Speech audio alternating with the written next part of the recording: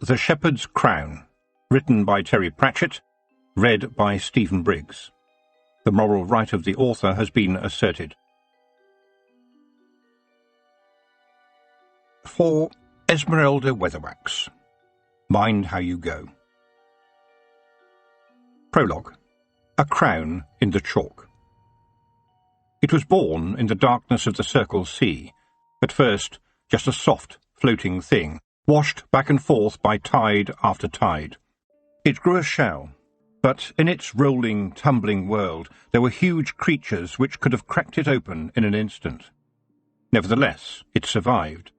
Its little life might have gone on like this forever until the dangers of the surf and other floating things brought an end, were it not for the pool.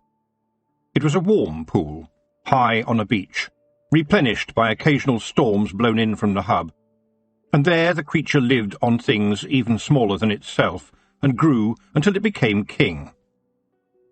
It would have got even bigger if it were not for the hot summer, when the water evaporated under the glare of the sun. And so the little creature died, but its carapace remained, carrying within itself the seed of something sharp. On the next stormy tide it was washed away onto the littoral, where it lodged, rolling back and forth with the pebbles and other detritus of the storms. The sea rolled down the ages until it dried and withdrew from the land, and the spiky shell of the long-dead creature sank beneath layers of the shells of other small creatures which had not survived. And there it lay, with the sharp core growing slowly inside, until the day when it was found by a shepherd minding his flock on the hills that had become known as the Chalk. He picked up the strange object which had caught his eye, held it in his hand, and turned it over and over. Lumpy, but not lumpy, and it fitted in the palm of his hand. Too regular a shape to be a flint, and yet it had flint in its heart. The surface was grey, like stone, but with a hint of gold beneath the grey. There were 5 distinct ridges, spaced evenly, almost like stripes, rising from a flattish base to its top. He had seen things like this before, but this one seemed different. It had almost jumped into his hand. The little piece tumbled as he turned it around and about, and he had a feeling that it was trying to tell him something. It was silly, he knew, and he hadn't had a beer yet, but the strange object seemed to fill his world. Then he cursed himself as an idiot, but nevertheless kept it and took it to show his mates in the pub. "Look," he said, "it looks like a crown." Of course, one of his mates laughed and said, "A crown? What would you want with one of them? You're no king, Daniel Aching." But the shepherd took his find home and placed it carefully on the shelf in his kitchen, where he kept the things he liked. And there, eventually, it was forgotten and was lost to history. But not to the Achings, who handed it down, generation to generation. Chapter 1. Where the Wind Blows. It was one of those days that you put away and remember. High on the downs, above her parents' farm, Tiffany Aching felt as though she could see to the end of the world. The air was as clear as crystal, and in the brisk wind the dead leaves from the autumn swirled around the ash trees as they rattled their branches to make way for the new spring growth. She had always wondered why the trees grew there. Granny Aching had told her there were old tracks up here, made in the days when the valley below had been a swamp. Granny said that was why the ancient people had made their homes high up, away from the swamp, and away from other people who would like to raid their livestock. Perhaps they had found a sense of refuge near the old circles of stones they found there. Perhaps they had been the ones who built them. No one knew for certain where they had come from, but even though they didn't really believe it, everyone knew that they were the kind of thing it was probably better to leave alone, just in case. After all, even if a circle did hide some old secrets or treasure, well, what use was that when it came to sheep? And although many of the stones had fallen down, what if the person buried underneath didn't want to be dug up? Being dead didn't mean you couldn't get angry. Oh, no. But Tiffany herself had once used one particular set of stones to pass through an arch to fairyland, a fairyland most decidedly not like the one she had read about in the Good Child's Book of Fairy Tales, and she knew the dangers were real. Today, for some reason, she had felt the need to come up to the stones. Like any sensible witch, she wore strong boots that could march through anything. Good, sensible boots. But they did not stop her feeling her land, feeling what it told her. It had begun with a tickle, an itch that crept into her feet and demanded to be heard, urging her to tramp over the downs, to visit the circle, even while she was sticking her hand up a sheep's bottom to try and sort out a nasty case of colic.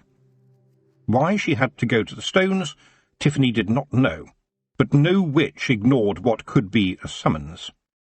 And the circles stood as protection. Protection for her land, protection from what could come through. She had headed up there immediately, a slight frown on her face. But somehow, up there, on top of the chalk, everything was right. It always was, even today. Or was it? For, to Tiffany's surprise, she had not been the only one drawn to the old circle that day. As she spun in the crisp, clean air, listening to the wind, the leaves dancing across her feet, she recognized a flash of red hair, a glimpse of tattooed blue skin, and heard a muttered "Crivens!" as a particularly joyful surge of leaves got caught on the horns of a rabbit's skull helmet. "The Kelder herself sent me here to keep an eye on these stones," said Rob Anybody, from his vantage point on a rocky outcrop close by. He was surveying the landscape as if he were watching for raiders, wherever they came from, particularly if they came through a circle. "And if any of them scuggins wants to come back and try again, we're always ready for 'em, you ken," he added hopefully. "I'm sure we can give them our best feegle hospitality." He drew his wiry blue frame up to its full 6 inches and brandished his claymore at an invisible enemy. The effect, Tiffany thought, not for the first time, was quite impressive.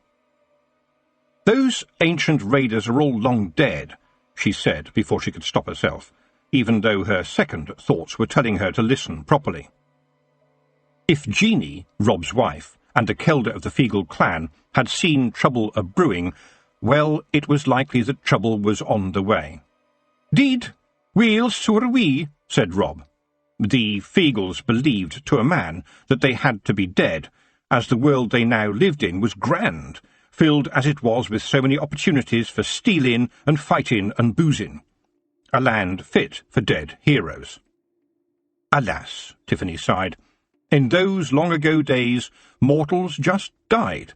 They didn't come back like you seem to do. "They would if they had some of our brews." "What's that?" asked Tiffany.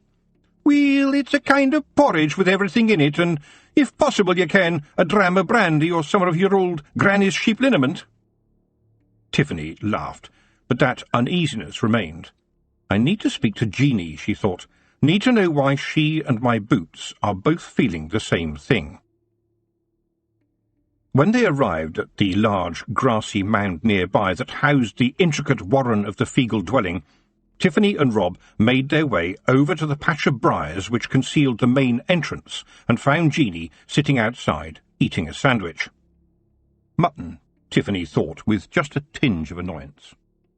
She was well aware of the agreement with the Feagles that they could have the occasional old ewe in exchange for the fun of fighting off the corbies that would otherwise swoop down on the young lambs, who were doing their best to do what lambs did best, get lost and get dead.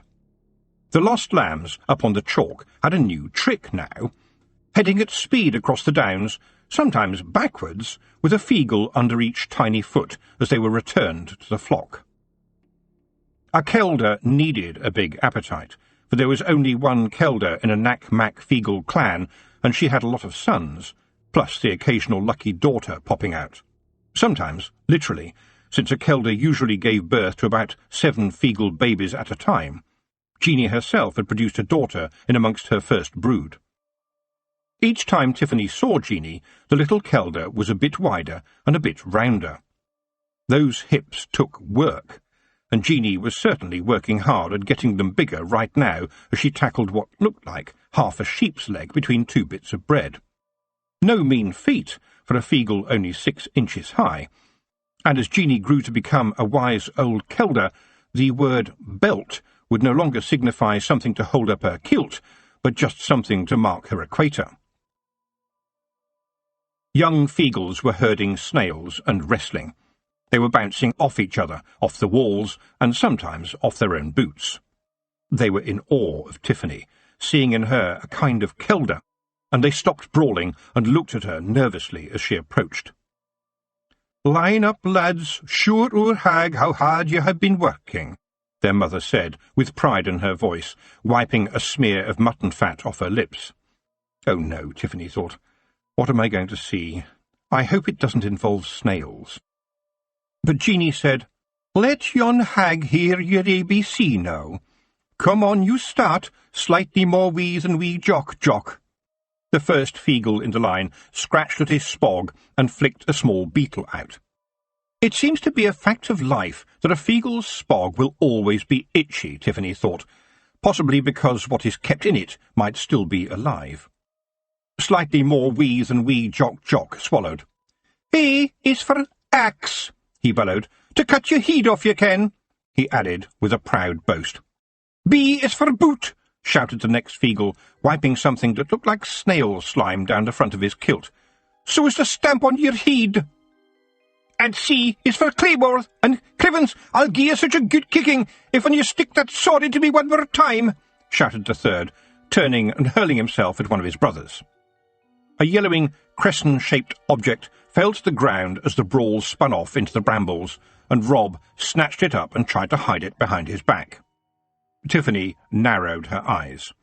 That had looked suspiciously like, yes, a bit of old toenail. "Weel," said Rob, shuffling his feet, "you's always cutting these little chunks off on them old gentlemen you goes to visit most days. They fly out of the windows, just waiting for a body to pick them up. And they is as hard as nails, you ken." "Yes, that's because they are nails," Tiffany began, then stopped. After all, maybe someone like old Mr. Nimlet would like to know that parts of his body were still ready for a scrap, even if he himself couldn't get out of a chair without help these days. The kelder drew her to one side now and said, "Weel, hen, your name is in the soil. It talks to you. Tir fe heen, land under wave. Do you talk to it?" "Yes," said Tiffany. "Only sometimes, though. But I do listen, Jeanie." "Not every day," said the kelder. "No, not every day. So much to do, so much to do."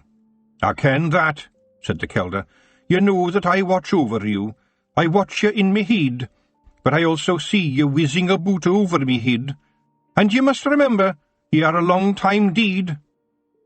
Tiffany sighed, weary to her bones.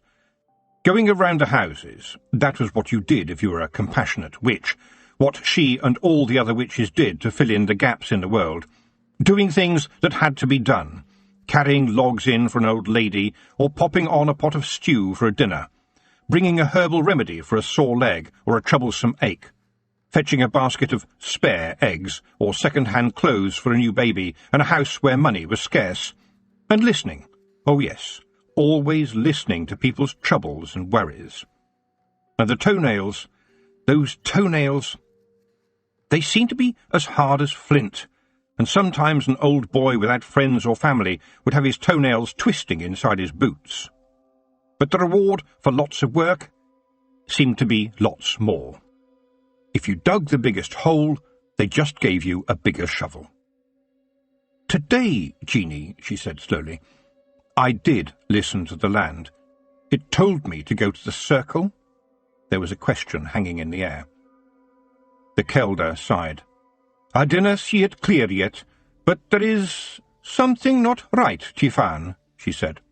"The veil between our worlds is thin and can be easily break, ye ken. The stones stand, so the gateway is nae open, and the Queen of the Elves will nae be strong after ye sent her back to fairyland afore. She will nae be in a hurry to get past ye again, but I am still afeard. I can feel it noo, like a fog drifting our way. Tiffany bit her lip. If the Kelder was worried, she knew she should be too. "Dinner fash yourself," Jeanie said softly, watching Tiffany closely. "When you need the Feagles, we will be there. And until that time, we will keep a watch for you." She took a last bite of her sandwich and then gave Tiffany a different sort of look as she changed the subject. "You high young man, Preston I think you call him. Do you see him much?" Her gaze was suddenly as sharp as an axe. "Well," said Tiffany, "he works hard, just like I do. Him in the hospital and me in the chalk." To her horror, she felt herself begin to blush. The kind of blush that begins in your toes and works its way up to your face until you look like a tomato. She couldn't blush. Not like a young country girl with a beau. She was a witch. "We write to each other," she added, in a small voice. "And is that enough? Letters?" Tiffany swallowed. She had once thought, everyone had thought, that she and Preston might have an understanding. Him being an educated boy, running the new school at the barn on the Achings farm until he had enough saved to go to study in the big city to be a doctor. And now everyone still thought they had an understanding, including Tiffany and Preston. Except, did she have to do what everyone expected her to do? "He is very nice and tells wonderful jokes and is great with words," she tried to explain. "But we like our work, both of us. In fact, you might say we are our work. Preston is working so hard at the Lady Sybil Free Hospital, and I can't help thinking about Granny Aching and how much she liked her life up on the downs, just her and the sheep and her 2 dogs, Thunder and Lightning, and—" She tailed off, and Jeanie laid a small nut-brown hand on her arm. "Do you think this is the way to live, my girl?" "Well, I do like what I am doing, and it helps people." "But who helps you? That broomstick of yours flies everywhere, and I think sometimes it might bust into flames. You look after everybody, but who looks after ye? If Preston is away, there's your friend the Baron and his new wife. Surely they care about their people? Care enough to help?" "They do care," said Tiffany, remembering with a shudder how everyone had once also thought that she and Roland, now the Baron, had an understanding. Why were they so keen to try and find her a husband? Were husbands that difficult to find if she wanted one? Roland is a decent man, although not yet as good as his father became, and Letitia, she thought. Both she and Letitia knew that Letitia could do magic, but right now was just playing the role of the young Baroness. And she was good at it. So good that Tiffany wondered if the being a Baroness might come to win over being a witch in the end. It certainly involved a lot less mess.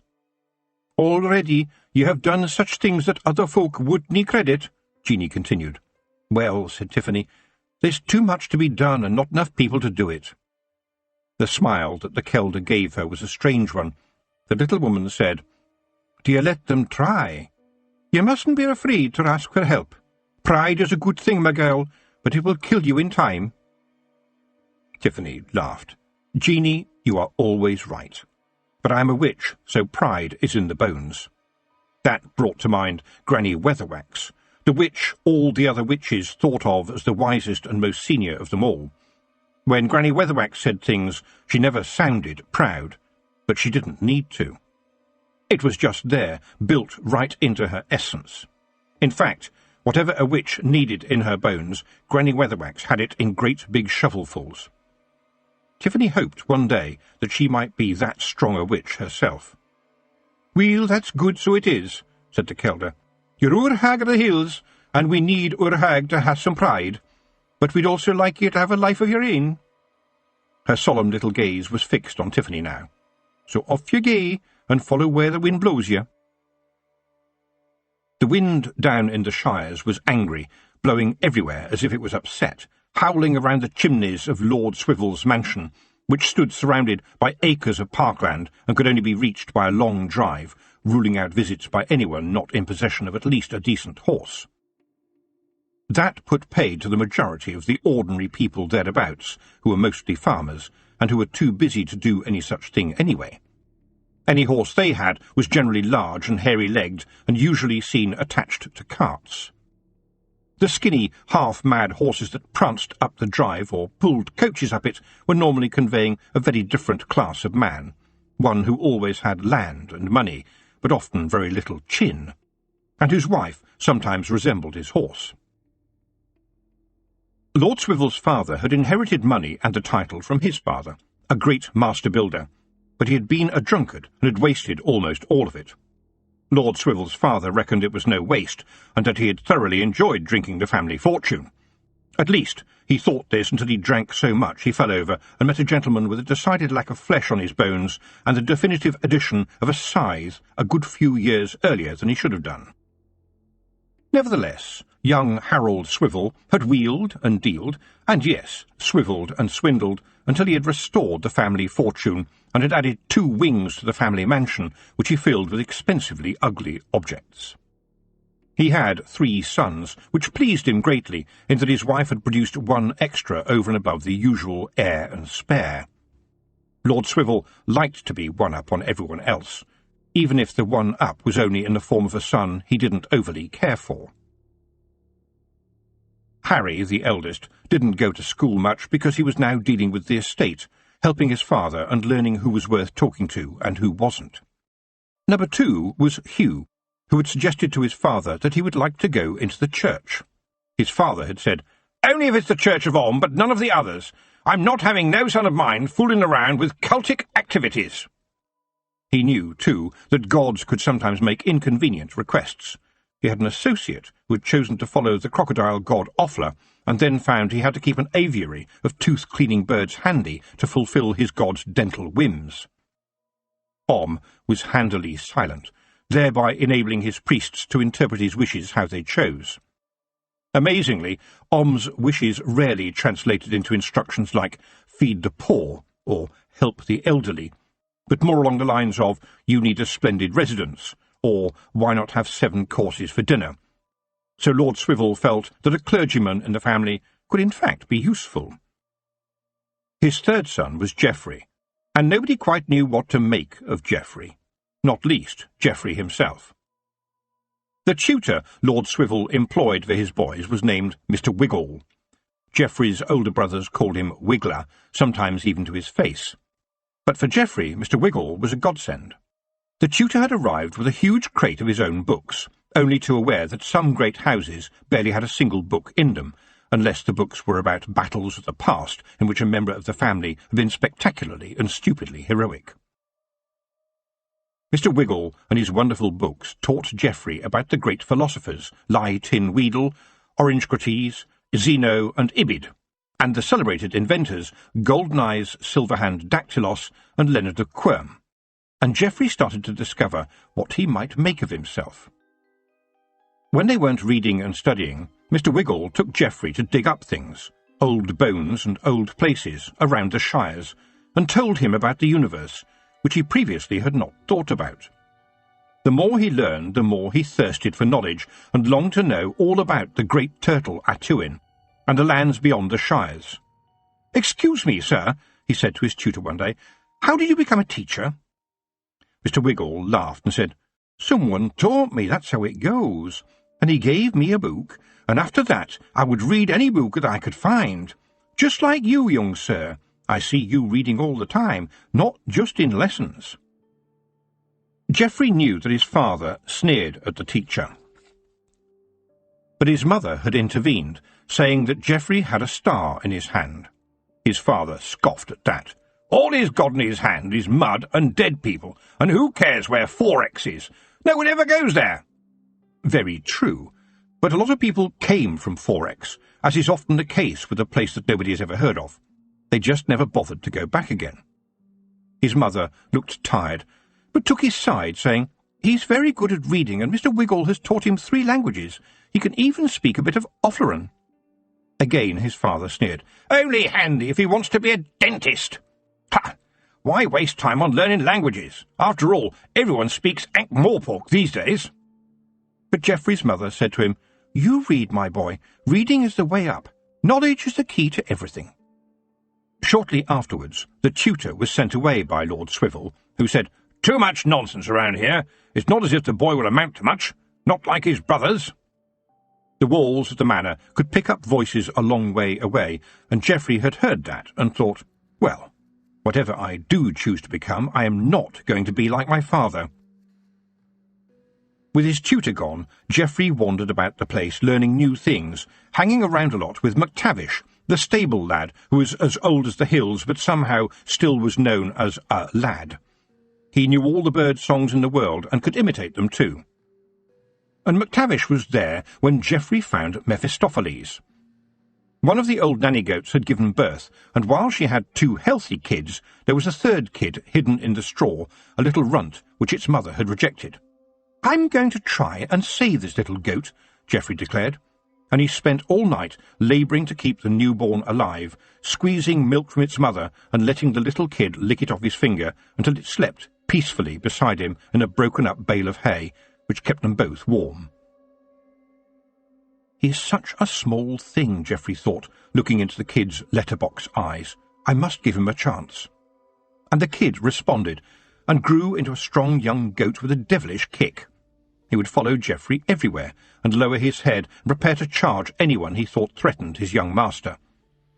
Since this often meant anyone within reach, many a servant or visitor found themselves skipping rather smartly out of the way when faced with the goat's lowered horns. "Why did thee call that hell-goat Mephistopheles?" asked McTavish one day. "I read it in a book," thus proving that books can teach you much, if only to give you a good name for a devilish smart goat. "You can tell it is a very good name for a goat," Geoffrey replied. Geoffrey grew older, turning from a little boy into a young lad, and then a bigger lad, wisely catching his father's eye only occasionally. Then one day McTavish saddled a horse for him, and they rode over to the fields at the edge of Lord Swivel's estate, and crept quietly to a fox's earth in the woods. There, as they had done many times before, they watched the vixen play with her cubs. "Nice to see 'en like so," whispered McTavish. "A fox mun eat and feed young cubs, but they has too much of a taste for me chickens for my liking. They kill things as matter to us, and so we kill them. 'Tis the way of the world." "It shouldn't be," said Geoffrey, sorrow in his voice as his heart went out to the vixen. "But we needs the hens and mun protect 'em. That's why we hunts foxes," said McTavish. "I brings you here today, Geoffrey, for the time is coming when your father will want you to join the hunt. Of young vixen, maybe." "I understand," Geoffrey said. He knew about the hunt, of course, as he had been made to watch them ride out every year since he was a baby. "We must protect our hens, and the world can be cruel and merciless. But making a game of it is not right. That's terrible. It's just execution. Must we kill everything? Kill a mother who is feeding her cubs? We take so much and we give back nothing." He rose to his feet and went back to his horse. "I do not want to hunt, McTavish. My word, I do not like to hate. I don't even hate my father. But the hunt I would like to see put in a dark place." McTavish looked worried. "I think thee needs to be careful, young Geoffrey. You knows what your father is like. He's a bit of a stick in the mud." "My father is not a stick in the mud. He is the mud," Geoffrey said bitterly. "Well then, if you tries talking to him, or your mother, maybe he might understand that you are not ready to join the hunt." "No point," said Geoffrey. "When he has made up his mind, you cannot get through to him. I hear my mother crying sometimes. She doesn't like to be seen crying, but I know she cries." Then it was, as he looked up to watch a hawk hovering, that he thought to himself, "There is freedom. Freedom is what I want." "I would like to fly, McTavish," he said, adding, "like the birds, like Langas." The legend of Pelotus and his son Langas, who wanted to fly like the birds, was known by every well-educated boy. They did, indeed, build themselves wings by sewing together feathers and thistledown. The boy at least flew a little way, but his elderly and portly father crashed. The moral of this story is, understand what you are doing before you do it. And almost immediately he saw a witch flying overhead on a stick, following the hawk, and he pointed up and said, "I want one of those. I want to be a witch." But the old man said, "It's not for thee, boy. Everybody knows men can't be witches." "Why not?" asked Geoffrey. The old man shrugged and said, "Nobody knows." And Geoffrey said, I want to know." On the day of Geoffrey's first hunt, he trotted out with the rest, pale-faced but determined, and thought, "This is the day I must try to stand up for myself." Soon the local gentry were galloping across the countryside, some taking it to the extreme by careering into ditches, through hedges, or over gates, often minus their mounts, while Geoffrey carefully held his position well to the back of the throng until he could slip away unnoticed. He circled the woods in the opposite direction to the hunt, his heart aching, especially when the baying of the hounds turned to joyous yelps as the prey was brought down. Then it was time to return to the house. There, everyone was at that happy stage of a hunt where tomorrow is a word that still means something, and you have a mug of hot beverage that is liberally laced with something not too dissimilar to Tiffany's grandmother's special sheep liniment. A reward for the returning heroes. They had survived the hunt. Huzzah! They swigged and swilled, and the drink ran over their non-existent chins. But Lord Swivel looked at Geoffrey's horse, the only animal not to be lathered in sweat with its legs besplattered in mud, and his wrath was unquenchable. Geoffrey's brothers held him, while his mother looked on imploringly, but to no avail. She averted her face as Lord Swivel smeared Vixen's blood on Geoffrey's face. His lordship was almost incandescent in his rage. "Where were you? You should have been there at the Kell," he roared. "You will do this, young man, and like it. I had to do it when I was young, and so did my father before me, and so will you. It is a tradition, do you understand? Every male member of our family has been blooded at your age. Who are you to say it's wrong? I'm ashamed of you." There it came, the swish of the crop across Geoffrey's back. Geoffrey, his face dripping with the Vixen's blood, looked to his mother. "She was a beautiful thing. Why kill her in such a way? For fun?" "Please don't upset your father," his mother pleaded. "I see them in the woods, and you just hunt them. Can you eat them? No. We, the unspeakable, chase and kill what we cannot eat just for the blood, for fun." Swish! It hurt. But Geoffrey was suddenly full of... what? All at once, he had the amazing feeling that things could be made right, and he told himself, "I could do it. I know I can." He drew himself up to his full height and shook himself free of his brother's grasp. "I must thank you, father," he said, with unexpected vigour. "I have learned something important today, but I won't let you hit me again. Never.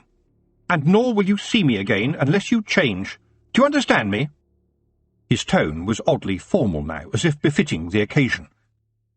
Harry and Hugh looked at Geoffrey with a kind of awe and waited for the explosion, while the rest of the hunt, which had given Lord Swivel space in which to deal with his son, stopped pretending that they weren't watching. The world of the hunt was out of kilter, the air frozen, but somehow contriving also to seem to hold its breath. In the charged silence, Geoffrey led his horse off to the stables, leaving Lord Swivel standing there like a stone. He gave the horse some hay, took off its saddle and bridle, and was rubbing the beast down when McTavish walked up to him and said, "Well done, young Geoffrey." Then, surprisingly outspoken, the stable lad added under his breath, "You stood up for yourself right enough. Don't let that bastard grind thee down." "If you talk like that, McTavish, my father could turn you out," Geoffrey warned. "And you like it here, don't you?" "Well, lad, you're right there. I'm too old to be changing my ways now, I reckon," McTavish replied. "But you stood your ground, and no man could do better nor that. I expect thee'll be leaving us now, Master Geoffrey." "Alas, yes," said Geoffrey. "But thank you, McTavish. I hope my father doesn't take it out on you for talking to me." And the oldest stable lad in the world said, "He won't do that. No, never. Not while I'm still useful, like. Anyways, after all these years I know him. Like one of them volcany things, he is.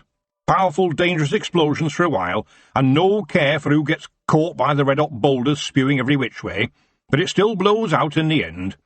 Smart folks just keep out of sight until it's over. You've been very pleasant and respectful to me, Master Geoffrey. I reckons you take after your mother, a lovely lady, always so good to me and so helpful when my Molly were dying. I remember that, and I'll remember you too." "Thank you," said Geoffrey, "and I will remember you." McTavish lit up a most enormous pipe, and the smoke billowed. I reckon you'll be wanting to take away that dratted goat of yourn."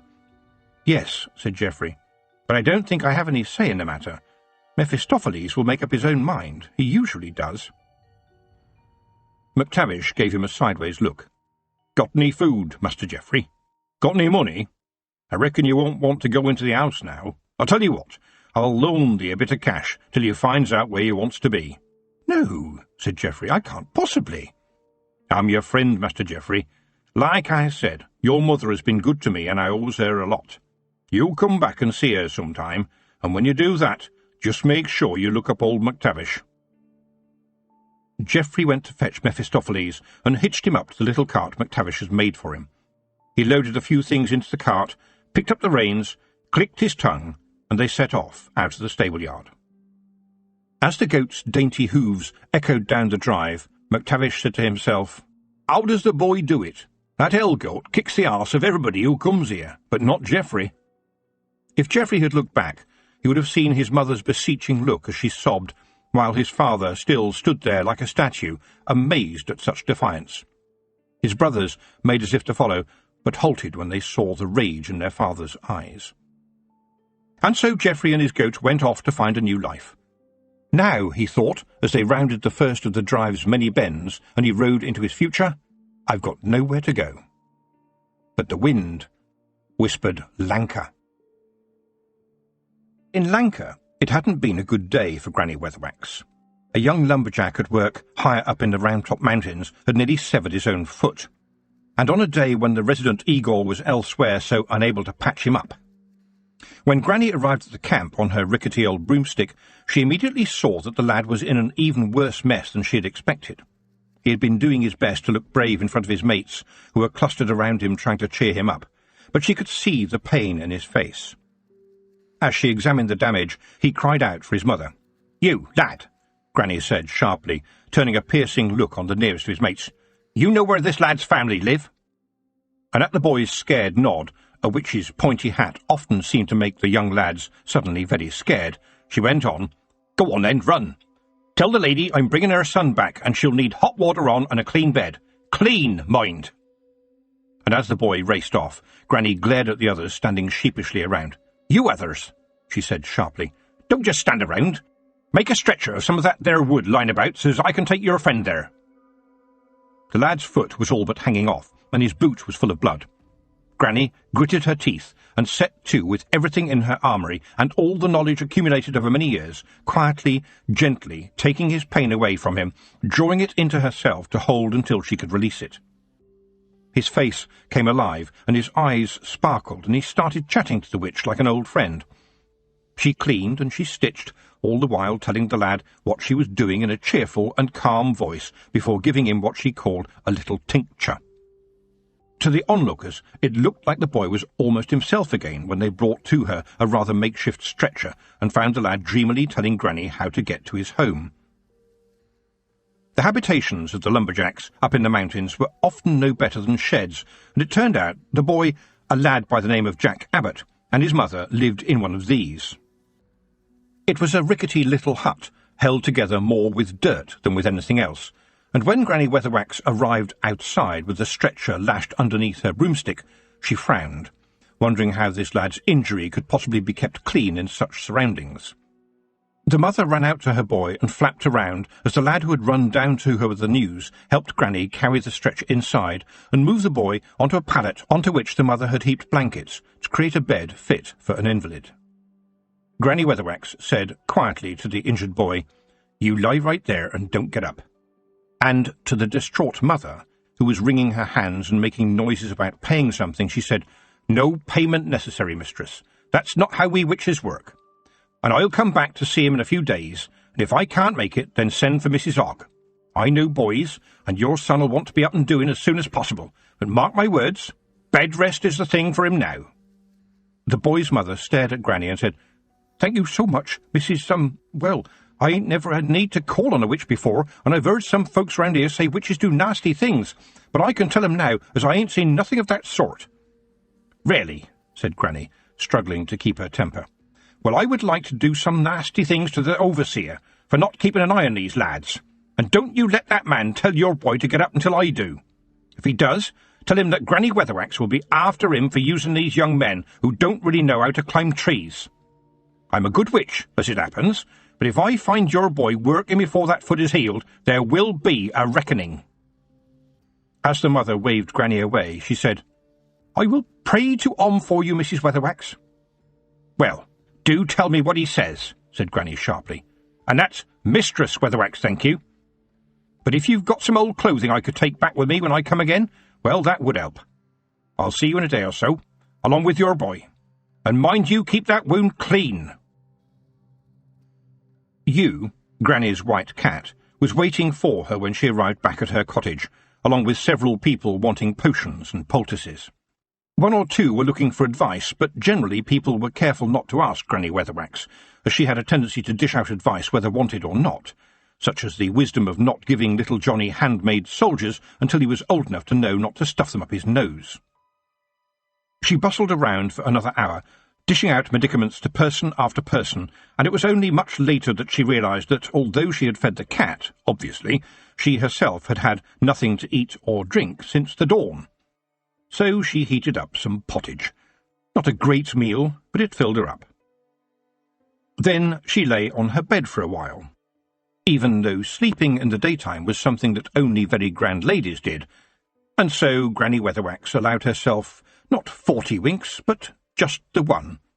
After all, there were always more people to see and things to do. Then she pulled herself up, and despite it being now quite late, she went out and cleaned the privy. And she scrubbed it. She scrubbed it so hard that she could see her face in it. But somehow, in the shimmering water, her face could also see her, and she sighed and said, "Drat! And tomorrow was going to be a much better day." Chapter 2. A Voice in the Darkness. It was a bright, sunny day, thought Granny Weatherwax. A perfect day, in fact. She had been up all night and cleaned the hall and kitchen in her cottage until everything that could shine was shining, the stove polished, the rag rug shaken, and the flagstones scrubbed. She moved up her corkscrew staircase and concentrated next on the floor in the bedroom. She had made some very good soap this year. Granny's soap was like her advice, strong and sharp, and it stung a bit at the time, but it worked. And the jug and little wash-basin by the bed were gleaming. The spiders in the corners, who had thought they had tenure unto doomsday, were carefully shown the window, webs and all. Even the mattress looked clean and wholesome. Every so often, you, her cat, appeared to see what was going on, and to lie on the patchwork quilt that was so flat it looked like someone had trodden on a huge tortoise. Then Granny cleaned the privy once again, just for good measure. Not an errand for a fine day, but Esmeralda Weatherwax was meticulous in these things, and the privy yielded to her efforts, and yes, it shone. Amazingly so. Watching her, the intensity that showed on her cat's face was remarkable. This was a different day, you sensed. A day not yet experienced. A day that bustled as if there would never be another day. And with the inside of the cottage up to scratch, you now followed Granny into the scullery.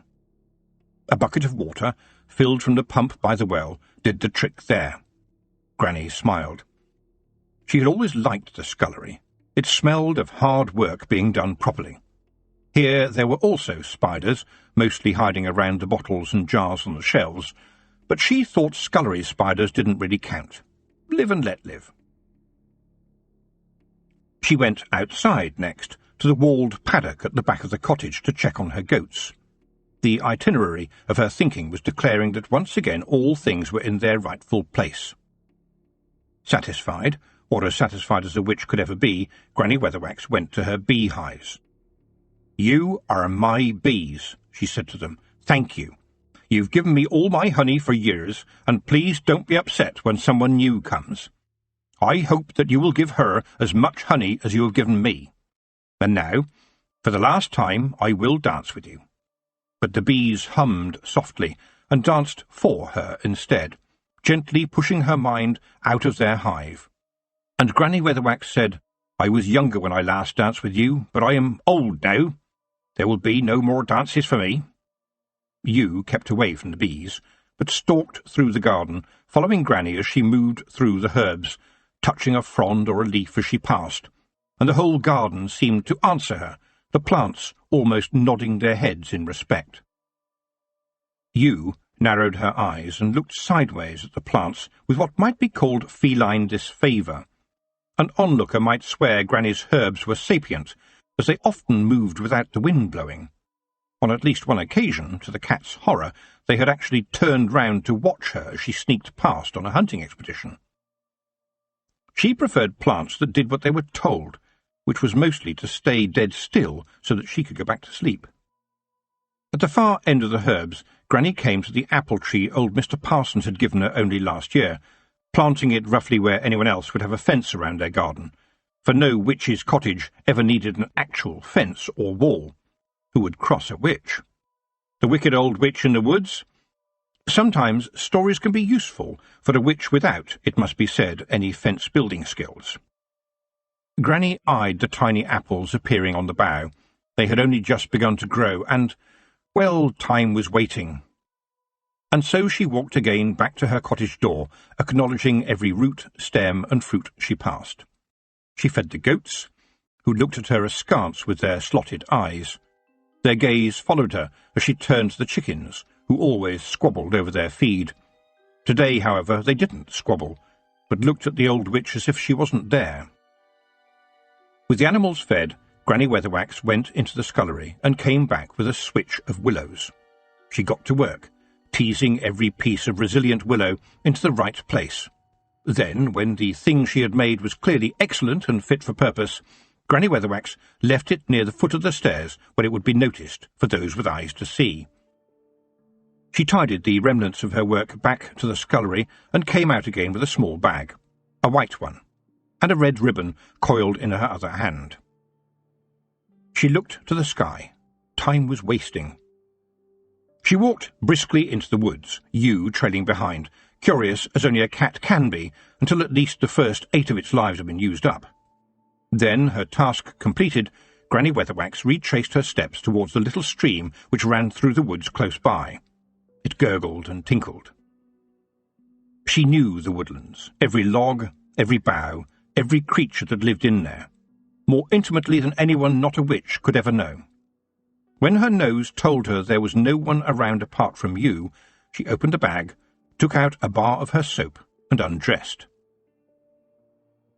She stepped into the stream, getting as clean as could be, and now, drying herself off and wrapping just her cloak around her washed body, she went back to the cottage, where she gave you an extra meal, stroked her head, and climbed the squeaking staircase to her bedroom, humming an old dirge as she went. Then Esmeralda Weatherwax brushed out her long grey hair and re-pinned it into its usual bun with an army of pins, and dressed again, this time choosing her best witch's dress and least mended pair of drawers. She paused to open the little wooden window to the soft evening air, and carefully placed 2 pennies on the small bedside table, beside her pointy witch's hat, festooned with unused hatpins. The last thing she did before she lay down was to pick up a familiar card she had written on earlier. And a little later, when the cat jumped up onto the bed, it appeared to you that something strange was happening. She heard an owl hoot, and a fox barked in the darkness. And there was just the cat, you, all alone. But if cats could smile, this one did. It was a strange night. The owls hooted almost non-stop, and the wind outside for some reason made the wicks of the candles inside wobble with a vengeance and then blow out. But Granny Weatherwax was dressed in her best and ready for anything. And now, in the deep, warm darkness, as dawn began to stealthily steal the night, her soul had a visitor, an individual with a scythe with a blade so shadow-thin that it could separate a soul from a body. Then the darkness spoke. Esmeralda Weatherwax, you know who comes, and may I say, it's a privilege to deal with you. I know it is you, Mr. Death. After all, we witches always knows what's coming, said Granny, looking down at her body on the bed. Her visitor was no stranger, and the land she knew she was going to was a land she had helped many others to step through to over the years. For the witch stands on the very edge of everything, between the light and the dark, between life and death, making choices, making decisions so that others may pretend no decisions have even been needed.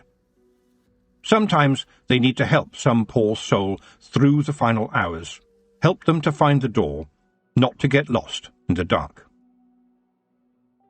And Granny Weatherwax had been a witch for a long, long time. Esmeralda Weatherwax, we have met so many times before now, haven't we? Too many to count, Mr. Reaper. Well, you finally got me, you old bugger. I've had my season, no doubt about it, and I was never one for pushing myself forward or complaining. I have watched your progress with interest, Esmeralda Weatherwax, said the voice in the dark. He was firm, but oh so polite. But now there was a question in his voice. Pray tell me, why were you content to live in this tiny little country when, as you know, you could have been anything and anybody in the world? I don't know about the world, not much. But in my part of the world I could make little miracles for ordinary people, Granny replied sharply. And I never wanted the world. Just a part of it. A small part which I could keep safe, which I could keep away from storms. Not the ones of the sky, you understand. There are other kinds. And would you say your life benefited the people of Lanka and environs? After a minute, the soul of Granny Weatherwax said, Well, not boasting your willingness, I think I have done right, for Lanka at least. I've never been to environs. Mistress Weatherwax, the word environs means, well, thereabouts. All right, said Granny. I did get about, to be sure. A very good life lived indeed, Esmeralda. Thank you, said Granny. I did my best. More than your best, said Death. And I look forward to watching your chosen successor. We have met before. She's a good witch, to be sure, said the shade of Granny Weatherwax. I have no doubts whatsoever. You are taking this very well, Esme Weatherwax.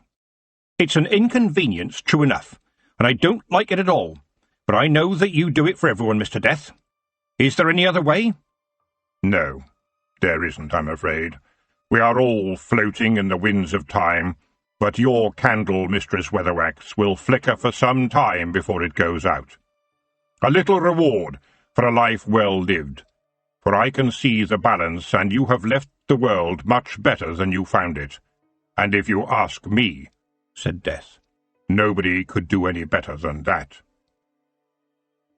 There was no light, no point of reference, except for the two tiny blue pinpricks sparkling in the eye sockets of Death himself.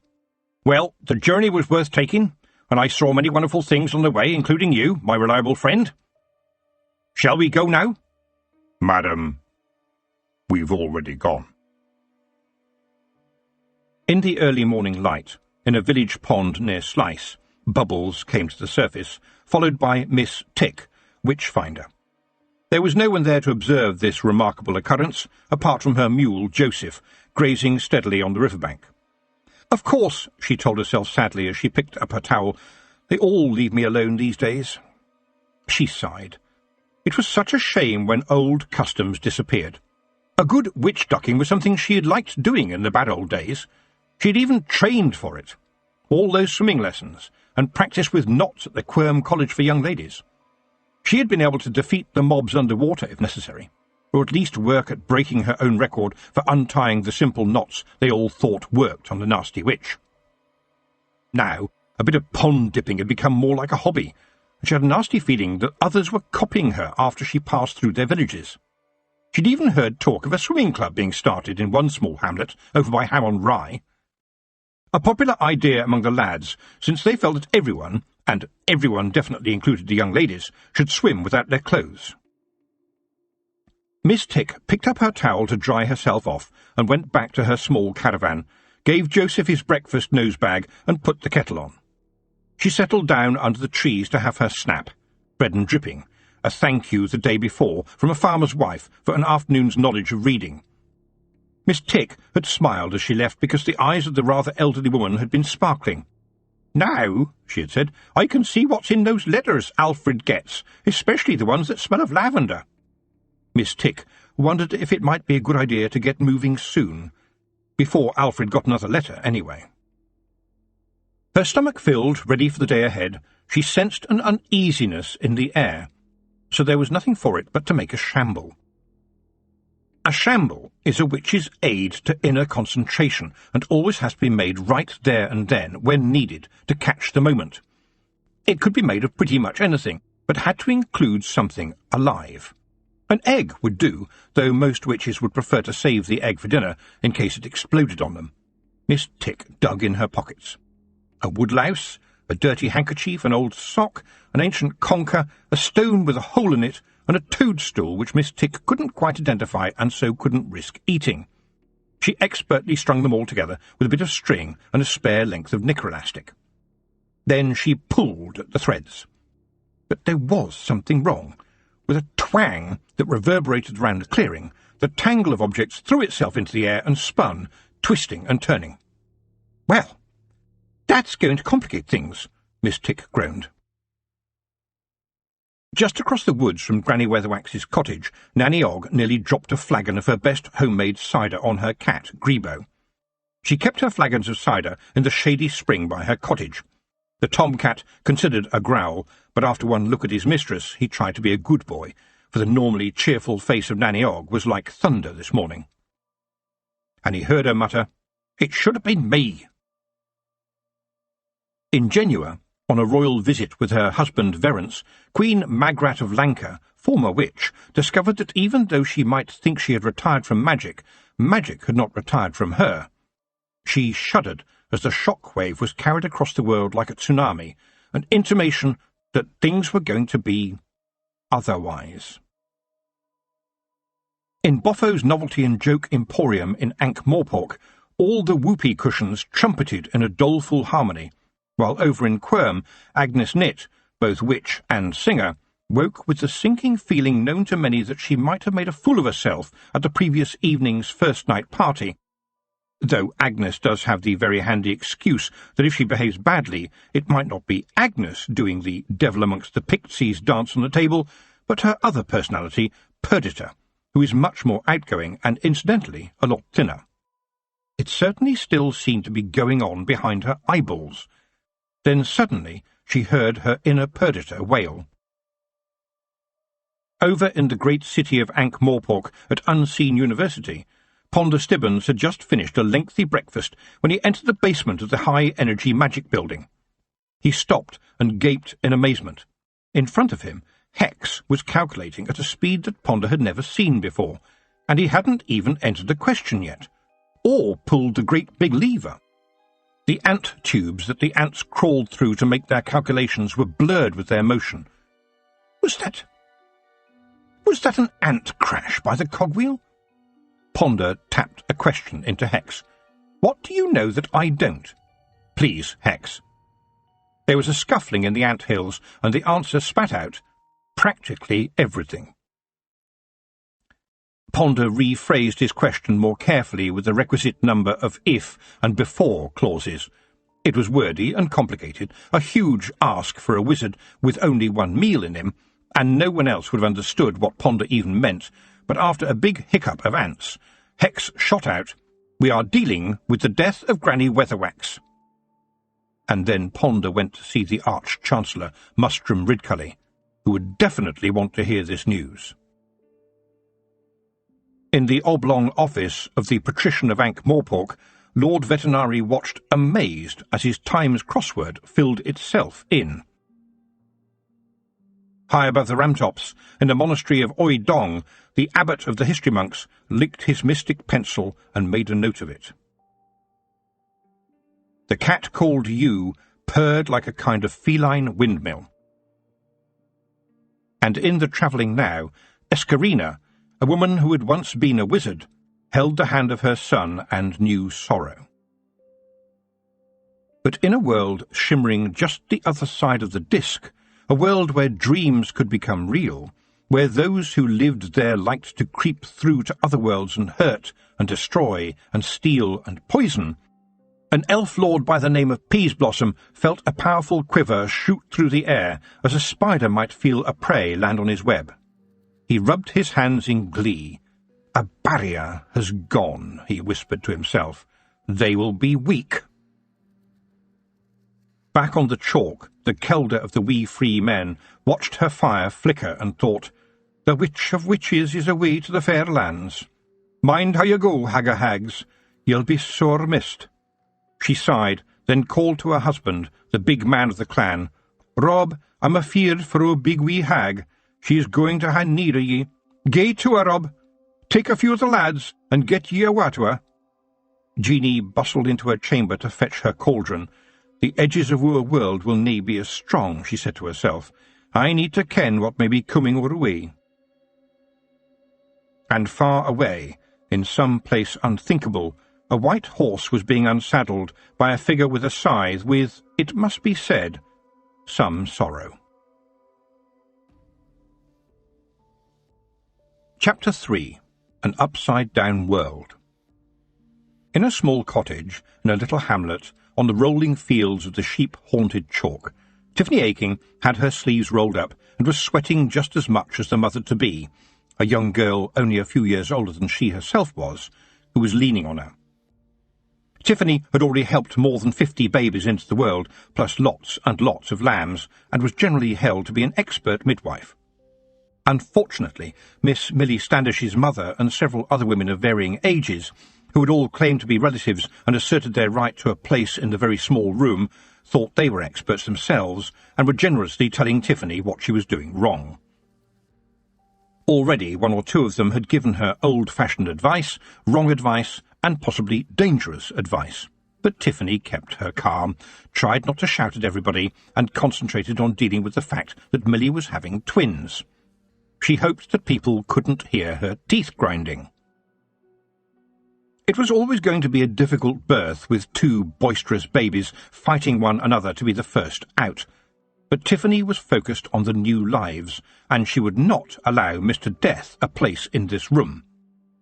Another sweating push from the young mother, and first one, and then another baby came yelling into the world to be handed to their grandmother and a neighbour. "2 lads, how wonderful!" said old Mother Standish, with a distinct note of satisfaction. Tiffany wiped her hands, mopped her brow, and continued to look after the mother while the crowd cooed over the new arrivals. And then she noticed something. There was another child in that capacious young woman. Yes, a third baby was arriving, hardly noticed because of the battling brothers ahead of it. Just then, Tiffany looked down and, in a slight greenish-yellow haze, saw a cat, pure white and as aloof as a duchess, staring at her. It was Granny Weatherwax's cat, Ewe. Tiffany knew the cat well, having given her to Granny Weatherwax herself only a few years ago. To her horror, one of the older ladies went to shoo Ewe away. Tiffany almost screamed. "Ladies, that cat belongs to Granny Weatherwax," she said sharply. "It might not be a good idea to make a very senior witch angry." Suddenly the gaggle backed away. Even here on the chalk, the name of Mistress Weatherwax worked a treat. Her reputation had spread far and wide, further and wider than Granny Weatherwax had been in the habit of travelling herself. The dwarfs over in Stow Plains even had a name for her that translated as "go around the other side of the mountain." But Tiffany, sweating again, wondered why Granny's cat was here. Usually, you would be hanging around Granny Weatherwax's cottage back in Lanka, not all the way down here on the chalk. Witches saw omens everywhere, of course. So was it some kind of omen? Something to do with what Jeanie had said? Not for the first time she wondered how it was that cats seemed to be able to be in one place one moment and then, almost at the same time, reappear somewhere else. She did not know it, but a keen young philosopher in Ephebi had pondered exactly that same conundrum until he was found one morning, most of him, anyway, surrounded by a number of purring and very well-fed cats. No one had seemed keen to continue his experiments after that. There was a cry of pain from the young mother, and Tiffany gritted her teeth and turned her attention back to the job in hand. Witches do the task that is in front of them, and what was in front of her right at that moment was a struggling young mother and another small head. "One big push, Millie, please. You're having triplets." Millie groaned. "Another one. A small one," said Tiffany cheerfully, as a girl child arrived, unscathed, quite pretty for a newborn, and small. She handed the baby girl to another relative, and then reality was back again. As Tiffany began clearing up, she noticed, because noticing was the ground state of her being as a witch, that there was a lot more cooing over the two boys than there was for their sister. It was always good to recognise those things and put them away and keep them in mind, so that a little trouble wouldn't one day become a larger trouble. The ladies had produced the family groaning chair for Millie, so that she could sit in state to receive the congratulations of the throng. They were also busy congratulating each other, nodding sagely about the advice given, which had clearly been the right advice, since here was the evidence. 2 strapping boys. Oh, and a little girl.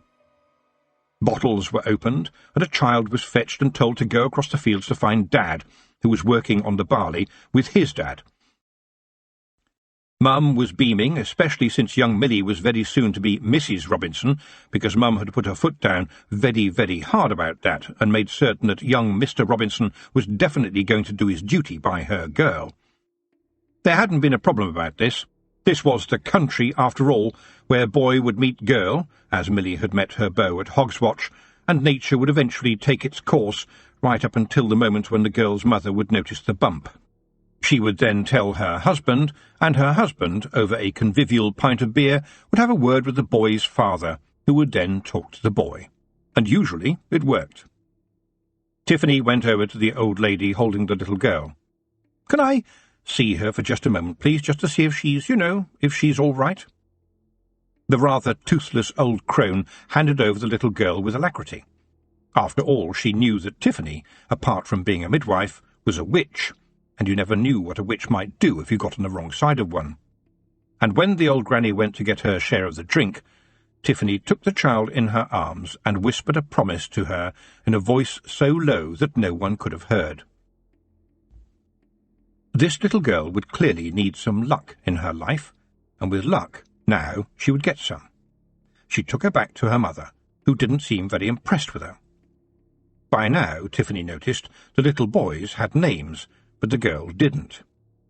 Worried about this, Tiffany said, "What about your girl? Can't she have a name?" The mother looked over. "Name her after yourself. Tiffany is a nice name."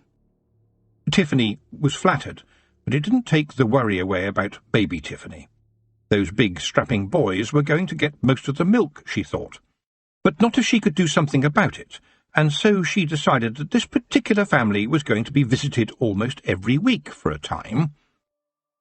Then there was nothing for it but to say, "Everything looks fine. You know where to find me. I'll pop in and see you next week, and if you'll excuse me, ladies, I have other people to see." She kept on smiling right up to the time when she came out of the cottage, picked up a broomstick, and the white cat leapt onto the handle of it like a figurehead. The world is changing, Tiffany thought. I can feel it. Suddenly she caught a flash of the red that showed a feagle or two lurking behind a milk churn. Tiffany had, if only for a few days, once been the kelder of the Knack-Mack feagle, and this created a bond between them that could never be broken. And they were always there. Always, watching over her, making sure no harm came to their big wee hag. But there was something different today. This lurking was somehow not like their usual lurking, and— "Oh, Whaley, Whaley," came a voice. This was Daft Woolly, a feagle who had been somewhere else when the brains of a feagle, small enough to begin with, had been handed out. He was shut up, and suddenly, with a whoomph, as Rob slapped a hand over his mouth. "Shut your gob, Woolly. This is hag business, ye ken," he said, stepping out to stand in front of Tiffany, shuffling his feet and twiddling his rabbit skull helmet in his hands. "It's the big hag," he continued. "Jeanie told me to come and fetch you." All the birds of the day, the bats and the owls of the night, knew Tiffany Aching and didn't fly in her way when she was busy, and the stick ploughed on through the air to Lanka. The little kingdom was a long flight from the chalk, and Tiffany found her mind filling up with an invisible grey mist. And in that thought there was nothing but grief. She could feel herself trying to push back time, but even the best witchcraft could not do that. She tried not to think, but it's hard to stop your brain working no matter how much you try. Tiffany was a witch, and a witch learned to respect her forebodings, even if she hoped that what she feared was not true. It was early evening by the time she settled her broomstick down quietly outside Granny Weatherwax's cottage, where she saw the unmistakable rotund shape of Nanny Ogg. The older witch had a pint mug in one hand and looked grey. The cat, Ewe, jumped off the broomstick instantly and headed into the cottage. The Knack-Mack Feagles followed, making Ewe scuttle just a little faster, in that way that cats scuttle when they want to look like, oh yes, it was their decision to speed up, and oh no, nothing to do with the little red-haired figures melting into the shadows of the cottage. "Good to see you, Tiff," said Nanny Ogg. "She's dead, isn't she?" said Tiffany. "Yes," said Nanny. "Esme's gone, in her sleep last night, by the looks of it." "I knew it," said Tiffany. "Her cat came to tell me, and the Kelder sent Rob." Nanny Ogg looked Tiffany in the face and said, "Glad to see you're not crying, my dear. That's for later. You knows how Granny wanted things, no fuss or shouting, and definitely no crying. There's other things as must be done first. Can you help, Tiff? She's upstairs, and you know what them stairs is like." Tiffany looked and saw the long, thin, wicker basket that Granny had made waiting by the stairs. It was almost exactly the same size as Granny, minus her hat, of course. Nanny said, "That's Esme for you, that is. Does everything for herself." Granny Weatherwax's cottage was largely built of creaks, and you could play a tune with them if you wanted to. With accompaniment from the harmonious woodwork, Tiffany followed Nanny Ogg as she huffed and puffed up the cramped little staircase that wound up and round like a snake. Nanny always said that you needed a corkscrew to get through it, until they arrived at the bedroom and the small, sad deathbed. It could, Tiffany thought, have been the bed of a child, and there, laid out properly, was Granny Weatherwax herself, looking as if she was just sleeping. And there, too, on the bed by her mistress, was Ewe, the cat. There was a familiar card on Granny's chest, and a sudden thought struck Tiffany like a gong. "Nanny, you don't suppose Granny could just be borrowing, do you? Do you think that while her body is here, her actual self is elsewhere?" She looked at the white cat curled upon the bed and added hopefully, "In you?" Granny Weatherwax had been an expert at borrowing, moving her mind into that of another creature, using its body, sharing its experiences. And its meals. It's amazing how a night as an owl snacking on voles can really leave a nasty taste in your mouth. It was dangerous witchery, for an inexperienced witch risked losing herself in the mind of the other and never coming back. And of course, whilst away from one's body, people could get the wrong idea. Nanny silently picked up the card from Granny's chest. They looked at it, together. "I is probably dead." Nanny Ogg turned it over as Tiffany's hand crept towards Granny Weatherwax's wrist, and even now, even when every atom of her witch being told her that Granny was no longer there, the young girl part of her tried to feel for even the slightest beat of life. On the back of the card, however, there was a scrawled message that pretty much put the final strand in the willow basket below. "I probably ain't alive, Geether Ogg. You know what to do and who to tell. All of it goes to Tiffany Aching except the cat, Ewe. She'll go where she wants to." Quietly, Tiffany said, "No longer, probably." And then the rest of the note rocketed into her mind. What? What does she mean by all of it goes to Tiffany? Her voice tailed off as she looked at Nanny Ogg aghast. "Yes," said Nanny, "that's Granny's writing right enough. Good enough for me. You gets the cottage and the surrounding grounds, the herbs and the bees and everything else in the place. Oh, but she always promised me the pink jug and basin set." She looked at Tiffany and went on, "I hope she don't mind." Mind? Tiffany thought.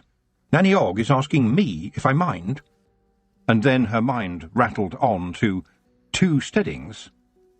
I mean, I won't need to live with my parents, but it will be a lot of travel. And the main thought hit her like a thunderbolt. How can I possibly tread in the footsteps of Granny Weatherwax? She was unfollowable. Nanny didn't get to be an old senior witch without learning a thing or two along the way. "Don't get your knickers in a knot just yet, Tiff," she said briskly. "It won't solve anything and will just make you walk odd. There's plenty of time later to talk about all of that. Right now, we need to get on with what must be done." Tiffany and Nanny had dealt with death many times. Out in the Ramtops, witches did the things that had to be done to make the departed presentable for the next world. The slightly messy things that weren't talked about, and other little things like opening a window for the soul to get out. Granny Weatherwax had, in fact, already opened the window, though her soul, Tiffany thought, could probably get out of anywhere and go anywhere she chose. Nanny Ogg held up the 2 pennies from the bedside table and said, "She left them ready for us, just like Esme, thoughtful to the end like. Shall we begin?" Unfortunately, Nanny had brought Granny Weatherwax's bottle of triple-distilled peach brandy, for medicinal use only, from the scullery. She said it would help her as she went through the rites for their sister in the craft. And although they dealt with Granny Weatherwax as if she were a precious gem, Nanny Ogg's drinking was not helping. "She looks good, don't she?" said Nanny, after the nasty bits. And, thank goodness, Granny still had all her own teeth, were over and done with. It's a shame. Always thought as I'd be the first to go, what with my drinking and such like, especially the such like. I've done a lot of that. In fact, Nanny Ogg had done a great deal of everything, and was commonly held to be so broad-minded that you could pull her mind out through her ears and tie a hat on with it. "Is there going to be a funeral?" asked Tiffany. "Well, you know Esme. She wasn't one for that kind of thing. Never one to push herself forward." She hadn't ever needed to. Granny Weatherwax was like the prow of a ship. Seas parted when she turned up. "And we witches don't much like funerals. Granny called them fuss." Tiffany thought of the only other witch's funeral she had been to, the late Miss Treason, for whom she had worked, had wanted a lot of fuss. She hadn't wanted to miss the event herself either, so she had sent out invitations in advance. It had been memorable. As they put Granny Weatherwax to bed, as Granny had called it, Nanny said, "Queen Magrat has to be told. She's away in Genua at the moment with the king, but I dare say as she'll be along as soon as possible, what with all these railways and what-not. Anyone else as needs to know will probably know already, you mark my words. But first thing tomorrow, before they get here, we'll bury Esme the way she wanted, quiet-like and no fuss, in that wickerwork basket downstairs. Very cheap wickerwork baskets are and quick to make, Esme always said. And you know Esme, she's such a frugal person. Nothing goes to waste." Tiffany spent the night on the truckle bed, a tiny thing which was usually pushed away when it wasn't needed. Nanny Ogg had settled for the rocking chair downstairs, which squeaked and complained every time she rocked back. But Tiffany didn't sleep. There were a series of half-sleeps as the light of the moon filtered into the room, and every time she looked up, there was you, the cat, asleep at the foot of Granny's bed, curled up like a little white moon herself. Tiffany had watched the dead before many times, of course. It was the custom for a departing soul to have company the night before any funeral or burial, as if to make a point to anything that might be lurking. This person mattered. There is someone here to make sure nothing evil creeps in at this time of danger.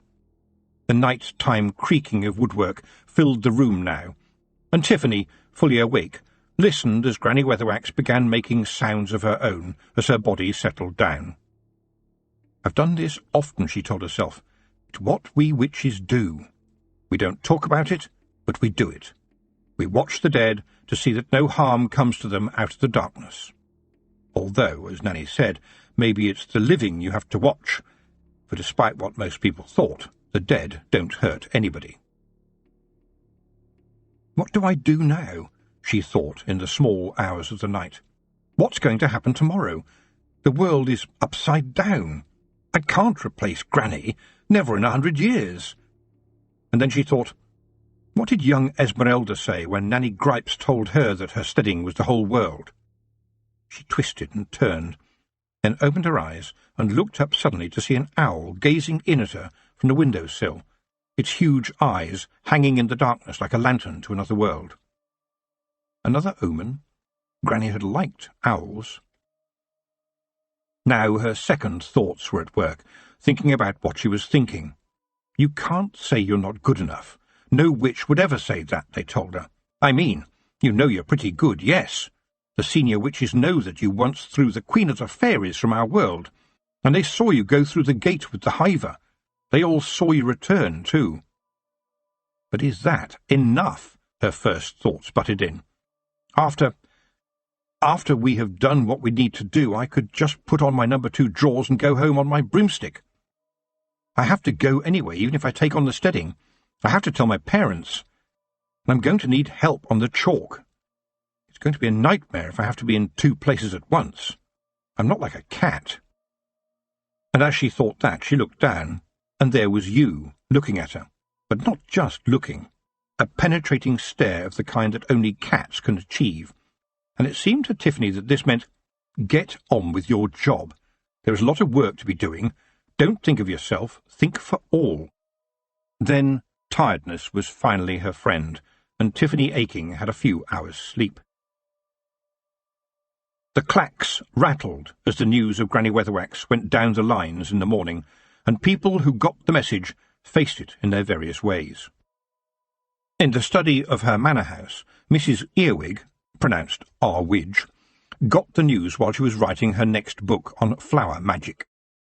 And there was a sudden sense of wrongness, of the world going askew. She put the right expression of grief on her face and went to tell her husband, an elderly wizard, trying to keep her joy hidden as she realized what this could mean. She, Mrs. Earwig, was going to be one of the most senior witches in Lanka. Perhaps she could get her latest girl into that old cottage in the woods.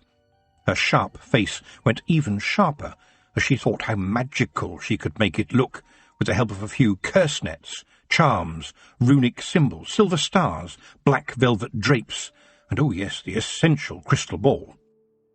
She called to her latest young trainee to fetch her cape and broomstick, and pulled on her very best pair of black lacy gloves, the ones with the silver symbols stitched over each fingertip. She would need to make an entrance. In Boffo's Novelty and Joke Emporium, 4 10th Egg Street, Ankh-Morpork, everything for the hag in a hurry, Mrs. Proust said, "What a shame, but the old girl had a good innings."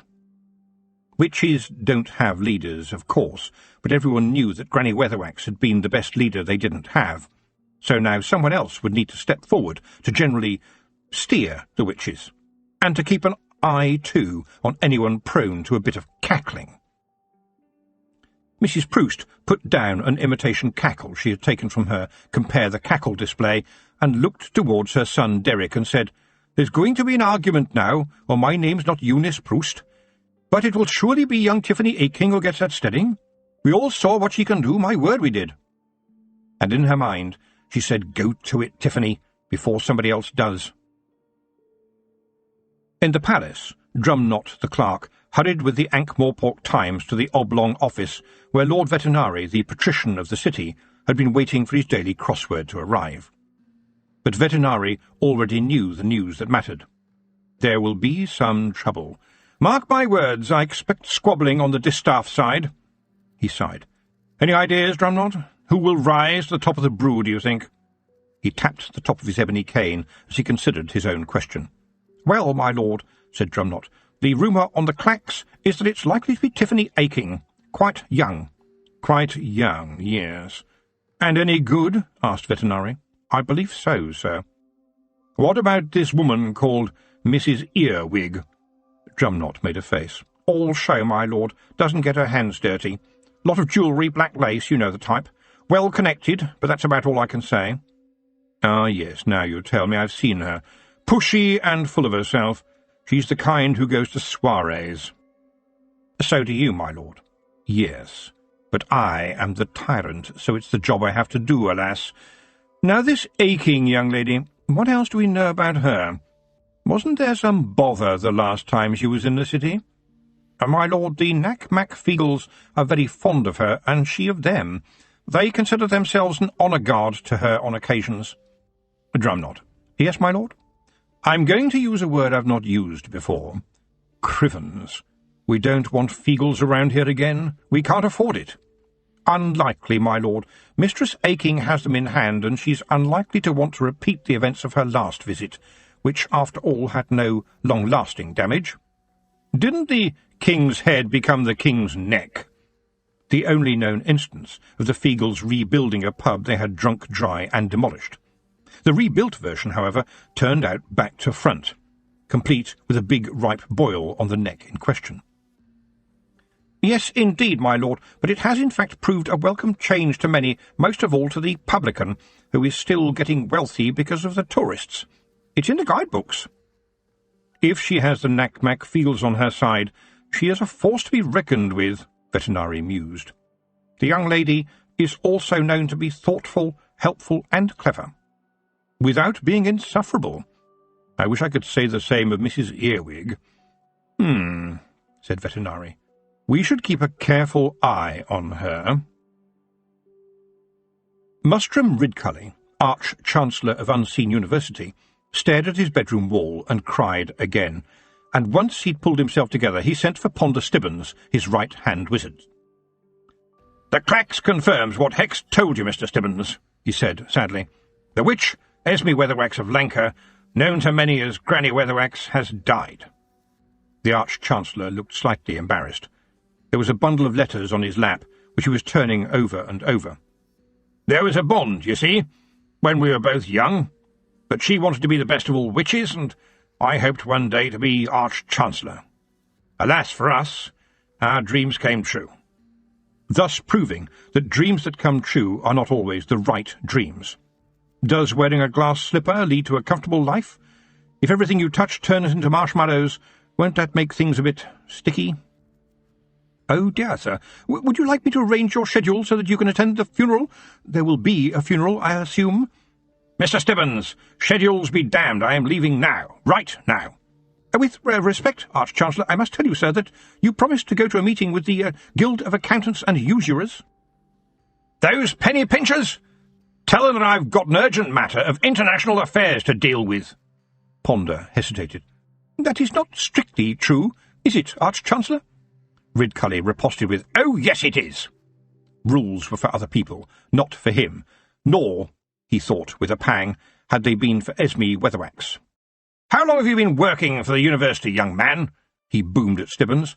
"Dissembling is our stock in trade.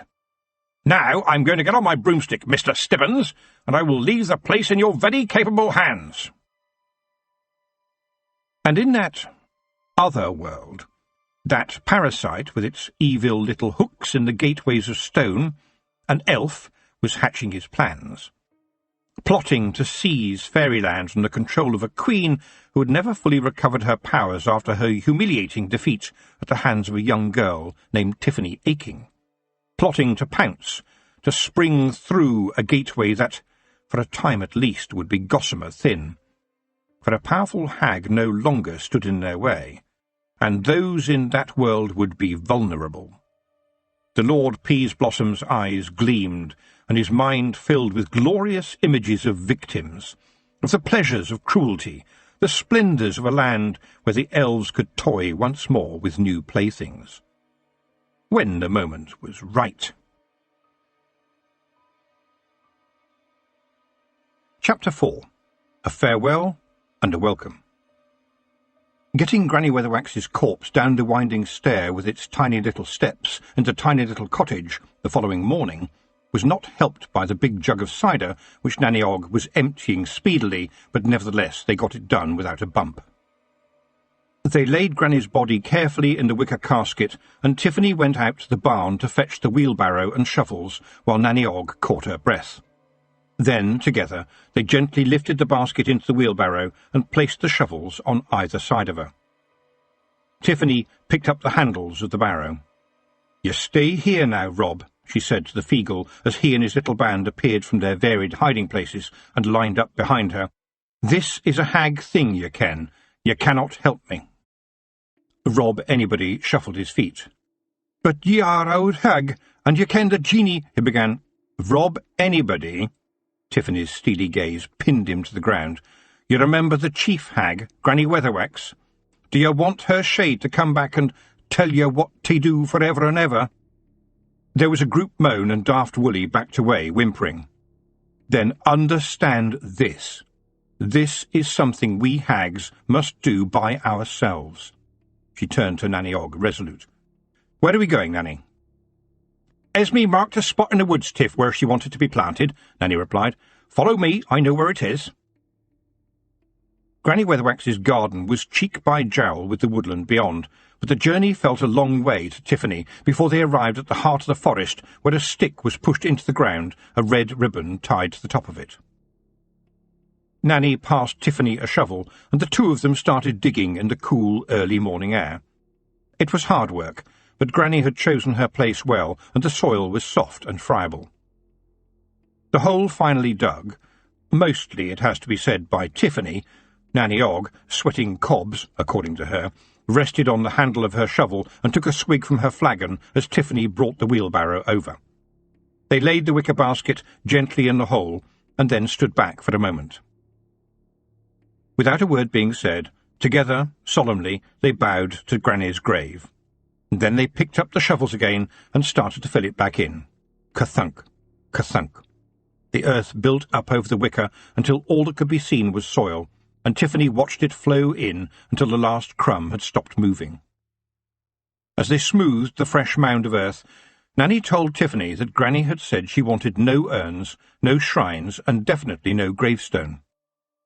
"Surely there should be a stone," said Tiffany.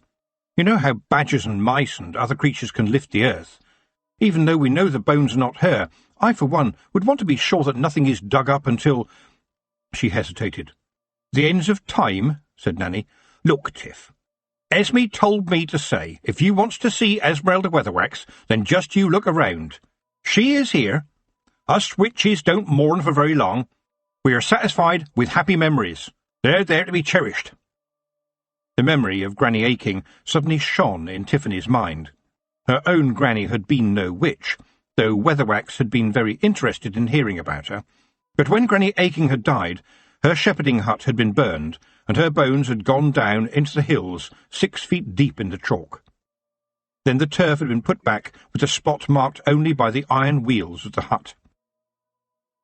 But it was a sacred spot now, a place for memories. And not only for Tiffany. No shepherd ever passed without a glance at the skies and a thought for Granny Aching, who had tramped those hills night after night, her light zigzagging in the darkness. Her nod of approval had meant the world on the chalk. This spot in the woods, Tiffany realised, would be the same. Blessed. It had been a nice day for it, she thought, if there ever was such a thing as a good day to die, a good day to be buried.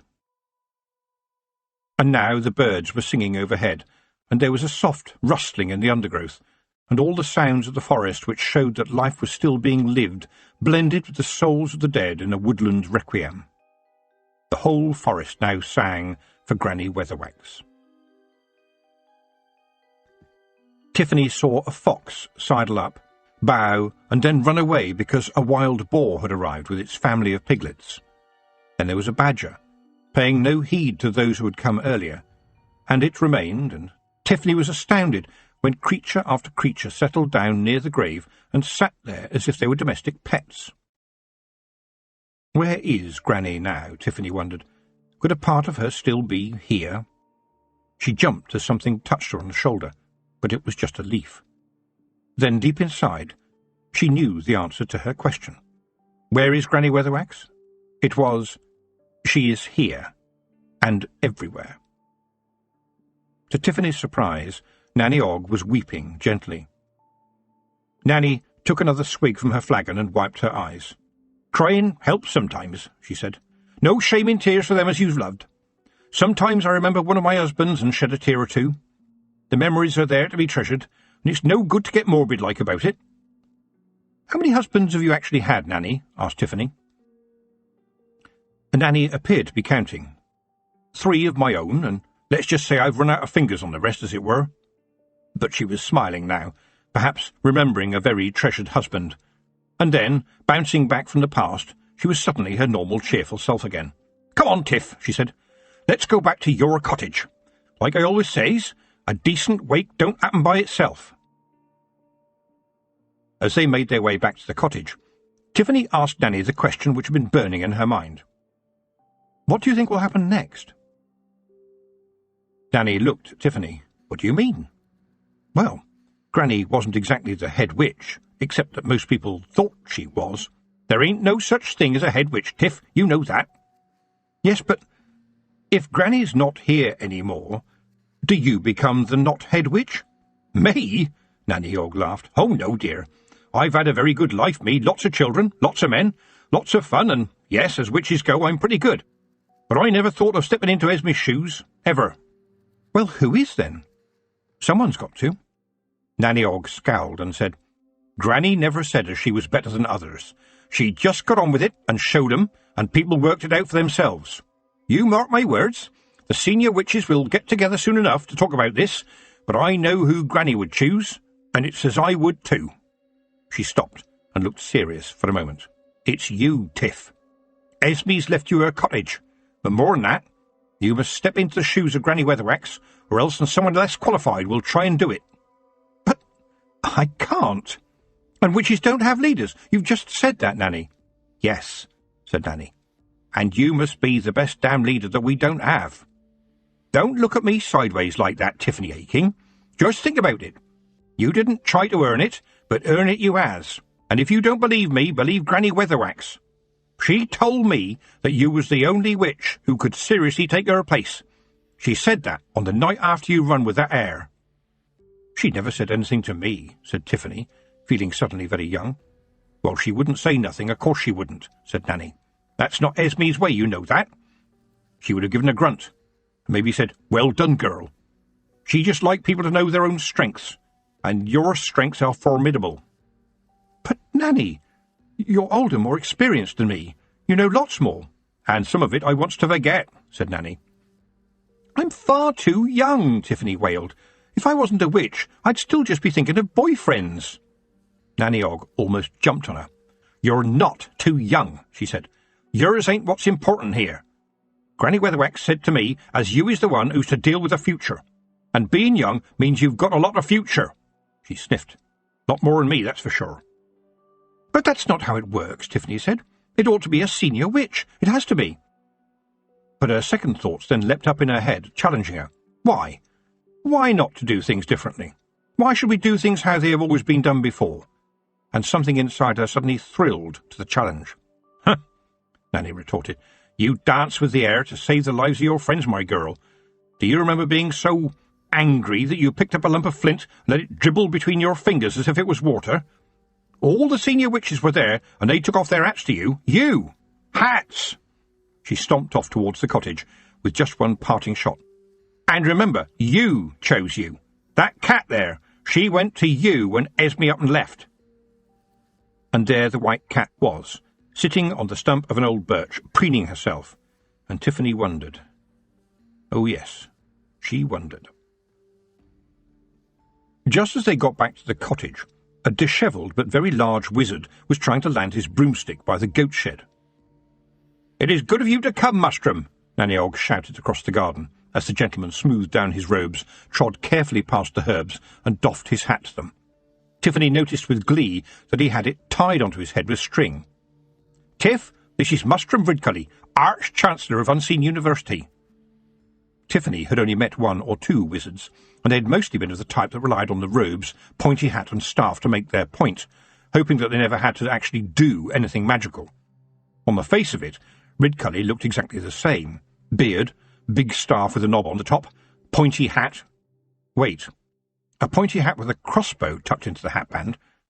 The witch side of her stepped back and watched carefully. But Ridcully was not interested in her at all. To her astonishment, the Arch-Chancellor actually appeared to be crying. "Is it true then, Nanny? Has she really gone?"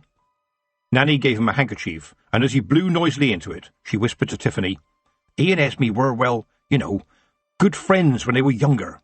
She winked. The Arch-Chancellor seemed to be overcome.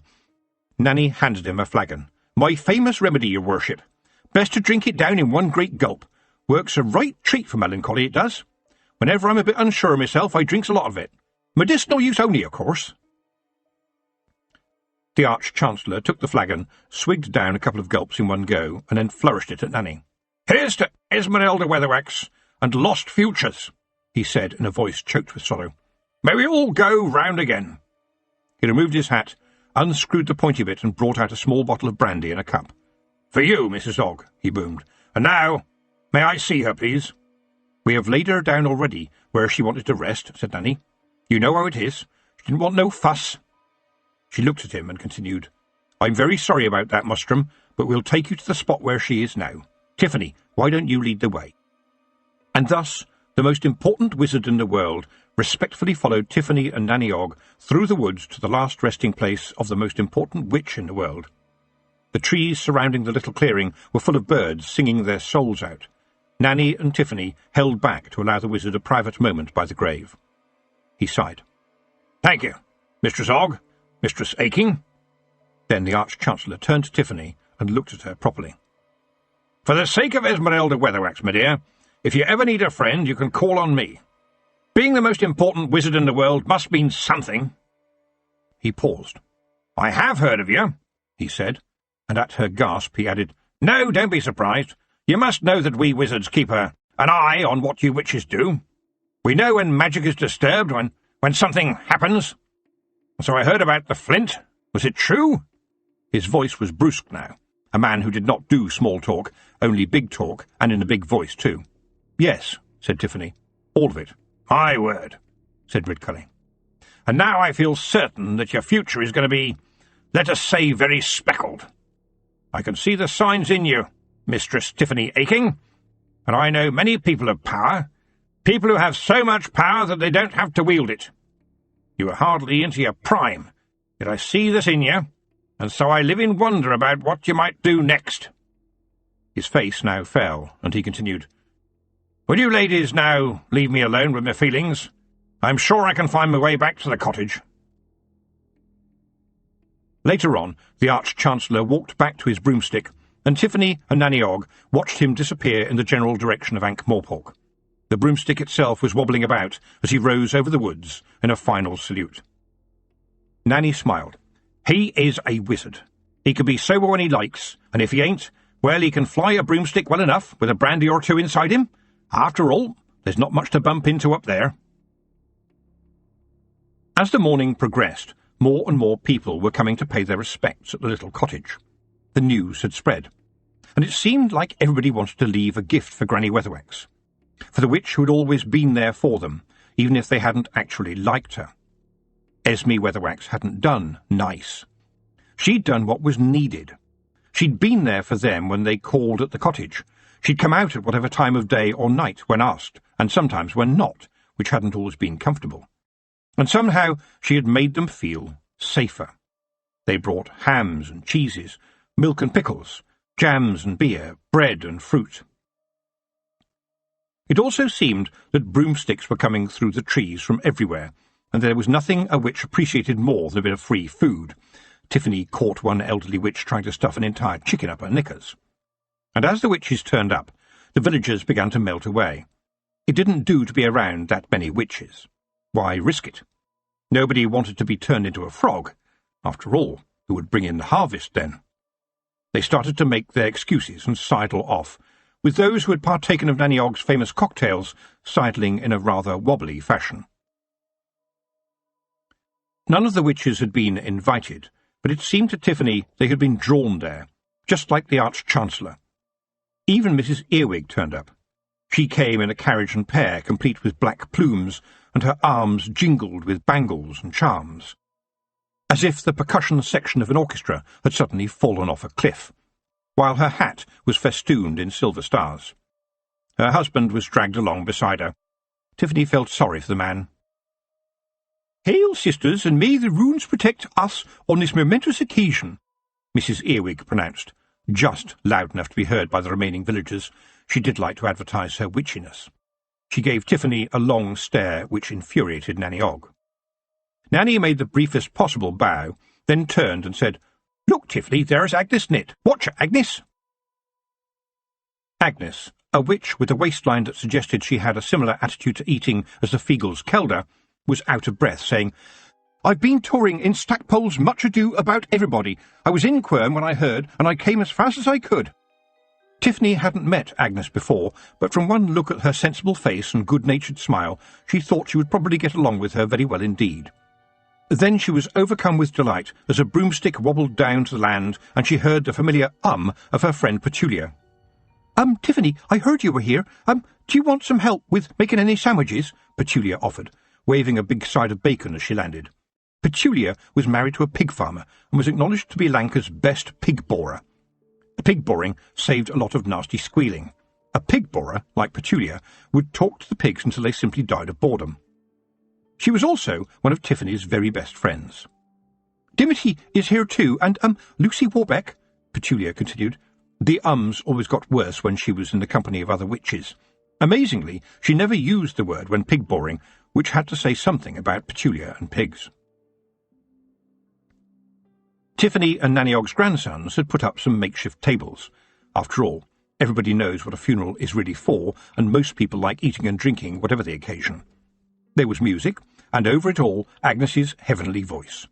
She sang the Columbine Lament, and as its soft tune wafted over the roof and into the forest beyond, Nanny said to Tiffany, "That voice could make the trees cry."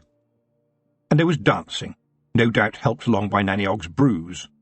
Nanny Ogg could get any party singing and dancing. It was a gift, Tiffany thought. Nanny could jolly up a graveyard if she put her mind to it. "No long faces for Granny Weatherwax, please," Nanny proclaimed. "She's had a good death at home, just as anyone might wish for. Witches know that people die, and if they manages to die after a long time, leaving the world better than they went and found it, well then, that's surely a reason to be happy. All the rest of it is just tidying up. Now, let's dance. Dancing makes the world go round, and it goes round even faster with a drop of my home liquor inside you."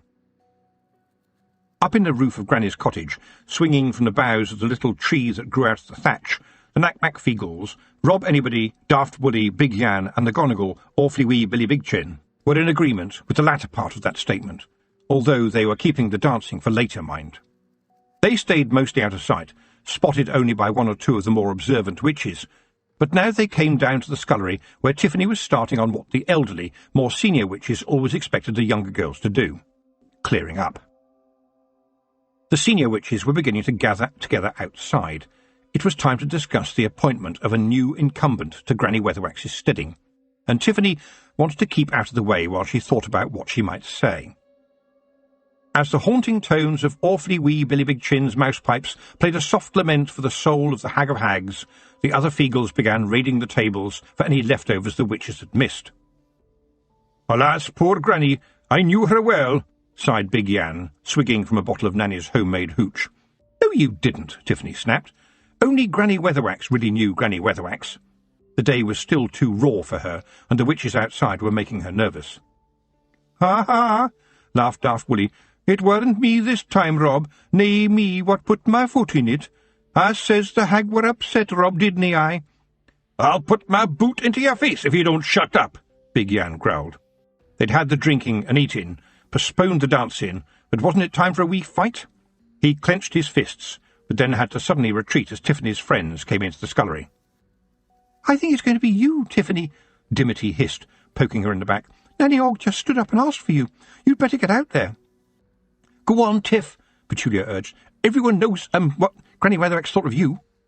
And so, pushed and pulled by her friends, Tiffany left the scullery, but she hovered by the back door of the cottage, unwilling to take that final step, to make a claim.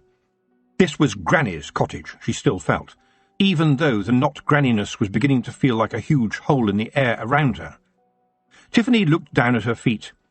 Yew was twining around her legs, arching her back and rubbing her hard little head against Tiffany's boot. Outside, some of the witches were looking at Nanny Ogg, who was saying, "Yes, ladies, Esme did tell us who her successor was to be." She turned and gestured to Tiffany to come nearer. "I wish I'd been there," she added, "when Esme Weatherwax was made witch by Nanny Gripes. You think who makes you a witch is the kind of witch you're going to become, but we all has to find our own way, as we go along like. Granny Weatherwax was always her own true witch self, never just another Nanny Gripes. And though I think we could all talk for ourselves, people like the Arch-Chancellor and Lord Vetinari, and indeed someone like the Low Queen of the Dwarfs, Well, they want to know sometimes that they can talk to somebody who can speak, officially like, for all witches. And I'm pretty certain they looked on Esme as being that voice of witchcraft. So we needs to listen to her voice too. And she told me who her successor should be. Yes, and wrote it on this here card. Nanny brandished in the air the card Granny Weatherwax had left on her bedside chest. Someone had clearly raised the idea of Mrs. Earwig taking over the steading. Or Mrs. Earwig had raised the prospect of her latest trainee getting the cottage. Nanny glared at her, and there was no trace of the jolly witch in her now, oh no. Lettice Earwig just makes shiny things for her would-be witches, she stated. She ignored the humph from Mrs. Earwig as she continued, But Tiffany Aching, yes, sisters, Tiffany Aching, we've all seen what she can do. It's not about shiny charms, not about books. It's about being a witch to the bone in the darkness and dealing with the lamentation and the tears. It's about being real. Esme Weatherwax knew this with every bone in her body. And so does Tiffany Aching, and this steading is hers. Tiffany gasped as the other witches turned to look at her, and as the muttering began, she stepped forward hesitantly. Then Hugh meowed, the cry cutting through the murmuring in the crowd, and the white cat came again to Tiffany's side. Suddenly there was a humming in the air, and the bees were there too. They flowed out of Granny Weatherwax's hive, circling Tiffany like a halo, crowning her, and Swarm and Girl stood on the threshold of the cottage, and Tiffany reached out her arms, and the bees settled along them and welcomed her home. And after that, on that terrible day when a farewell was said to the Witch of Witches, there was no more argument, as Tiffany Aching became in all eyes the witch to follow. Chapter 5. A Changing World. The Queen of the Elves sat in state on a diamond throne in her palace, surrounded by her courtiers, foundlings and lost boys, and creeping creatures with no names, all the detritus of the fairy folk. She had chosen to sparkle today. The everlasting sunlight, shining through the exquisitely carved stone windows, had been pitched exactly to strike the tiny gems on her wings, so that delicate rainbows of light danced around the audience chamber as she moved. The courtiers, lounging about the place in lace-trimmed velvet and feathers, were almost, but not quite, as beautifully dressed. Her eyes slid sideways, ever alert to the actions of her lords and ladies.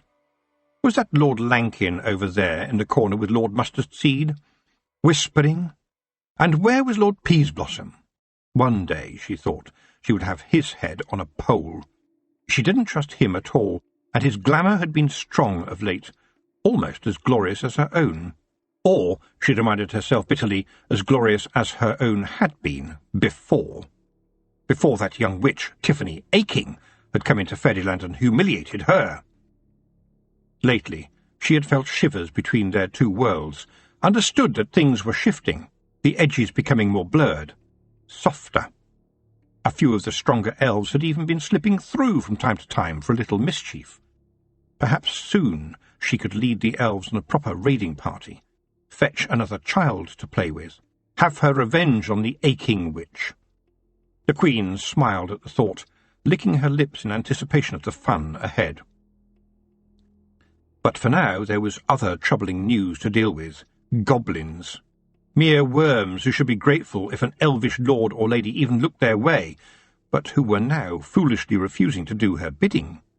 She would show them all, she thought. Lords Lankin, Mustardseed, Peaseblossom. They would all see how powerful she was again. They would see her strike down this goblin filth. But where was Peaseblossom? The goblin prisoner was brought into the audience chamber under guard. The whole effect was visually stunning, the goblin thought sourly. Exactly as a fairy court would look in a human child's storybook, until you looked at the faces and realized that there was something not quite right about the eyes and the expressions of the beautiful creatures in the scene. The Queen considered the goblin for a while, resting her fine-boned chin on the fingers of one exquisitely thin hand, her alabaster brow furrowed. "You, goblin! Call yourself of the dew the sunlight, I believe. You and your kind have long enjoyed the protection of this court, yet I hear talk of rebellion, a refusal to do my bidding. Before I hand you over to my guards for their amusement, tell me why this is." Her melodious voice was rich with charm as the words were spoken, but the goblin seemed unmoved. He should have fallen to his knees and begged for her forgiveness, hypnotized by the power of the Queen's glamour, but instead he stood his ground stockily and grinned at her. Grinned at the Queen. "Well, Queenie, it's like this, you see.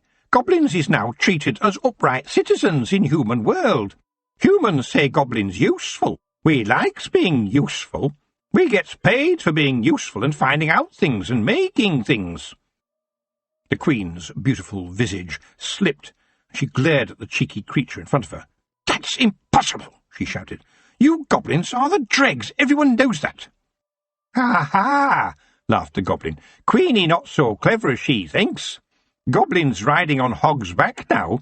Goblins know how to drive the iron horses." There was a shiver in the court as the goblin uttered the word iron, and a magical glimmer dimmed. The Queen's dress changed colour from silver gossamer to blood-red velvet, and her blonde ringlets turned into straight raven-black locks.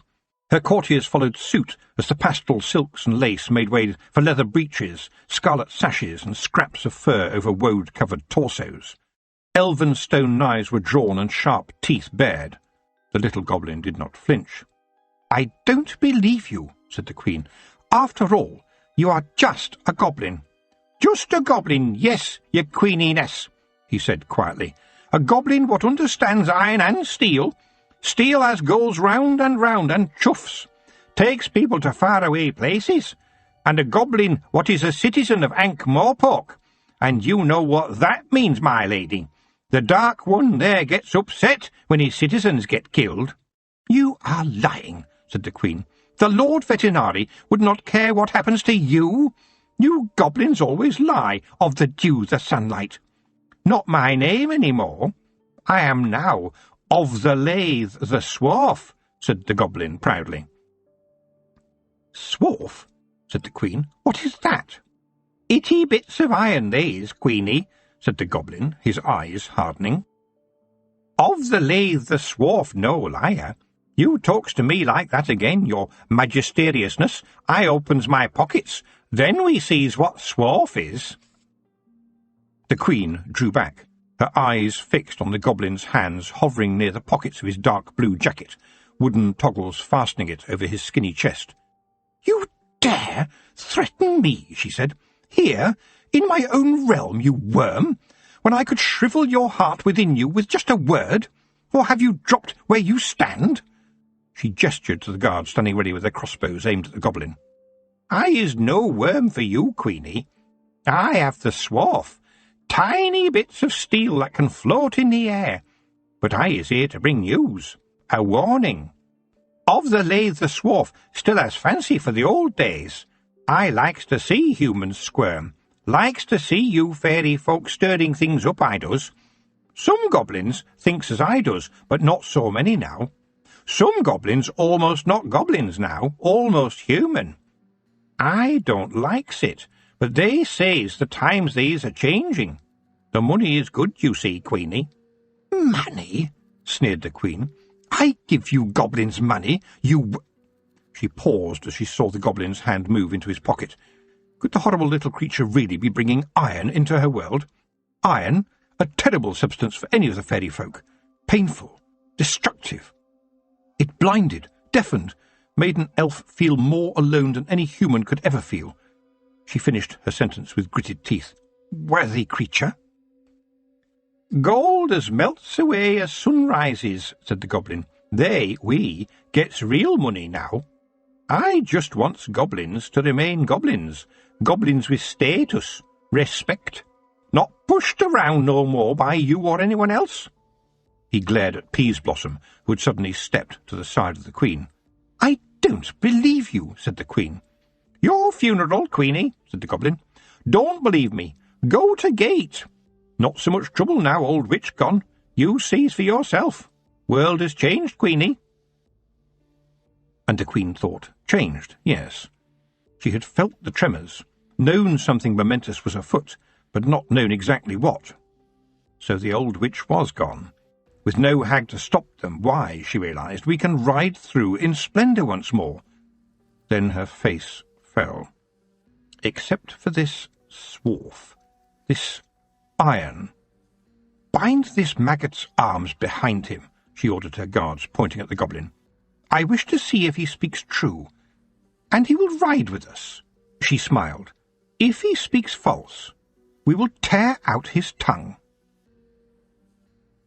Next morning, alone in Granny Weatherwax's cottage, her cottage now, Tiffany woke early, knowing that her world had changed. Yew was watching her like a hawk. She sighed. It was going to be a busy day. She had been in many houses where death had recently visited, and always the lady of the house, if there was one, would be shining anything that shined and cleaning everything that could be cleaned. And so, with rags and polishing cloths, Tiffany Aching cleaned everything that was already spick and span clean. It was a kind of unspoken mantra. The world had gone bad, but at least the grate had been polished and now had a fire ready to light in it. All the time, like a statue, there was Yew staring at her. Did cats know about death, she wondered? What about the cats of witches? Especially, what about Granny Weatherwax's cat? Tiffany tidied that thought away for now and started on the kitchen, burnishing anything that could be burnished, and yes, it shone. She was cleaning things already clean, but the algebra of mourning required the effort of getting all the death out of the house, and there was no shrinking from it. You cleaned everything regardless. She'd finished in the kitchen and the scullery, leaving everything so bright that her eyes watered, and then there was nothing for it but to go upstairs. On her hands and knees, with bucket and brush and rags and grease, that is, elbow grease, Tiffany cleaned and cleaned until her knuckles were red and she was satisfied. But that wasn't the end of it. There was Granny's small wardrobe, with its few well-worn and serviceable dresses hanging in there, along with a cloak. All black, of course. Tucked away on a shelf was the zephyr billow cloak Tiffany herself had given Granny, unworn as far as she could see, but kept carefully like a special possession. She felt her eyes begin to prickle. Beside the bed were Granny Weatherwax's boots. Good, serviceable boots, Tiffany thought, and Granny had hated waste. But to actually wear them... She was going to find it hard enough to follow in Granny's footsteps. She swallowed. She was sure she could find a good home for the boots. In the meantime, well, she poked forward a toe and pushed them out of sight beneath the bed. Then, of course, there was the kitchen garden and, above all, the herbs. Tiffany found a pair of heavy gloves in the scullery. You didn't go into Granny's herbs without heavy gloves until they knew you. Granny had foraged, bartered, and been given herbs from just about everywhere, and she had rotating spinach and doubting plums, ginny-come-nether, twirl-about, tickle-my-fancy root, jump in the basin, and Jack go to bed and never get up, daisy-upsy-daisy, and old man root. There was a clump of love-lies oozing by the Jack-by-moonlight, and a very active maiden's respite. Tiffany did not know what all of them were for. She would have to ask Nanny Ogg, or Magrat Garlic, who, like her husband Verence, the King of Lanka, was very enthusiastic about herbs. Basically, if it had something herbal in it, Magrat and Verence thought it would do you good. With some of the herbs in Granny's garden, this might be doubtful, at least in the short term, and it might not be wise to stray too far from the privy. Though, unlike her husband, Magrat did actually know her troubling Tony from her multitude route. It was never easy being a witch. Oh, the broomstick was great, but to be a witch you needed to be sensible, so sensible that sometimes it hurt. You dealt with the reality, not what people wanted. The reality right now was suddenly you, meowing and banging her head against Tiffany's legs, demanding food, which she then ignored completely when Tiffany went back into the kitchen and placed a dish of it down for her on the floor. Tiffany went outdoors again and fed the chickens, let the goats out to graze, had a word with the bees, and then thought, I've done my bit. The place is spotless, the bees are happy, even the lean-to is clean. If Nanny can come in and feed the animals, keep an eye on you, then I can go back home for a few days. Reaching the chalk after a flight that was long and, sadly, very wet, since the rain was teeming down, and, contrary to popular belief, no witch Tiffany knew had yet managed to control a broomstick whilst also using an umbrella, she flew to the house of young Milly Robinson, the Feagles clinging on behind, under, and actually on her in their usual style. Milly's 2 baby boys looked well fed, but the little girl, baby Tiffany, didn't. Unfortunately, witch Tiffany was used to this sort of thing, especially when the mothers weren't very clever or had bossy mothers and thought feeding the boys was the main thing in life. It was why, just after the baby's birth, she had whispered that spell into the baby's ear. A simple tracking magic, so she would know if any harm befell the little girl. Just a precaution, she had told herself at the time. There was no use getting nasty about all this, so she took the young woman aside and said, "Milly, listen. Yes, your boys have to be straight and strong when they grow up, but my mother always used to say to me, your son's your son until he takes a wife, but your daughter is your daughter all of your life. And I think that's right enough. You help your mother out still, don't you? And she helps you. So fair shares for the little girl is the right thing to do. Please." Then, because the carrot, or in this case the breast milk, sometimes needed to be accompanied by the stick, she added sternly, the pointy hat making her seem older and wiser than she would otherwise appear, "I shall be watching after her interests." A little bit of menace often did the trick, she had learned, and of course she would watch. Then there was only one person she wanted to talk to, and the rain was getting harder still as her stick drifted down towards the Feagle mound on the hill, Rob and the other Feagles toppling off as she approached. Daft Woolly made a spectacularly bad landing, head first into the gorse, and a rabble of young Feagles rushed up joyously to unscrew him. There were a couple of Rob's older sons lounging around outside the entrance. They were scrawny, even by Feagle standards, with barely a wisp of beard hair between them and impractically low-slung spogs knocking about their knees, their kilts hung low on their skinny hips. To Tiffany's amazement, she could see the top bands of coloured pants riding high above them. Pants? On a Feagle? The times were indeed changing. "Pull yon kilts up, lads," Rob muttered as they pushed their way past. The Kelder was in her chamber, surrounded by Feagle babies, all rolling around on a floor covered with the fleeces of sheep gone to another land. And the first words she said were, "I know." She sighed and added, "It's grieving I am, but the wheel takes all in time." Her face crinkled into a huge smile. "It's happy I am to see you as leader of the witches, Tiffan." "Well, thank you," said Tiffany. How did Jeanie know, she wondered for a moment, but every Kelder used the way of the Hidlins to see things past, present, and future. And it was a secret known only to the Kelders, passed down one to the other. She understood, too, that although Jeanie was very small, she was someone to whom she could tell every secret, in the assurance that it would never be passed on to anyone.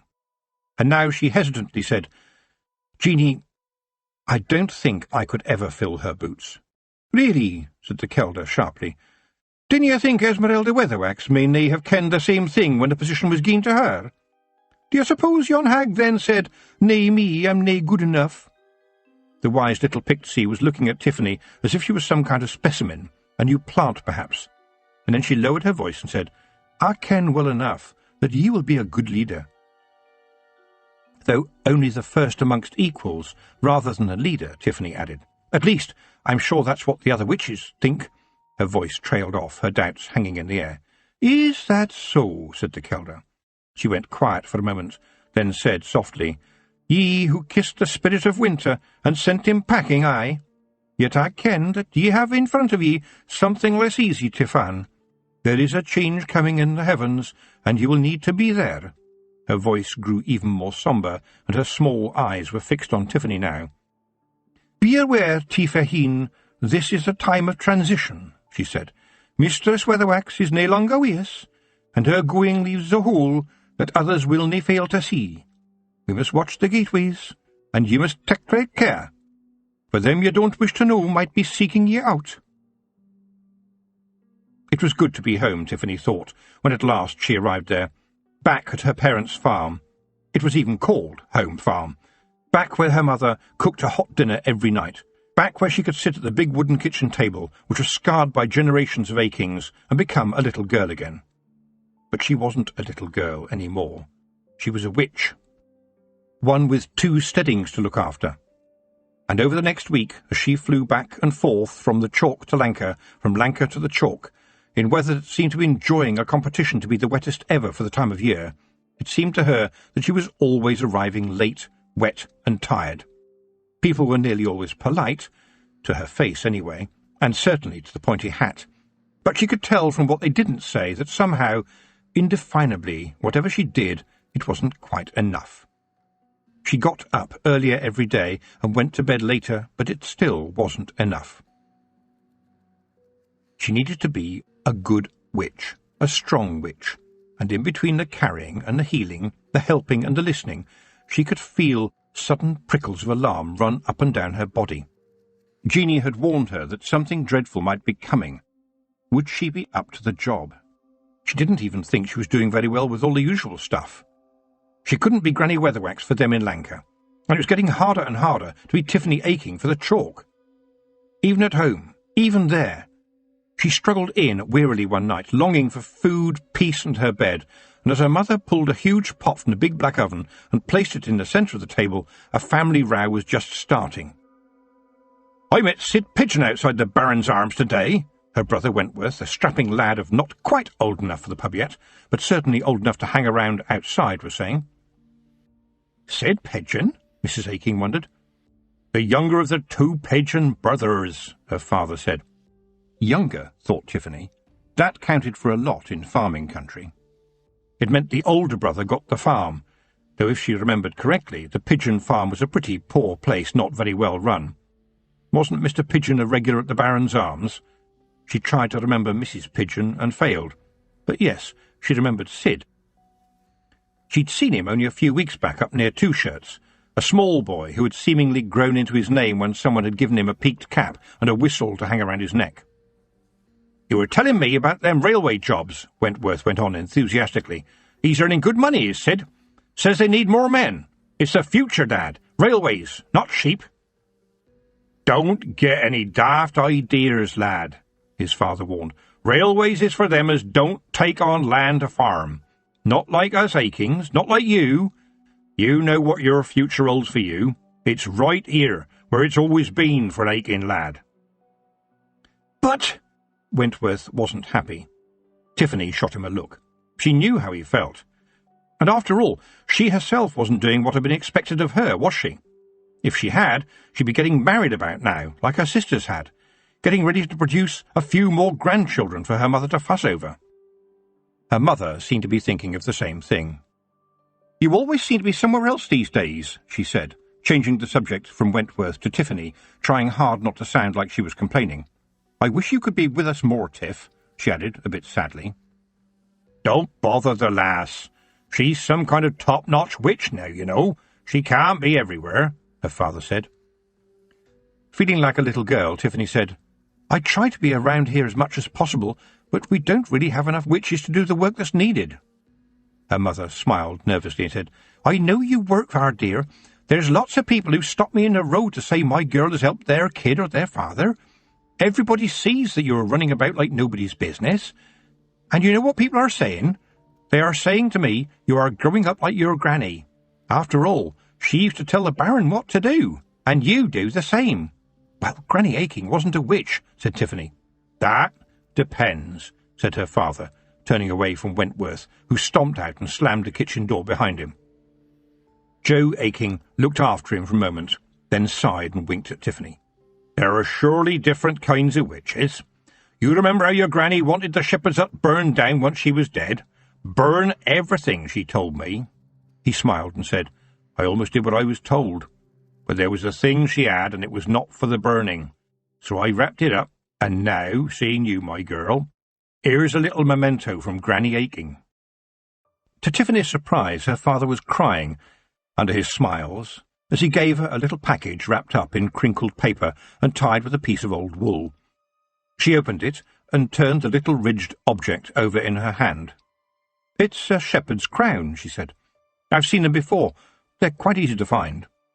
Joe Aching laughed and said, "Not this one.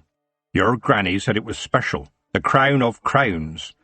And if the shepherd of shepherds picked it up, it would turn into gold. Look, beneath the grey you can see the hints of gold."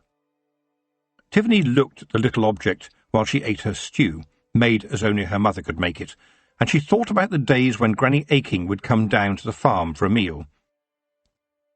It seemed to some that the old woman had lived on jolly sailor tobacco, and there was no doubt about it. When it came to sheep, Granny Aching knew everything.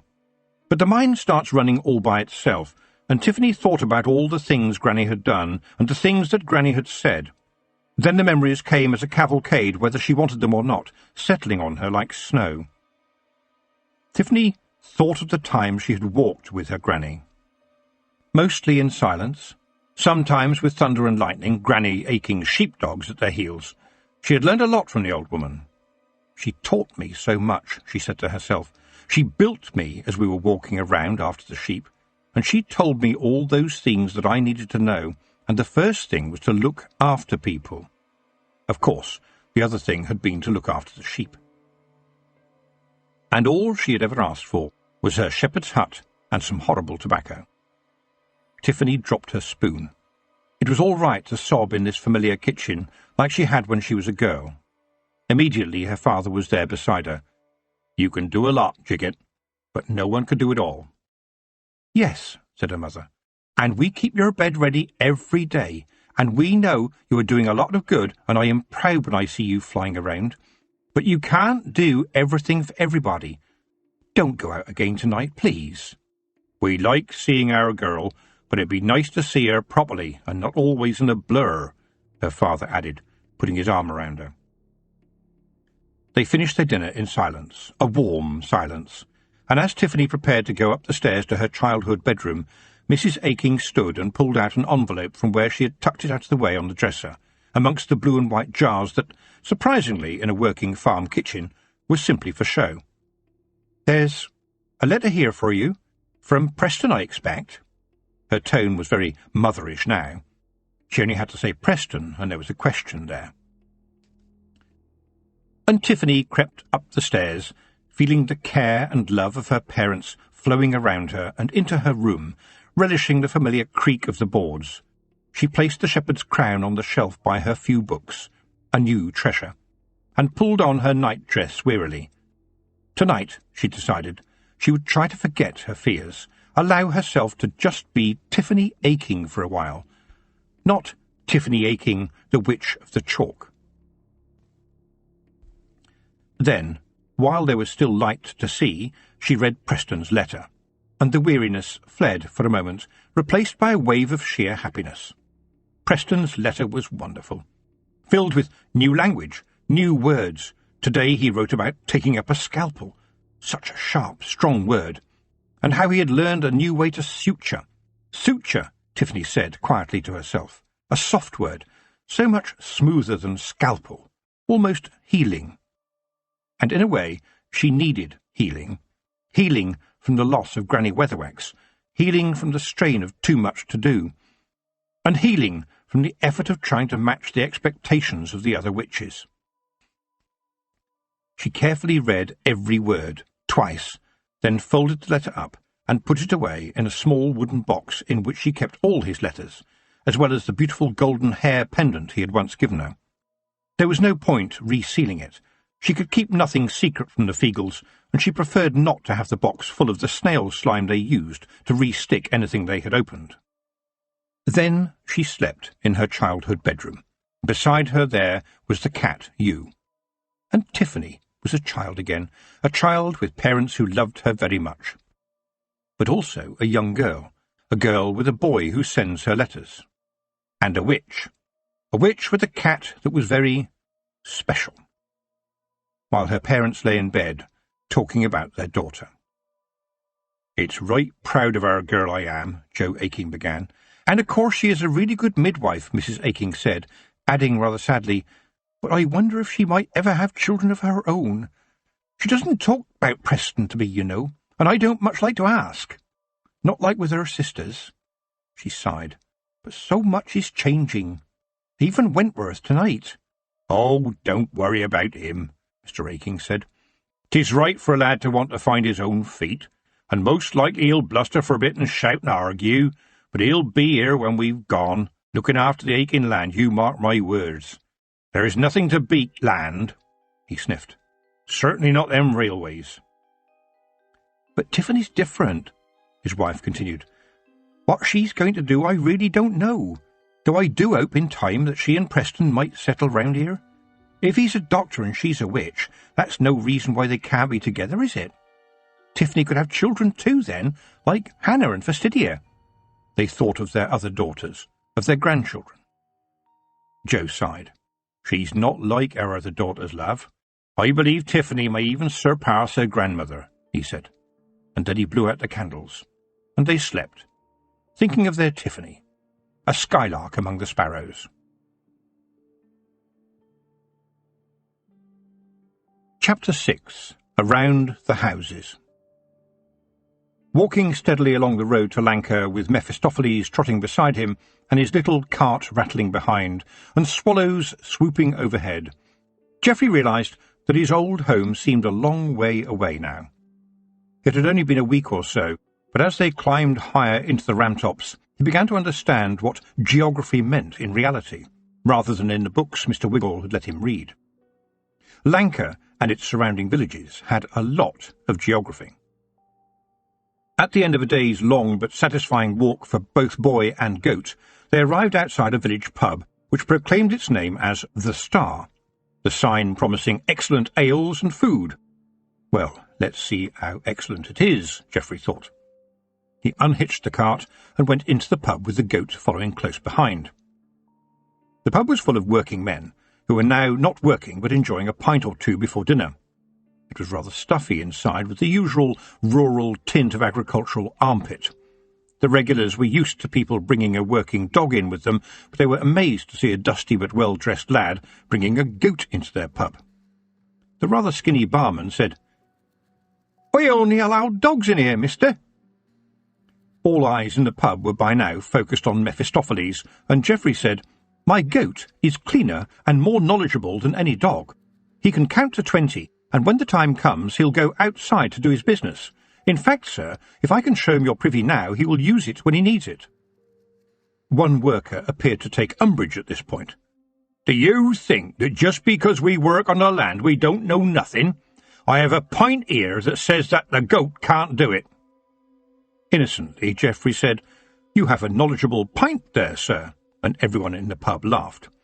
Now every eye was on Geoffrey as he said, "Mephistopheles, how many people are in this pub?"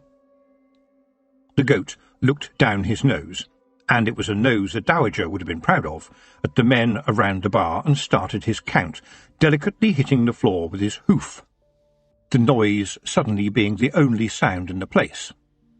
He hit the floor 8 times. "He got it right," declared the barman.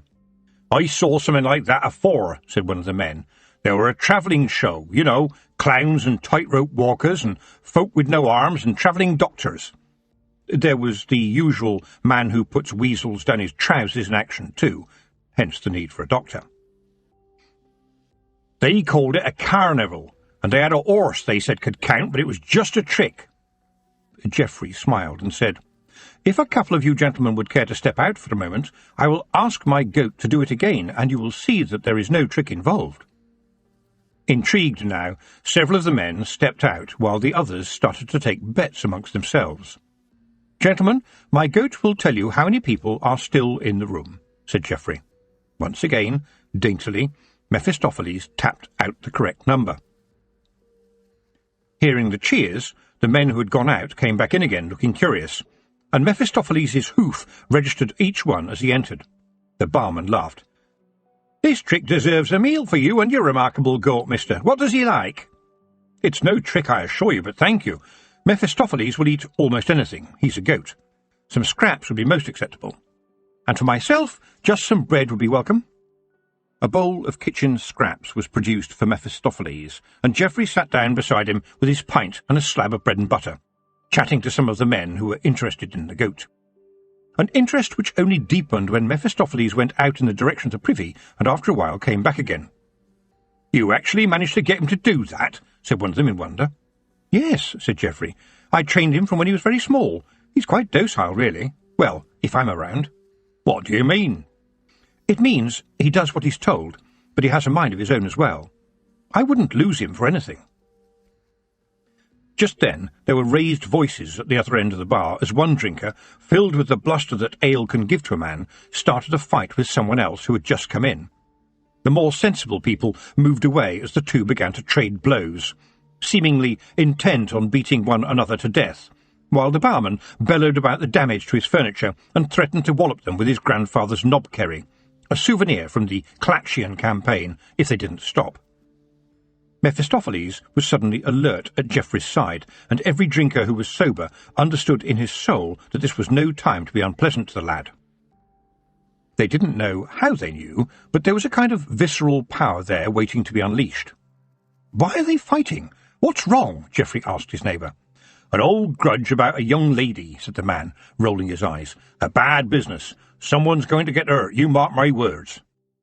To everyone's astonishment, Geoffrey strolled across the pub, his goat watching his every step, dodged the wildly swinging blows, and stood between the two men, saying, "There's no need to fight, you know." The barman's face fell. He knew what happened to people who tried to get between two idiots smelling blood, and then he could hardly believe his eyes, for the two men abruptly stopped fighting and were standing there looking rather bemused. "Why don't you two just meet the young lady and see what she thinks before you start beating each other to death?" Geoffrey said softly. The men looked at one another, and the bigger of the two said, "He's right, you know." And the pub audience laughed as the two men looked around at the wreckage, seemingly amazed that this could have had anything to do with them. "There, that was easy, wasn't it?" said Geoffrey, returning to the bar. "Ah," said the landlord, astonished that he wasn't having to pick a battered Geoffrey off the floor. "You're not a wizard, are you?" "No," said Geoffrey, "it's a knack. It happens to me all the time when I need it," he smiled. "Mostly with animals and sometimes with people. But alas," he thought to himself, "not with my father. Never with him." "Well, you must be some kind of wizard," said the barman. "You've broken up a fight between two of the nastiest bruisers we have around here." He glared at the two miscreants. "As for you two," he said, "don't come back here until you are sober. Look at the mess you've made." He grabbed both of them and pushed them out of the door. The rest of the drinkers got back to their pints. The barman turned back to Geoffrey and looked at him in shrewd appraisal. "You want a job, lad? No pay, but you get your keep." "I can't take a job, but I'd be happy to stay for a few days," said Geoffrey with alacrity. "If you can find some vegetables for me. I eat no meat. And can there be a place for Mephistopheles as well? He's not very smelly." "Probably no worse than the people we have in here," said the barman, laughing. "I tell you what, you and your goat can stay in the barn, and I'll give you your dinner and breakfast, and then after that we'll see." The man held out a rather dirty hand. "A deal, then?" "Oh, yes, thank you. My name is Geoffrey." The man hesitated. "My name's Darling. Darling Dove." He looked at Geoffrey mournfully and said, "Have a laugh about it, will you? Everyone does. Might as well get it out of the way." "Why?" said Geoffrey. "Darling is a kind word, and so is Dove. How can these be anything to worry about?" That night, Mr. Dove told his wife, "I got us a new bar boy. Funny cove he is too, but he seems, well, harmless. Sort of easy to talk to." "Can we afford it, Darling?" his wife said. "Oh," said Darling Dove, "he just wants feeding. Doesn't even want meat, and somewhere to sleep. And he's got a goat. Quite a smart one, really. Does tricks and all. Might bring some more customers in." "Well, dear, if you think it's a good idea." "What are his clothes like?" asked Mrs. Dove. "Pretty good," said Mr. Dove. "And he talks like a toff. I wonder if he is running away from something. Best not to ask any questions, I reckon. I'll tell you what, though, between him and his goat we won't have any trouble in the bar." And indeed, Geoffrey stayed at the Star for 2 days, simply because Mr. Dove liked him hanging around the place. And Mrs. Dove said she was sad when he told her husband that he had to move on. "A strange boy, young Geoffrey. He kind of gives me the idea that everything is all right, even if I don't know what it is that is right. A sort of rightness, floating in the air. I'm really sorry that he's going," she said. "Yes, dear," said Mr. Dove. "I asked him to stay, I really did, but he said he must go to Lanka." "That's where they have the witches," said his wife. She made a face. "Well," Mr. Dove said, "that's where he wants to go." He paused and added, "He said the wind is blowing him there." Battling into a bitter headwind on her long journey back to her parents' farm, Tiffany felt that there was altogether too much wind in and around Lanka. Still, at least it wasn't raining, she told herself. Yesterday's rain had been awful. The kind of joyous rain where every cloud had decided to join the party once one cloud had cracked open the first deluge. She had felt proud of having the two steadings at first, flying between Lanka and the chalk every few days, but broomsticks are not very fast. Or warm. It gets awfully cold up there, and no sensible witch ever took to the skies without several layers of flannelette between her and the stick. It was good that she could go back home to where her mother did the cooking, but even back home there was no time to rest, and being away in Lanka for half the week meant she was facing a plethora of demands from the chalk. People weren't getting nasty about it. After all, she was a witch, and Lanka had more people than the chalk, but there were these little strains beginning to develop, a few mutters, and she had a horrible feeling that some of the muttering was coming from other witches. Witches who were finding queues at their doors, people who had gone to find Granny Weatherwax and just found an empty cottage. Some of the problem in both steadings was with the old men left behind when their wives had died. A lot of them didn't know how to cook. Occasionally, some of the old ladies would help, and you would see them carrying a pot of stew round for the old man next door. But the witch part of Tiffany couldn't help but notice that this happened more often if the old lady was a widow and the old man had a nice cottage and a bit of money put by. There was always something that had to be done, and some days it seemed mostly to be about toenails. There was one old man in Lanka, a decent old boy, whose toenails were as sharp as a lethal weapon, and Tiffany had to ask Jason Ogg, a blacksmith, to make her a pair of secateurs tough enough to break through them. She always closed her eyes until she heard the patter of his toenails banging off the ceiling. But the old man called her his lovely lady and tried to give her money, and at least she now knew that the Feagles had a use for the toenail clippings. Witches liked useful things, Tiffany mused, as she tried to take her mind off the chill wind whipping around her. A witch would never have to ask for anything. Oh, no, no one wanted to owe a witch anything, and a witch didn't take money either. Instead, she accepted things she could make use of, food, and old clothing, and bits of cloth for bandages, and spare boots. Boots. She had tripped over Granny Weatherwax's boots again that very day. She had put them in the corner of the room now, and there they sat, almost staring at her when she was too weary to think. "You're not good enough yet to fill these boots," they seemed to say. "You'll have to do a lot more first." Of course, there always was such a lot to do. So many people never seemed to think about the consequences of their everyday actions. And then a witch on her broom would have to set out from her bed in the rain at the dead of night because of I Only, and its little friends I Didn't Know, and It's Not My Fault. I only wanted to see if the copper was hot. I didn't know a boiling pot was dangerous. It's not my fault no one told me dogs that bark might also bite. And her favourite, I didn't know it would go off bang, when it said "Goes Bang" on the box it came in. That had been when little Ted Cooper had put an explosive banger, another tiny clue, into the carcass of a chicken after his mum's birthday party and nearly killed everybody around the table. Yes, she had bandaged and treated everybody, even the Joker, but she hoped very much his dad had kicked his arse afterwards. And when the witch wasn't there, well, what harm was there in trying out a few things for yourself? Most people knew about using plants to cure things. They were certain about that. But the thing about plants is that many of them look like all the others. And so Mistress Holland, wife of the miller of the chalk, had treated her husband's unfortunate skin condition with Love Lies Oozing rather than with Mediday Root, and now his skin had turned purple. Tiffany had treated the man, but then it had been time for her to go back to Lanka, and she was up and away again on her stick, hoping that they had both learned their lesson. She was very thankful that Nanny Ogg was not too far away from her cottage. There were a lot of things that Tiffany was good at, but cookery wasn't one of them, and so, just as she relied on her mum and dad for meals in the chalk, in Lanka she relied on Nanny. Strictly speaking, this meant she was relying on Nanny's army of daughters-in-law, who couldn't do enough for their old Nanny. Enough wasn't really a long enough word to describe the numerous little tasks any young woman marrying into the Ogg family found were expected of her.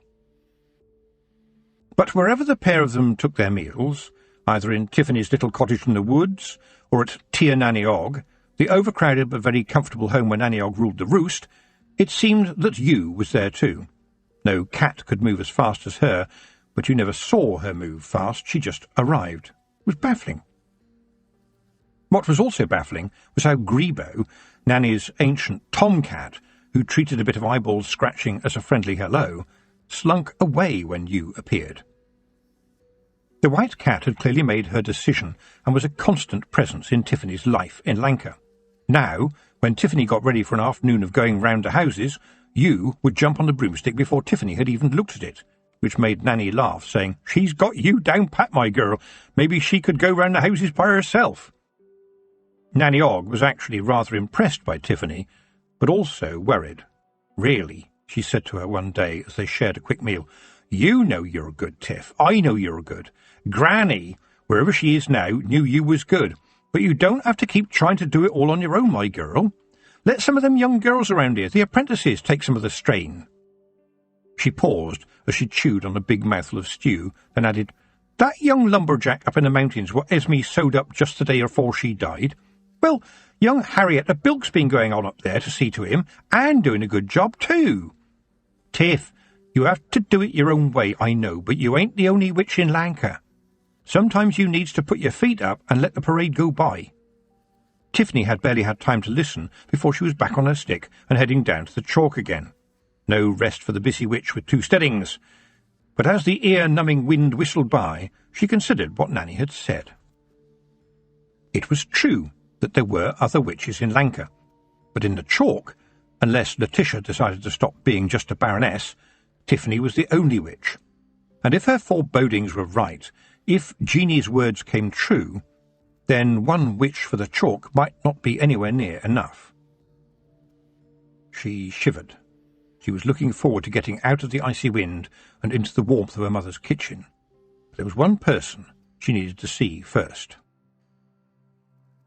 It took Tiffany a long time to find Miss Tick, but eventually she landed in a little wood just outside Ham-on Rye, where the travelling witch, the witchfinder, had stopped her caravan for tea. A small mule was tethered nearby, enjoying the contents of its feed bag. It looked at Tiffany as she approached and neighed. "He's called Joseph," said Miss Tick, "a real witch's mule." It had started to rain again, and Miss Tick quickly waved Tiffany up the wooden caravan steps. Tiffany was glad to see that there was a kettle bubbling on a little stove.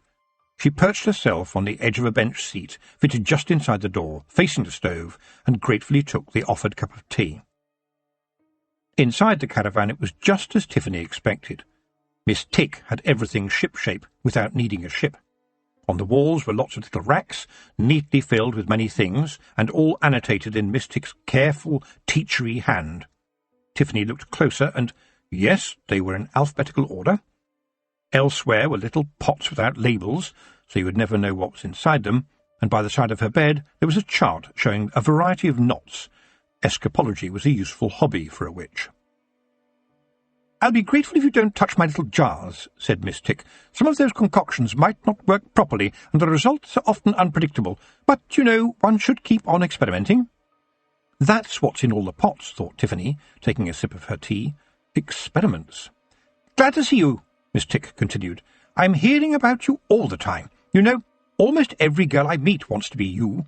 They see you whizzing about all over the place on your broomstick, and they all want to be you, Mistress Aching. Suddenly it's becoming a career choice to be a witch." "Oh, yes," said Tiffany. "That's how it starts out. And then you tell them exactly what they would spend their life doing, and quite a few of them decide to go to the big city and be a hairdresser or something." "Well, I make no bones about it," said Miss Tick firmly. "I tell them to think hard. It's not all magic and waving wands and all that silly business. It's dirt and grime." Tiffany sighed. "Being a witch is a man's job. That's why it needs women to do it." Miss Tick laughed and continued, "Well, I remember a little girl who was unsure of herself, and I told her that I would give her lessons that she would never forget in a hurry." Tiffany smiled. "I remember, and now I am in a hurry everywhere these days. But, Miss Tick," she paused, and her voice went a bit quiet, "I have a feeling that some of the older witches are beginning to think I might not be able to cope." She swallowed. Up in Lanka, mostly. But it means I do have to be there a lot. She bit her lip. She hated asking for help. Was she saying that she wasn't really up to the job? Letting Granny Weatherwax down, since Granny had been the one to put her name up for it? She couldn't remember Granny ever asking for help. "Down here, on the chalk," she said. "I think I maybe need to, train an apprentice? Have some help?" The heavens didn't open. There was no gasp of horror from the other witch at this request. Miss Tick simply crossed her arms sternly. "It's Lettice Earwig, I suppose, who's put those doubts into people's heads? She thinks things always have to be done the same way, so that means she would take over, I suppose. She's a senior witch who believes she knows every blessed thing, but it's all just tinkly-winkly stuff. The stupid woman who wrote My Fairy Friends should be ashamed to call herself a witch, and certainly shouldn't hope to walk in the footsteps of Granny Weatherwax. Ha! Lettice Earwig certainly couldn't manage 2 steadings at once. She can't really even cope with one," she snorted derisively. "Do not forget, Tiffany, that I am a teacher," said in a way that made everyone listening know this instantly. "And we teachers can be really nasty when it comes to it. 10 Steps to Witchcraft and The Romance of the Broomstick are not what I would call proper books. Oh, I'll certainly look out for a girl or two for you. It's a very good idea. But you don't need to worry about what Mrs. Earwig might say. Oh, no." Chapter 7. A Force of Nature. Lettice Earwig was not someone who would take being balked lying down, or standing up, come to that. In truth, she was a force of nature, and she hated to back down on anything. It hadn't taken her long to hear that there had been a queue one day outside Nanny Ogg's home. Tiffany Aching, Mrs. Earwig decided, was not coping, and it needed a witch of senior stature to do something about it. In Lettice Earwig's opinion, never a small thing, she was in fact the only witch who had the stature to act, especially as that old baggage Nanny Ogg wouldn't do a thing. Mrs. Earwig had married an elderly retired wizard many years before. "Wizards ain't allowed to get married," Nanny Ogg had told Tiffany scornfully. "But the silly man got what was coming to him. Talk about henpecked, he was Earwig-pecked. She got through all his money, so they says." Tiffany wisely didn't rise to that. It was quite probable that they were actually Nanny Ogg, who hated Mrs. Earwig with an unrelenting determination. But that was why she was relieved when Nanny Ogg wasn't there when Mrs. Earwig arrived at Granny's cottage one morning a week or so later, for what she called one of her little chats. It would have been better, on reflection, if Mrs. Earwig hadn't found Tiffany out in the garden, up to her elbows in suds, in the middle of doing some washing for old Mr. Price. Tiffany's heart sank when she saw the woman coming, and heard her, for Mrs. Earwig's copious amount of jewellery announced the witch with such a cheerful jangle that it was as if it had ambitions to move from being a set of charms and amulets to being a full instrumental fanfare. But she wiped her hands on a towel and welcomed her visitor into the cottage with as much politeness as she could muster. Mrs. Earwig had a tendency to treat Tiffany like a child, and also she had bad manners, such as sitting down without being asked. Mrs. Earwig did, indeed, sit down in Granny's old rocking-chair, and she gave Tiffany a smile of blatant insincerity, then made it worse by saying, "My dear gal." "Woman," said Tiffany quietly, as Mrs. Earwig looked up and down. She was acutely conscious of the suds still clinging to her apron and her dishevelled hair. "Well, never mind," said Mrs. Earwig, as if it didn't matter. "Now, I thought I should come as a friend, and as one of the oldest witches in this area, to see how things were going, and to offer some constructive advice." She looked around the kitchen with a superior air, with a particularly sharp glare at the dust that was happily playing little games with itself over the stone flagstones, and Tiffany was suddenly very aware of the spiders which had remained in residence in the scullery, with lots of little ones adding to the colony. She hadn't the heart to move them. "Don't you think you are overstretched trying to look after 2 steadings, my dear?"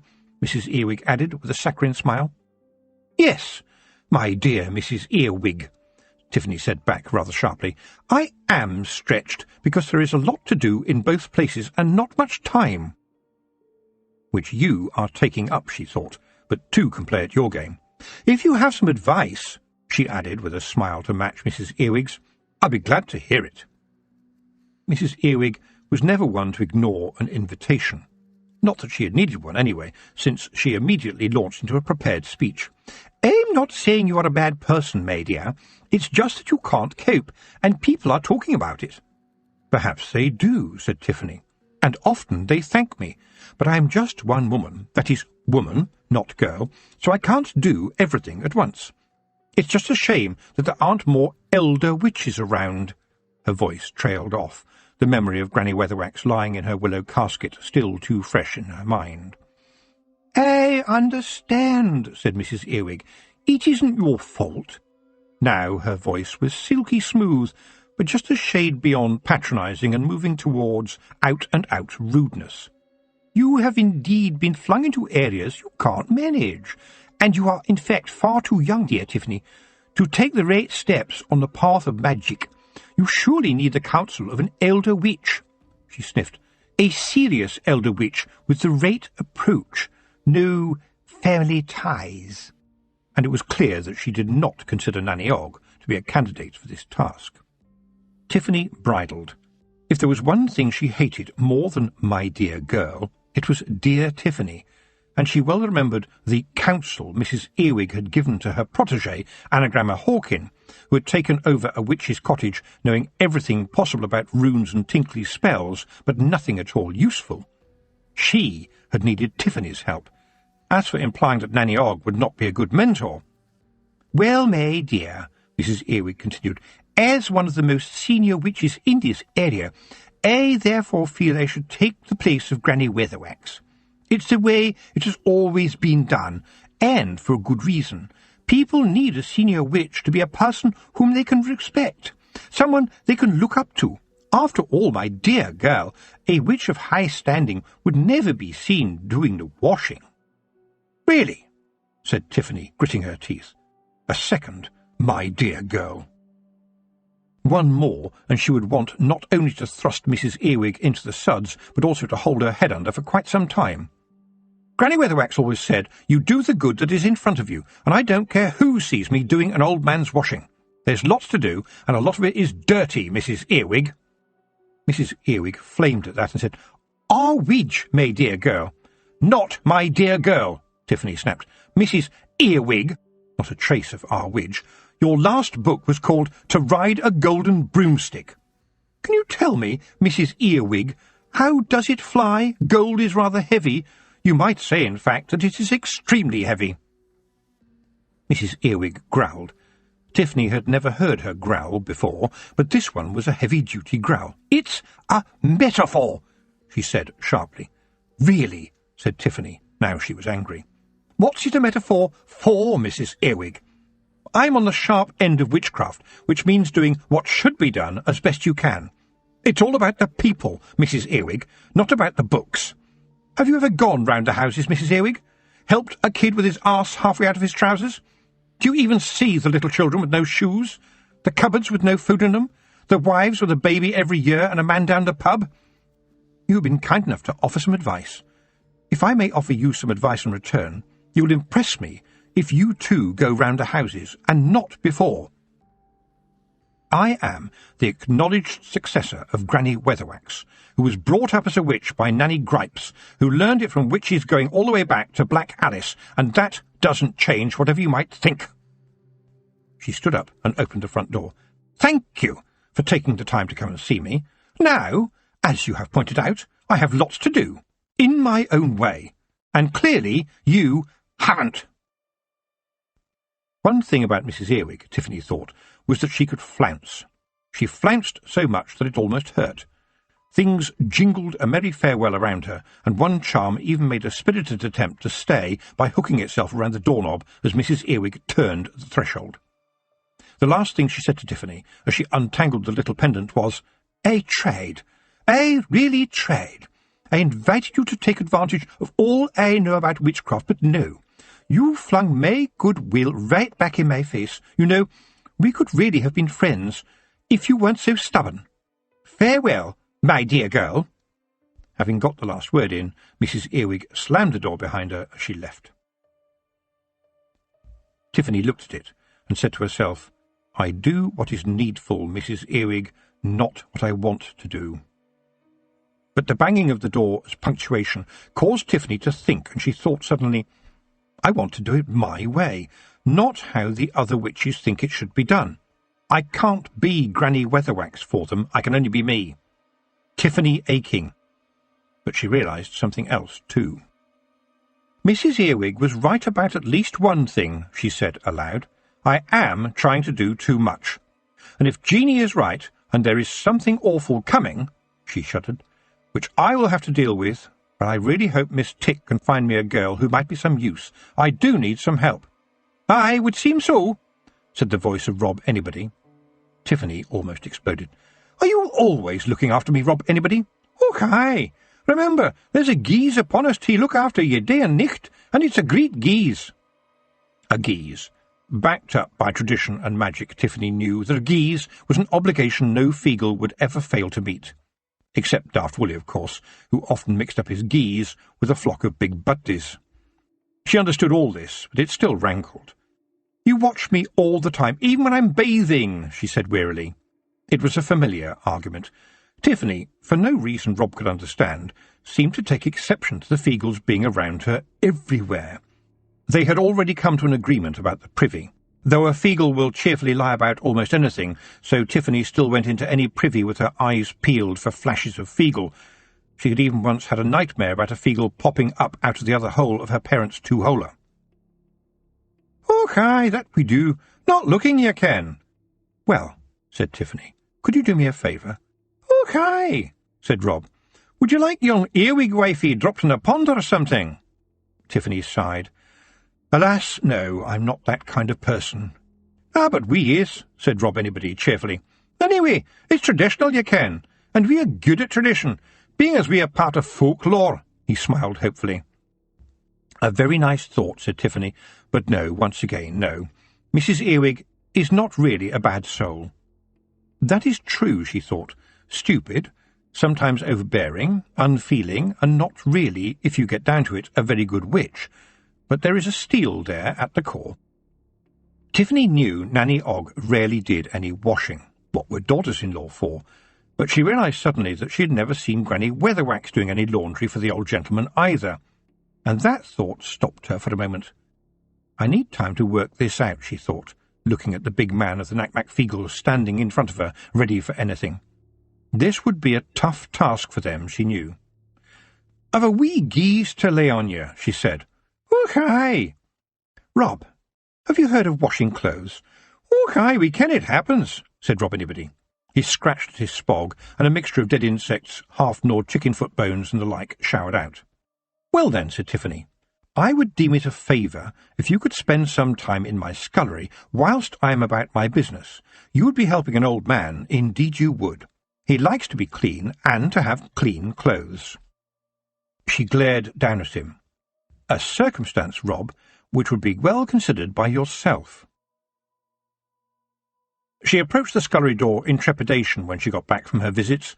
Everything was shining clean, and draped among the trees outside were old Mr. Price's unmentionables, as white could be. Only then did Tiffany draw breath. "Excellent," she said to Rob Anybody. He smiled and said, "Aye, we kenned this would be a tricky job." "Good job I was with you this time," came a voice. It was wee Mad Arthur, a Feegle who didn't mind washing, due to his having been raised by a bunch of cobblers and then being a policeman in the big city. Wee Mad Arthur, Tiffany often thought, had a battle raging inside him between his Feegle half and the city half. But since every Feegle liked a good punch-up, well, a fight inside yourself was just an extra treat. Big Yan pushed wee Mad Arthur aside and said, "We dinna mind helping old Big Jobs getting them squeaky clean, but we are the Feegles and we treasure our dirt. Washing makes a Feegle wither awa. We canna abide the soap, ye ken." "Nay me, Rob, nay me," came a happy voice, and Daft Woolly fell off the wall of the old goat paddock. Bubbles floated away on the air as he rolled across the grass. "I've told you about that, Woolly," Rob snapped. "It just makes bubbles come out of your ears." Tiffany laughed. "Well, you could make your own soap, Woolly, Make some for Jeanie. Take a wee present home to your kelder. It's easy to make. You just need some fat and some lye." "Oh, hi, we're good liars, we are," Rob put in proudly. "Famed for it, you ken." "Well, I tried," thought Tiffany. "And anyway, their spirits are pure, if not particularly clean." Down on the chalk, at the edge of a dark forest, on the top of a hill overlooking Two Shirts, a small town with growing aspirations of being a bit more than one store, a coaching inn and a blacksmith's shop, the Queen of the Elves smiled in satisfaction. It was a warm night, and the air smelled as it always did, and the sky looked as it always did. There appeared to be a new road or stream into the town which glimmered in the moonlight, but otherwise things seemed just as they had been on her last visit. She turned to look at her goblin prisoner, who was perched with his hands bound on the saddle behind one of her guards. She smiled, and it was not a pleasant smile. She would hand him over to Lord Lankin, she thought. The elf would enjoy tearing the wretched goblin limb from limb, after he had had his pleasure playing with his prey, of course. But first, this goblin filth had led them here, to this hillside. The Queen and her raiding party looked down at the sleeping valley ahead. Her warriors wore scraps of fur and leather, feathers tucked into headbands and dangling around their necks, and they carried bows with the arrows already nocked. The gate between the worlds had given them very little trouble in the end. It had not taken much effort for the stronger elves to push through. The barrier was, indeed, very weak just now. Before, the old witch would surely have kept it strong, kept them out, for she had always been on the watch for the fairy folk. Animals noticed them too. At the very moment the Queen stepped onto the chalk, the hares on the downs had turned and frozen, whilst the owls out hunting had soared higher, sensing the unwelcome presence of another predator. Humans, however, were usually the last to notice anything, which made them so much more fun. Apart from a glow above a mound on the hillside and a distant noise of roistering that the Queen recognised as being the usual sounds of the Knack-Mack Feegle, there had been nothing so far to trouble the first elf incursion into the Discworld for many years, and the elves had begun to enjoy themselves. They had caroused through a couple of villages, letting out cows, upturning carts, turning the milk and the churn sour, spoiling a cask of ale, and generally amusing themselves with such trifles. But the growing little town below promised all sorts of entertainment for elves who had been denied the pleasures of a raid for far too long. Apart from the delicate tinkling of myriad bells attached to the harnesses of the raiding party's black horses, there was silence as the elves waited for their Queen to give the signal. She raised her arm. But before she could do anything, suddenly, screaming through the air, there came a noise as though someone was killing a gigantic pig. It was a sound which enveloped the whole of the chalk, a screaming whistle which screeched around the hills, setting everyone's teeth on edge. Down in the valley, the air now seemed to be full of fire as a huge iron monster tore along the silvery trail towards the town, clouds of steam marking its path. The elves reeled, panic spreading rapidly from elf to elf as they shrank from the noise, from the sound, from the very scent of iron in the air. Nonchalantly, Of the Lathe the Swarf jumped down from the saddle, used his teeth to steal a stone knife from the guard, whose hands were now covering his pointy ears in an effort to block out the sound, and swiftly sliced through his bonds. "Told you! Iron horse, that is," he said importantly. "Last train into Two Shirts, is that? That's where goblins work, with steel and iron." The Queen hadn't flinched. She knew that. Some of the others had, but she could deal with them later. No elf should show fear in front of his Queen. But in her mind she thought, train? It's big. It's iron, and we don't know about it. And what we don't know about it could get us killed. How can we tame it? She demanded. More importantly, can we make it ours? What grief we could make with something like that! Peaseblossom, a calm Peaseblossom, seemingly impervious to the general sense of terror among the elves, was at her elbow and smiled, a smile the Queen didn't like. It cut through the dramatic style of the face he had chosen to wear, his eyes cold and merciless. He said, "We can torment the goblins until they tell us how to control it. Then they can do it for us." "They won't," said Of the Lathe the Swarf, giving Peaseblossom a dirty look. Why should they?" Peaseblossom reached down to grab the goblin, and of the lathe the dwarf reacted quickly, thrusting his small hands into his pockets and throwing a shower of silvery scraps over the elf. Peaseblossom screamed in pain as he fell from his horse. The goblin laughed as the other elves hastily backed away. "Forgot what's in my pockets, Mr. P.P. Flower. Told you about Swarf, I did. Part of my name. Hurts, does it? Touch clever goblin these days, nasty things happens. Especially to elves." He pointed down at Peaseblossom, whose glamour had completely deserted him under the onslaught of the shower of iron filings. The elf lay writhing on the grass, a small, weak, pathetic creature crying from the pain. "Funny, no?" said the goblin. "In this new world, little things like Swarf and goblins do matter." Chapter 8. The Baron's Arms. The Baron's Arms was the kind of pub where John Parsley, hereditary landlord and bartender, was happy for the locals to mind the pumps when there was a rush or he needed to answer the call of nature. The kind of pub where men would arrive proudly carrying a huge cucumber or any other humorously shaped or suggestive vegetable from the garden just to show it off to all their friends. Quite often there would be arguments, but arguments for the truth and not for a fight. Occasionally, someone would try to wager money, but this was frowned on by John Parsley. Although smoking was allowed, lots and lots of smoking, spitting was not tolerated. And of course there was swearing, with language as ripe as the humorous vegetables. After all, there were no women there except for Mrs. Parsley, who turned a blind ear and would certainly put up with language such as bugger, it being considered nothing more than a colourful expression, used plentifully in this context as "How are you, you old bugger?" and more carefully, "Bugger me." The barons, knowing the value of a thriving pub and not being above dropping in from time to time, had over the generations added improvements for the entertainment of their tenants. Soon after his marriage, for instance, the new young baron had given the pub everything needful for playing darts. This hadn't been a total success. In one enthusiastic match, Shake Gently, widely acknowledged as the best ploughman on the chalk, but not known for his intellectual acumen, had almost lost an eye. The darts were therefore now looked upon as deadly by all the locals, and the shove-halfpenny board had been carefully put back into favour. After a long day's slog in the fields or sheds, the pub was a welcome refuge to many. Joe Aching, tenant farmer of Home Farm, had been promising himself a quiet pint throughout a day which had been beset by obstreperous animals and broken equipment. A pint, he had told himself, would put him in a better frame of mind for the discussion which he knew awaited him over supper about his wedding anniversary, which, to his dark dismay, he had forgotten.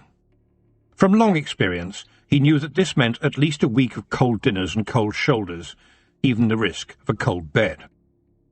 It was Saturday, a warm, late summer evening, a clear night. The pub was full, though not as full as John Parsley would like. Joe took a seat at the long oak table outside the pub, with his dog, Jester, curled around his ankles. Coming from a long line of Achings who had farmed on the chalk, Joe Aching knew every man who lived in the area and their families. He knew who worked and who didn't work much, and he knew who was silly and who was smart.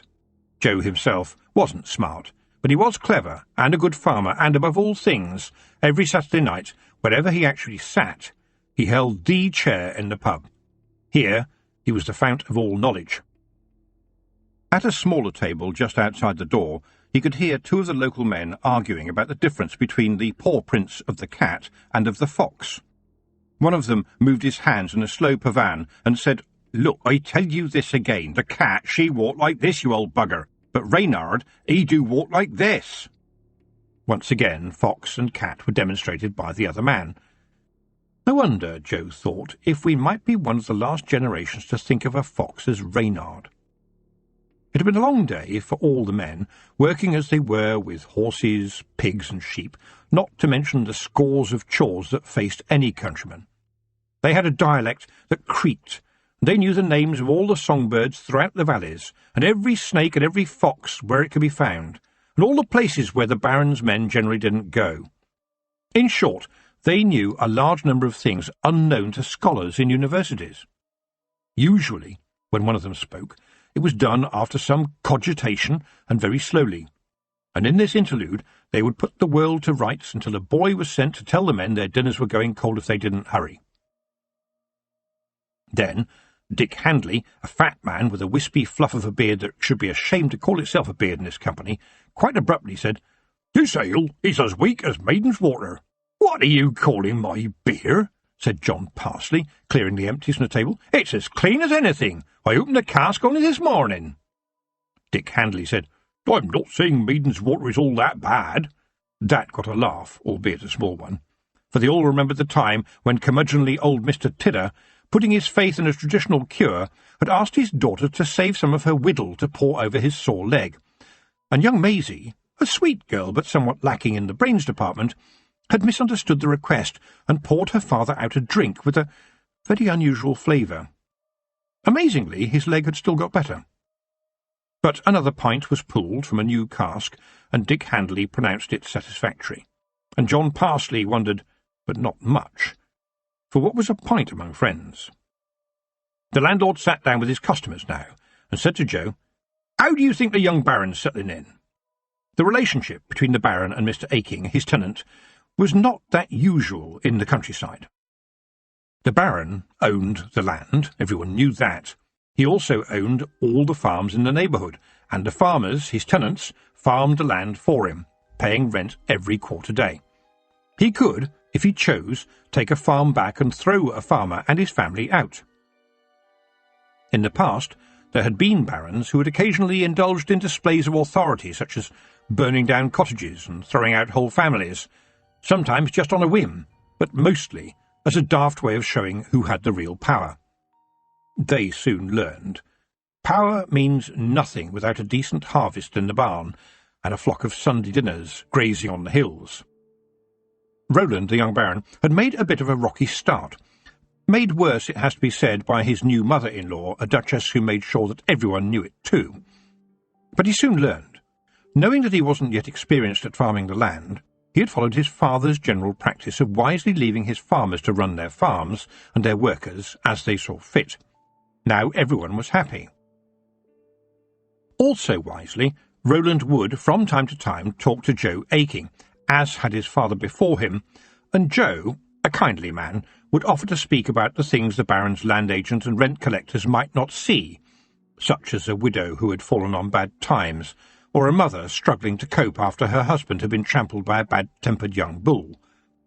Joe Aching would point out that a certain amount of charity would be a good thing, and, to give the young Baron his due, he would do what he was told in a strange sort of way, and the widow would find that somehow she had managed to pay her rent in advance, so owed nothing for the time being, and a helpful young lad from the estate who needed to learn farming might turn up at the young mother's little holding.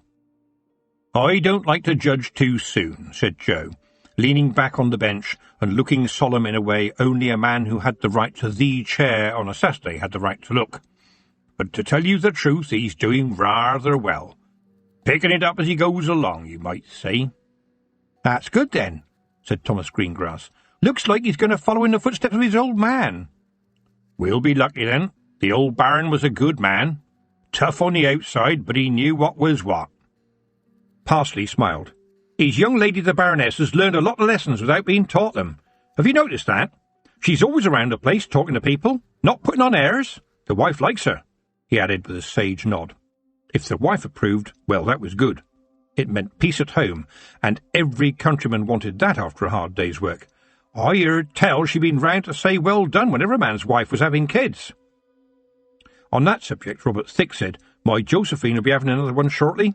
Somebody laughed and said, "That's pints all round, you know." "Be sure to have a word with Joe's Tiffany, then," said Thomas Greengrass. "When it comes to birthing a child, I've never seen better." Over his pint, Thomas added, "I saw her whizzing past yesterday. It made me right proud, it really did. A girl of the chalk. I'm sure you must be just as proud, Joe." Everyone knew Tiffany Aching, of course. Had done ever since she was very small and played with their own children. They didn't much like witches up on the chalk, but Tiffany was their witch. And a good witch to boot. Most importantly, she was a girl of the chalk. She knew the worth of sheep, and they'd seen her running around in her pants when she was growing up, so that was all right then. Tiffany's father tried to smile as he reached down and gave his dog a pork scratching. "A present for you, Jester." He looked up. "Of course, Tiffany's mother would like to see her here more often, though she's made up about our Tiff. Can't stop telling people about what she does, and neither can I." He looked over at the landlord. "Another pint for me when you've time, please, John." "Of course, Joe," said John Parsley, heading into the bar and returning with the foaming tankard in his hand. As the pint was passed down to its destination, Joe said, "It's strange, you know, when I think about how much time our Tiffany spends over in Lanka these days." "Be a shame if he moved up there," Dick Handley commented. And the thought was there, floating in the air, though nobody said anything further, not to Joe Aching, not on a Saturday. "Well, she's always very busy," Joe said slowly, tucking Dick's comment away in his head to think about later. "Lot of babies round here, lads." This brought a smile. "And it's not just birthing. She came to my old mother when she was going," said Jim Twister. "Was with her all night, and she took the pain away. She does that, you know." "Yeah," said Joe. "It's not just for barons, but that's how the old boy went, you know. He had a nurse, but it was Tiffany who sorted him out, made sure he had no pain." There was a sudden silence at the table as the drinkers reflected on the many times Tiffany Aching had crossed their paths. Then Noddy Saunders said, almost breathlessly, "Well, Joe, we're all hoping as your Tiffany stays round here, you know. You've got a good one there, no mistake. Mind you tell her that when you sees her." "I don't need telling, Noddy," said Joe. "Tiffany's mother would like her to settle down, of course, on the chalk with her young man, you know, young Preston, who's gone off to learn to be a proper doctor in the big city. But I reckon she won't, not for a while anyway. As I see it, there's lots of Achings around here, but our Tiff is following in the footsteps of her granny. Only more modern thinking, if you get me. I reckon she's out to change the world, and if not the world, then this little bit called the chalk." "She's a right good witch for us shepherds," Thomas Greengrass added. And there was a murmur of agreement. "Do you remember, lads, when shepherds would all turn up here and fight in a challenge?" said Dick Handley after a pause to empty his glass. "We didn't have witches then." "Aye," said Joe Aching. "Those old shepherds didn't fight with their sticks, mind you. They arm-wrestled, and the winner would be named head shepherd." They all laughed at that, and most of them thought of Granny Aching, for Granny Aching had really been the last head shepherd. A nod from Granny Aching, and a shepherd would walk like a king for the day, challenge or no challenge. "Well, we don't have no head shepherd nowadays. We got a witch instead. You're Tiffany," said Robert Thick, after another long silence, in which more beer was drunk and pipes were lit. "So, if we have a witch instead of a head shepherd, do you think any of you ought to arm-wrestle her?" asked John Parsley with a big grin, and a sideways look at Tiffany's father. Robert Thick said, "A witch, no fear. I would mend my manners." Joe chuckled as the others nodded in agreement. Then they looked up as a shadow passed over them, and the girl on her broomstick shouted down, "Evening, Dad! Evening all! Can't stop! This one's having twins!" Roland de Chum's family, pronounced Chuffley under that strange rule that the more gentrified a family is, the more peculiar the pronunciation of their name becomes. Tiffany had once heard a high-born visitor named Ponsonby McElwright, Poot, refer to Roland as Chuff. She wondered how they managed at dinner when Poot introduced Chuff to Wum or Humph. Surely it could lead to misunderstandings. Roland de Chum's family, the young baron on the chalk, did want to be like his father in many ways. He knew the old man had been popular, what was known as an old-school baron, which meant that everyone knew what to expect, and the guards polished up their armour and saluted, and did what was expected of them, while the baron did what was expected of him, and pretty much left them alone. But his father had also been a bit of a bad-tempered bully at times, and that bit Roland wanted to forget about. He particularly wanted to sound the right note when he called round to see Tiffany Aching at home farm. For they had once been good friends, and, to Roland's alarm, Tiffany was thought of as a good friend by his wife Letitia. Any man with sense was wise to be fearful of a wife's best friends, for who knew what little secrets might be shared? Roland, having been educated at home, and with limited knowledge of the world outside the chalk, feared that little might be exactly the kind of comment Letitia might share with Tiffany. He chose his moment when he saw her broomstick descend early that Saturday evening, at a time when he knew Joe Aching would be at the pub. "Hello, Roland," Tiffany said, not even turning round as he rode into the farmyard and dismounted from his horse. Roland quivered. He was the Baron. Her father's farm was his, and as he thought this, he realised how stupid a thought it was. As Baron, he had the bits of paper that proved his ownership, but this farm was the Achings'. It always had been, and it always would be. And he knew that Tiffany knew exactly what he'd just thought, so he went a bit pink when she turned round. Tiffany," he began, "I just wanted to see you, and it's like this." "Oh, come on, Roland," she urged. "Just get on with what you come to say. It's been a busy day, and I need to get back to Lanka tonight, too." It was the opening he needed.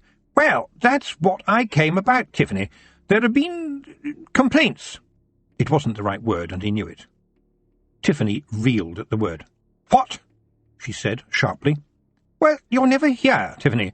You're supposed to be our witch, be here for us, but you're off to the Ramtops almost every other day." He straightened up, a metaphorical broomstick up his spine. He needed to sound official, not wheedle. "I am your Baron," he said, "and I ask that you look to your responsibilities. Do your duty." "Do my duty?" Tiffany echoed weakly. What did he think she'd been doing over the past few weeks? Bandaging legs and treating sores, birthing babies and taking pain away from those nearing the end of their days, and visiting the old folk and keeping an eye on the babies, and, yes, cutting toenails. What had Roland been doing? Hosting dinner parties? Admiring Letitia's attempts at watercolours? Be far better if he could have offered Letitia's help. For Roland knew, just as Tiffany did, that Letitia had the natural abilities of a witch. She could be useful on the chalk. And then she thought, that was mean. For she knew that Letitia visited every new baby, talked to the women. But she was angry with Roland. "I shall think on what you say," she said, with an exaggerated politeness that made him blush even more. With the imaginary broomstick still rigidly attached to his back, Roland strode over to his horse, remounted and rode off. Well, I did try, he told himself, but he couldn't help but feel that he had made a bit of a mess of it. There had been pandemonium when the Queen and her followers got back through the stone circle. The glittering fairyland palace was gone, and the council was taking place in a clearing in the depths of what might have been a magical wood, if the Queen had bothered to put in the requisite details, such as butterflies, daisies, and toadstools. Even now, trees were frantically scribbling in branches and twigs as she passed, and parts of the ground seemed to be having a little race to create blades of grass on either side of her. She was furious. A goblin, a piece of filth, had dared to attack one of her lords. And he had fallen in front of that goblin, a goblin so fleet of mucky foot as he had run from her anger. But although it had been Peaseblossom who had fallen, and secretly the Queen was pleased that it had been him and not another of her lords, she knew that her elves blamed her for the shame, the failure, for she had led the raiding party, taken the goblin with them. Despite her orders, Peaseblossom was still with them. He'd been pale and staggering at first, but his glamour was almost back to its normal strength, now the terrible iron had been cleansed from his body. Behind him were ranked her guards, and she could feel defiance flowing from them. She glared at Peaseblossom with disdain, and said to one of the guards, "Take that weakling away! Get him out of my sight!" But the guard did not move. Instead, he smiled, insolently, and fingered the crossbow in his hands, casually knocking a feathered arrow and daring to point it in her direction. "My lady," Peaseblossom said, with thinly veiled scorn, "we are getting lost. Our hold on the human world is weak. Even the goblins are laughing at us now. Why do we only learn from one of them that the humans have been encircling their world with iron? Why haven't you done anything to stop this? Why haven't we been out on the hunts? Why have you not allowed us to be true elves? It's not like the old times." His glamour was nearly powerful enough again to match hers, but his will was even stronger. How did I not fully see this? The Queen thought, though her face showed nothing of what she was feeling. Is he daring to challenge me? I'm the Queen. The king may be in another world, lolling in his barrow, luxuriating in his pleasures, but I'm still his queen. There is always a queen to rule, never a lord. She pulled herself up to her full height and glared at her treacherous lord, willing her glamour to its full power. But there was a chorus of agreement with Peaseblossom from several elves. It was indeed a rare day when an elf agreed with another elf. Disagreement was a far more normal state of being. But the mass of warriors seemed to be drawing closer together right now, their cold eyes examining their queen, pitiless, dangerous, nasty. The queen looked at each one before turning back to Peaseblossom. "You little squib!" she hissed. "I could put out your eyes in a moment." "Oh, yes, madam," Peaseblossom continued as the pressure built. "And who lets the Feagles run amok? Now that the old crone is gone, the witches are weak, as is the gateway between our worlds. But you, despite all this, you seem still afraid of the Aching girl. She nearly killed you before, by all accounts." "She did not," said the queen. But the other elves were looking at her now, looking at her like a cat looks at its prey. And he spoke true. Tiffany Aching had defeated her. The queen felt her glamour flickering, fading. "You are weak, madam," said Peaseblossom. The queen felt weak and small and tired. The trees were closing in. The light seemed to fade. She looked at the faces around her, then rallied and summoned up what power she had left. She was still the queen, their queen. They must listen to her. "The times are a-changing," she said, pulling herself to her full height. "Iron or not, goblins or not, that world is no longer the same." "So we hide away, at your bidding," said Peaseblossom, his voice full of contempt. "If the world is changing, it is we who must change it. We who must decide how it will be. That is how it has always been, and how it must be again." The elves around him sparkled their approval, their finery dazzling, their cold, narrow faces surrounded by the glow of their glamour. The queen felt lost. "You don't understand," she tried. "We have that world there for our pleasure. But if we try to act as it has always been, well, we will be rolled over by time. Just fairies. This is what the iron in that world tells us. There is no future for us there." Peaseblossom sneered and said, "This is rubbish. This talk of no future. We make our own futures. We don't care about humans or goblins. But you seem to be rather soft on them. Could the great queen be afraid? You are not certain of yourself, lady. That makes us uncertain of you." The allegiance of elves is spiderweb thin, and the currency of Fairyland is glamour. The queen could feel her glamour draining away more and more as her adversary talked. And then he struck. "You have become too soft, madam," he roared. "It began with that girl, and it will end with me." And now his glamour was growing in intensity, and his eyes were glowing, and the power was building around him, making the other elves wary and obedient. Peaseblossom pointed at the queen, watching myriad faces and visages flicker across her features. Golden hair, dark hair, long hair, short hair, wispy hair, balding, baby's hair, tall, strong, weak, childlike, upright, curled over, whimpering. "The goblins no longer come at your beck and call these days," he hissed. "And Fairyland cannot survive without a strong leader. We elves need somebody to prevail over goblins, over humans, and everybody else. What we need now, what our king in the barrow needs, is a warrior." Peaseblossom was like a snake now, his gaze piercing his victim, even as she shriveled further and wept from the loss of her glamour. "We can't be governed by such as this," he concluded contemptuously. He turned to the other elves and said, "What do you say?" And in the blankness of their eyes, the queen saw her future drop away. "What should we do with her, Lord Peaseblossom?" It was Mustard Seed, striding forward to support his new leader. "She must quit the throne," another elf called out. Peaseblossom looked down at his former queen with disdain. "Take her away. Toy with her as you will. And then tear off her wings," he commanded. "That will be the penalty for those who fail.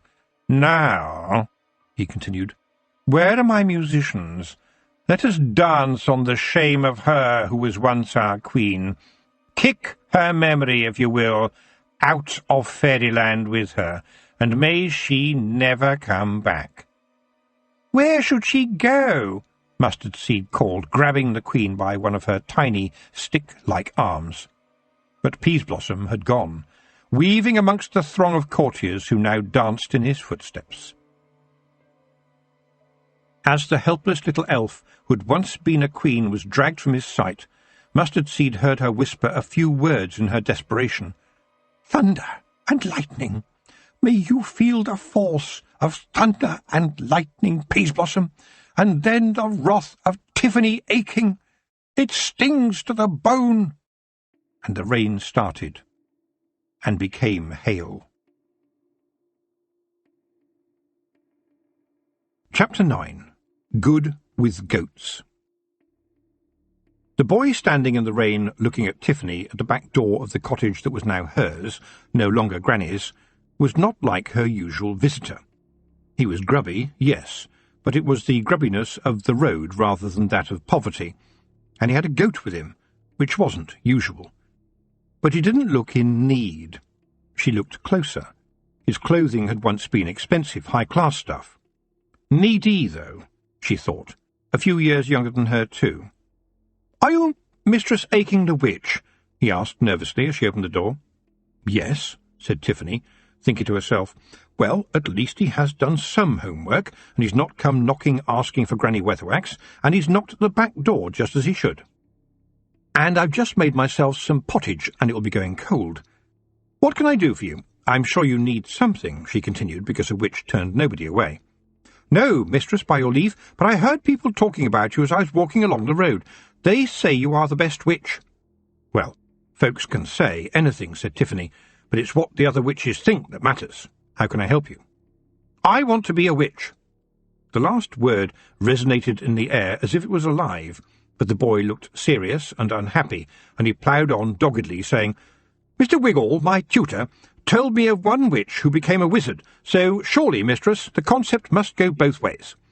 They say what's good for the goose is good for the gander, don't they?" "Well, yes," said Tiffany, uncertain of herself, "but many ladies do not like to deal with an unknown man, as it were, in private circumstances. A lot of our work involves being midwives, you know, and with the accent on wives." The boy's Adam's apple was shaking, but he managed to say, "I know that in the big city the Lady Sybil Free Hospital helps women and men alike. There is no doubt about it, mistress, that when it comes to surgery there are ladies who are sometimes glad to see the surgeon." The boy seemed to brighten up for a moment and said, "I really feel I could be a witch. I know a lot about country things, and I have very little fingers, which were of great use some while ago on the road when I had to deal with a goat in labour, and it was in trouble. I had to roll up my sleeves and fiddle about with care to get the kid lined up to leave his mother. It was messy, of course, but the kid was alive, and the old man who owned the goat was in tears of gratitude." "Really," said Tiffany stonily, wondering when good with goats had become a qualification for being a witch. But the boy looked like a lost soul, so she relented and invited him in for a cup of tea. The goat was shown an overgrown patch of creep-along Minnie under the apple tree out of the rain, and seemed content to be left outside, although Tiffany could not help noticing, as any witch would notice, that it gave her an odd look of a kind not often seen in a goat's slotted eyes. The type of look that makes you wary of turning your back, definitely, but something more than that too. As she beckoned the boy in, she saw Hugh stroll past the apple tree and suddenly stop, her back arching and her tail fluffing out to a remarkable size as she spotted the goat. There was a pregnant pause as the two eyed each other up, and Tiffany could have sworn she saw a quick flash of fluorescent light, greenish-yellow-purple, and then all was suddenly calm, as if there had been an agreement signed and sealed. The goat returned to its nibbling, and Hugh subsided to her normal size and strolled past, almost brushing against the goat's legs. Tiffany was amazed. She had seen Nanny Ogg's cat Grebo run from Hugh. What kind of goat was this? Perhaps, she thought with interest, this boy is also more than he seems. As they sat at the little kitchen table, she learned that the boy's name was Geoffrey, and that he was a long way from home. She noticed that he didn't seem to want to talk about his family, so she tried another tack. "I'm intrigued, Geoffrey," she said. "Why do you want to be a witch instead of a wizard, which is something traditionally thought of as a man's job?" "I've never thought of myself as a man, Mistress Tiffany. I don't think I'm anything. I'm just me," he said quietly. "Good answer," Tiffany said to herself. Then she wondered, not the first time, about the differences between wizards and witches. The main difference, she thought, was that wizards used books and staffs to create spells, big spells about big stuff, and they were men, while witches, always women, dealt with everyday stuff. Big stuff, too, she reminded herself firmly. What could be bigger than births and deaths? But why shouldn't this boy want to be a witch? She had chosen to be a witch, so why couldn't he make the same choice? With a start, she realized it was her choice that counted here too. If she was going to be a sort of head witch, she should be able to decide this. She didn't have to ask any other witches. It could be her decision, her responsibility, perhaps a first step towards doing things differently. She looked at Geoffrey. "There's something about this lad, and I don't know what it is," she decided. "But he seems harmless and looks quite downtrodden, so I will decide, and I choose to give him a try. As for the goat, well," she said, "I can give you some bedding in the lean-to and some food and drink for today. Your goat is your responsibility. But it's getting late now, so we will talk again tomorrow." Next morning, whilst waiting for Nanny to drop by, Tiffany went to the lean-to with some food. The boy was asleep. She coughed carefully, and the boy jumped at the sound. "Very well, Geoffrey. Now tell me the truth. Are you running away from somebody? Parents, perhaps?" "No, I'm not," said Geoffrey, taking a mouthful of the bread Tiffany had brought, but pushing the slice of ham to one side. "You little fibber," thought Tiffany, like any witch good at spotting a lie. Spotting the truth was much harder. She sighed. "Are you just running away from home, then?"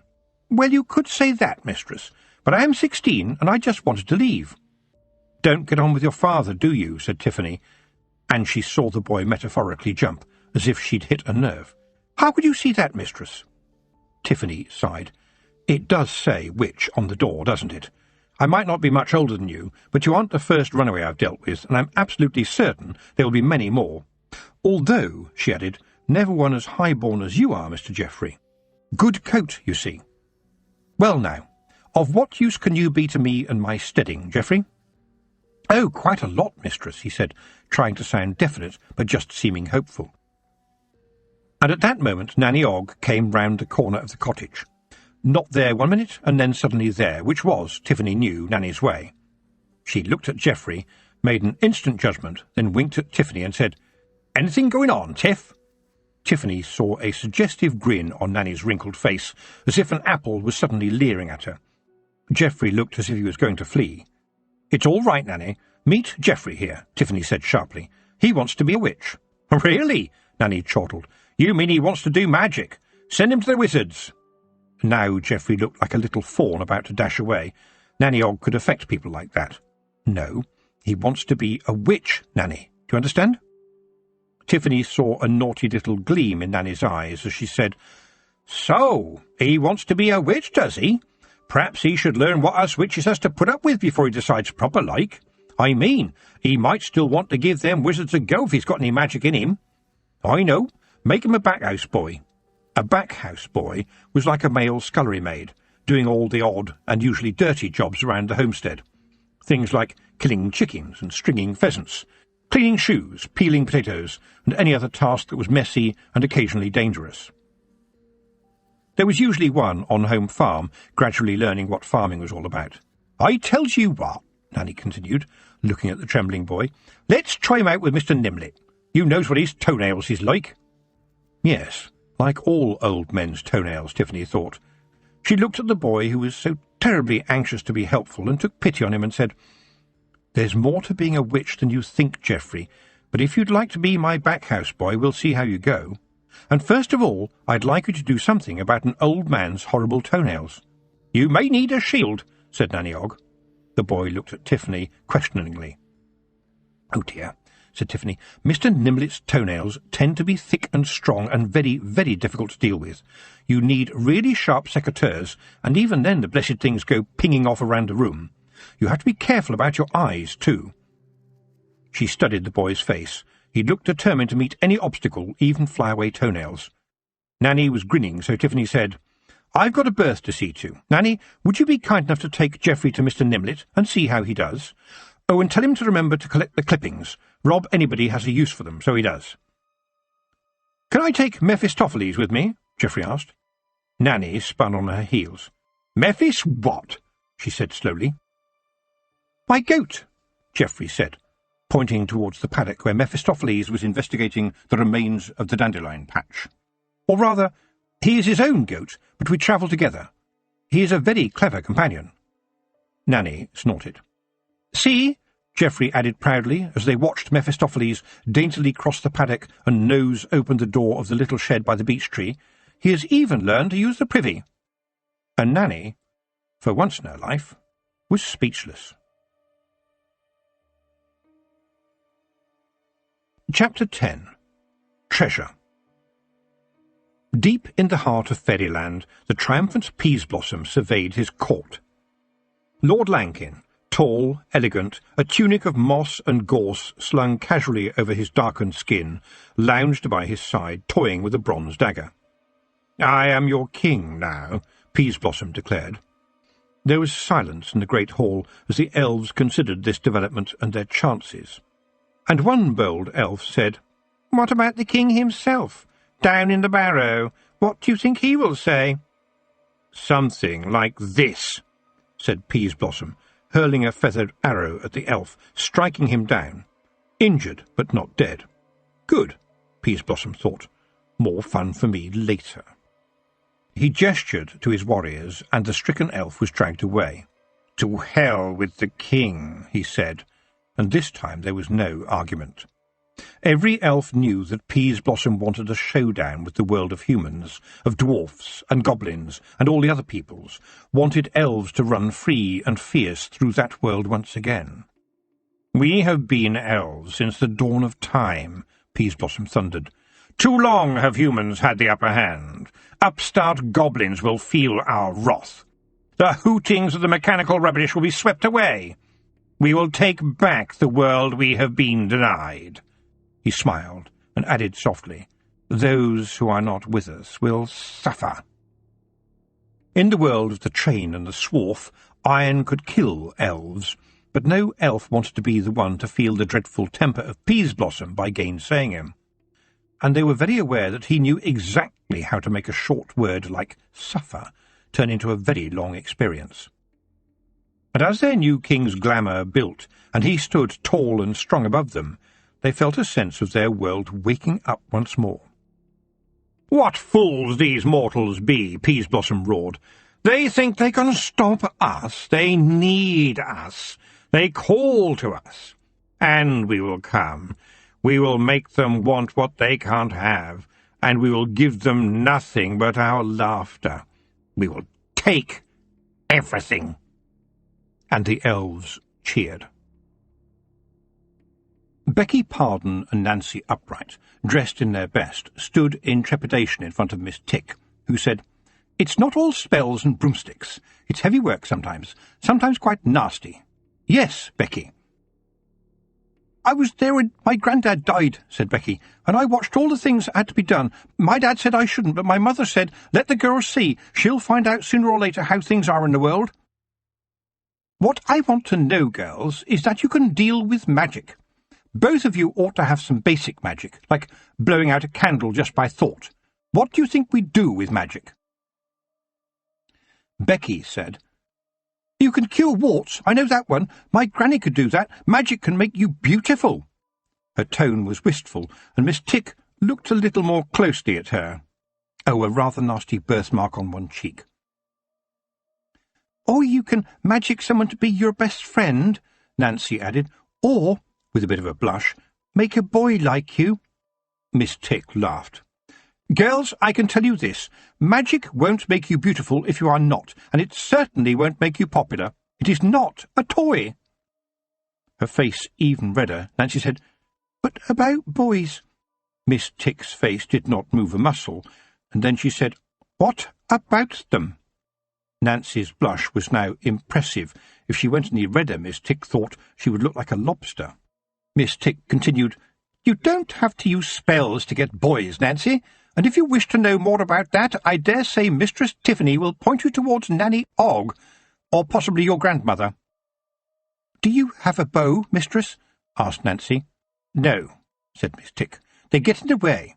Now, let's see if you can make a shamble. If you can't do that, you are very unlikely to be a witch. A shamble will give you focus." She flung her hand into the air, and something was there.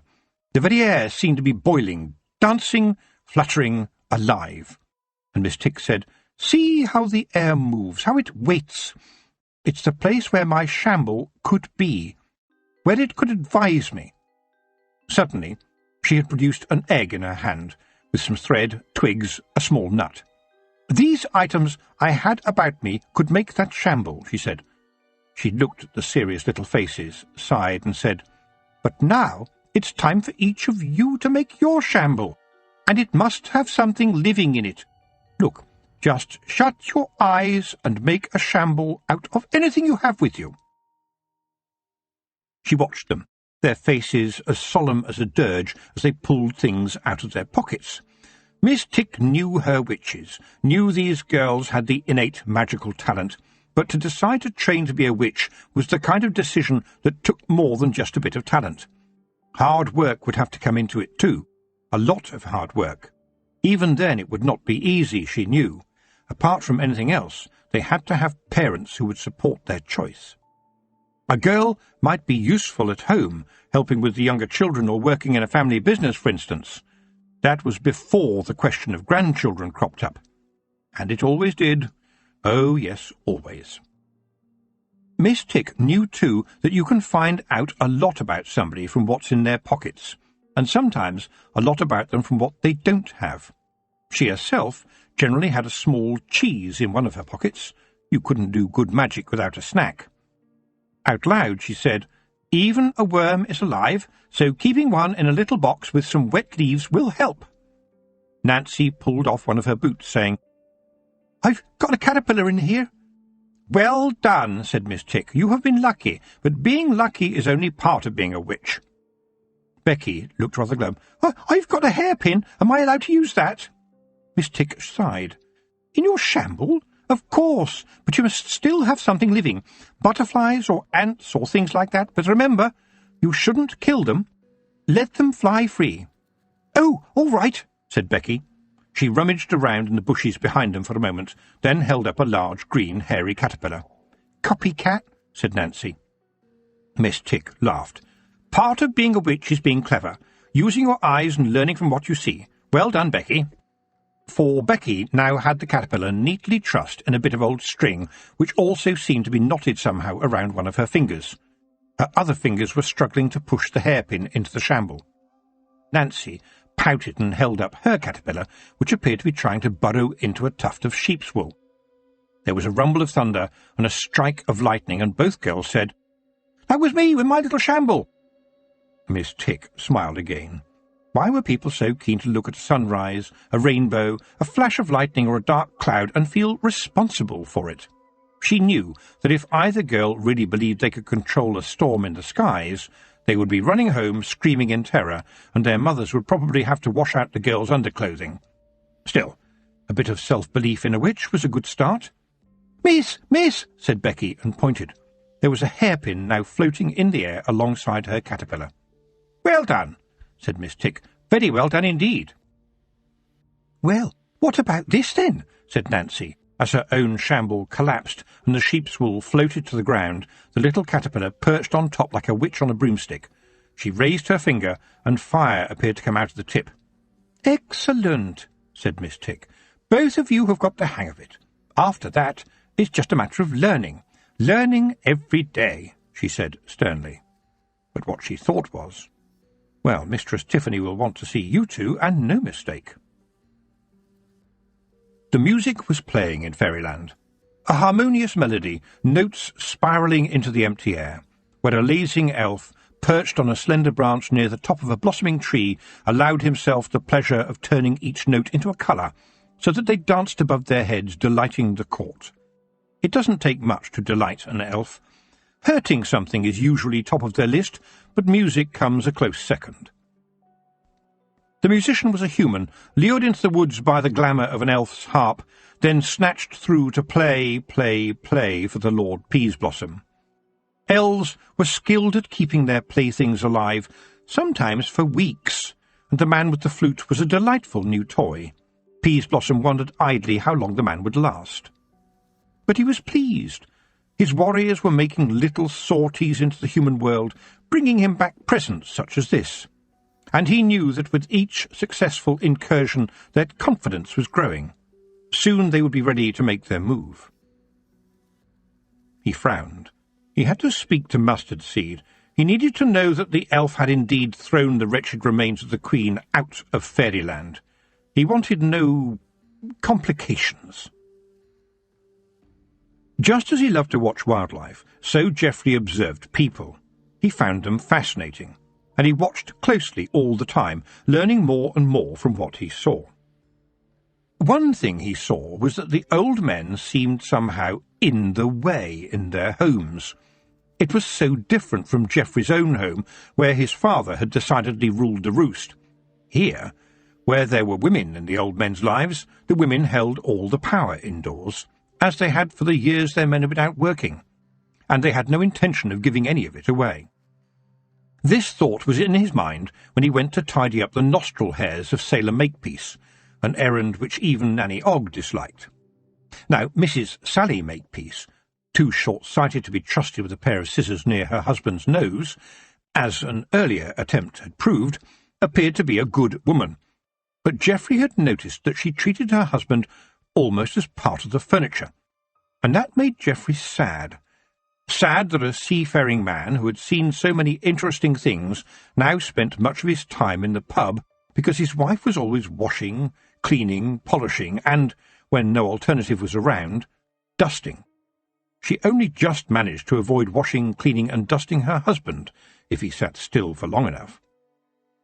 Gradually it dawned on Geoffrey that the pub was both an entertainment and a refuge for the old boys. He joined them there one day and bought them all a pint, which got their attention. Then he had Mephistopheles do his counting trick. By the second pint the old boys had become quite avuncular, and Geoffrey broached a subject which had been on his mind for a few days. "So, may I ask what you do, gentlemen?" As it happened, he got laughter, and Reservoir Slump, a man whose grin, unlike his name, never slipped, said, "Bless you, sir, you would call us gentlemen of leisure." "We are as kings," said Laughing Boy Sideways. "Though without the castles," Reservoir Slump added, "lest I had one and lost it somewhere." "And do you like your leisure, gentlemen?" said Geoffrey. "Not really," said Smack Tremble. "In fact, I hate it. Ever since my Judy died, we never had kids neither." There was a tear in his eye and a break in his voice, which he covered up by taking another swig from his tankard. "She had a tortoise, though, didn't she?" Wrinkled Joe, who had been built to a size big enough to pick up cows, put in. "Right enough," Smack said. "She said she liked it because it walked no faster than her. Still got the tortoise, but it ain't the same. Not much good at conversation. My Judy would rattle on all day about this and that. The tortoise listens well enough, mind you, which is more than I could say for Judy sometimes." This got a laugh. "It's a petticoat government when you get old," said Stinky Jim Jones. Geoffrey, now pleased to have got the ball rolling, said, "What do you mean by that?" And then there was a kind of grumble from every man. "It's like this, Backhouse Boy," said Wrinkled Joe. My Betsy tells me what I am to eat and when and where, and if we are together she fusses around me like an old hen. It's like being a kid."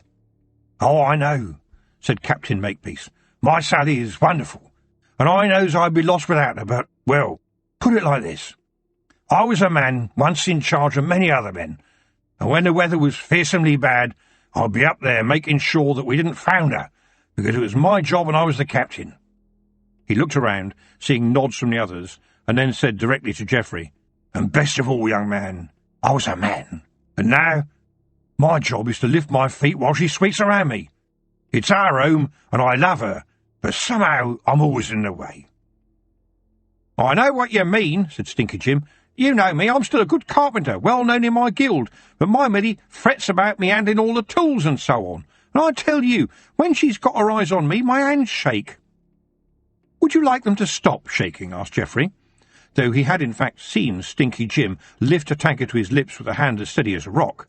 "Because you gentlemen have given me an idea." He paused, hoping they would listen. "My maternal uncle came from Uberwald, and his name was Heinrich Schedenhausen. He was the first man known to have a shed." Stinky Jim said, "I've got a shed." "No offence. You may think you have," said Geoffrey, "but what is in it? There are goat sheds and chicken sheds and cow sheds, but these sheds I'm proposing are for men. I reckon what we need around here is sheds for men. A man shed." And now he did have their attention, especially when he hailed the landlord with a, "Let's drink to that, gentlemen. Another pint all round, please." The ladies in the villages had taken Geoffrey to their hearts, too. It was astonishing. There was something about his willingness to stop and talk, his gentle smile and pleasant manner, that made them immediately warm to him. "Mr. Geoffrey is so calm all the time. He never gets in at his, oh no, and he speaks wonderful. A real educated man," old Betsy Hopper said to Tiffany one day. "And that goat of his," Mrs. Whistler added, folding her impressive arms under her even more impressive chest, "looks a testy animal to me, but that Geoffrey has him trotting along all peaceful-like." "Wish he could do the same to my Joe," Betsy cackled, and she and Mrs. Whistler chortled together as they headed off down the street. Tiffany watched them go, began thinking about her back-house boy, wondering how he made things settle down so well, and she thought, "I've seen those people before, the ones who seem to know everybody. They hold the ring, stop the fighting. I think I shall let him go round the houses with me now and see what he does." And so Geoffrey went out the next day with Tiffany, hanging on behind her on the broomstick, his face lighting up with sheer joy as Tiffany awkwardly steered the much heavier stick into the mountains, and the houses lit up as soon as he came in, so cheerfully alive. He could be funny, he could sing songs, and somehow he made everything a bit better. Crying babies began to gurgle instead of howl, grown-ups stopped arguing, and the mothers became more peaceful and took his advice. He was good with animals, too. A young heifer would stand for him, rather than skitter off in fright at a stranger, while cats would stroll in and immediately decide that Geoffrey's lap was the place to be. Tiffany once saw him leaning up against a woodland cottage wall with a family of rabbits resting at his feet, at the same time as the farm dog was by his side. Nanny Ogg, after seeing Geoffrey with Tiffany one day, said, "His heart's in the right place, I can smell it. I knows men you know," she laughed. "I've seen a great many in my time, in all kinds of circumstances, believe you me. I won't say as he's rich material right now, and some of the other witches might not like a boy coming into the business, but, Tiff, never let no one tell you as Granny Weatherwax wouldn't like it. Remember, she chose you to be her successor, not none of them. And you got to do it your way too, not hers. So if you wants to train up this lad, well, you go and do it." Tiffany herself was becoming fascinated by Geoffrey's goat. Mephistopheles came and went, but unless she and Geoffrey were off on the broomstick, he would usually be somewhere near Geoffrey, and it seemed to Tiffany that the goat watched over the boy. They had a code. It was as if the goat could talk just by tapping a hoof, and occasionally there would be a staccato of complicated hoof taps. If Mephistopheles had been a dog, he would have been a pointer, she thought. His master was his friend, and woe betide anyone who took advantage of Geoffrey's good nature. The hooves of Mephistopheles were exceedingly sharp. When Geoffrey was away, the goat often took himself off. He had soon got the goats at Granny's cottage doing his bidding, and Nanny Og said once that she had seen what she called that devil goat sitting in the middle of a circle of feral goats up in the hills. She named him the Mince of Darkness because of his small and twinkling hooves, and added, "Not that I don't like him, stinky as he is. I've always been one for the horns, as you might say. Goats is clever, sheep ain't. No offence, my dear." The triumph of Mephistopheles, proving Nanny right on both counts, happened at the edge of the woods surrounding the cottage, near the foothills of the nearest mountain, when Geoffrey had taken the cart over to look at a small boy who needed medicine. On this homestead, on this particular day, the mother was watching Geoffrey. In the flurry of worry about her son, she had left the gate to the sheep pen open. And the sheep, like all sheep, got hysterical and were getting out and running away before she looked out of the window and noticed.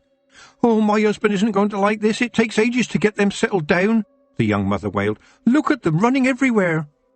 Geoffrey put his head out the window and made a clicking sound to Mephistopheles, whom he had unhitched from the cart and allowed to graze. The goat stopped eating the herbage, and then what happened next went all round Lanka. To hear it, the goat Mephistopheles rounded up those sheep like the best of shepherds. The sheep outnumbered him, of course, but carefully, one after the other, he herded them neatly back through the gate. When the mother told her husband later that the goat had not only got the sheep into the pen, but had also shut the gate after them, he thought that was a bit far-fetched, but it still made a good story down the pub, and the legend of Mephistopheles spread rapidly. Geoffrey and Nanny Og told Tiffany the tale. Along with Geoffrey's work for the little boy, that made it a day well done. But Tiffany couldn't help looking at the slot-eyed Mephistopheles.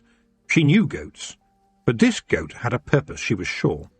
And it was watching her, she noticed, and watching you, who was watching the goat whilst, of course, pretending to look anywhere else. Everybody was watching everybody else, it seemed. She smiled, and made a decision. The following morning, she took Geoffrey to one side and told him that she had something special to say to him. "There's something else," she said. "Some little friends I want to introduce you to." She paused. "Rob," she called. "I know ye is there, and I ask you to come out now." She paused. "There's a wee drop of scumble here for ye." She placed a cup with a few drips of the liquor in it on the floor. There was a movement in the air, a flash of red hair, and Rob Anybody was there, a shiny claymore in his hand. "Rob, I want you to meet Geoffrey," Tiffany said slowly, carefully, turning to see how Geoffrey was taking the sight of his first feagle, but Rob took her by surprise. "Ach, the wee laddie, we kens him already," he announced. Geoffrey coloured up. "Well, I have been sleeping in the old lean-to," he said. "These gentlemen were kind enough to allow me to share their sleeping space." Tiffany was astounded. Geoffrey had met the Feagles already. How had she not known? She was the witch. She should have known. "But," she began, as other Feagles began to appear, one swinging down on string from the ceiling beams, another sidling out from behind a handy bucket, a group edging over to form a semicircle around the scumble on the floor. "Nae trouble," said Rob, waving a hand in the air. "We has had the most interesting discussions, ye ken, when ye are in your nightie and asleep. But we still watch over him." Rob had his hand clamped over Daft Woolly's mouth. "In my nightie?" Tiffany began, but then gave up. Oh, what was the use? The Feagles would always be watching over her, and if she had to choose between having Feagles or no Feagles in her life, well, it was an easy decision. "You don't mind, mistress?" Rob added, shuffling his feet as he always did when he found himself having to do the explaining. "Jeanie says as you have this young laddie here, and he is a treasure, and you knows how we Feagles are with treasure, we just had to pick it up." As one, the Knack-Mack Feagles sighed in happiness. And Tiffany pushed the cup towards them, saying, "Well, you aren't going to steal this treasure. But I think it may be time for me to take Geoffrey along to meet the Kelda." It was raining hard, and they dried off sitting in front of the great fire in the mound. Geoffrey was elated after the trip, and seemed completely unfazed by having to squeeze through the bushes and wriggle down into the Feagle mound. Involuntarily he squirmed a little. It was a brave man indeed who could look upon a clan of Feagles and not want to tie the bottoms of his trousers tight round his ankles. For every Feagle eye was upon him. especially that of Maggie, Jeannie's eldest daughter, who had just bravely squeezed in to see the big wee hag and her friend. She ran her hands through her fiery hair now and put on her best pout. Jeannie sighed. It would soon be time for her daughter to leave. There could only be one Kelda. Just as she thought this, Rob held out his arms, and Maggie scrambled across the chamber to sit by his side. "My daughter, Maggie," Rob said proudly to Geoffrey. "Soon to be off to her ain clan, ye ken, now she's a big grown-up lassie." Maggie bridled. "But can't I stay here?" she wheedled, putting on her best little lassie voice for her father. "I like it here, ye ken, and I dinna want to hire a husband." She said the word like it was an abomination to her. "And babbies. I want to be a warrior." Rob laughed. "But ye's a lassie, Maggie," he said, with a worried look at Jeannie. Had she not taught the Hiddlings to Maggie? Taught her what she needed to know to be a Kelda herself in her own clan? "But I kens how to fight," Maggie said sulkily. "Ask wee Dougie Bignose. I gave him such a kicking when we last had a wee brawl, ye ken."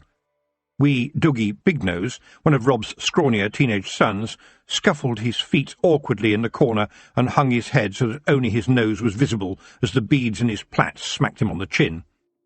"Anna talked to the toad." The toad was the Feagle's lawyer, his toad body the result of a misunderstanding with the fairy godmother. Maggie went on. "He said I dinna have to follow tradition, ye ken. He says it's my human rights." "Well, you ain't a human," Jeannie snapped. "And we'll have nae more of that nonsense. Gae and fetch your guest a nice bit of mutton now with some of her special relish." Tiffany knew of the Feagle's relish. Snail was one of the key ingredients. "Snails," she murmured to Geoffrey under her breath as Maggie flounced off. To Tiffany's amazement, the young Feagle lassie flounced in exactly the same way Mrs. Earwig flounced, except, of course, for the obvious fact that Maggie was only 5 inches tall, whilst Mrs. Earwig was as tall as Tiffany's father. Jeannie had sharp ears for a little woman. "Aye, it's amazing what my boys can do with snails, ye ken," she said. "They can even make snail whisky." Geoffrey smiled politely. "I thank you kindly, Kelda," he said softly, "but I do not eat anything that has been running, swimming, or crawling around, and that includes snails. I prefer to let them live." "Actually, the Feagles cultivate snails," said Tiffany. "Everyone has to have a living, Geoffrey. There's no getting away from that." "Indeed," said Geoffrey, "but not at the expense of others." Jeannie leaned forward, her eyes bright, and laid a small nut-brown hand on his arm. The air stilled, and now Geoffrey and Jeannie were looking into each other's eyes. "There were many like you once," Jeannie said quietly at last. "I was right. I sees ye in my cauldron, and I sees that ye are one of those who can stop a fight, bring peace." She turned to Tiffany. "Treasure him, tear for hin." As they left to head back to the farm for tea, Tiffany pondered on the Kelda's words. Stop a fight. Bring peace.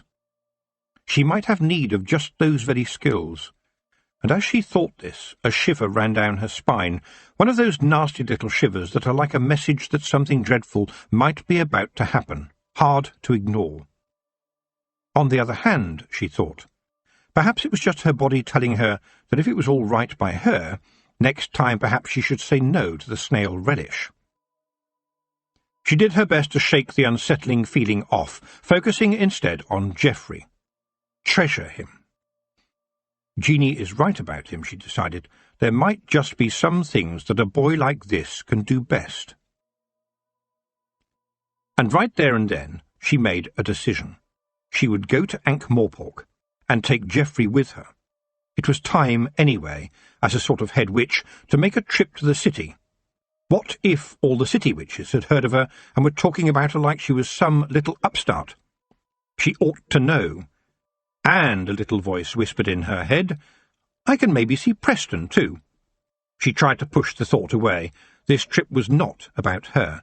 It was about being a witch, about doing what she ought to do, and that was what she would inform Nanny Ogg when she told her she'd be away for a few days. But the thought of seeing Preston again still crept back into her mind and made her feel a bit tingly.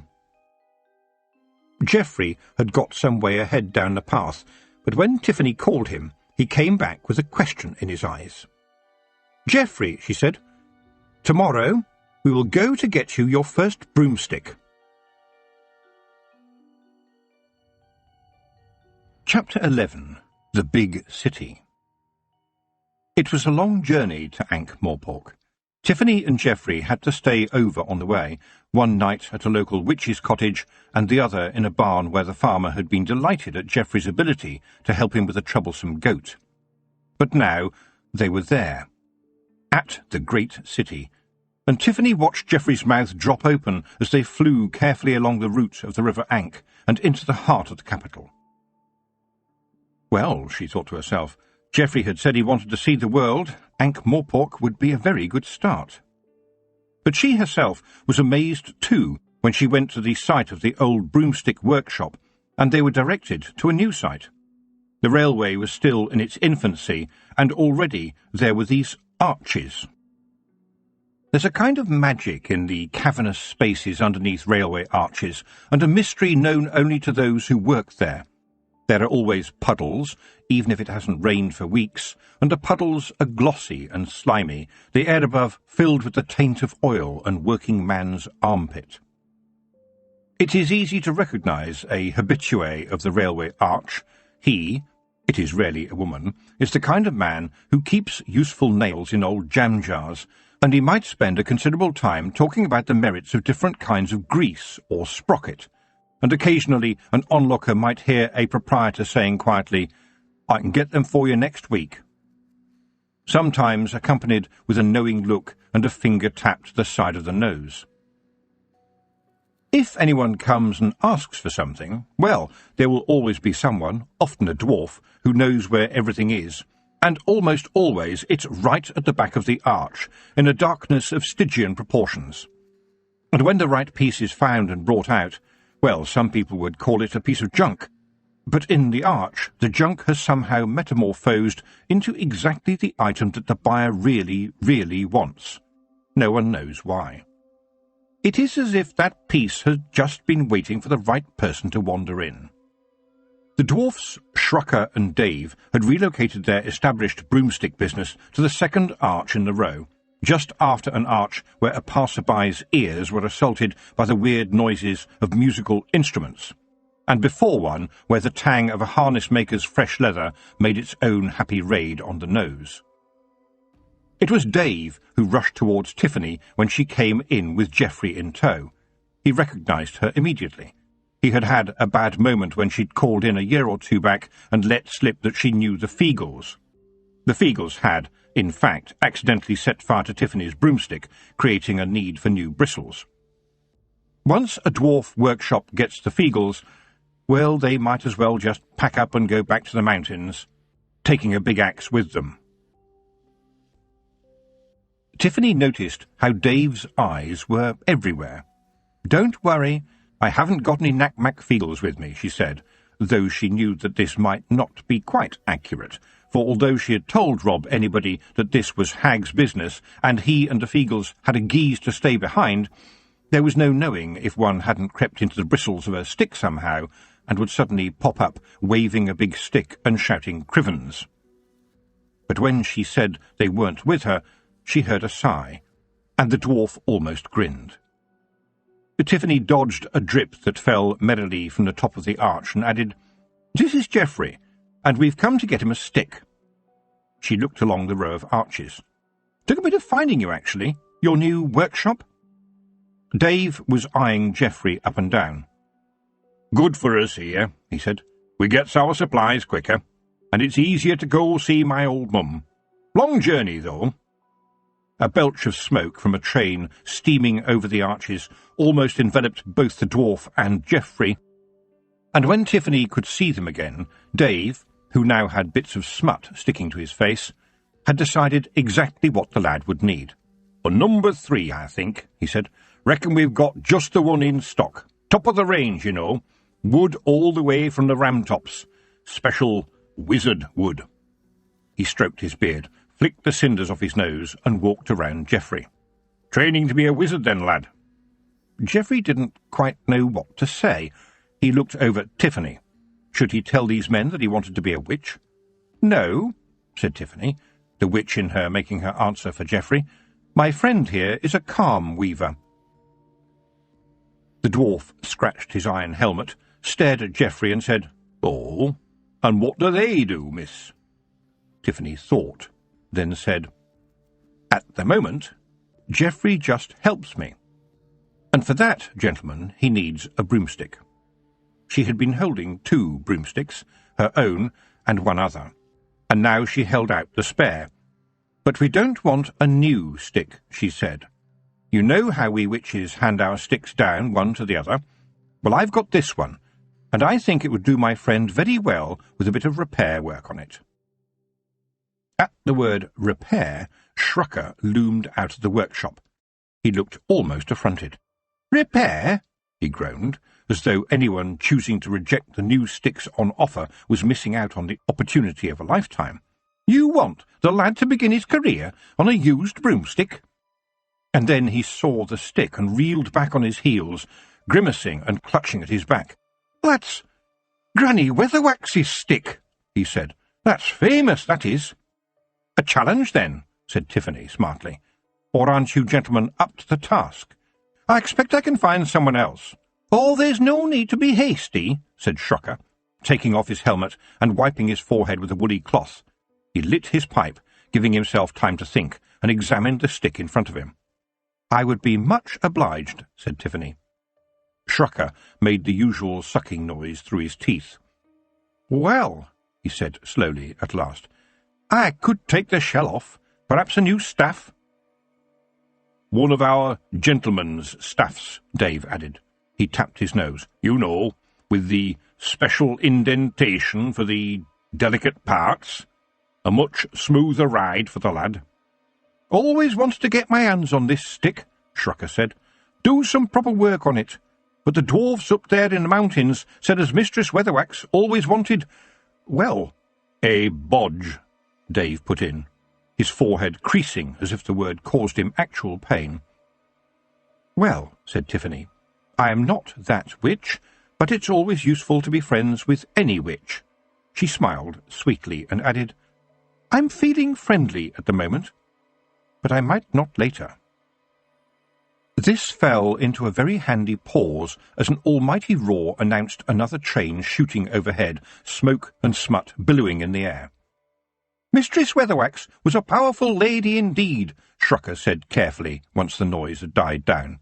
"And I heard that she never paid her bills," Dave added grumpily. "I've got the money," said Geoffrey. He had been silent so far, allowing Tiffany to speak up for him, but after all, it was going to be his broomstick. Tiffany saw the dwarfs look up with a smile, Shrucker only just managing to stop himself rubbing his hands together.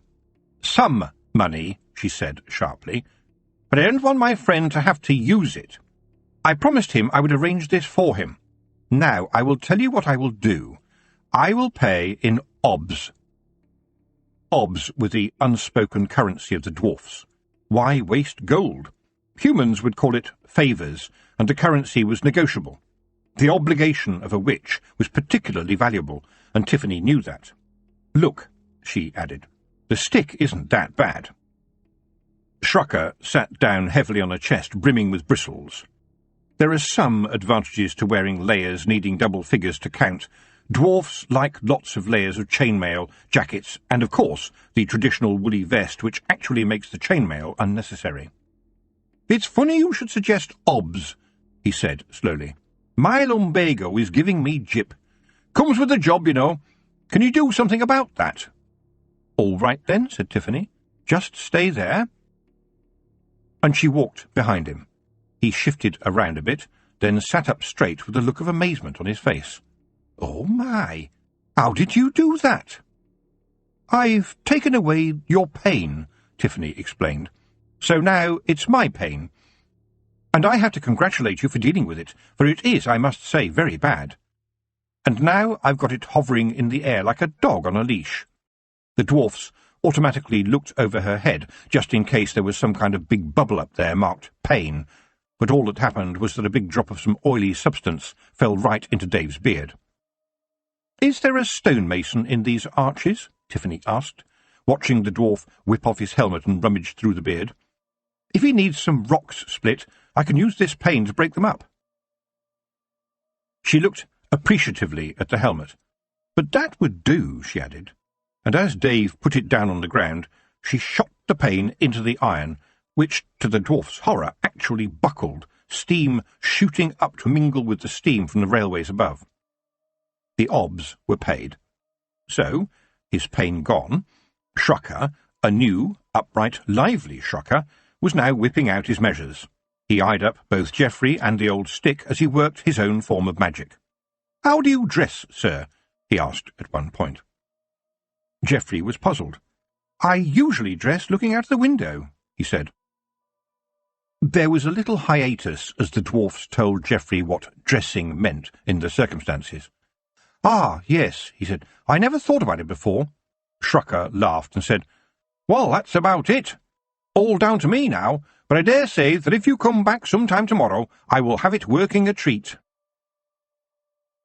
They left the dwarfs, and Tiffany told Geoffrey they would now be visiting Mrs. Proust, a witch who loved living in the city. She headed for the elderly witch's shop, Boffo's Novelty and Joke Emporium on 10th Egg Street. It would be an education for Geoffrey anyway, Tiffany thought. If he decided to follow the witching path, well, he might also need Boffo's at some point. A lot of the younger witches liked Mrs. Proust's artificial skulls, cauldrons and warts to give them the right image for the job.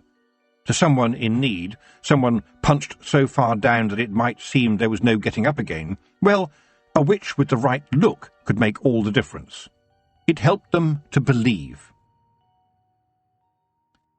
Mrs. Proust, a witch who had no need to add nasty witch accessories to her everyday look, given that she had been naturally blessed with the right kind of hooked nose, messy hair and blackened teeth, heard the novelty graveyard groan of the door opening and came over to greet them.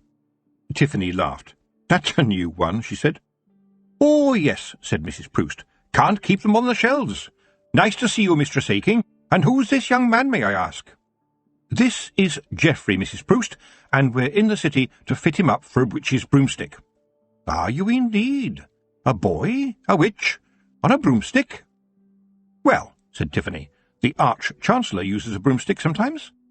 "I know," said Mrs. Proust, "but there might be trouble." "Well, if there is," said Tiffany, "the trouble will come to me.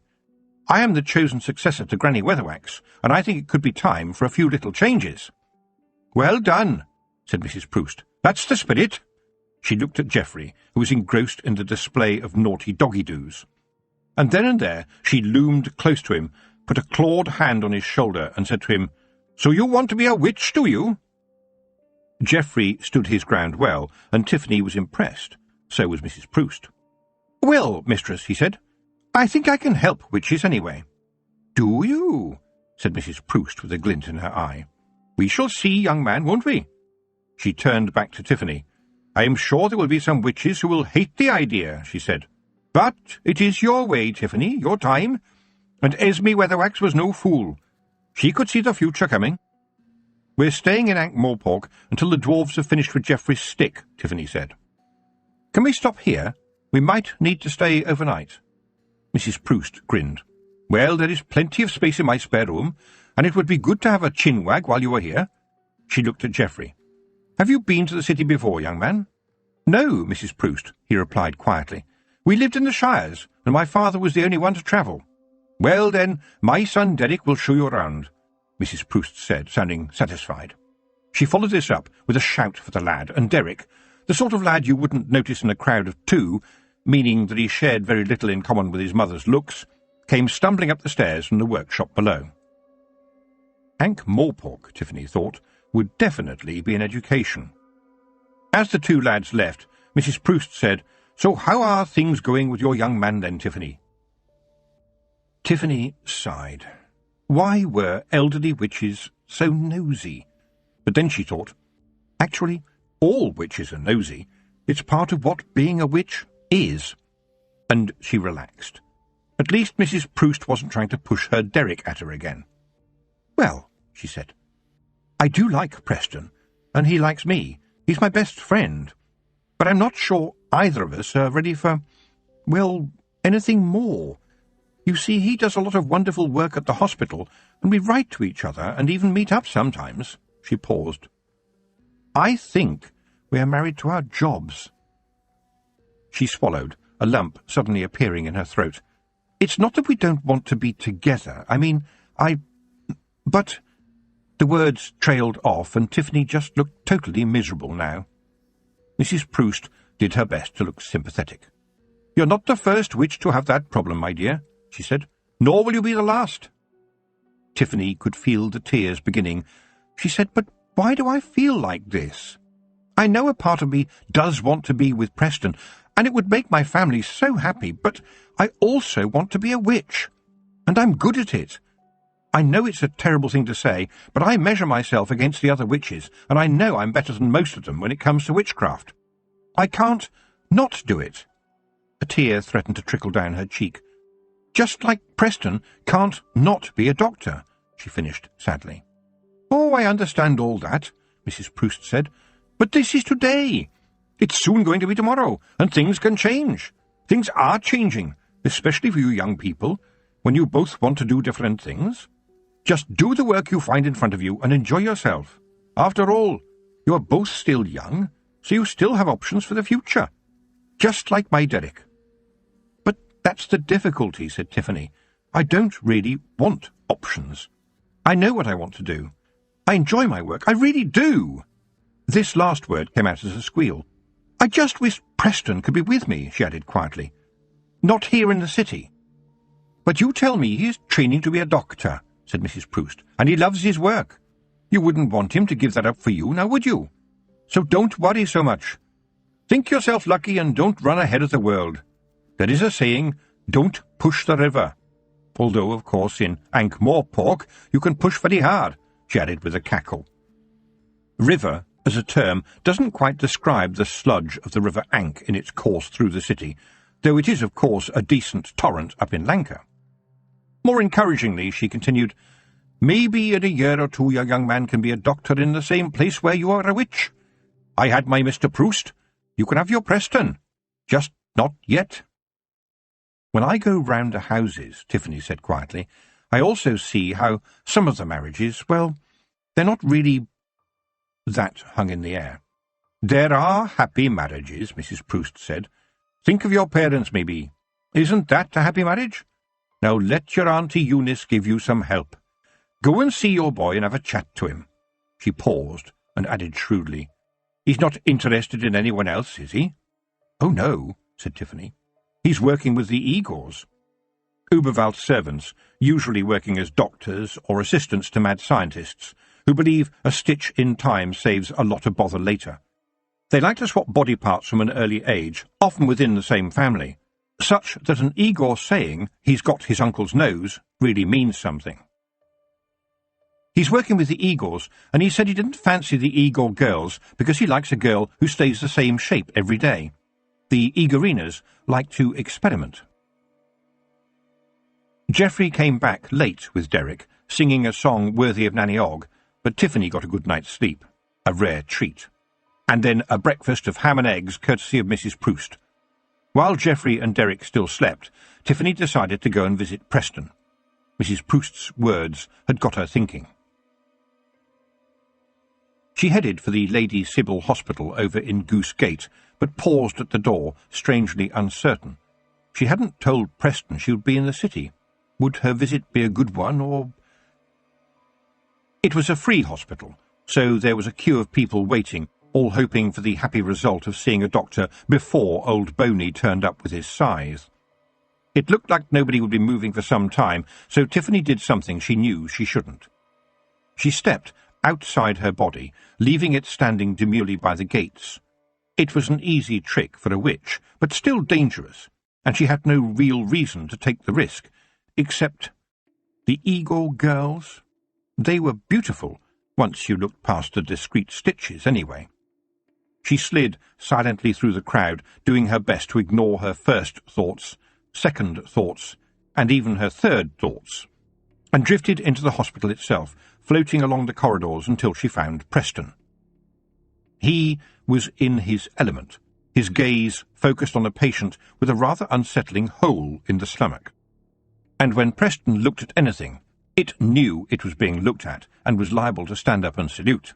This was especially true of some of the spare parts the Igors used, a most unsettling experience, and Preston was indeed surrounded by Igors, and yes, that included girls. But, happy sight, he was paying them no attention. Tiffany sighed with relief, and then, allowing herself to listen to her second thoughts, which were telling her off in a style uncomfortably like the voice of Granny Weatherwax, whisked herself back into her body, which wobbled slightly as she took control again. The queue had moved a few inches, but the pointy hat took her to its head, and the porter let her through immediately. She waved away his offer of directions and marched confidently off down the corridor, leaving the porter to mutter, "I didn't even need to tell her where he was. That's a proper witch, that is." For at the hospital it was all too easy to set off confidently for one place, but find yourself in the basement, which these days was home to goblins, who maintained the huge boilers and had set up a workshop manufacturing the very finest surgical instruments. Still, most people eventually made it out of the hospital, and the record seemed to be improving. Preston was very glad to see Tiffany, saying, "I heard about Granny Weatherwax. Well done for being the top witch. It couldn't happen to a better person. Are you allowed to tell all the other witches what to do now?" "What?" Tiffany laughed. "It's like herding goblins. No, goblins are easier. Anyway, it works like this. I don't tell them what to do, and they allow me to work hard, just as I like it." "Just like me and the Igors," said Preston. "But I've got good news, too. Dr. Lorne is getting on now, and he has promoted me to be a surgeon. Usually only Igors can be surgeons, so that's a real feather in my hat." Tiffany kissed him and said, "That is good news. I'm so proud of you. But I do wish he would give you more time off, and you could come and see me. Letters can only say so much." Her voice faltered. "Though I do love the way you write." "And I like your letters, too," Preston said, "and I wish I could visit home more. But I do enjoy the work here, Tiffany, and people need me. Every day. I've got a talent, and it would be criminal not to use it." "Yes, I know," said Tiffany. "That's the story of my life as well. Our skills, you'll find, could be our jailers." And it struck her that just as Preston was looking into people in one way, he knew the names of all the bones now, and could even say hello to a few of them, she was learning to look into people another way, into their heads, their minds. "But I couldn't do anything else," she finished, a touch wistfully. Preston said, "No, me neither." Then the time for talking was over, and it was just Tiffany and Preston together, snatching the moment and saying more with their eyes than any words could convey. And it was magic. A different kind of magic. Mrs. Proust went with them to pick up Geoffrey's broomstick. Granny Weatherwax's stick had been a legend, and she was curious to see if the dwarfs had managed to make it work. Dave greeted them and said, "Well, here it is. It's a good stick, it really is. I reckon Mistress Weatherwax never took any care of it at all, no matter what we dwarfs did to fix it up." "All she did was curse it," Shrucker put in a bit sourly. It was clear that, to him, a broomstick was almost like a living creature. The stick gleamed. It shone. It looked almost alive, and the bristles were sleek. It was almost Granny Weatherwax's old stick, if you discounted the new shell for the staff and new bristles. So, a new stick, really. As new as the famous 900-year-old family mining axe owned by the king of the dwarfs was, anyway. Tiffany and Geoffrey stared at it in amazement, while the two dwarfs looked on, smiling. "It's the best we ever made. I mean mended," Shrucker added. "But please, use it gently and keep it oiled. Nothing but the best for Mistress Aching." He straightened up proudly, a dwarf who could stand tall to his full 4 foot once again. Mrs. Proust ran her fingers against the stick and nodded. "This is an excellent stick," she said. "Look, it's even got a little cup to hold your drink." Shrucker gave her a funny look. "And special today for our good customers," he said instead. "Those who don't bring trouble." with a sideways glance at Tiffany. "We have a bonus little gift." He proudly presented Geoffrey with 2 furry white cubes covered in assorted spots. "You can tie them on the strap," he said. "Very popular with the lads for their carriages, these. Some lads also keep birds in a little cage to sing as they go along. They call it in-carriage entertainment." Geoffrey shuddered at the thought. A bird? In a cage? His heart felt sorrow for them. But the broomstick, well, he could barely wait to have a go on it. Dave sniffed and said, "There you go, young man. So, do you want to give it a test drive, then?" He handed him the stick and said, "Go on, go to the end of the arches and give it a whirl." Tiffany was about to speak, but already Geoffrey was sparkling with excitement. She looked at his glowing eyes and said, "Well, all right, Geoffrey. You've been on my stick with me and watched the broomsticks going past overhead. Go up slowly, just a bit at a time." She might as well have talked to the wall. Geoffrey straddled his broomstick, ran past the neighbouring arch, jumped, and went skywards very fast. A series of nightmares flashed through Tiffany's mind. There was a distant boom, then a little dot in the sky got bigger, and there was Geoffrey coming back down, grinning from ear to ear. Tiffany almost squealed. "Look, Mrs. Proust. He's picked it up already. It took me ages to learn how to fly." "But of course," said Mrs. Proust.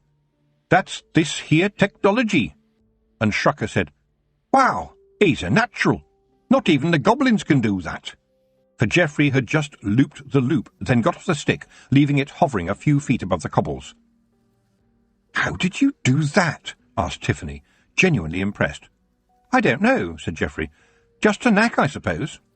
And Tiffany thought, when Geoffrey's not anxious, he radiates calmness, which probably means he sees more things and finds more things than other people do. It makes him open to new things too. Yes, it's a knack, all right.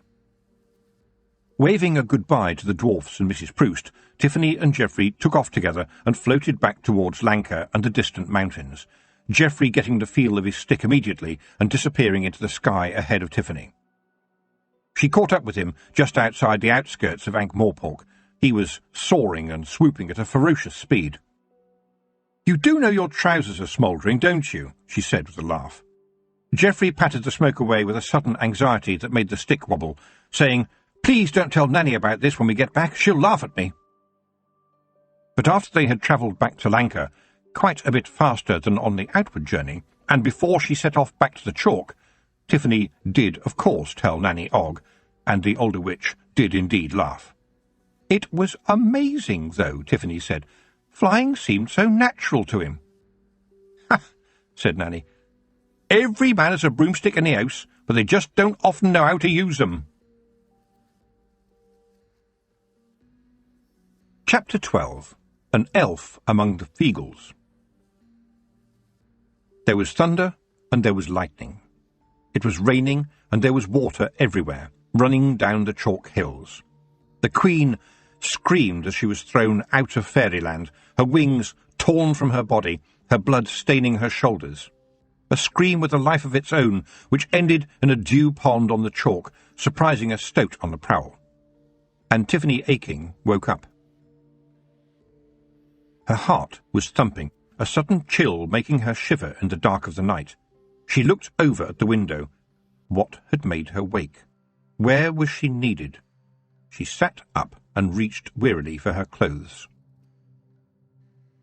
Up on the downs, the Feagle Mound was still its usual hive of activity and song, a Feagle Mound being very like a beehive but without the honey, and to be sure a Feagle could sting much worse than a bee.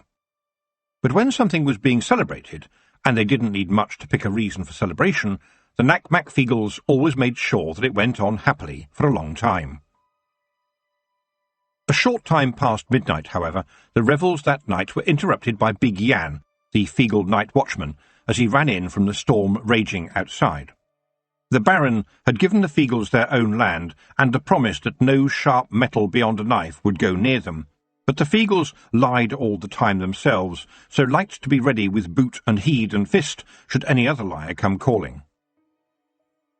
He kicked the helmet of his chief, the big man of the clan, and shouted, "There's elves here! I can smell it, you can!" and from every hole in turn the clan of the Nac-Mac-Feegle poured out in their hundreds to deal with the ancient enemy, waving claymores and swords, yodeling their war cries. "Ach, stick it, your trackens! Nac-Mac-Feegle wahey! Gie a wowie, your boogle! Gie us such a good kicking! Nay king, nay queen, we will not be fooled again!" There is a concept known as a hustle and bustle, and the Feegles were very good at it, cheerfully getting in one another's way in the drive to be the first into battle, and it seemed as if each small warrior had a battle cry of his own, and he was very ready to fight anyone who tried to take it away from him. "How many elves?" asked Rob Anybody, trying to adjust his spog. There was a pause. "One," said Big Yan sheepishly. "Are you sure?" said Rob Anybody, as his sons and brothers flowed around him and hurried past to the mouth of the mound. Ah, the embarrassment! The whole Feegle colony bristling with weaponry, full of alcohol and bravado, and apparently nothing to do with it. Of course, they were always itching for a fight, but most Feegles itched all the time, especially in the spog. They rushed about on the sodden hilltop, looking for the enemy, while Big Yan led Rob to the dew pond on the top of the hill. The storm had passed, and the water gleamed under the stars. There, half in, half out the pond, the battered body of an elf lay groaning. And indeed it was, apparently, a solitary elf. You could almost hear the Feegles thinking, "One elf?" Feegles loved to spat with the elves, but just one? How did that happen? "Ach, Crivens, it's a long time since we had a really good fight," Rob sighed, and for a moment he was, for a Feegle, quite sombre. "Aye, but where there's one, there's sure to be a plague of 'em," Big Yan muttered. Rob sniffed at the air. The elf just lay there, and it was doing nothing. "There are nae other elves aboot. We'd smell them if there were," he pronounced. He reached a decision. "Big Yan, ye and wee Dangerous Spike, grab a hold of that scunner. We know what to do if it gets feisty. Awfully wee bitty Big Chin." He looked for the Clan Gonigal, who was the least likely to mangle the facts. "Hie ye away to the Kelder and tell her what's abroad. What we are bringing back to the mound." Then he shouted so that the rest of the clan could hear him. "This elf is our prisoner, a hostage, ye ken. That means ye're nae to kill it until ye're told." He ignored the grumbles from the clan. "As to the rest of ye, tak guard around yon stones, and if they come in force, show them what the Feegles can do." Daft Woolly said, "I can play the harmonica." Rob Anybody sighed. "Aye, weel, I suppose that puts the willies up me, so would likely keep them awa." Back at the mound, outside, mind, for no elf would find itself a place for long inside a Nac-Mac-Feegle mound, the Kelder looked at the stricken elf and then back at Rob Anybody. "Just one?" she asked. "Weel, one elf alone is nae challenge to a young Feegle even, and this elf has been beaten, aye, its wings torn from its back. Did our boys do that?" "No us, Jeanie," said Rob. "Big Yan said it drap it out of the sky into the old dew pond up by the stones, ye ken. It were battered like that afore it got there." He looked anxiously at his wife, who had a frown on her face. "We be warriors, no butchers, Jeanie. The lads are raring to gae, of course, and if yon elf was facing me in a fight, my claymore would ring out loud. But when it looks like a wee slunket mawpie, there's nae honour in killing it." "Brawly spoken, Rob," said the Kelder as she considered the unconscious creature. "But why just one? Are you sure?" There was a groan from the elf, and it stirred. Rob's claymore leapt into his hand, but the Kelder gently held him back. The bedraggled elf groaned again, and whispered something, its voice weak and faltering. The Kelder pricked up her ears, and listened carefully before turning to her husband with some surprise. "It said thunder and lightning," she said. The elf whispered again, and this time Rob could hear the words too. "Thunder and lightning." Everyone on the chalk knew about Granny Aching's famous dogs, Thunder and Lightning, long gone, but, as all the local farmers believed, still roaming the hills in spirit. Several years before, young Tiffany Aching had summoned them to help rid the chalk of the Queen of Fairyland. Now, here was an elf, at the very entrance to a Feegle mound, invoking their names. "There's something I dinna like aboot this," said the Kelder, "but I canna decide what it means without our hag. Can you send for her, Rob?" "Aye, Hamish can gie. I mun get back to the stones and the clan." He looked at his wife anxiously. "Will you be all richt here with that scunner?" "Aye, I'll take it inside, you ken, to dry by the fire. It's too weak to do anything to me. And the boys can look after me." Jeanie nodded over at a happy bundle of young Feagles who were tumbling out of the mound, waving their crescent-shaped clubs in the air. "Aye, it'll be good practice for them," Rob said, looking at them proudly, and then ducked as one of the Feagles let loose his club, and it shot through the air and nearly smacked him on the ear. To his amazement, the weapon swung round in the air and shot back to the young Feagle who had hurled it, giving him a bang on the head, saving Rob the trouble. "Ach, boys," Rob shouted, "it fights you back. Now that's a weapon fit for any Feagle. Double the fun, you ken."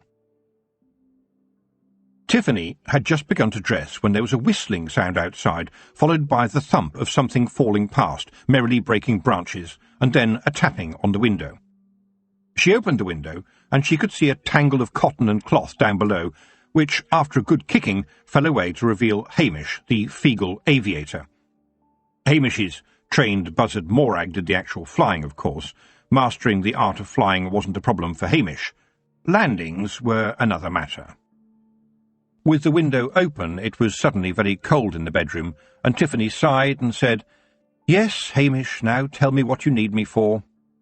Hamish, adjusting his goggles, jumped up onto the sill and into the room. "Our Kelda has sent for thee, hag of the hills. I mun get ye to the mound as soon as we can." It had been a long day, but Tiffany knew that if the Kelda wanted her, even after midnight, then that was where she needed to be. So she put on her heavy-duty travelling pants, left a saucer of milk on the hearth, and cranked up the broomstick. And once again Hugh was staring at her, the white cat who seemed now to be everywhere. The fire inside the mound was like a furnace. The young Feagles who had been left to guard their Kelda were all scowling at the hated adversary. When Rob anybody returned, each Feagle wanted to look like he had been the one to keep the scunner from causing any trouble, especially now she was inside the mound. But the elf appeared to have been crying. The Kelda shifted her bulk and said softly, "So now, elf, you come to me. For what purpose? Why do we nae kill you right noo?" This caused a susurration of expectation among the Feagles, each of whom was hoping to kill an elf before too long, and trepidation on the part of the elf. The Kelda turned away, then said softly, "I have the secrets of the Hiddlings, and what I see is that everything we do today was ordained afore the seas were made. There is nae turning back, but there is a mist in what is afore me. I canna see for sure beyond this day, ye ken." There was a shiver from the elf. "Heid your tongue richt noo, elf," Jeanie mused, "for I wonder what my position were to be if things were otherwise. Your people are, say, inventive." That caused the young Feagles to brandish their weapons playfully, and the Kelda turned back to the elf and went on, "Ye are sent to me by the calling of thunder and lightning. I ken those twa spirit dogs, I, and also their owner, will be with us soon enough. Right now, shivering elf, tell me what is the guise you're under. Why are ye here? Who are ye? What is your name? And dinna lie to me, elf, because I ha a way o' kenning." The Kelda looked at the elf, tiny, shriveled, rags and drying blood, something that could have been kicked about for days before being left to end its life in a dew pond. "I can't ask for anything, Kelda. I am empty to your pleasure or your wrath." The Queen's voice was very small, but I was, until just now, the Queen of the Elves. The young Feagles stopped rattling their weapons and began to crowd nearer. Could this wee little Maupie be the fearsome Quinn they had heard about from the big man? Wee Dougie Bignose leaned over and bravely poked the elf with his finger, the effect slightly spoiled by his rabbit skull helmet falling over his eyes and making him reel forwards as it stuck on his nose. "Get a wowie, lads," the Kelda said sharply, rapping Dougie's helmet with her fist and spinning him away from the elf. She turned back to the Queen.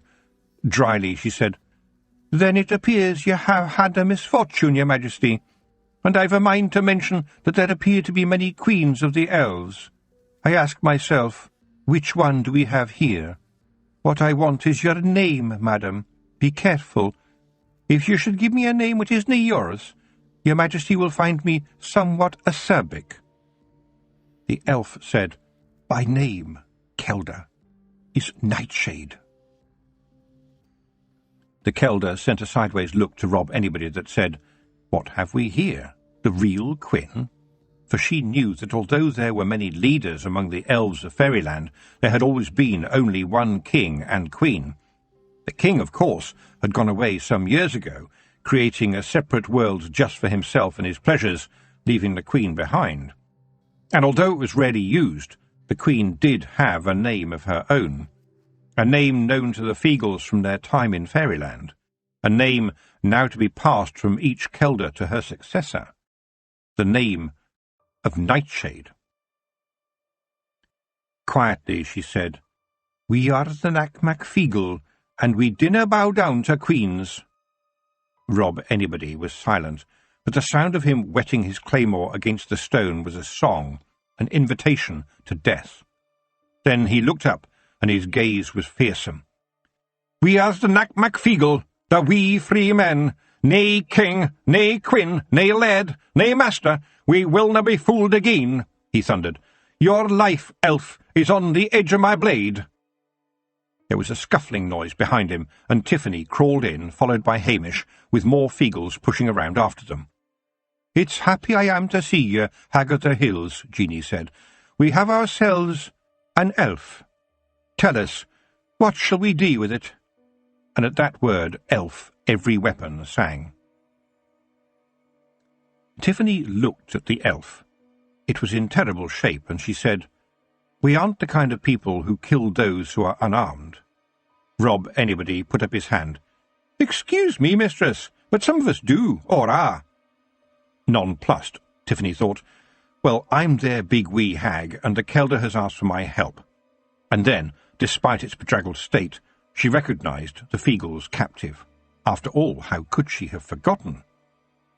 "I know you, elf, and I told you never to come here again," she said. She frowned. "You remember? You were a great elvish queen, and I was a little girl. I drove you away with thunder and lightning." She watched the elf's face when she said that. It had gone white. "Yes," said the elf faintly.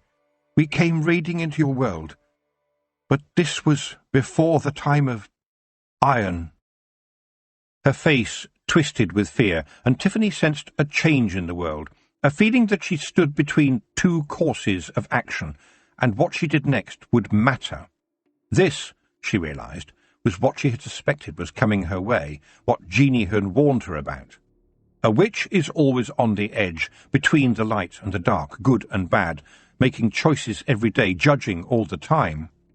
It was what made her human. But what was it that made an elf, she wondered. "I hear that the goblins believe that the railway engines have a soul, elf," she said softly.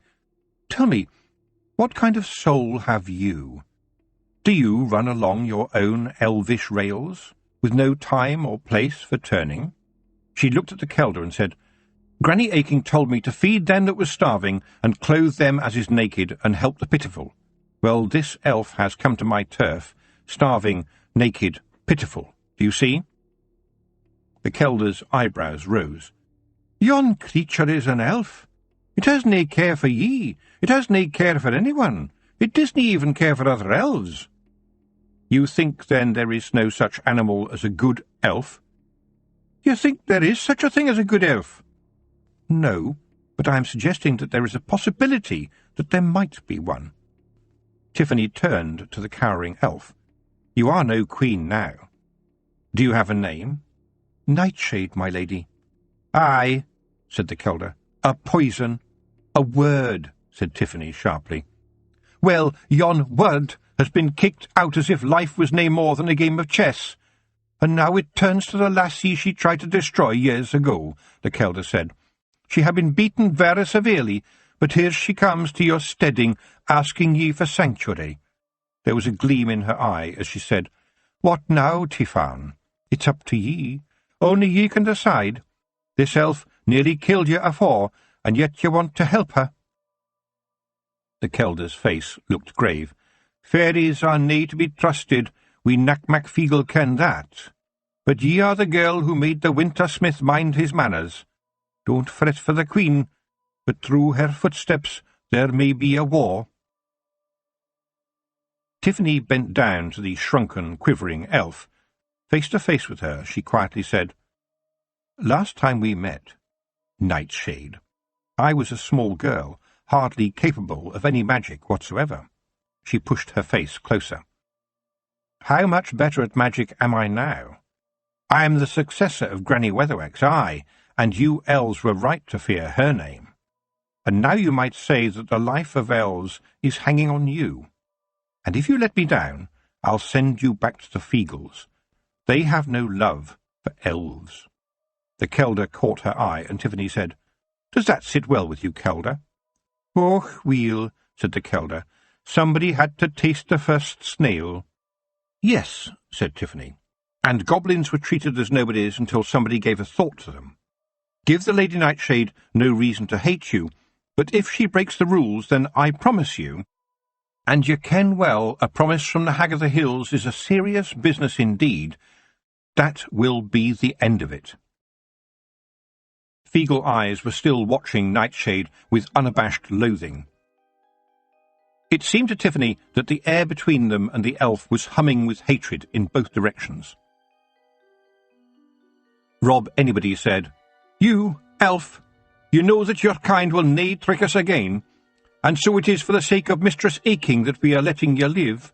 But be told, the Hag of the Hills gets a bit restive when she sees us killing people, and if she wasn't here, you would be bleeding again."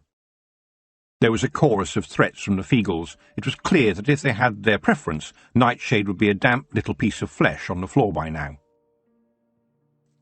Rob Anybody smashed his claymore against the ground. "Listen to the big wee hag, ye scunners. Aye, aye, wee clonker and wee slogum, wee fungus and wee gimme jimmy. She's made a truce with the old Queen, believing yon schemy might have a wee passel o' goodness in her." Big Yan coughed and said, "I dinna want to gainsay the hag, but the only good elf is a deed elf." "I suggest you dinna tak that road, brother. As a Gonagle, I say to leave a space for goodness to get in, as it was in the lay of Barking Johnny," said the Gonagle awfully wee Billy Bigchin, an educated Feagle. "Is that the manny who balanced a thimble on his neb for a week, and afterwards had a wonderful singing voice?" asked Daft Woolly. "Nay, you dafty. Why are you all getting head up about this? Dinna fash yoursel. The first time young elf touches her body, it'll be a deed elf, and that's the way to find out," said wee Dangerous Spike. "Weel, now," said Rob Anybody, "this is what the hag wants, and I tell you that's the end of it." "And I tell you one more thing, Rob Anybody," Tiffany said. "I will take this elf away with me. I know that you will come with me, but I will need a Feagle or two to bide by her side and watch her for me. Wee Mad Arthur, you were in the watch. I pick you for one." She looked around.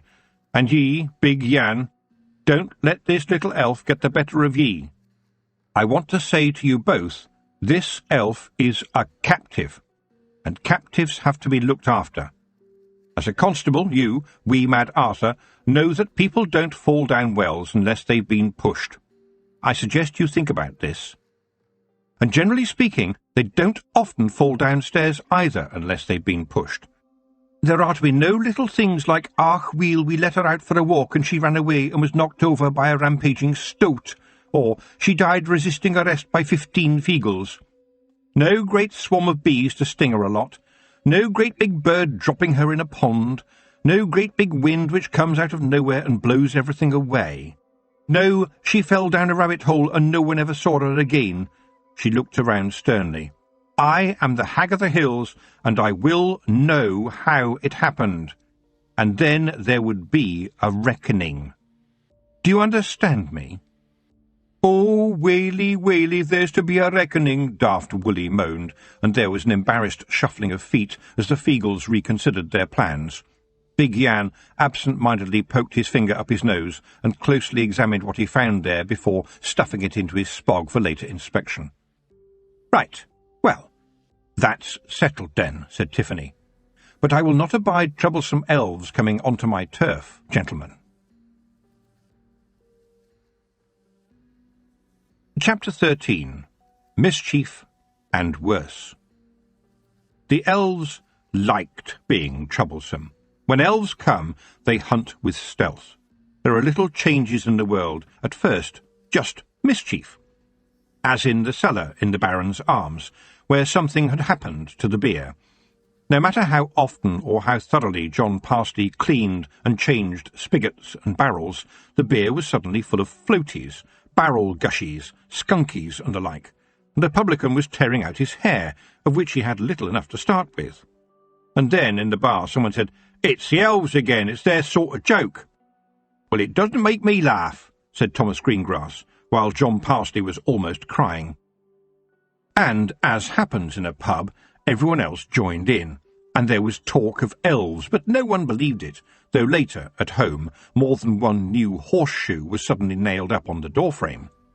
People laughed and said, "Anyway, we've got our own witch here." "Well," said Jack Tumble, "no offence, but she's never here these days. It seems she's spending more of her time over in Lanka." "Oh, come on," said Joe. "My Tiffany is doing a man's work every day." He thought for a moment, especially since he knew that what he said might easily get back to his wife via Mrs. Parsley. "Better than that, she's doing a woman's work," he added. "Well, how do you explain the beer?" "Bad management," said Jack Tumble. "No offence meant, John, but it's difficult stuff, beer." "What? My pipes are as clean as the rain, and I wash my hands when I change a barrel." "What is it, then?" Someone had to say it again, voice their conclusion, and it was said. "Then it can only be the fairies." "Oh, come on," said Joe. "My Tiffany would have dealt with them in a brace of shakes." But the beer was still sour. While over in Lanka, high up in the forest of the Ramtop Mountains, Martin Snack and Frank Sawyer were anxious.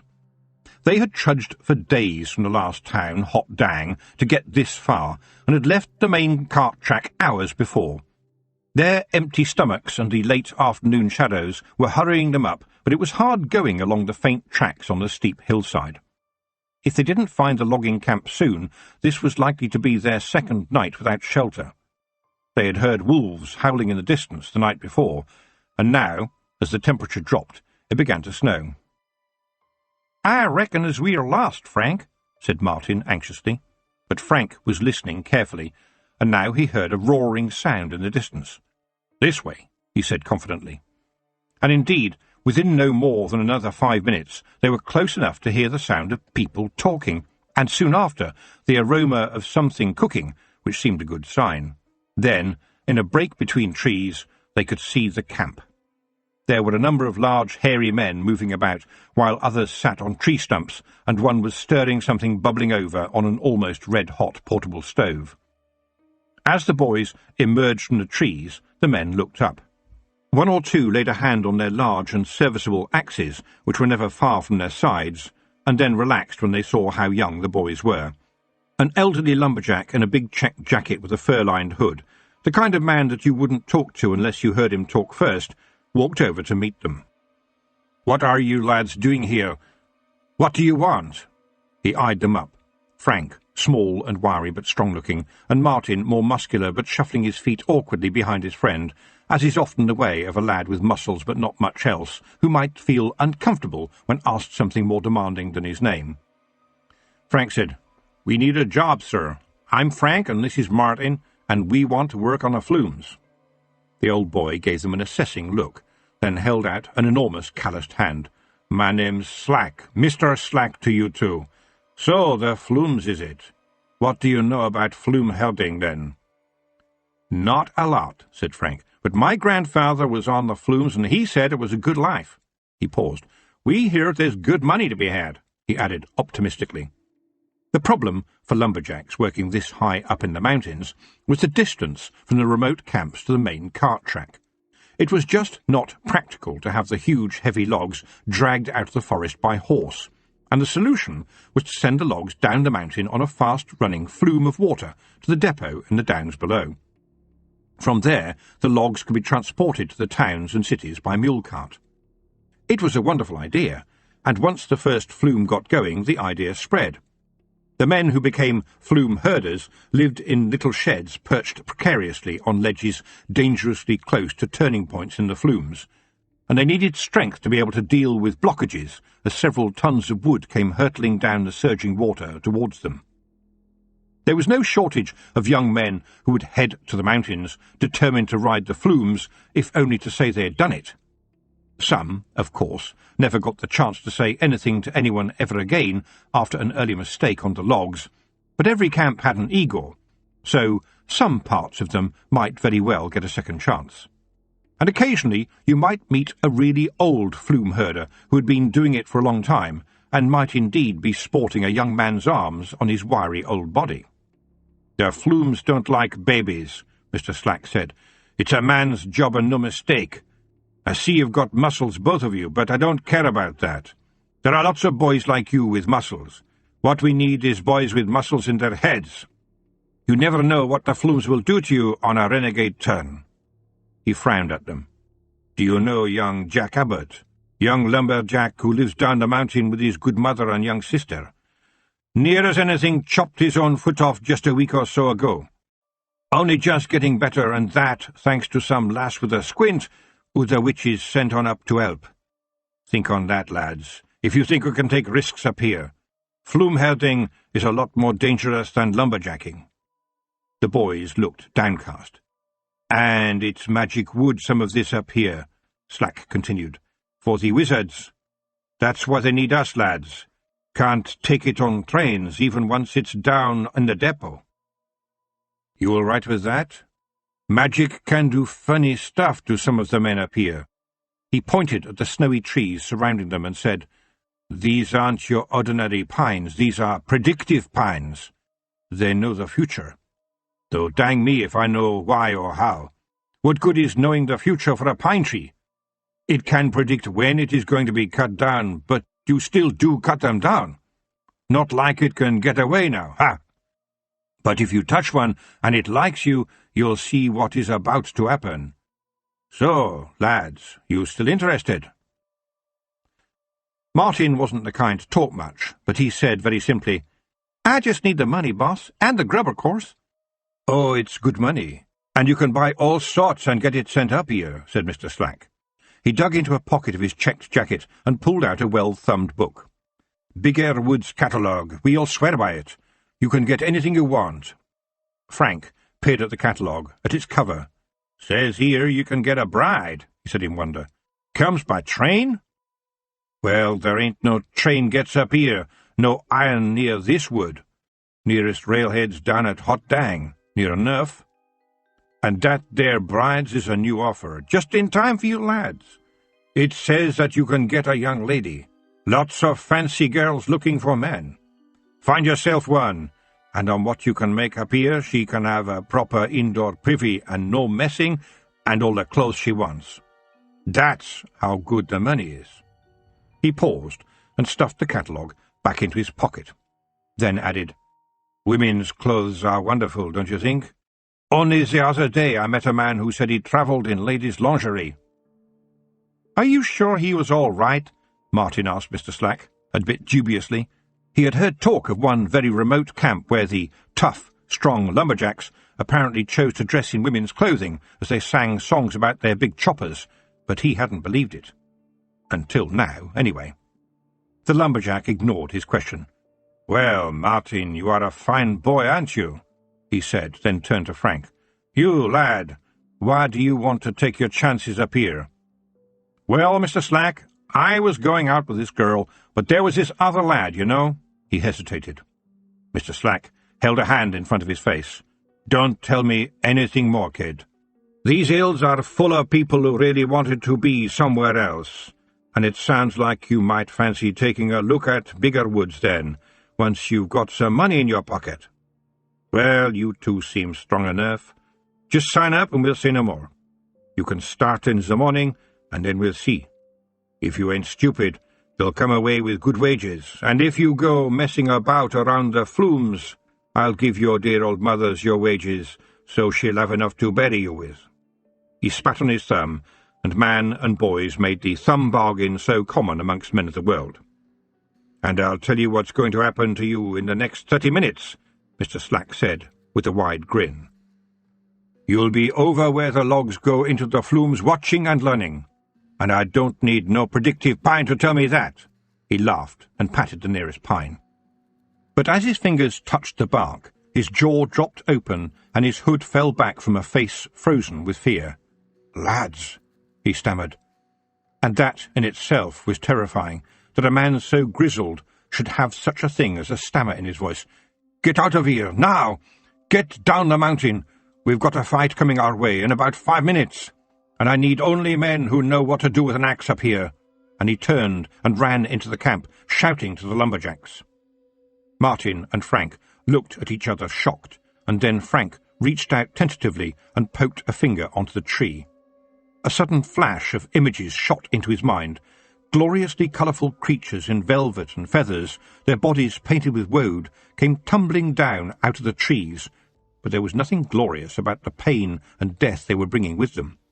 Then he saw a fur-lined hood bobbing in the waters of a flume, a hood that framed the head of Mr. Slack. A Mr. Slack who seemed to have somehow been slack enough to lose his body.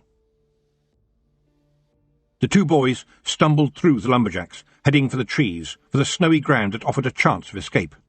Not quickly enough. For with a sudden whistle, a storm of elves came dancing from the trees, large, nasty elves, the feathers and velvets of their tunics making them seem like predatory birds swooping from the shadowy heights. The two boys shrank back, frozen to the spot. And for a few minutes it was lumberjack versus elf, helped by the camp Igor, who said, "Keep touching the pines, it troubles them, and they won't know what day it is, and while they are finding out, you can give them a real rollicking." The lumberjacks were not men who would run away from a fight, and the terrible metal of their axes destroyed more than one elf, but more and more elves were pouring into the camp, tipping over the little sheds, kicking at the logs so that they tumbled into the flumes any which way, the elves swinging into the heights of the trees and laughing down at the camp. And there was something enchanting about them, something that crept behind the hard exteriors of the lumberjacks and made them fall to their knees, sobbing for their mothers, dropping their axes, easy prey for the victorious fairy folk. "I told you! Get yourselves away! Get to the flumes, boys!" Mr. Slack shouted, chopping with his axe at an elf creeping up behind him. "Them flumes are faster than elves. I'll be okay." Martin took him at his word, though Frank had seen the future and knew that okay wasn't really going to happen for Mr. Slack, and leapt into the first bucket. Frank close on his heels, and Mr. Slack pushed a lever, and the bucket was off. Down the flume, snaking its way down the steep mountainside, round corners so terrible that it had to lean from one side to the other to avoid falling. Soaked to the skin, a jumble of logs in front of them, behind them, alongside them, they tore along deep gorges, dodging arrows from arriving elves who were heading up the mountain like a deadly swarm of insects. It was wild, it was exhilarating, it was almost getting killed, and the almost bit is what made it something they would feel able to talk about later, though clearly getting killed would shut up most people. It was also terrifying, the most terrifying thing that had ever happened to either boy. Even over the roar of the water, they could hear the screams of the lumberjacks from behind them, and there were things coming down with them in the water that no one would want to look at too closely. The journey ended in a pile of logs.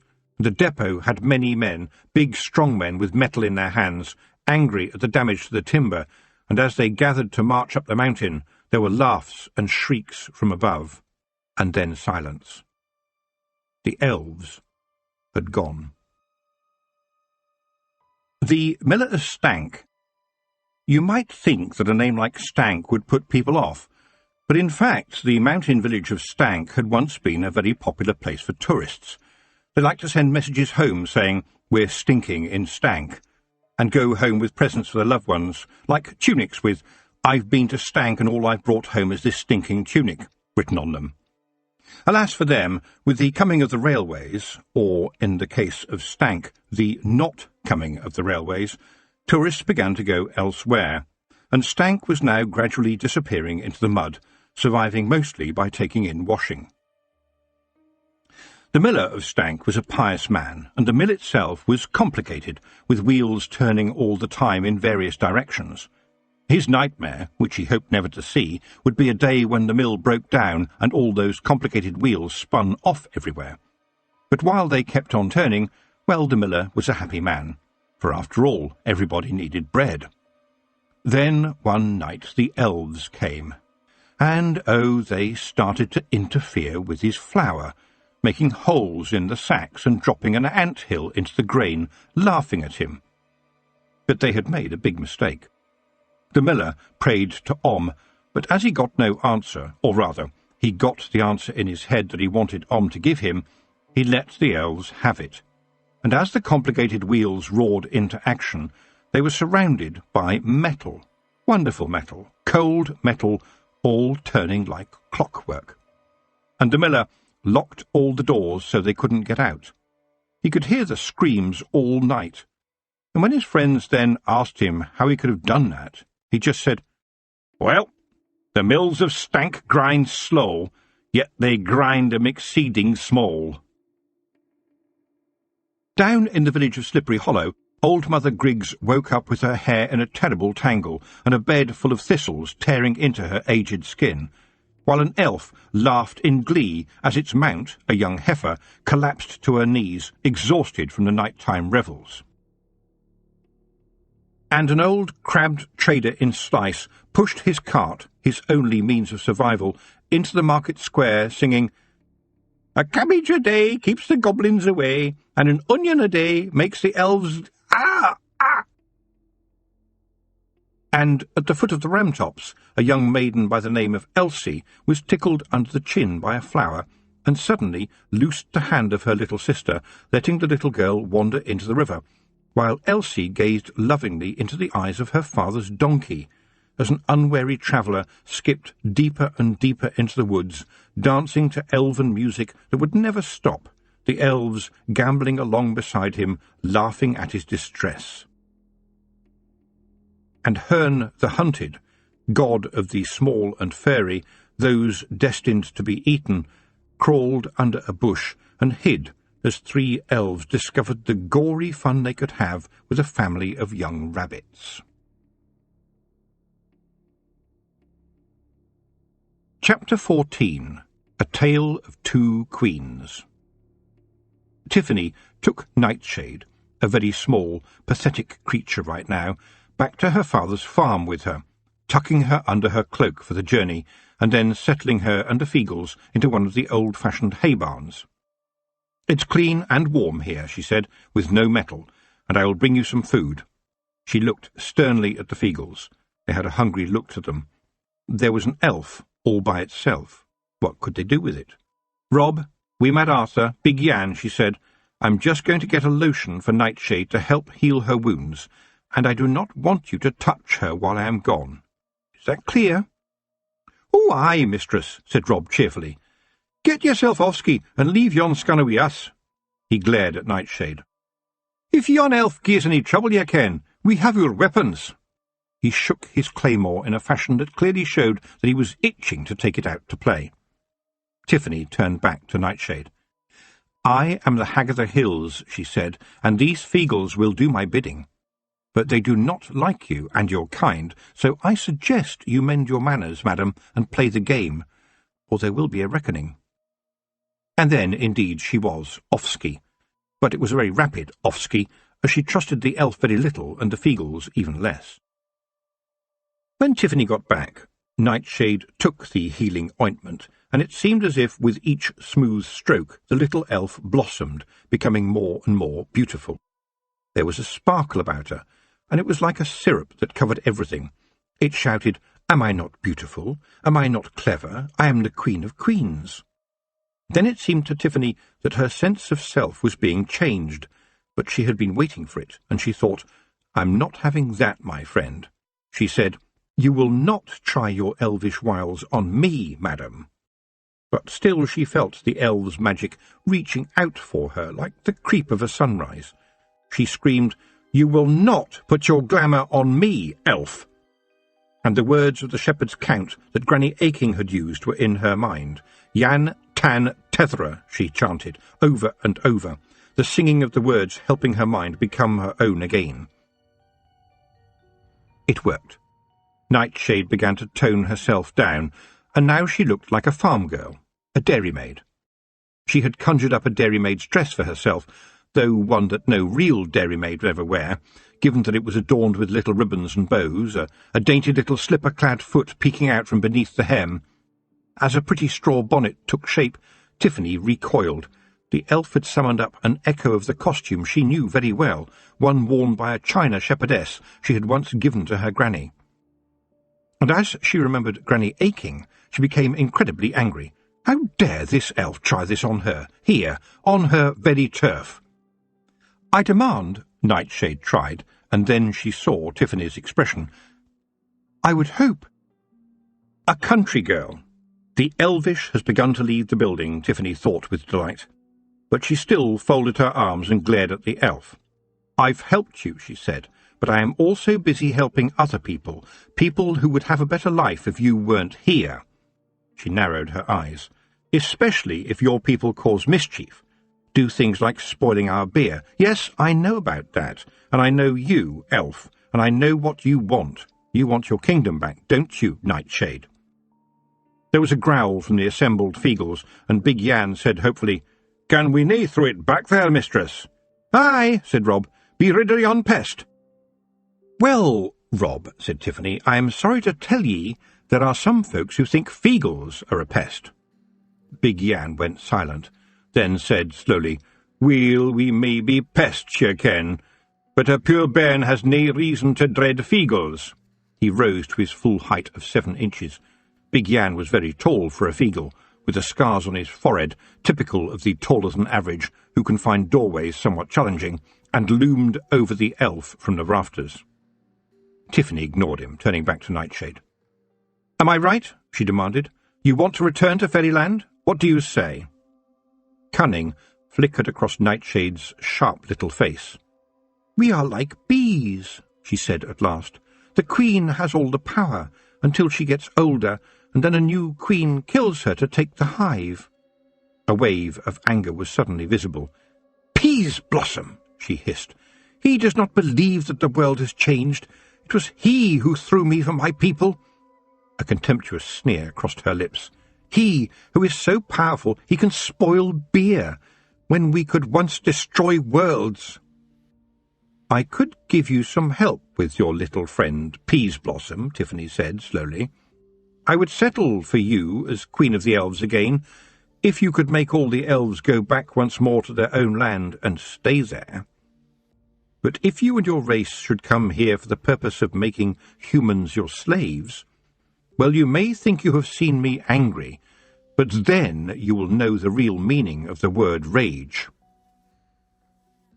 As she said that, everything about her flickered in fire, and she remembered facing the Queen before, land under wave, knowing where she had come from, where she was going, and that she could no longer be fooled, knowing that no matter how many people dreamed, invited elves to come into the world, she would be there, awake, holding firm.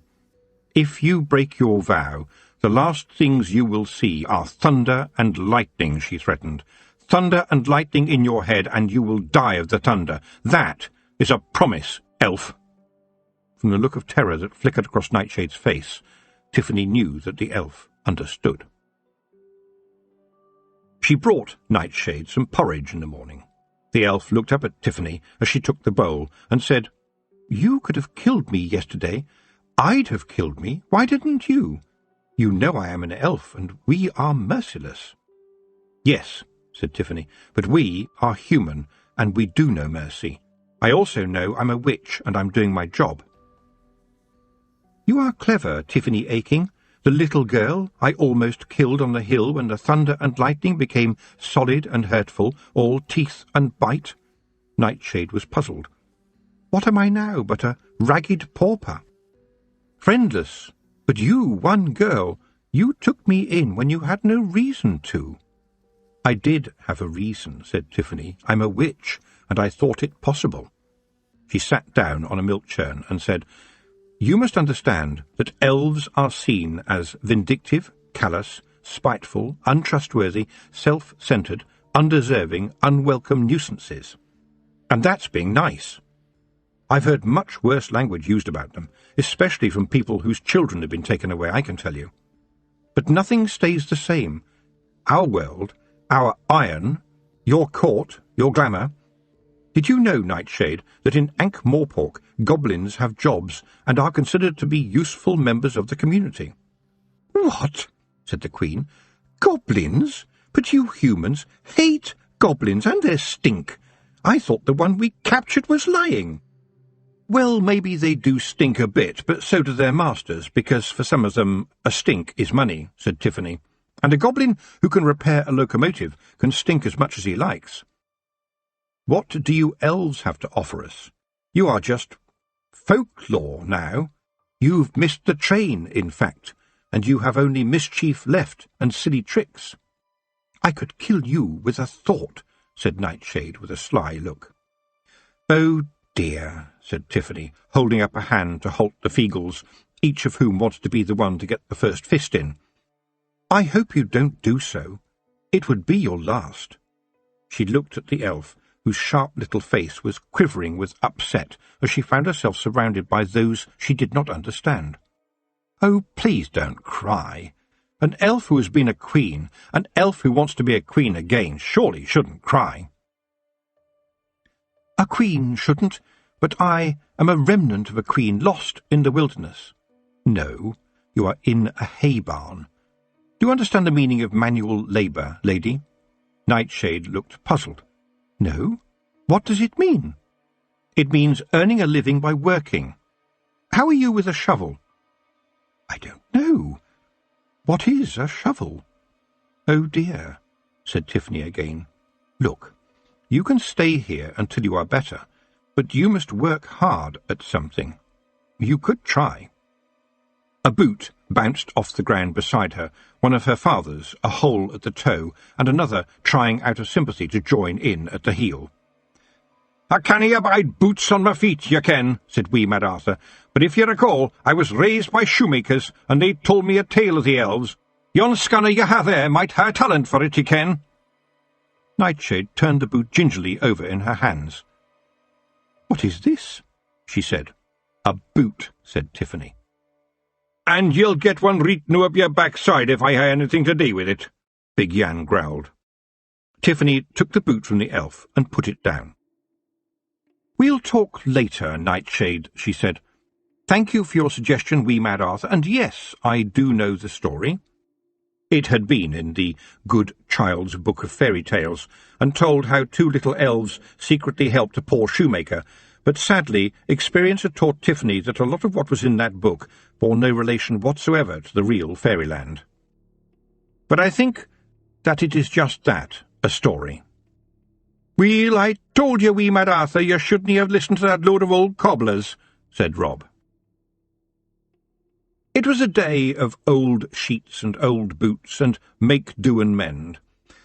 And, oh dear, Tiffany thought she had to check on baby Tiffany, and drop in on Becky Pardon and Nancy Upright. Miss Tick felt that both girls might be of use if she wanted to take on a trainee in the chalk. But she couldn't ask the girls to move in while she had Nightshade at the farm, not unless she gave them each a horseshoe necklace so that they would be protected by the iron. It would have to wait. She was back and forth to the farm all day, in between visits. Her last call of the afternoon was to Mr. Holland, the miller. There were only a few purple blotches on his skin now, and she left Mistress Holland with a second pot of the Merry Day root lotion, biting her tongue at the good lady's clear message of, "If only you had been here, I wouldn't have used the wrong herb." When she got back, she found Nightshade perched in the corner of the barn, her merciless eyes pinned on Hugh, who had stalked in and was arching her back and hissing at the elf. The Feagles were egging Hugh on with cries of, "Ach, see you, pussycat, gie a scunner a wee gifty for the knack-mack Feagle," interrupted by a sudden, "Crivens, lads, the big wee hag is back." Tiffany stood in the doorway, tapping her foot, and Rob shrank back. "Ach, no," he wailed. "Nay, the tapping of the feet, mistress." Tiffany folded her arms. "Och, mistress, 'tis a heavy thing to be under a geese," Rob moaned, and Tiffany laughed. "But Nightshade had questions for her. She had seen people coming to the farm during the day, coming for medicines, for advice, for an ear to listen, and, sadly, sometimes for an eye to see the bruises. "Why do you help these strangers?" she asked Tiffany now. "They are not of your clan. You owe them nothing." "Well," said Tiffany, "although they are strangers, I simply think of them as people, all of them. And you help other people. That's how we do it." "Does every person do it?" said Nightshade. "No," said Tiffany. "Sadly, that is true. But many people will help other people just because they are other people. That's how it goes.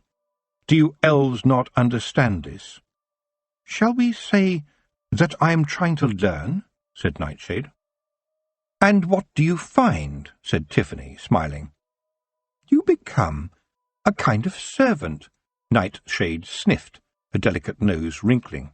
"Well, yes," said Tiffany, "but it doesn't matter, because one day I might need that person, and then they will very probably help me. It works for us. It always has." "But you have battles," said Nightshade. "I know that." "Yes, but not always, and we are getting better at the not." "You are powerful, though. You could rule the world," said Nightshade. "Really?" said Tiffany. "Why should I want to do that? I'm a witch. I like being a witch, and I like people, too. For every nasty person there's a nice one, mostly. There is a saying, 'What goes around comes around,' and it means that sooner or later you will find yourself on top, at least for a while. And another time the wheel turns and you will not be on top, but you will have to put up with it." She tried to look into Nightshade's eyes, see what the elf was thinking, but she might as well have looked at a wall. The elf's eyes were emotionless. "And I remember the darkness, and the rain, and the thunder and lightning," she added. "And what good has it done you? You, elf, found in a ditch?" For once Nightshade seemed at a loss, and looked carefully at Tiffany before saying, "Your way would not work for elves. Every other elf is a challenge. We kill our queens. Every other queen is a rival, and we fight over the hive." She paused as a new thought struck her. "Yet you have your queens of wisdom, and thus there was Granny Aching, and Granny Weatherwax, and yes, indeed, Tiffany Aching. You grow older, wisdom flourishes and is passed on. And you never prosper. You live in a cycle of decay," Tiffany said softly, "and you are not bees. They are productive, but they die young and never, ever have a thought." There was a strange look on the elf's face. She was having to think, really think. Tiffany could see it. Nightshade had the face of someone who had already begun to think about a world that had changed, a world with iron that was less welcoming for the fairy folk, a world that liked them well enough in stories but had no real belief in them, gave them no way in. Now she was looking closer, and she was finding a new world she had never thought about before, and she was trying to reconcile it with everything else she knew. And Tiffany could see the battle in her face.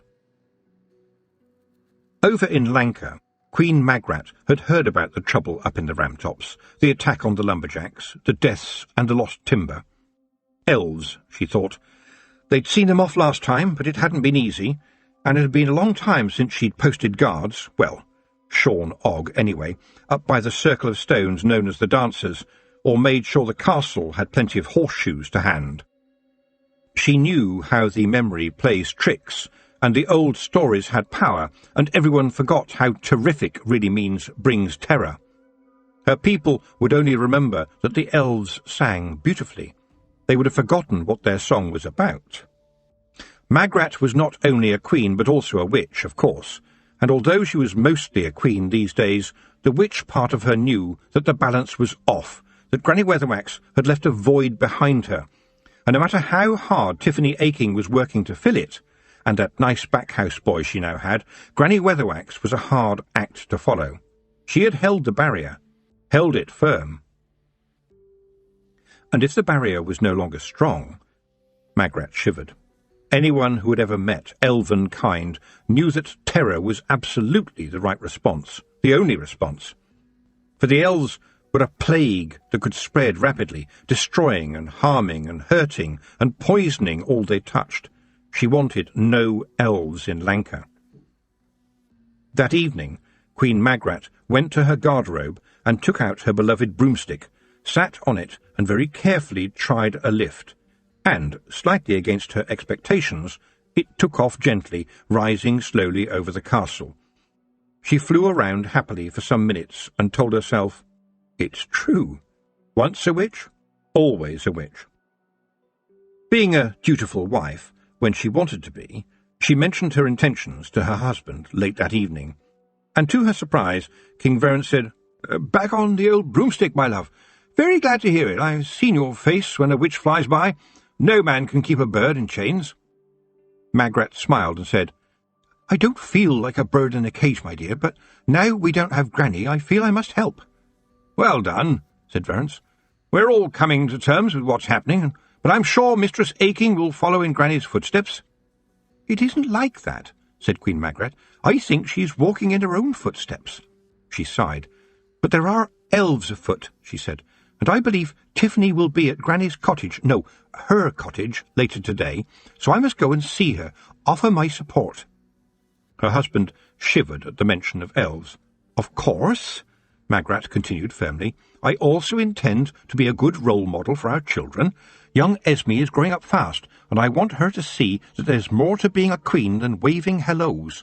We don't want her to start kissing frogs now, do we? We all know how that can turn out."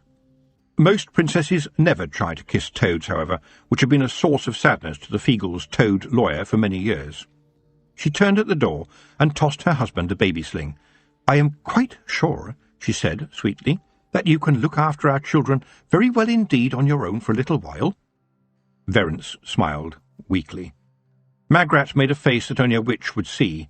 "He holds them upside down sometimes," she thought to herself. "He's a very clever man, but give him a baby and he doesn't really know what to do." She smiled. He could learn. And when she asked him to change a nappy, when Millie was off helping in the kitchen, he pulled a face, but he did try anyway. "I want to help," Magrat said firmly to Tiffany, landing her broomstick outside what they both still thought of as Granny's cottage, less than an hour after Tiffany had arrived herself, the news quickly flashing up to the castle since Magrat had made it known she wanted to be informed. "I am the Queen, but I am also a pretty good witch." Tiffany looked into Magrat's eyes and saw her longing to be a witch once more, just for a little while, and then Magrat said, "We have had elves here, Tiffany. Elves!" And Tiffany remembered Granny Weatherwax telling her how Magrat had fought the elves before, shot one right through the eye with a crossbow indeed. "I have experience, Tiffany," Magrat continued, "and you are going to need everyone you can get if the elves start coming through." She paused to think. "Even novices. Have you spoken to Miss Tick?" "Yes," said Tiffany. "She says she has found one or two likely girls, but not everyone can be a witch, even if they want to be. And at the moment it's not possible to take a girl on in my steading on the chalk." "Why not? And what about your friend Petulia, her with the piggery?" "Well, she has the skills," said Tiffany, ignoring the first of Magrat's questions. "But Petulia helps her husband to run the farm, says she spends all her time amongst creatures who go grunt, and that sometimes includes the old pig farmers. And you have to admit that pig boring is good for everybody, even the pigs. It's terrible to hear the squealing if she's not there. Well, we may still need her up here, pigs or not. And heavy waterproof boots can take an arrow," said Magrat. "So, any sign of elves down on the chalk?" Tiffany coloured, uncertain how Magrat would take her news about Nightshade, but thinking a little guiltily that at least it would save her having to tell Nanny Og herself. She told her about the beer first, then about Nightshade. How the elf was staying at her parents' farm, watched over by Feagles, making it impossible to take on any other help. Magrat knew the Feagles would keep the elf from causing any trouble, but she was surprised by what Tiffany told her. "Are you telling me you think you can trust an elf?" she said. Her face had paled. "No elf is trustworthy," she added. "They wouldn't even know the meaning of the word. Yet you trust this elf? Why?" "No," said Tiffany, "I don't trust her. but I think this elf wants to live. Nightshade has already seen for herself that our world is changing. The iron, you know. And now she has encountered ideas unknown to her. We might just be making some progress, and I think it's worth a try. Perhaps she might then go back to Fairyland and persuade other elves to think like her, to leave us alone." She paused. "The Kelder of the Feagles warned me, Magrat. She said that Granny's going would leave a hole, that we needed to take great care. It's the elves. It has to be. So if this elf can help, well, I must try." But if those others do start coming, you're going to need help, Tiffany," said Magrat. She thought for a moment. "I understand the Baron on the Chalk has a wife who is a witch." "Yes," said Tiffany, "Letitia Keepsake. But she's not trained, and her husband is a bit, how should I say it, snobby." Magrat said, "Well, my dear, if you want, I'll fly down there and drop in for tea one day, and hint, in a subtle way, that the idea of being a witch for the people at large might be a good idea. My Verence, you know, likes to be thought of as a king of the people, and in fact, I feel sure he thinks I'm being a good example to the population by working as a witch now. He talks like that sometimes, but I love him nevertheless. The idea of this Letitia being friends with the Queen might stop her husband interfering." Tiffany said, "I am amazed. Just like that." "Trust me," said Queen Magrat. "Crowns are important, you know." Tiffany flew back to the Chalk feeling a bit happier. Magrat would be a useful ally, and perhaps Letitia would be able to help too. But we are still short of witches, so we must take pains to get more, she thought. Furious pains. That means pulling in every witch and likely witch to learn at least some of the craft and how to deal with the glamour of elves. Elves. Nastiness for the sake of being nasty. As Granny Aching had told her, they would take away the stick of a man with no legs. Nasty, unpleasant, stupid, annoying. Trouble and discord just for the pleasure of it. Worse, they brought actual horror and terror and pain. And they laughed, which was bad enough because their laughter was actually musical, and you could wonder why such wonderful music could come from such unpleasant creatures. They cared for nobody except themselves, and possibly not even that. But Nightshade. Perhaps there was one elf for whom the wheel was turning, especially the iron wheels. Chapter 15. The God in the Barrow. In the dark of the night, down in the Chalk, the wheel was definitely stuck in the old ways, just the way 3 elves dancing through the gloom of the woods liked it. This world was here for their pleasure, to entertain them, delight them. And the creatures within it were no more than toys, toys that sometimes squealed and ran and shrieked as the elves laughed and sang. Now they spotted a small home, a poor-looking dwelling with a window slightly ajar. From within came the sound of babies, gurgling happily in their sleep, their bellies full of their mother's milk, their limbs curled beneath the covers of their cots. The elves grinned at each other and licked their lips in anticipation. Babies. Faces now at the window, predatory faces with the eyes of hunters. Then a hand reached in and tickled the nearest infant under the chin, the little girl waking and gazing in delight at the glorious creature leaning over her, his glamour shining radiantly in the dark room, her little fingers stretched out to touch a beautiful feather. Tiffany's happiness lasted until just after she had gone to bed, when there was a sudden tickling in her head, and in her inner eye she saw young Tiffany Robinson, the baby she had not had time to see yet this week, the little girl on whom she had placed a tracking spell. But this was not just neglect by baby Tiffany's mum and dad. The elves had taken her. Tiffany's broomstick could not go fast enough.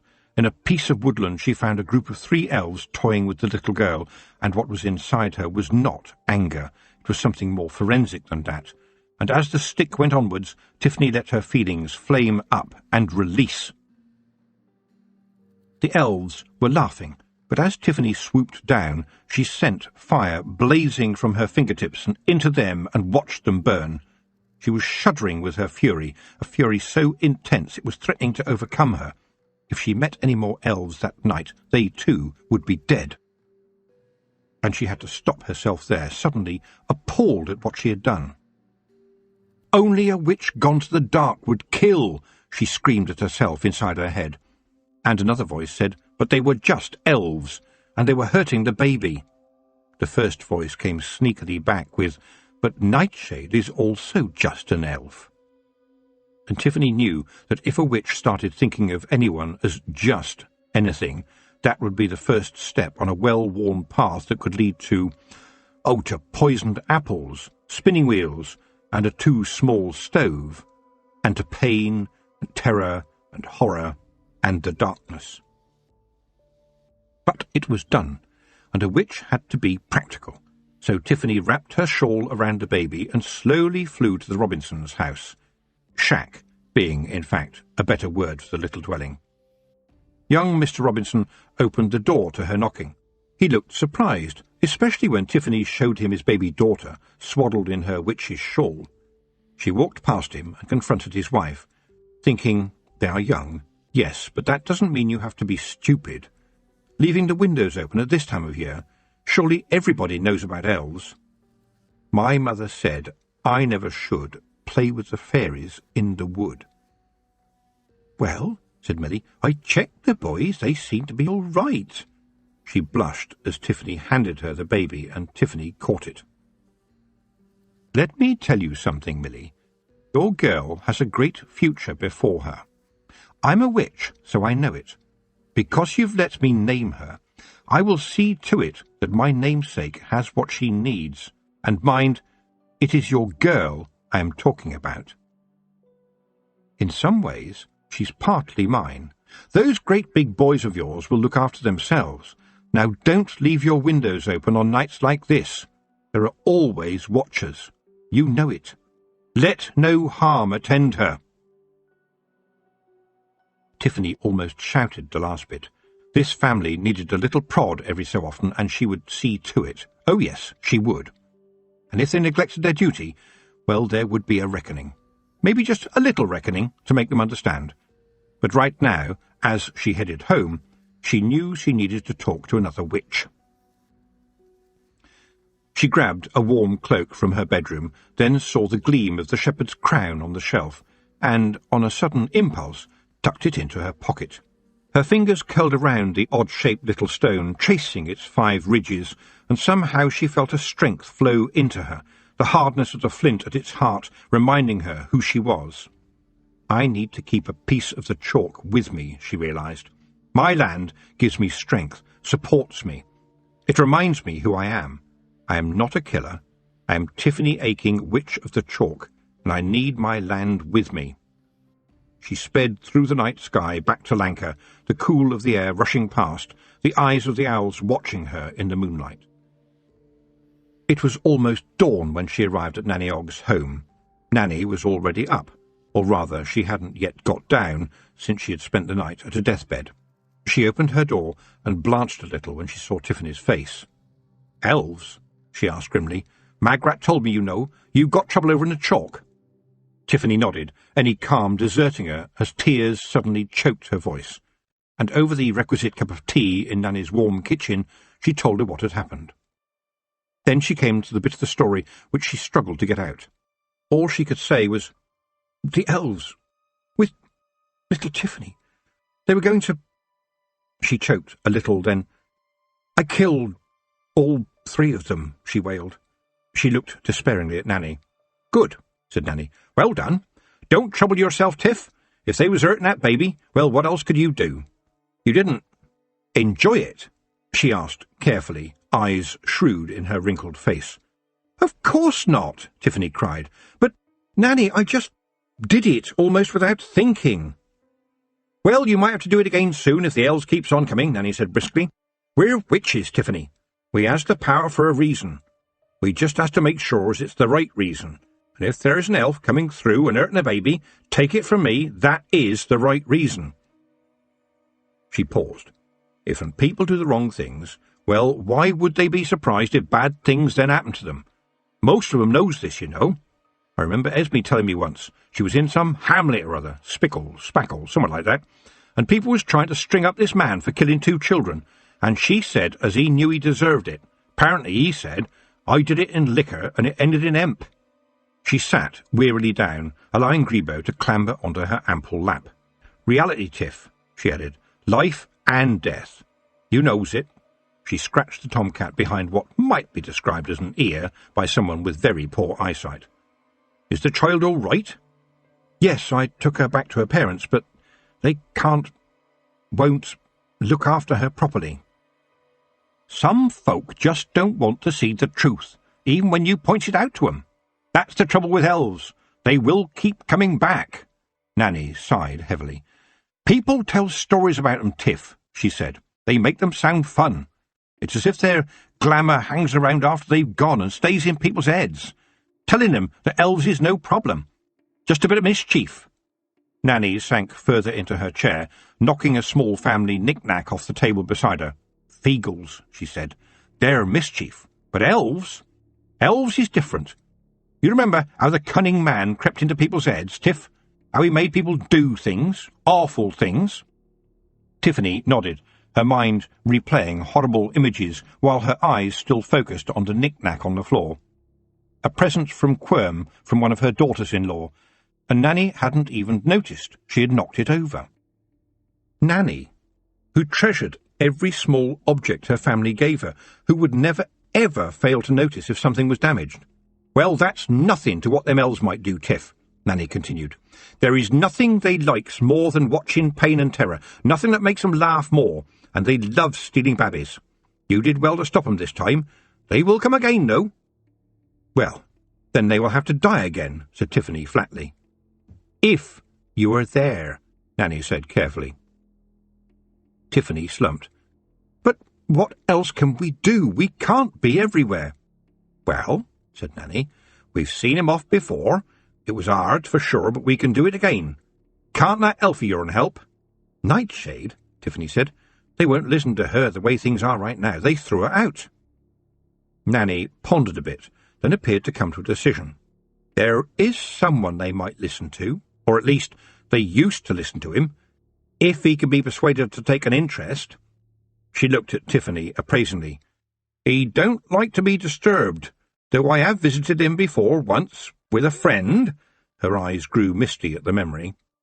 Nanny's friend on that occasion had been Count Casanunda the Lowwayman, a highwayman who carried a stepladder on his horse on account of his being a dwarf, and was most gallant towards the ladies he encountered. And I think Granny and he may have had words in the past. He likes ladies, though. A pretty young thing like you might be just his cup of tea. Tiffany bristled. Nanny, you can't be suggesting— Lordy, no, nothing like that. Just a bit of persuading. You were good at persuading folks, ain't you, Tiff? I can do persuading, Tiffany said, relaxing a bit. Who do you mean, and where do I go? The Long Man. Tiffany had heard a lot about the Long Man, the barrow that led to the home of the King of the Elves, mostly from Nanny Ogg, who had gone into the barrow and met the king once before, when the elves had been getting unruly. The professors would have said that the king lived in a long barrow from ancient times, when people didn't wear clothing and there weren't so many gods, and in a way the king himself was a kind of god, a god of life and death, and, it seemed to Tiffany, of dirt and ragged clothing. And men still sometimes came to dance around by the barrow, horns on their heads, and, usually, a strong drink in their hands. Unsurprisingly, they found it hard to persuade young women to go up there with them. There were 3 mounds to the barrow, 3 very suggestive mounds that no country lass who had watched sheep and cows in action could fail to recognise. There was always a lot of giggling from the girls training to be witches when they first flew over it and saw it from the air.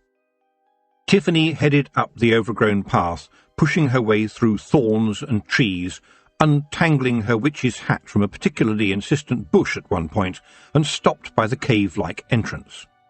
She was strangely reluctant to duck under the lintel, past the scratched drawing of the man with horns, and down the steps she knew she would find once she had pushed aside the stone at the entrance. I cannot face him just by myself, she thought with terror. I need someone who can at least tell people how I died. And a wee voice said, "Crivens! Rob anybody? Oh, aye. We follow ye all the time, ye ken. Ye are the hag of the hills, and a long man is a big hill. But wait by the gate, please, Rob. I must do this by myself," she said, suddenly filled with sureness that this was the right choice. She had killed the 3 elves. Now she would face their king. "This is hag business, ye ken." "But we knows the king," said Rob. "If and we gae along wi' ye, we can fight yon scunner in his ain world." "Oh, aye," added wee Dangerous Spike. "A big laddie, ye ken, but I'll gie the bogle a faceful of feagle he'll nae forget." He experimentally nutted one of the entrance stones, bouncing his head off the rock with a satisfying clunk. Tiffany sighed. "That's what I'm afraid of," she said. "I want to ask the king for his help, not anger him, and I know the Feagles have history with him." "Aye, that's us," said Rob proudly. "We is history." "Nae king, nae queen, nae laird," roared the assembled Feagles. "Nae Feagles," said Tiffany firmly. A sudden burst of inspiration hit her. "I need you just here, Rob anybody," she told him. "I have to do my hag business with the king without anyone disturbing me." She paused. "And there are elves afoot. So if any should come seeking their king, I want you, Rob anybody, we, Dangerous Spike, all of ye, to stop them coming down after me. I need you to do this for me. It's important. Is that understood?" There was a bit of grumbling, but Rob had brightened up. "So we can gie 'em scunners a good kicking if they shows up here?" he asked. "Yes," Tiffany said wearily. This was met by a cheer. "Knack, mac, feagle, wah-hey!" She left them there, squabbling over who should guard which part of the long man, wee Dangerous Spike bashing his head enthusiastically against the entrance stones again as a sort of warm-up for what he hoped was coming. And she walked into the stinky darkness, clutching the small crowbar she had brought with her along with a horseshoe. She put one hand into her pocket and held tight onto the shepherd's crown, her ground, her turf. "Let's see if I am truly the hag of the hills," she thought, and she gripped the big stone blocking the entrance. It rose up gently, no crowbar necessary, the stone crackling as she raised it higher and higher, revealing the steps beyond. The path inside led her deeper and darker, spiralling round and round, taking her into the heart of the barrow, into a pathway between the worlds, into the world of the elven king, where he floated between time and space in his land of pleasure. It was stifling, though there was no fire. The heat seemed to be coming out of the earth. And it stank. It reeked of masculinity and unwashed clothing, of feet and sweat. There were bottles everywhere, and at the end of the hall naked men were wrestling, grunting and groaning as they twined and twisted with their opponents, their bodies greased as if from a bucket of lard. There were no women to be seen. This was a land where men indulged themselves with no thought for the other sex. But when they saw Tiffany, they stopped and put their hands over their essentials, as Nanny would have said, and Tiffany thought, "Ha! You big strong men, your meat and 2 veg hanging out, you're frightened, aren't you? I am the maiden, and I am also the hag." She could see the king of the elven races. He was just as Nanny Og had described, still stinking, of course, but somehow hugely attractive. She kept her eyes on the horns on his head, trying not to look at his meat and veg, which were huge. The king sighed, stretching out his legs and tapping his hooves against the wall, an animal scent like that of a badger in heat, rising from him and curling towards her. "You, young woman," he said lazily, his voice an invitation to romance, to wickedness, to pleasures you had not known you wanted until that moment. "You come into my world, into my entertainments. You are a witch, are you not?" "Indeed I am," said Tiffany, and I am here to ask the King of the Elves to be a proper king." He moved closer, and Tiffany tried not to blanch as the stench of him thickened. He smiled lasciviously, causing her to think, "I know who you are and what you are, and I think Nanny Og must have liked you." "Who are you?" he queried. "By your garb you seem indeed to be a witch, but witches are old and somewhat wrinkled. You, girl—" "Sometimes," Tiffany thought, "I am so fed up with being young," a thought that she would most certainly grow out of, assuming she survived long enough. "My youth has got his attention, but what I need is his respect." "I may be young, my lord," she said firmly, "but as you see, I am a witch, and I come to tell you that I have killed 3 of your people." That should do it, she thought, but the king merely laughed. "You interest me, my girl," he said, stretching languorously. "I do no harm," he added lazily. "I simply dream, but my people, oh dear, what can I do? I must allow them their delights as I do myself." "But their delights are not to our taste," said Tiffany. "Not in my world." "My world," chuckled the king. "Oh, you have pride, little girl. Perhaps you would like to be one of my ladies. A queen needs pride." "The Lady Nightshade is your queen," said Tiffany firmly, her legs shaking at the invitation in the king's words. To stay here? With him? Her mind shrieked. She gripped the shepherd's crown more firmly. "I am Tiffany Aching of the Chalk," she said to herself, "and I have flint in my soul." "Nightshade is my guest," she added. "Perhaps you did not know, my lord, that your queen has been thrown from fairyland by the Lord Peaseblossom?" A lazy smile spread across the king's face. "Nightshade," he mused. "Well, I hope you enjoy her company." He spread his legs, making Tiffany gulp, and leaned forward. "You begin to tire me now, girl. What do you want from me?" "Get your elves to see sense," said Tiffany, "or there will be a reckoning." Her voice almost wobbled on the last bit of this, but it had to be said, oh yes. There was a huge sigh, and the king yawned as he lay back again. "You come to my abode, and you threaten me," his voice caressed. "Tell me, mistress, what care should I have for those elves who play in your lands? Even the Lady Nightshade.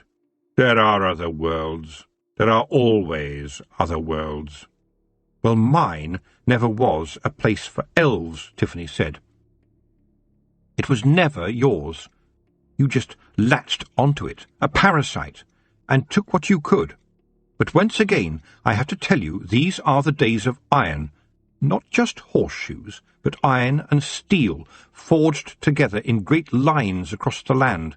It's called a railway, my lord, and it is spreading across the disk.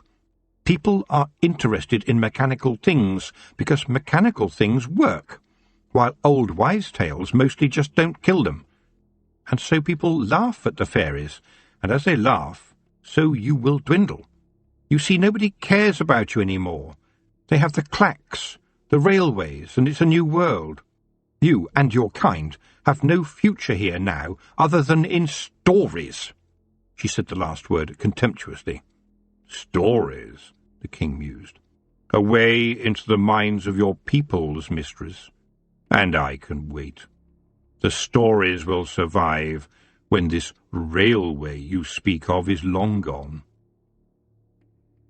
"But we will not stand by to see small children taken as playthings for elves any more," Tiffany said.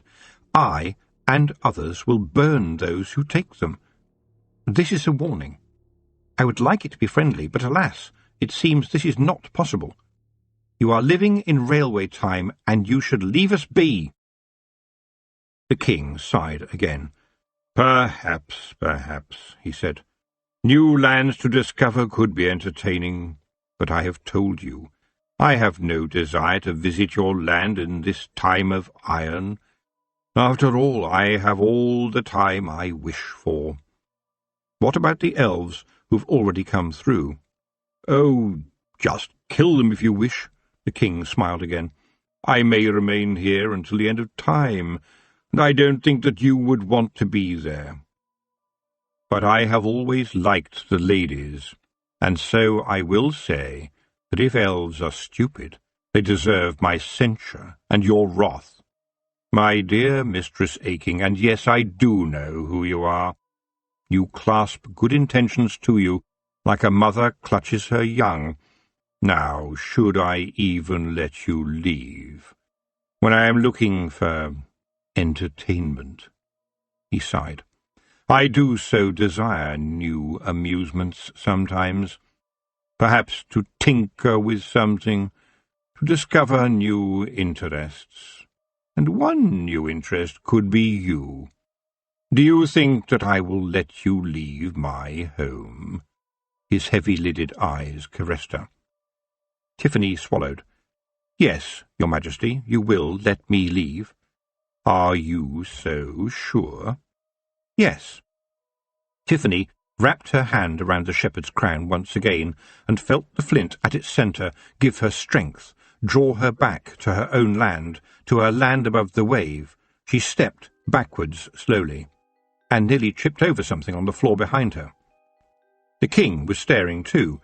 It was a white cat, and she heard the king's voice, surprised for the first time.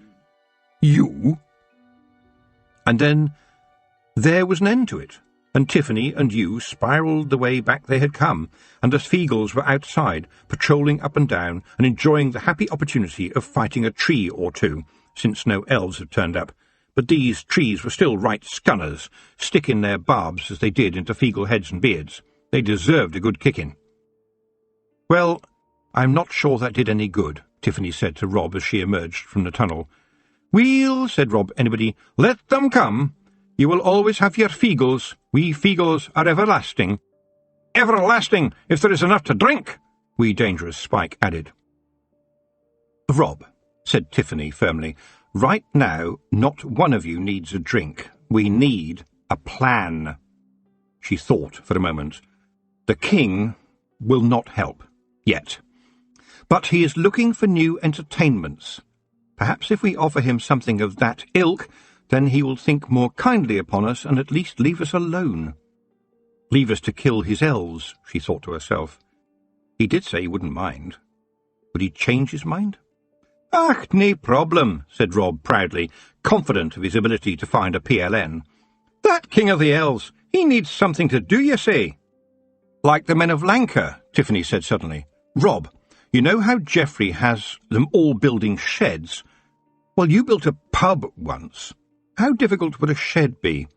"Nae trouble at all. Right, lads," said Rob, happy now, for he had his PLN. "Let's off-ski." He looked down at you. "How come your pussycat follows you around, mistress?" "I don't know," said Tiffany. "She's a cat. They can go anywhere. And after all, she was Granny Weatherwax's cat, and that means quite a lot."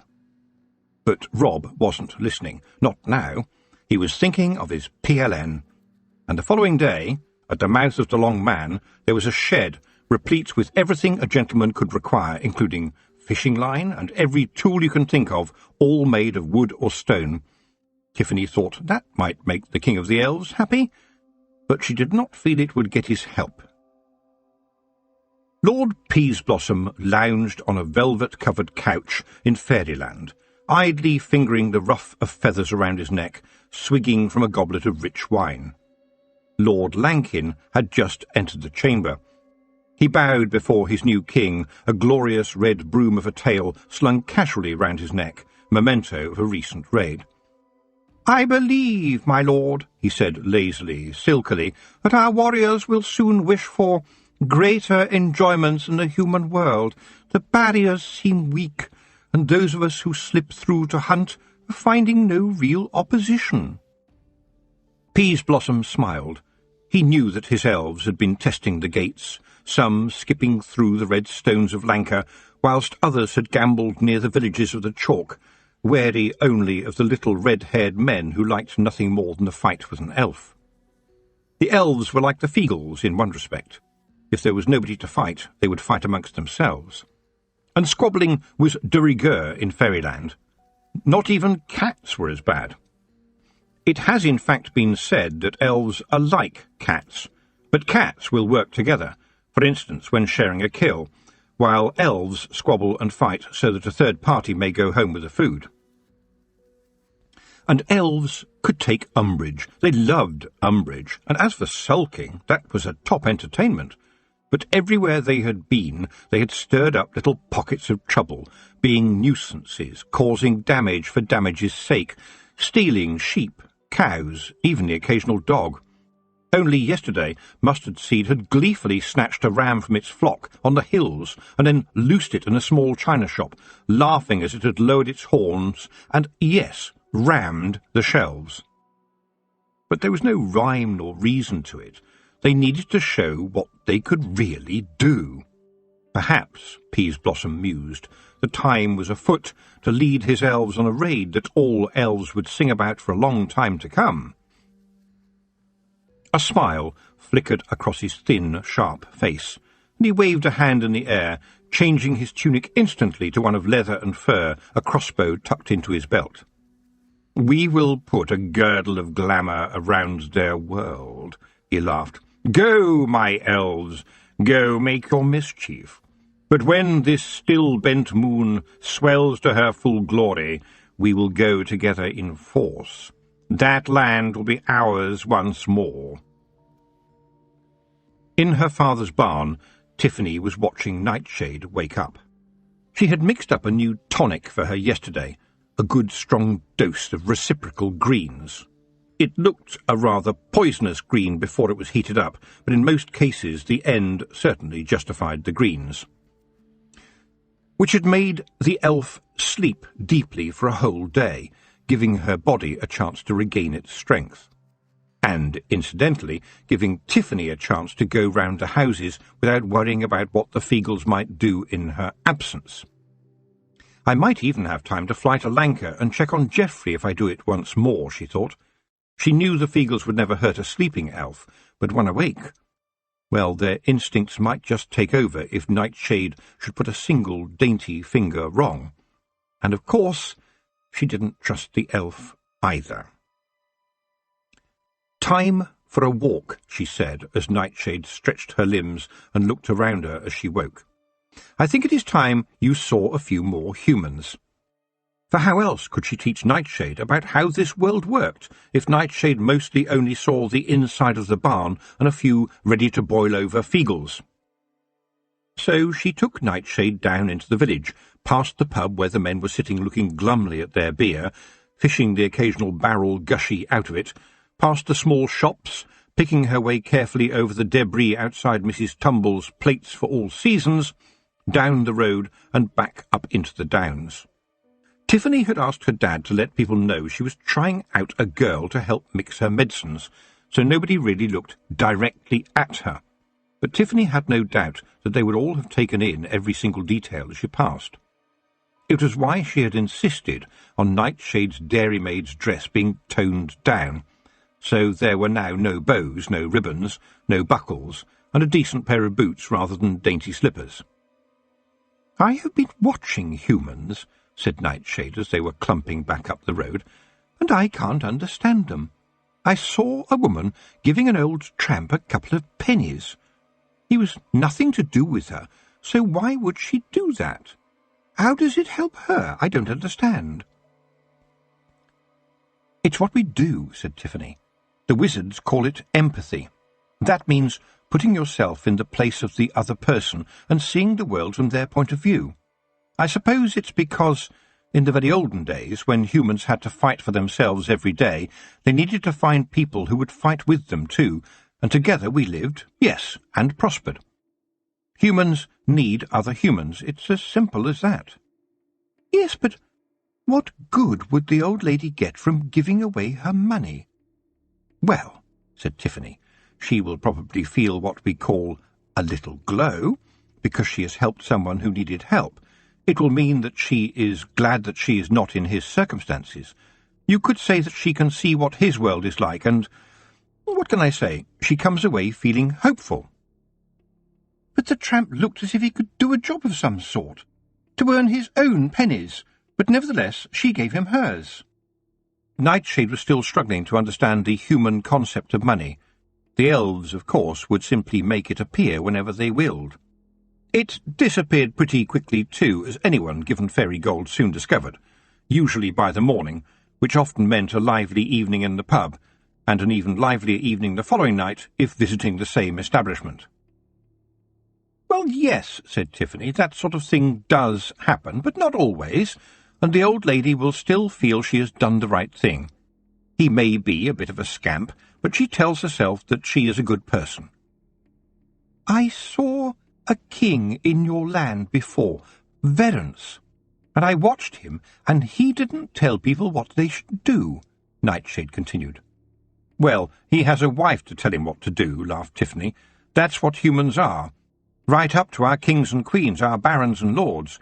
Our rulers rule by consent, which means that we like having them as rulers, if they do what we want them to do.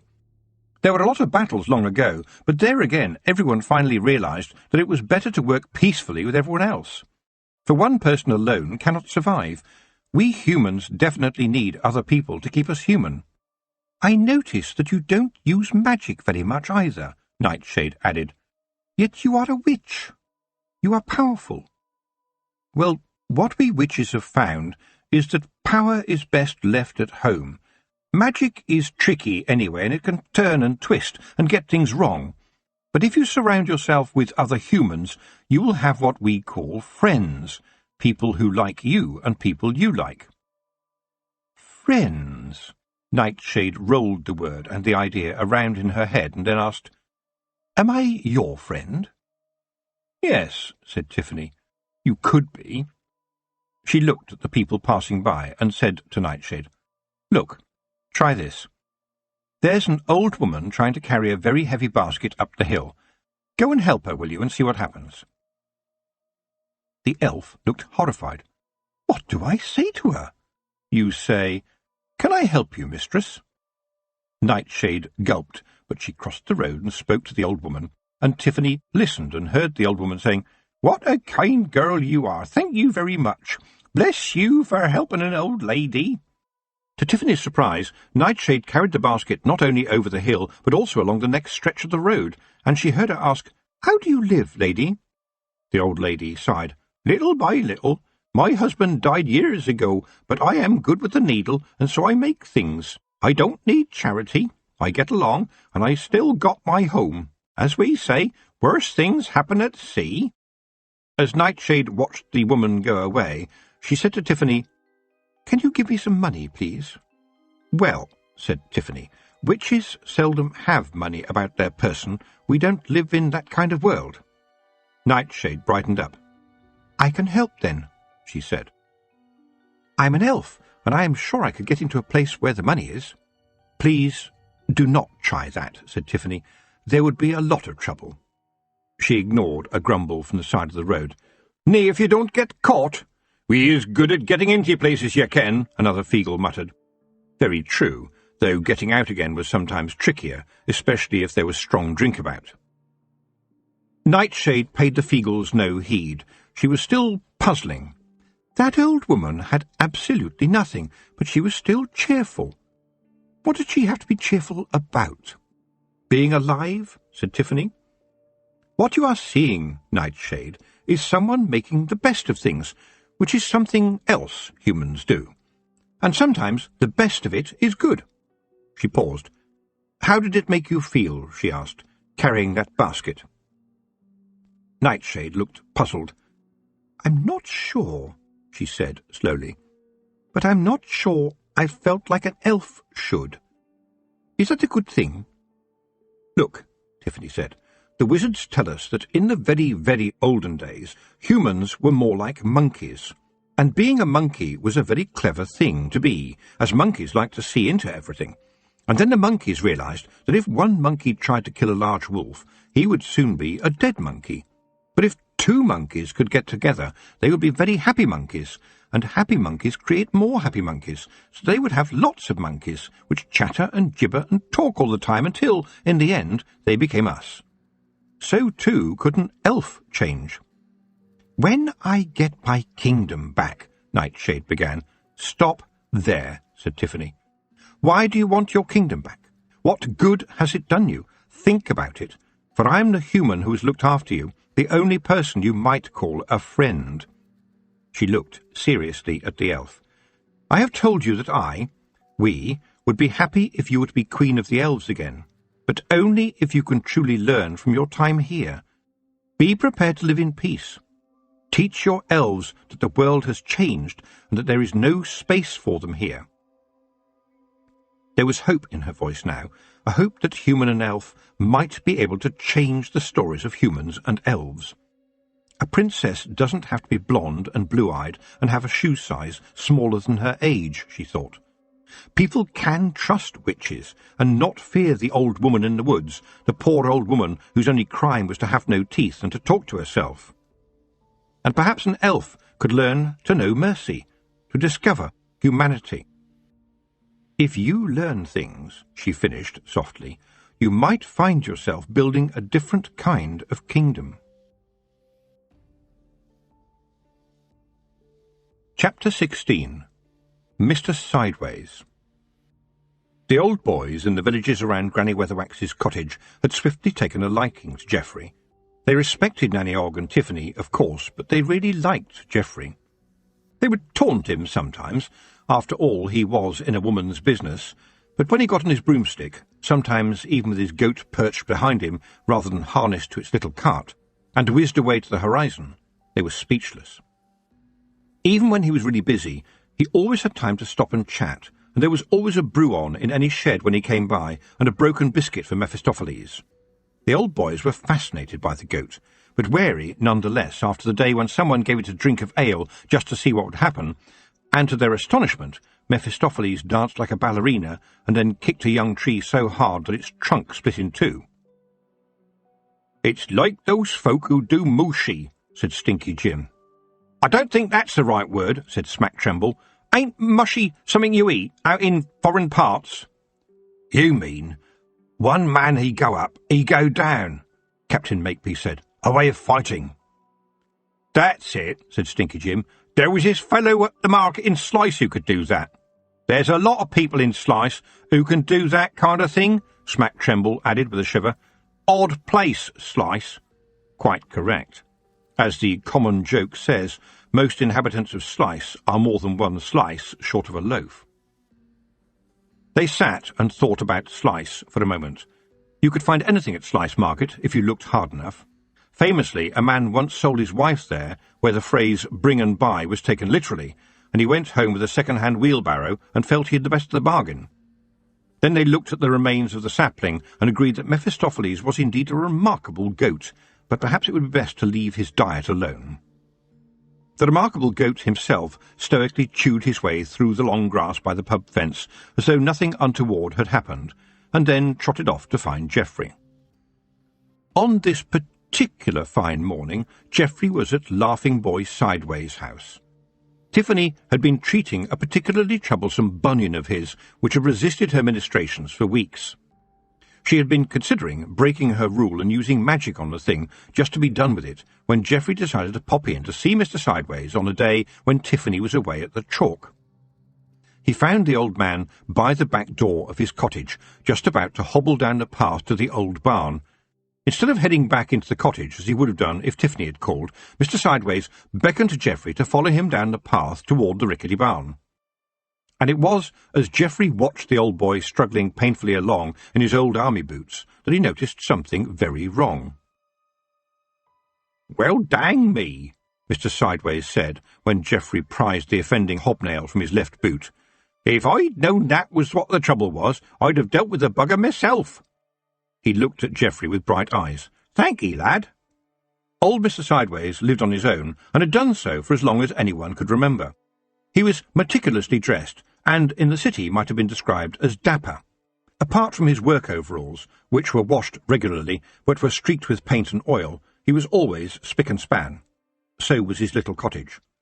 The living room, which he kept immaculately tidy, had paintings of people in old-fashioned dress on the wall. Geoffrey assumed these were portraits of Mr. Sideways' parents, although he never spoke of them.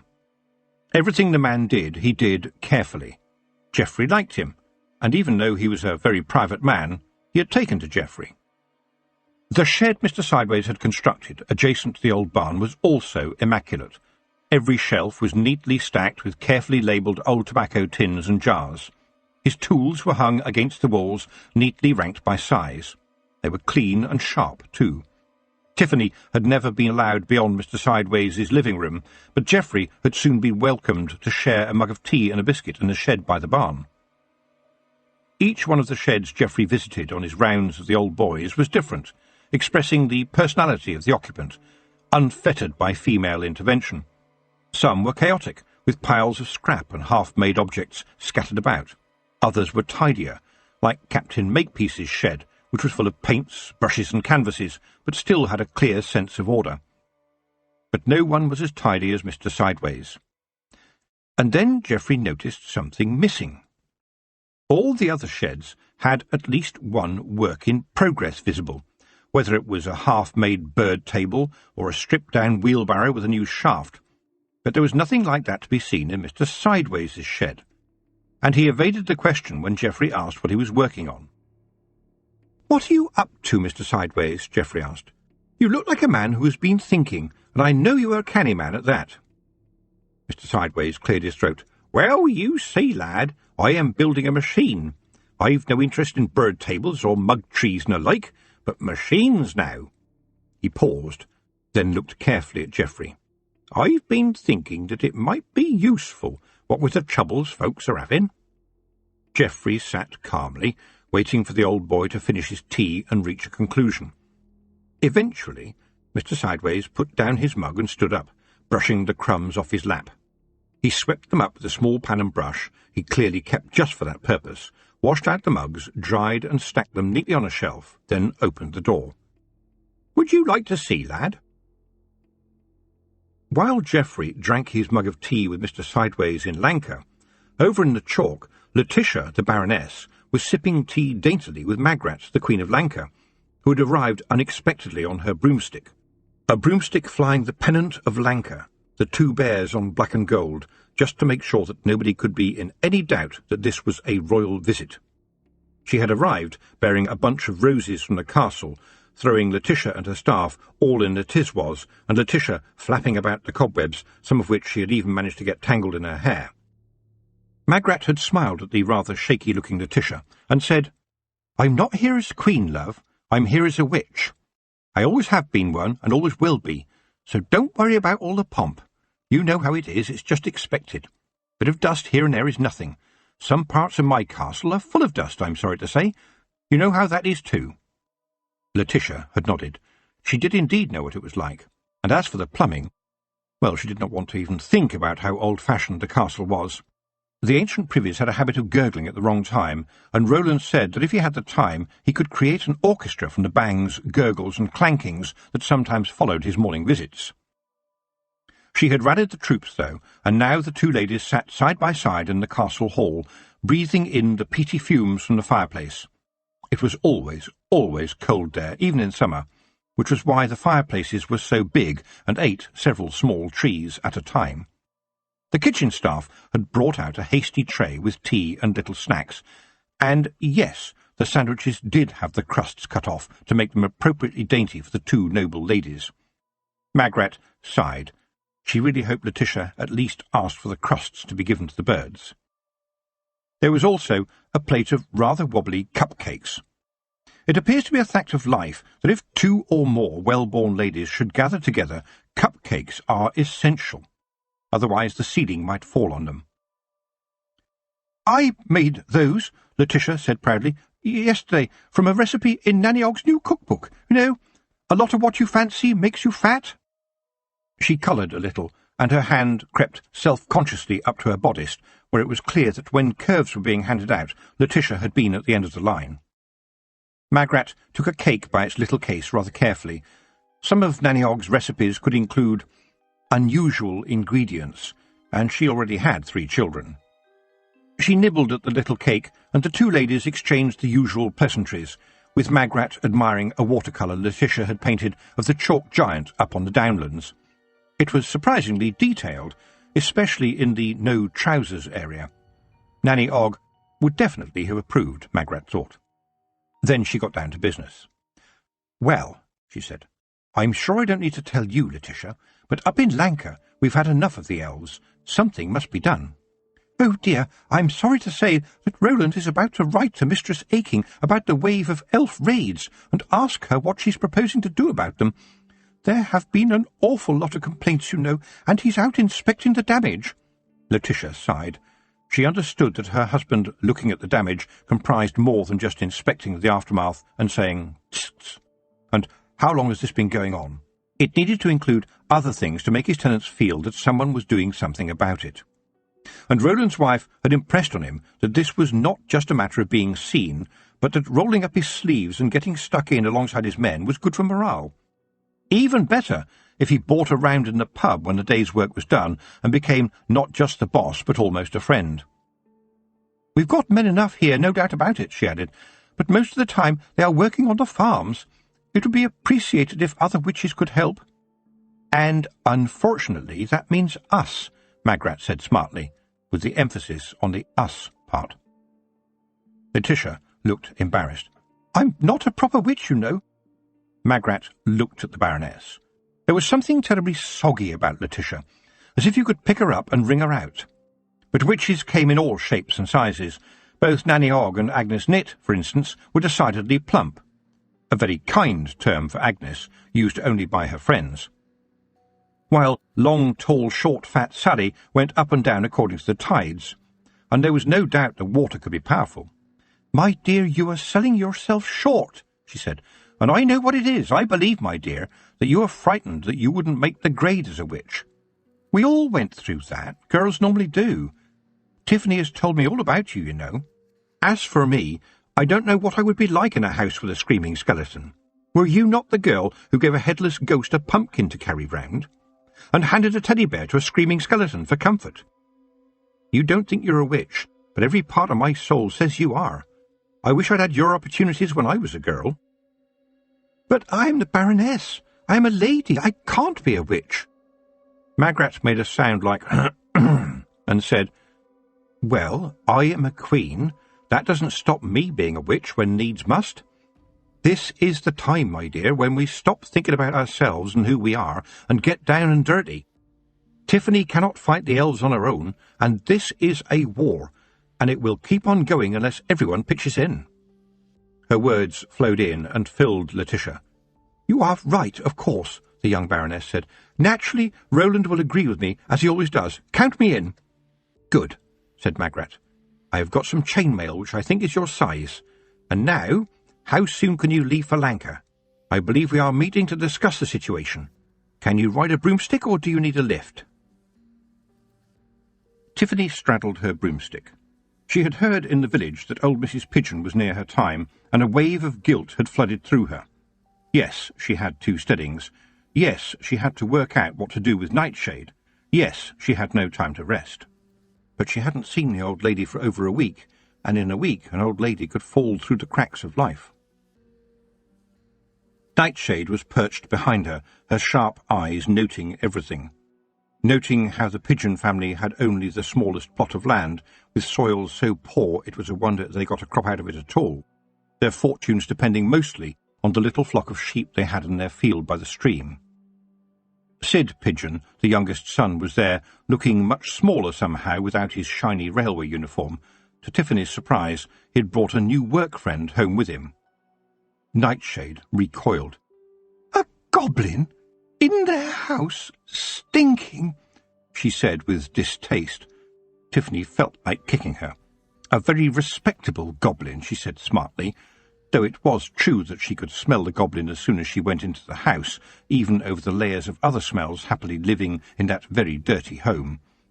She nodded to the goblin, who was sitting with his feet up on the table, eating what looked like a chicken leg that others, possibly the cats, had had a go at before him. Sid's friend. "Of piston to steam, mistress," the goblin said cheerfully. "Works with the iron and steel, I does." "Tiffany," Sid said urgently, "have you come to see Granny? She's in bed upstairs." Old Mrs. Pigeon was indeed in her bed, and it didn't look to Tiffany as if she was likely to be getting out of it ever again. The old lady was little more than a wrinkled set of bones, her twig-like fingers clutching at the edges of a faded patchwork quilt. Tiffany reached out and held one of her hands, and did what she could for the old lady, calling the pain out of the shrunken body. And all hell broke loose downstairs. "Sid, them pesky fairies or whatever, they've only gone and fouled the stream. It's all yeller. And there's dead fish floating in it. We've got to move the sheep, now." Mr. Pigeon sounded desperate as he called to his son. As the thunder of boots left the house, Tiffany held her concentration, drew more pain from old Mrs. Pigeon, and then Nightshade was at her side. "I don't understand," she said. "That goblin went with the humans." "It's called helping," Tiffany said smartly, still trying to hold on to the pain she had taken from old Mrs. Pigeon. "Remember?" "But goblins and humans don't like each other," Nightshade continued, puzzled. "I told you, of Piston the Steam is Sid's friend, but this isn't about liking," Tiffany said. "It's about helping each other out. If the goblin camp was on fire or something, the humans would help them." She looked down at Mrs. Pigeon. The old lady was falling into a sleep now. "Look, I need to go outside for a minute," she said. "Stay with Mrs. Pigeon, would you? Let me know if she wakes again." Nightshade was horrified. "But I can't. I'm an elf. I've already carried that basket. I can't help another human." "Why not?" said Tiffany sharply. "Of Piston the Steam just did. Are elves less than goblins?" But she had no time to waste, so she headed downstairs and threw the pane out into a pile of stones laid ready for building into a wall. It made a rather unfortunate loud bang. There had been quite a lot of pain, which is probably why, when she got back upstairs, Mrs. Pigeon had woken up and asked for a cup of water. The old granny was staring up at Nightshade, a smile on her gummy face as she reached out for the cup. "You're a good girl, you are," she was saying weakly. "A good girl." "A good girl? A good elf?" Nightshade put her hands to her stomach. "I think it is beginning," she said softly, looking up at Tiffany. "I feel a sort of warm spot here, in my stomach, a little glow." Tiffany smiled, laid a gentling hand on Mrs. Pigeon, and then took Nightshade by the arm.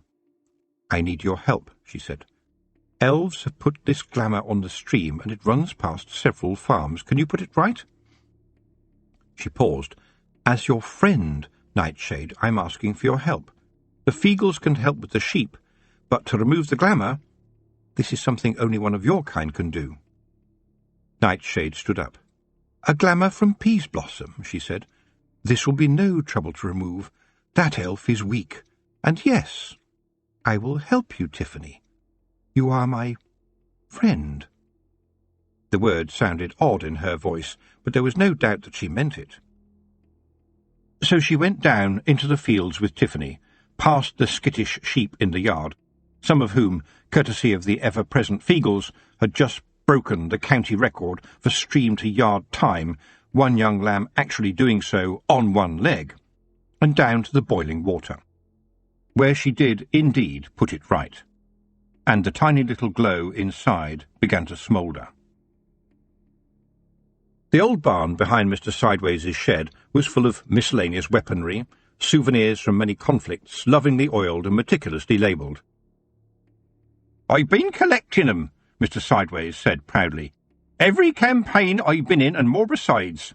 You should always keep your weapons handy. I mean, I don't say anything bad about trolls and the dwarfs, but we fought them more than once, and so I say you always have to make sure. Somebody says something, and before you know it, we're knee-deep in dwarfs. They give you the up and under. You can't trust them with the up and under." Geoffrey looked around the walls of the barn in astonishment. The machinery of death was everywhere if you looked at it properly. And there he was, this smiling old man with whom he'd just been sharing a cup of tea, eyes sparkling, ready to face the foe, especially if it wasn't human. And he was known as Laughing Boy. What would he have been like if he had been known as Scowling Boy? "I can turn a lathe as good as anybody," Mr. Sideways said. "A lathe," said Geoffrey. "You get swarf, don't you?" "Oh, yes. Terrible stuff if it gets in your eye." He smiled. "And it could be useful for something." There was a moment when he almost led Geoffrey back out again, but then he could not hold it in any longer. He had to show the boy what he'd been working on. "Come, lad, have a look at this. It was going to be a secret until it was finished, but of course I can tell you." At the back of the barn there was a huge shape covered with a tarpaulin. Mr. Sideways led Geoffrey over to it, reached up and gave the tarpaulin a tug. As it fell away, Geoffrey gasped. The machine looked like a great metal grasshopper, with a counterweight at one end and an enormous leather sling at the other. As he gazed at the machine in astonishment, Geoffrey realised that he had seen something similar in the books Mr. Wiggle had showed him at home. He said, "This looks dangerous." "I hope so," said Mr. Sideways. "I've always wanted one of these, ever since I saw them in action. The dwarfs had ones a bit like this, which could throw a troll flat on his back. Those dwarfs know a thing or two, I must say, and I'm very big on gnome defence." He coughed. "Got the idea to build one after I'd been watching the lads down the pub do the stick and bucket dance. A dance that should only be performed when no women are nearby. If you saw it, you would know why. "So I see," said Geoffrey. "Captain Makepeace is very impressed," Mr. Sideways added. "So me and the boys are going to try it out tomorrow, but nowhere anyone can see us." These old gentlemen have certain qualities, Geoffrey thought. Just because they are old doesn't mean they can't be powerful. Chapter 17. An Argument of Witches. Through the unbarred door, Lord Lankin creeps into a crumbling old manor house, up the creaky stairs, snuffing out the candles and the sconces as he passes.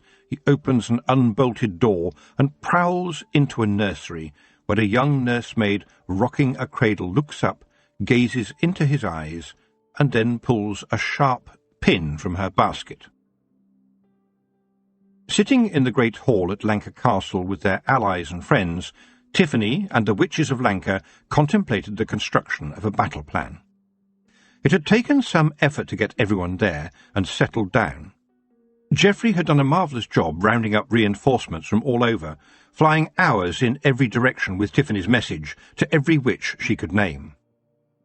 Even blind Mrs. Happenstance and long, tall, short, fat Sally had turned up, with Mrs. Proust from Ankh-Morpork, and there was a group of younger witches too, Anagramma Hawkin, Petulia Gristle, Dimity Hubbub, Harrietta Bilk, and others. Under Queen Magrat's watchful eye, Letitia ticked them off Tiffany's list as they arrived. Having a queen backing you up was a good thing, Tiffany thought, as Mrs. Earwig came in and started bossing everyone around. Magrat swiftly put a stop to that, for even Mrs. Earwig found that she couldn't argue with royalty. But dealing with witches altogether was like carrying a tray full of marbles. Witches were very good at rubbing one another up the wrong way, and little feuds turned up and went away and disappeared and started again.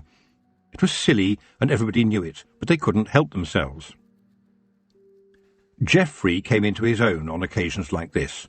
Whenever bickering broke out, he was there with the perfect word or a sympathetic smile. Seeing his calm weaving, doing its subtle work, was a joy, Tiffany thought. You could almost see the calm coming out of his ears. "Ladies," Tiffany said, calling the meeting to order, "here's the problem. The elves are back again, this time in force, and if we don't stop them soon, things will get very bad indeed. I know some of you have encountered elves before," she looked at Nanny Ogg and Magrat, "but many of you have not. They are a formidable foe."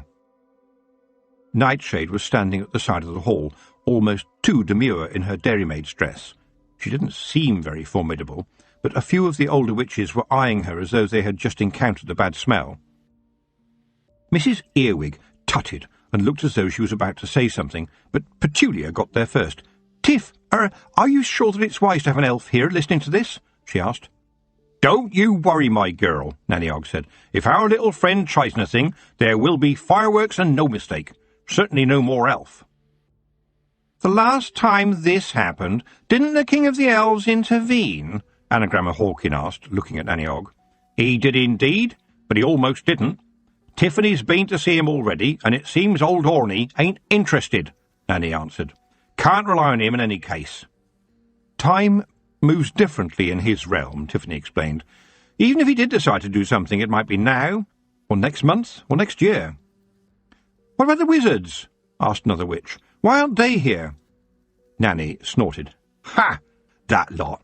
By the time they got a spell ready, the elves would be over the ramtops and far away. She adjusted her position and sniffed. No, this is witches' business. Them wizards have all got their bums on chairs and their noses stuck in books. She said this last word with a sideways glance at Mrs. Earwig, who was, of course, known for her love of writing. Most everyday working witches believed the best use for a book was on a nail in the privy. Magrat cut in quickly.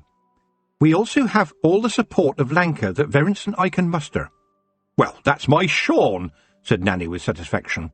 Sean Og was the army of Lanka, as well as its bottle washer, butler, gardener, trumpeter, and, a role Sean would have liked to lose, the man who checked the guard-robes and removed all the night waste. And I reckons our Jason can provide us with a few horseshoes, being as he's the blacksmith, Nanny added, for those who might not know. Geoffrey coughed. I've been working on a few ideas with some of the older gentlemen, he said softly. We have something I think might be useful. And there's Hodgesarg, said Magrat. Hodgesarg, the royal falconer, was a surprising asset, since elven glamour didn't seem to work on him, probably because he spent so much time with his beloved birds that a part of his brain was a falcon by now, and hence unprepared to share space with any other predator. It was generally believed that this was also what stopped the birds from pecking out his eyeballs. Mrs. Earwig laughed confidently. So what is the problem, may I ask? There are plenty of us here, surely more than enough for a few elves. She looked scornfully at Nightshade. Nanny Og exploded. No, there's not enough of us. How many witches have we here? She looked around the room. 10, 12 maybe. More if you include Geoffrey and Letitia, and the young girls still training, but only half of us, being senior witches, will has much real experience. The elves are sneaky. They'll have the glamour on you before you know it. They come quietly, like a silent but deadly fart, and they get you before you can pinch your nose. Even Esme Weatherwax could barely withstand the power. She fought hard, and you all remember what she was like. They didn't get past her, but it was a close thing. Ladies, these here elves are horrible. We're right to be fearful. They do things to you, get at you. It happened to me too, said Magrat. The glamour makes you feel small and worthless. Those of us who have faced it before can't warn the rest of you enough. I fear you are exaggerating. There's nothing glamorous about that, Mrs. Earwig said scornfully, pointing at Nightshade. Well, you've certainly never met no fairy. If and you had, you would have scars, Nanny spat. She had turned an interesting colour, and Tiffany intervened quickly before sparks really began to fly. Ladies, I think it would be useful to have a little demonstration of the power of an elf. Nightshade, would you be prepared to give us a taste of your glamour? There was a collective intake of breath as the assembled witches realised what Tiffany was suggesting. Be careful, Nightshade, very careful. Those of us who have met the glamour before will keep an eye on you. I sincerely hope that we won't have a problem. And Nightshade smiled, not a particularly pleasant smile, Tiffany noticed. Ladies, said Magrat to the others, trying to prepare them, to be a witch is to be full of yourself, and in charge of yourself as well. It would be a good idea to watch one another when the glamour starts to take hold. Tish and pish, said Mrs. Earwig. I am my own woman, and always will be. I am a witch, whatever you might think, and I don't deal in fairy tales. In a syrupy voice, Nanny Og said, You just write them, Mrs. Earwig. But not as reality, said Mrs. Earwig. That's allowed. Nanny Og looked at her face and thought, We will see. Ladies, asked Tiffany, are you all ready? There were some nods and yeses, so she said, Nightshade, please show us your glamour. And she grasped the shepherd's crown in her pocket. This was a moment when she knew she would need to keep a strong hold on her sense of self. Yan Tan Tethera, she chanted softly to herself. Yan Tan Tethera. Nightshade began, slowly, her foxy little dairymaid's face filling with a shining light, with beauty, with style, and then she was suddenly the most wonderful thing in the hall. Fantastic, marvellous, enchanting, terrific. The air was thick with glamour, and Tiffany could almost hear the witches fighting it. The inexperienced ones, Anagramma, Petulia, and Letitia, Dimity and Harrietta, suddenly seemed flaccid, their faces like dolls. Petulia, like many of the other witches, felt a beguiling feeling that the world was all hers, all of it, with everything that was in it. And then her dream, as did theirs, unravelled. Who did she think she was? No one liked her. No one wanted her. She wasn't worthy of anything. No one wanted her. Everyone knew she didn't have any skills. It would be so much better if she was dead. Maybe it would be better if she simply let the pig stamp her down into the mire, and even that wouldn't be bad enough. She screamed. Tiffany moved towards Nightshade, and almost like a bubble bursting, the elf let go, and her glamour was all gone. But everyone in the hall looked shaken. Except, Tiffany noticed, Mrs. Earwig. "So, what happened?" the older witch snapped bossily. "What are you all doing?" "Mrs. Earwig, did you not feel as though you were small, nasty, and a waste of space, totally without redemption?"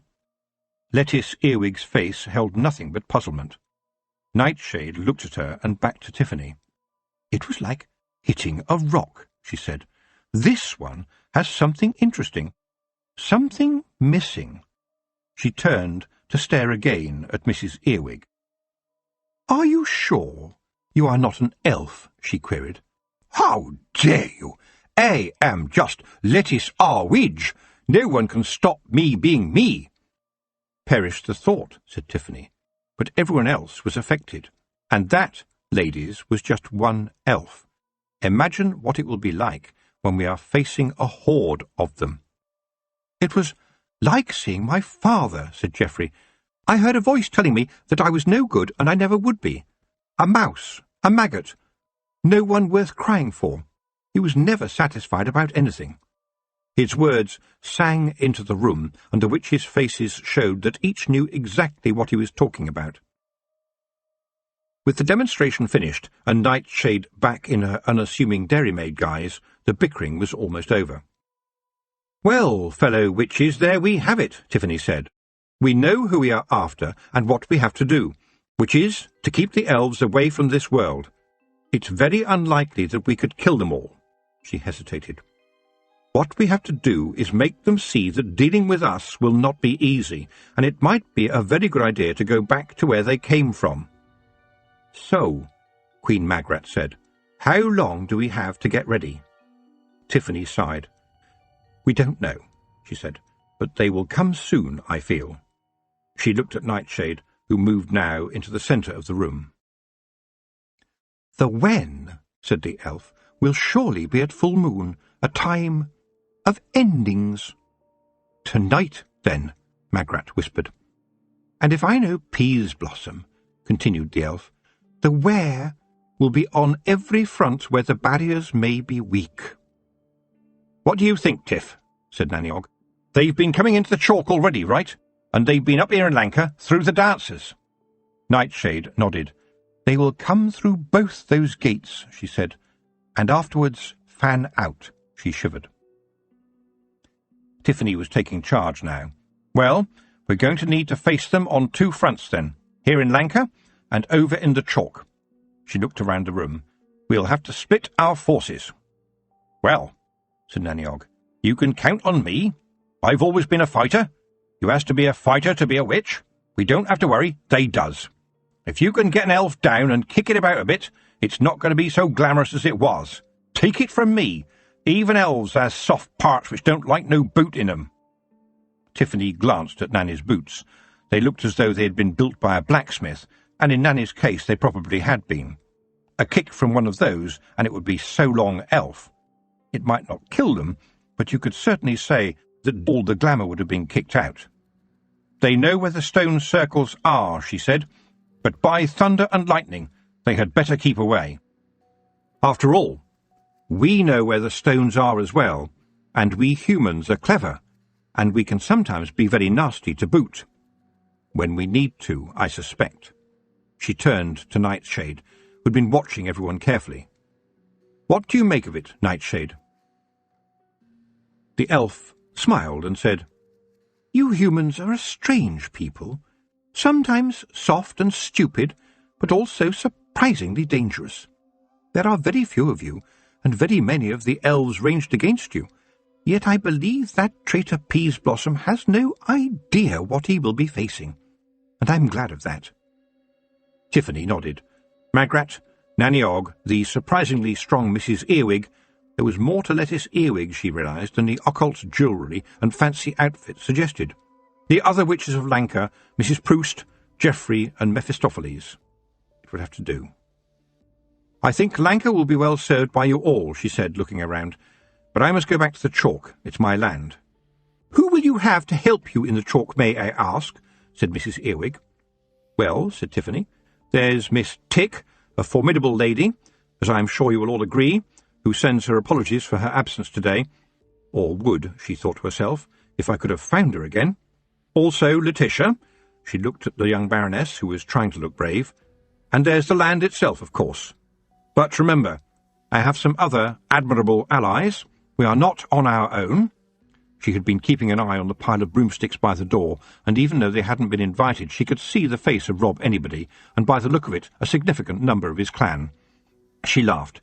They must have come up with Magrat and Letitia, she thought.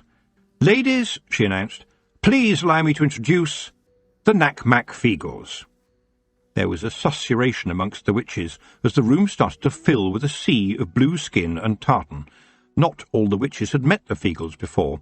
Tiffany heard Nanny Og whisper not quite quietly enough to Queen Magrat, "Put anything drinkable in the cellar." "Ach, you're a cruel hag, so you are, and my name isn't Rob Anybody," Rob moaned. Magrat laughed. "Rob Anybody? You are a war all by yourself, man. Welcome to the palace, but please don't drink everything. At least, not until we have won the war." "Now you're talking, lassie. I mean, your queenship. Where there's a war, there's a Knack-Mack Feagle." There was a barrage of cries of "Crivens!" from the clan, and Rob Anybody shouted, "Aye, get them doon, and the kicking starts." There was another cheer then, and Big Yan jumped up and shouted, "You will need to tak' note, ye weens. We dinna say yes to Mr. Finesse, but we just kick 'em." Hamish added, "When Morag swoops doon on top of them, her beak and talons will take their breath away. And she's a heavy girl." "Be happy that they are on our side," Tiffany said. She looked reprovingly at Mrs. Earwig, who had a snooty look on her face. "It's true that they are rough diamonds, but no better warriors can be found anywhere on the disc." And she hoped that Mrs. Earwig didn't hear the mumbling. Daft Woolly. "What's this? Did we stole any diamonds?" "It's a manner of speaking, you dafty," Rob Anybody. "But we got no manners. We treasured the fact you ken," Woolly again. "It's an idiom." "Who are you calling an idiom?" Tiffany laughed to herself. It appeared that the Kelder had been seeing to the clan's range of expressions. Rob waved his claymore in the air, making one or two witches retreat a step or two, and then he leapt up onto a table and glared down the hall. "Weel, I see the Lady Nightshade is with us to noo," he said. "Ach, the big wee hag and the Kelder seem to think that we shouldn't do anything about this elf. We are to leave her alone.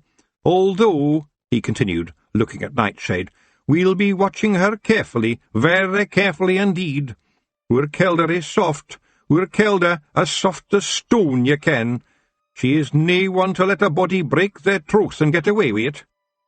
"My dear Sir Mr. Feagle," said Mrs. Earwig, "this is a council of war, so we should be discussing strategies and tactics." "Ach, weel, ye can if you wish, but we are Feagles, and we dinna mess about with things like that. It's all about using yon claymore to best offence, and if you dinna get that right, your last resort is to nut 'em." Tiffany took in Mrs. Earwig's face and said cheerfully, "Could you do that, Mrs. Earwig?" She was given a look, and Mrs. Earwig said, "I will nut as I see fit." And, to Tiffany's surprise, the other witches applauded, and for once Mrs. Earwig was wreathed in smiles. I tell ye, I wouldn't cross yon Carlin, said Rob Anybody. Nay me, said Big Yan, she's as sharp as a she-wolf. So where's yon battle then, Hag of the Hills? Rob demanded. There was another roar from the assembled Feagles, and a forest of little swords and clubs were thrust into the air. Knack mac Feagle, wahey! A good kicking for the wee scanners! Nay, king, nay, queen, we will na be fooled again! Tiffany smiled. If Nightshade is right, the elves will ride through this coming night, when the full moon shines in the skies. Ladies, and Geoffrey, she addressed the assembled witches, go and get some rest. I must fly back to my steading now, but good night, and good luck. Let the runes of fortune guide and protect us all, Mrs. Earwig added portentously, always determined to get the last word in. Tiffany loved the little room she'd had since she was a child. Her parents hadn't changed anything, and unless it was raining or blowing a gale, she slept with the window open. Now, weary from the broomstick ride back, tense with the expectation of what the night might bring, but hoping to get a few hours' rest, she savoured the atmosphere of the little room, finding strength from its familiarity. A strength that came from feeling that she was exactly where she should be, and aching. I get up aching, and I go to bed aching, she whispered to herself, smiling. One of her father's jokes, and she had rolled her eyes when hearing it again and again as a child, but now its warmth curled over her body. And there was the china shepherdess on the shelf, Granny Aching, and next to it she had placed the shepherd's crown, aching to aching down the generations. Land under wave, she mused. That was what the name Tiffany meant in the speech of the Feagles. Tirfehin, Tiffan, the Kelder would call her. The sound of her name was magic, real magic, from the beginning of time. It was a soft night. She told herself that she really ought to get some sleep. She'd be no good without some rest. But she lay there, the cat, Hugh, snuggled up against her warmth, listening to the owls. Hootings were coming from everywhere, as if they were warning her. Outside her window, the moon was rising, a gloriously full silver orb to light the skies, to lead the elves in. Tiffany's eyes closed. And a part of her, the soul of her, was in a chalk pit, the shepherd's crown in her hand, its 5 ridges catching the light of the full moon, and it was glowing like an aquarium out of time. Now she could hear the roar of the ancient sea beneath her, its voice trapped in the millions of tiny shells that made up the chalk, and she was swimming. Great, strange fish were coming towards her, big and heavy-looking, with teeth. At that point, Dr. Bustle, part of him anyway, his memories being relocated to Tiffany's mind following an episode early in her witching life. The rather pedantic wizard's knowledge, especially of ancient languages, came in very handy sometimes, like when she wanted to read a peculiar menu in Ankh-Morpork. Dr. Bustle floated into her mind and took his cue. "Duncle Ostius," he said, as a creature the size of a house floated by. Megalodon was huge and carnivorous, more teeth than Tiffany had ever seen in one go. Then there were sea scorpions, armour-plated, clawed horrors, but none of them paid any attention to her. It was as if she had a right to be there. And then there was a smaller creature, an explosion of blue spines that did notice Tiffany. "Echinoid," whispered Sensibility Bustle. "That is correct," said the creature, "and I am the shepherd's crown. Deep in my heart is the flint, and I have many uses. Some call me the sea urchin, others the thunderstone, but here, now, in this place, call me the shepherd's crown. I seek a true shepherd. Where can a true shepherd be found?" "We shall see," Tiffany heard herself saying. "I am Tiffany Aching, and my father is a king among shepherds. We know him. He is a good shepherd, but not the best. You must find the king of shepherds." "Well," said Tiffany, "I'm just a witch, but I will help you if I can. I work hard, mostly for other people." "Yes," said the Echinoid, "we know." "I'm talking to a creature from under the sea," thought Tiffany. "Is that right?" First thoughts, not second thoughts, her mind reminded her. "It is strange," said the voice of Dr. Bustle in her head, "but not so strange as falling down a rabbit hole with a pack of cards." "Let me think about it," her second and third thoughts said. "If talking creatures from the sea turned up everywhere, we'd all know about it, so this must be something just for me." The voice came from nowhere, as though it was part of that ocean from time. Tiffany Aching is the first among shepherds, for she puts others before herself. And the shepherd's crown was warm in her hand, a golden light glowing from within its depths, an heirloom handed down from generation to generation of Achings, down to Granny Aching, on to Joe Aching, and now to Tiffany herself.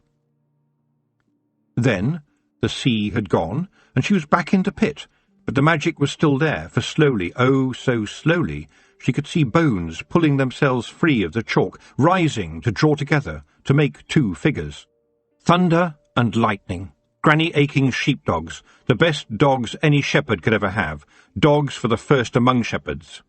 Now they were at her feet, their ears pricked, and Tiffany felt as if she could almost reach out to touch them. Almost, but not quite. For if she should touch them, be part of them, would she too be drawn into the chalk to be bones like them? "Come by, thunder. Away to me, lightning," she whispered, the familiar commands filling her with courage.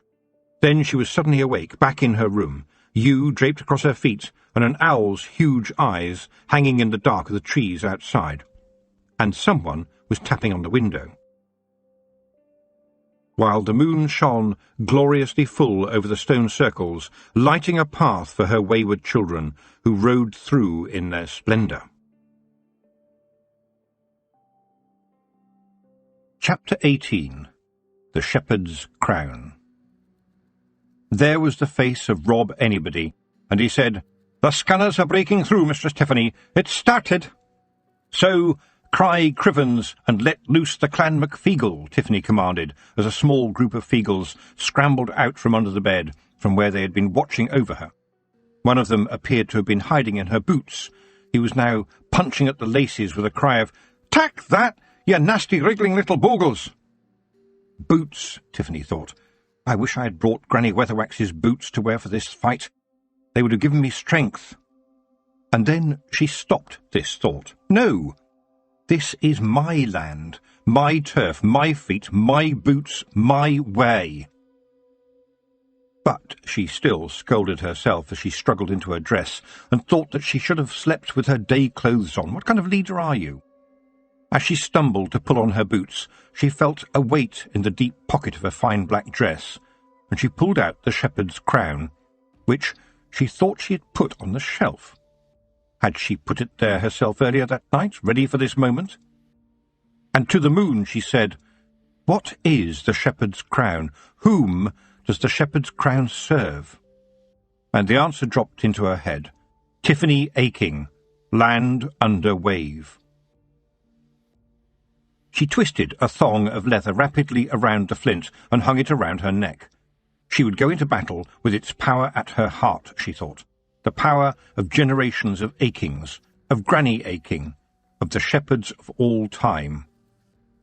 Then she ran down the darkened stairs and out the door, locking it behind her, and was not surprised to see Ewe, the cat, perched on the front of her broomstick, purring and looking smug, while Nightshade was stumbling from the barn, wee Mad Arthur at her side. Then she was flying through the silvery night, the elf Nightshade clutching at her waist, Feagles hanging on to the bristles, and the owls following behind her, a squadron of feathered allies. Over in Lanka, Nanny Og was sleeping, and her snores could have cut timber. Suddenly there was a mild explosion which might be called a grumph, and the cat, Grebo, woke up and sniffed the air. Nanny had been sleeping in her day clothes. After all, she thought, who knew for sure when the elves would come? She shouted, "Grebo, ring the castle bell." The cat was suddenly not there, but there was a blur of cat travelling at speed up to the castle, Grebo's unmistakable smell lingering in the air behind him, and when the guard saw him coming towards him, he ran after him into the bell tower. And as the great castle bell tolled, light blossomed throughout the castle as candles were lit in every window, followed very shortly by the rest of Lanka town. The bell! What danger was this? In the royal bedchamber, Queen Magrat nudged her husband, who was still rubbing his eyes, and said, "Ference, dear, help me buckle my escutcheon, will you, my dear?" The king sighed. "Look, why can't I go with you? It's going to be dangerous." Magrat smiled. The smile that you gave loving but occasionally annoying husbands. This was old ground. "Well, someone has to be left at home," she said. "It's like chess, you know. The Queen saves the King." "Yes, dear," said the King, and opened the cupboard that contained the armour of Queen Inky. Inky had been the most fearsome warrior queen Lanka had ever seen. Well, so the stories said, as she hadn't actually existed. But the people of Lanka hadn't let a tiny thing like that stop them adding her to their history, and so a set of armour had been made to go along with a portrait. Magrat had worn the armour the last time she faced the elves, and it seemed only right to wear it again. As the door opened, Magrat thought she heard a subtle little sound of a call to arms. Queen Inky's armour had a life of its own, and it always shone even in the dark. Verence helped her buckle on the male armour, which she secretly thought of as female. Then she slipped her feet into the heavily soled spiked sandals and topped it all off with the winged helmet. The last piece to go on was the leather baldric. Verence wanted to embrace her, but he thought, "I won't, there were too many spikes in any case." But he loved his wife to distraction, so he tried again to volunteer himself to be somewhere in the coming fray. "Magrat, my love," he murmured, "it seems so shaming if the king can't fight." "You are a very good king, Verence," his wife said firmly, "but this is witches' work, and someone has to look after the people and our children." The queen, Magrat as was, staggered under the weight of the armour, and under her breath she whispered a little magic. "Queen Inky, Queen of Queens, make your armour light."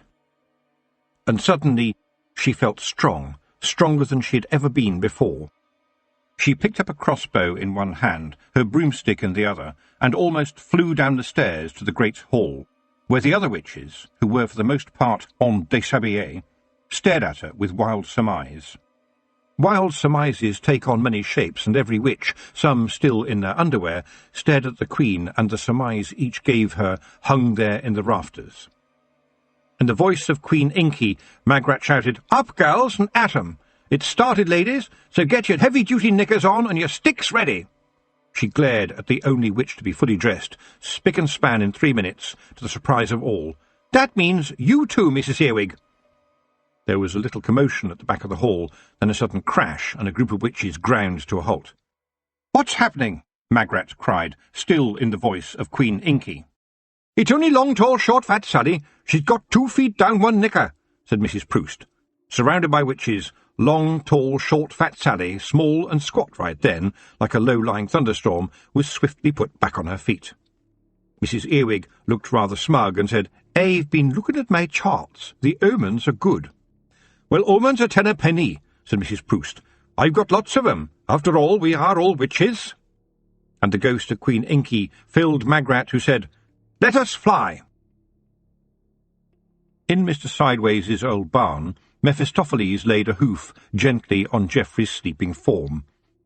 Geoffrey jumped out of the straw and discovered that the old boys who had readied themselves for the coming battle by bivouacking in the barn with him were already up and about, creaking a bit and making their toilet in a bucket. Geoffrey looked at the old men. They had spent most of the evening carousing and telling stories of the days when they were all young and handsome and healthy and didn't have to pass water far too often. They had managed to make their wives give them a ticket of leave, and said wives had been given to believe that their husbands were just in the barn for a few drinks and reminiscences. The wives, as wives do, had festooned their menfolk with big scarves, mittens on strings, and woolly hats, with, alas, pom-poms on the top. Captain Makepeace, the old boy's acknowledged military leader, said, "It's time to go and get out Laughing Boy's confounded contraption." Geoffrey looked at the captain's warriors and sighed internally. Could they do it? They were old men. Then he thought, yes, they are old men. They have been old men for a long time, which means they have learned many things, like lying and being crafty and, most importantly, dissembling. "We shall fight them on the mountains. We shall fight them on the rocks. We shall fight them over the hills and down in the valleys." There was plenty of all those to pick from in Lanka, so he had a good choice of battlegrounds, as long as they were all up and down. "We shall never surrender," Captain Makepeace roared, and there was an answering cheer. "They will not like it up and over 'em," Smack Tremble called out. waving what looked like a rusty bayonet in the air and worryingly living up to his name. "They will not like it. Oh, no, they won't." Mephistopheles grunted as Geoffrey hitched him to his little cart, which the old boys had filled with mysterious bags before drinking the night away, and the two of them followed the old men out of the barn. Captain Makepeace didn't need to tell his men to be stealthy. They already were. It was running fast that would be a problem. And stealthily they made their way into the wood and further on to where they had hidden Mr. Sideways' contraption, camouflaging it with branches. Geoffrey watched them pull Mr. Sideways' project out into the clearing. It stood there, looking ominous, surrounded by the bushes, waiting its moment, like a huge insect, one with a nasty sting. Up by the circle of stones called the Dancers, Lord Lankin was exulting. His elves were dancing around the stones, flitting in and out and metaphorically tweaking the noses of the piper, the drummer, the leaper, the best-known stones. The power of the gate was weak, and the glamour of the elves was fearsome. "They are not even here waiting for us," Lord Lankin gloated. "Stupid humans! If we go down through those woods, we could be out into the centre of Lanka in one great charge, and the moon is full and on our side." And in the silver moonlight, the elves, some on horseback, bells jingling and harness tinkling, made their way down the hill towards the woods. But as they neared the edge of the trees, Lankin saw a young human boy step out onto the path with an animal by his side. It was a goat. "Who are you, boy?" he demanded. "Move aside! I am a prince of the elves, and you are in my way. Move, lest I show you my displeasure." "Well," said Geoffrey, "I don't see why I should. My advice to you is to turn round, sir, and go the other way, or else it will all be the worse for you." Lord Lankin laughed out loud. "We will take you away, boy, and the things we will use on you when we get you back home will be incredibly nasty. Your torment for naysaying a prince of the elves." "But why, sir? I mean no harm to you. I have no weapons. Can we be calm about this? It would appear that I have made you unhappy, and for this I am sorry." Geoffrey paused. He was trying to weave a peace between them, but it was like trying to get a rock to agree with a hard place. "Surely both of us are civilized people," he finished. Lord Lankin screeched, "Now, young man, you have trodden on the tail of the snake." Geoffrey calmly said, "I believe this is not the case. I know you, mister. I know what kind of thing you are. You are a bully. I know about bullies, oh yes I do. I have known them all my life, and believe me, you aren't the worst." "You are nothing, boy. We'll kill you anyway. And why a goat, may I ask? They are stupid creatures." Geoffrey found his calmness floating away. He was worthless, a maggot, a ne'er-do-well. He felt powerless, a baby again. And as the elf spoke, in Geoffrey's mind an echo came. "Even if I let you live, you will amount to nothing." This time it was the voice of his father, and he stood there frozen. The elf prince said silkily, "Are you crying, you little baby?" "No," said Geoffrey, "but you might be."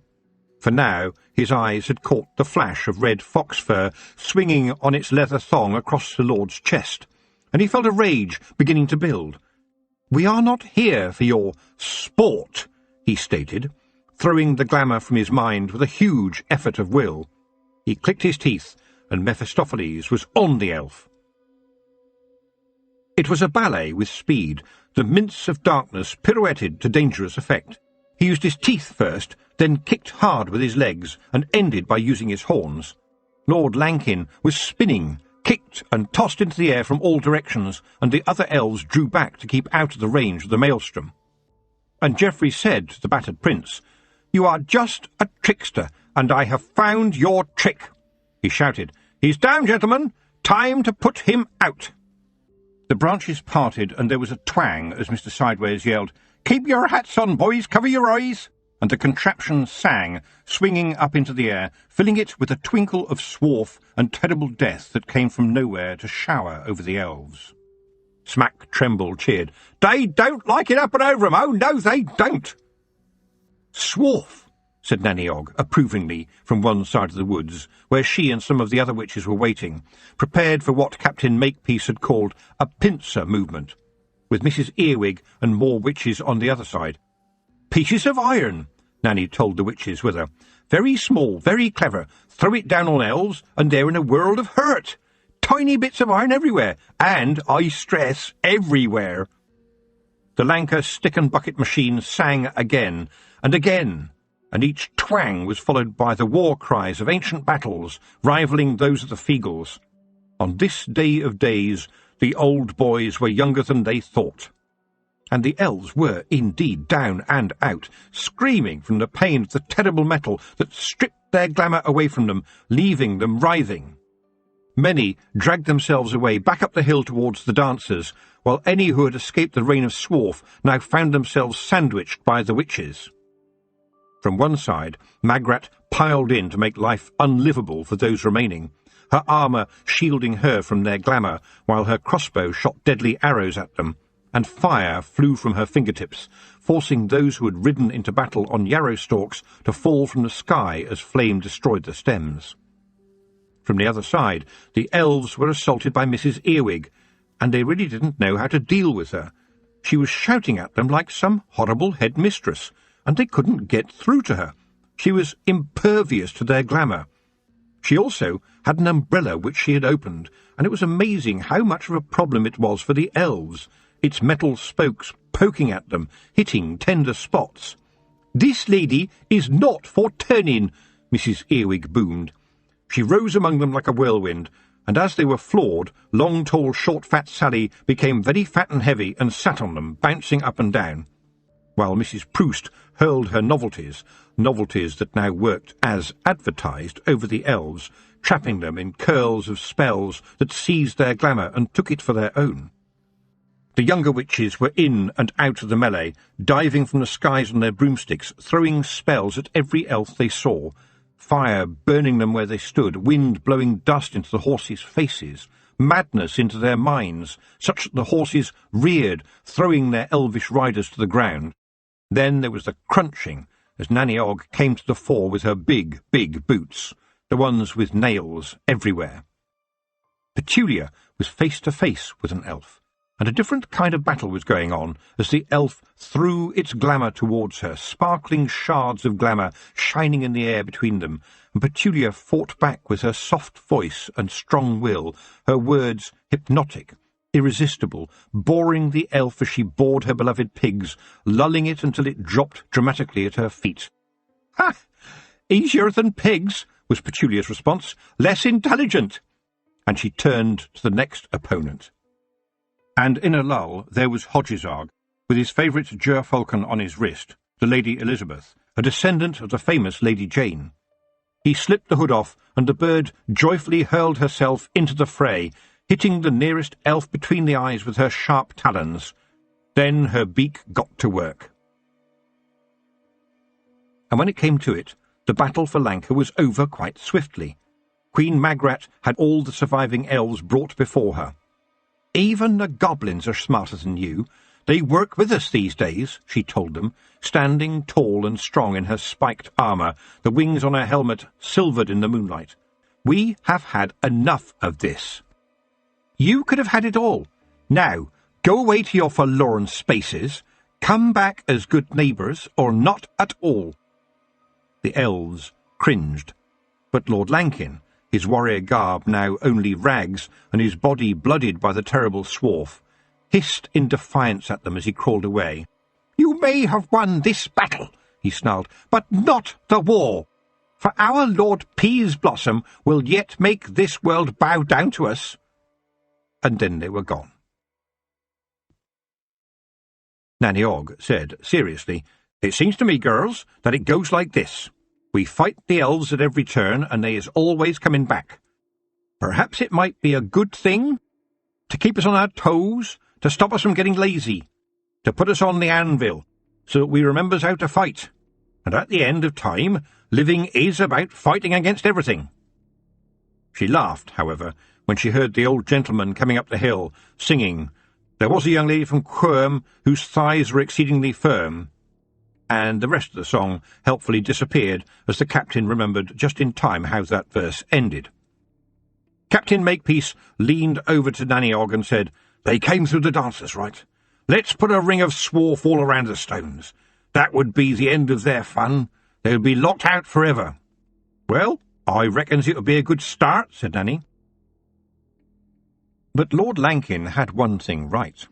The elves might have lost the battle in Lanka, but the war was not yet over. For, many miles rimwards, Lord Peaseblossom had indeed ridden through the stone circle on the chalk, with a band of elite warriors at his back. The Feegle Mound was one big scuttle as the Nakmak Feegles turned out of every nook and cranny to fight. Everywhere was heat and noise.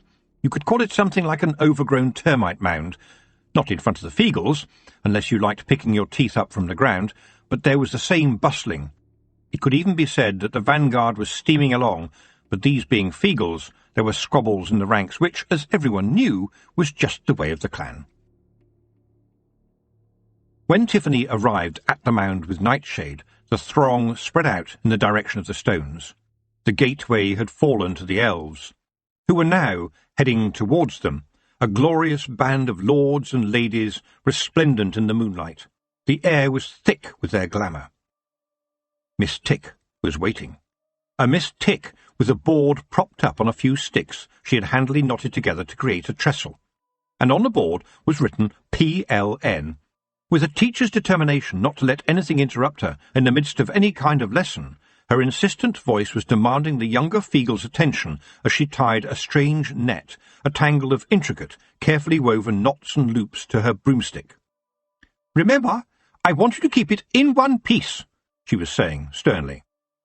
Then, within minutes, it was a melee. In fact, a melee of melees. There was a sting in the air, and Tiffany recognized the surge of static electricity. How could the elves be so stupid, she thought, as to attack in the midst of a storm? Did they not remember how she had used thunder and lightning to defeat them before? The sky was crackling. The hairs on her head tingled. She could see signs of a coming downpour happening everywhere, could recognize the build-up to an enormous storm. As Awfully Wee Billy Big Chin's mouse pipes screeched out a battle hymn, pitched perfectly to assault the elven ears, there was a distant scream from a train at Two Shirts. A roar of iron and steel, a bellow that shouted, "This is no world for elves." Feegles and elves were fighting now, with no quarter given on either side. Tiffany could see that the Feegles were dealing with things in their own special way, which included getting into the elves' clothing and fighting them from within. If there was something that an elf really hated, it was to have their clothing torn, and a black eye didn't do much for the image either. You can't be suave with a black eye, Tiffany thought. She suddenly burst out laughing. It had been a long time since she had set eyes on Horace, the cheese.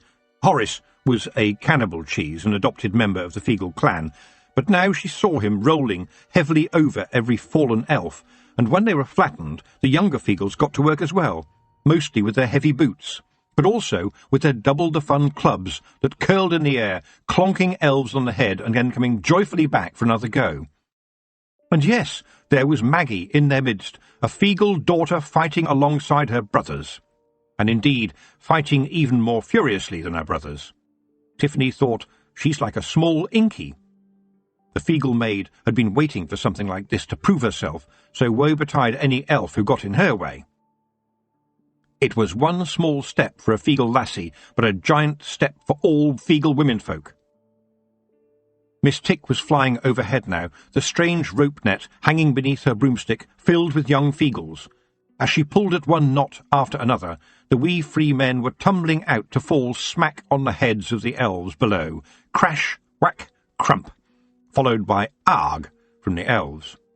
And the witch had small bottles with her too, concoctions mixed in her caravan that she was now gleefully emptying over the heads of the elves' horses as she swooped above them. There was a moment's pause as each horse absorbed the mixture, then its eyes crossed, followed rapidly by its hooves, and it toppled to the ground, losing its footing, hurling its rider onto the earth, to be quickly covered by Feegles. Letitia had arrived now, summoned by Hamish, and was tumbling from her horse, determination in her face, borrowed chainmail over her dress. She somehow flowed through the elves. There was a certain magic to it, as if she were some goddess of water, streaming everywhere, no thought to it, but no stopping it either. Suddenly the elvish horses still standing were bogged down in a quagmire, and the Feagles were there on hand to keep them in the mire. Nevertheless, it looked as if the Feagles, Miss Tick and Letitia, were really not getting the better of the elves. Despite the wee free men's pouring into elvish underwear and tearing it up, Tiffany realised that the Knack-Back Feagles were actually in danger of losing. Nightshade pointed out Peaseblossom sitting on a black charger, and Tiffany flew down to confront the leader of the elves. His minions scattered as she arrived. They had seen the expression on Tiffany's face. Peaseblossom was laughing. "Ah, the little country girl, how pleased I am to see you." She felt the tug of his glamour, but rage was a useful tool, and she hated that grinning face. It was so self-centred. It loved itself beyond any other thing. "Peaseblossom is a very stupid name for an elf of your size," she said, rather childishly. And then, suddenly, the elf had sprung from his horse to stand before her, a sabre in his hands, and his laughter was gone, only evil in his eyes. A voice said, "Don't touch her, Peaseblossom." And Nightshade was stepping forward, her glamour fully restored and shining gloriously, her hair streaked, silver with the moonlight, her new wings resplendent. She held herself like a queen again, her gaze slowly moving over the warriors behind her treacherous lord, and such was the power of her presence that even the Feagles paused in the frozen silence. "Why do you follow this perfidious elf?" the queen demanded of the elves. "I am your rightful queen, and I say that you do not have to do this. There are other ways." She spun on the spot, her velvet robes spiralling around her slim body. "I have learned this, and this girl," she pointed at Tiffany, "is my friend." Tiffany couldn't stop what happened next. "Friend?" Peaseblossom spat. "There are no friends for elves." He raised his arm, and his sabre tore through Nightshade with a terrible swishing sound. The elf queen fell, crumpling to the ground at Tiffany's feet, where she writhed for a moment that seemed to last a lifetime, myriad faces and shapes appearing and disappearing, flickering in and out of substance, before finally lying still, a forlorn heap.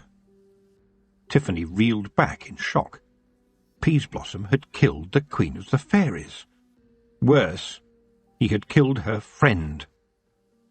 Peaseblossom, revelling, turned to Tiffany, his face sharp and merciless. "You have no friend now." Suddenly the air was full of ice. "You killed one of your own to get to me, you cursed elf," Tiffany said, her voice cold, red-hot anger boiling inside her. She wanted to explore a new way, an alliance of humans and elves, and now you have killed her. "You stupid little girl," Peaseblossom taunted. "You think you can stand against me? What a fool you are! We elves knew well of the witch who once walked the edges of this world, but you are just a child, filled with pride because you were once lucky against a failing queen."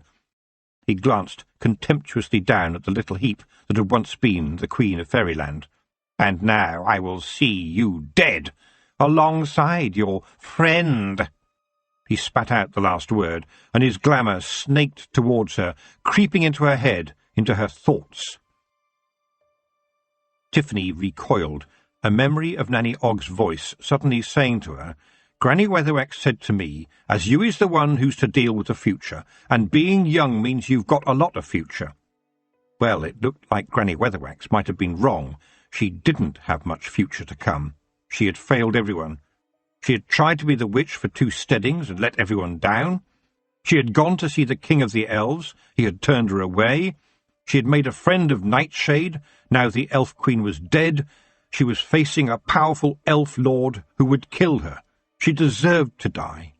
She was alone. Then it came to her.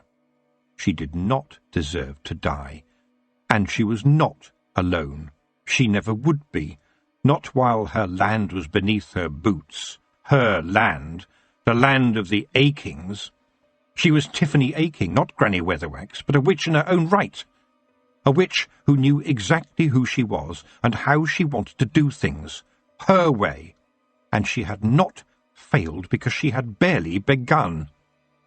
She stood, tall, frosty, furious. "You call me a country girl," she said, "and I will see to it that the country will see you dead."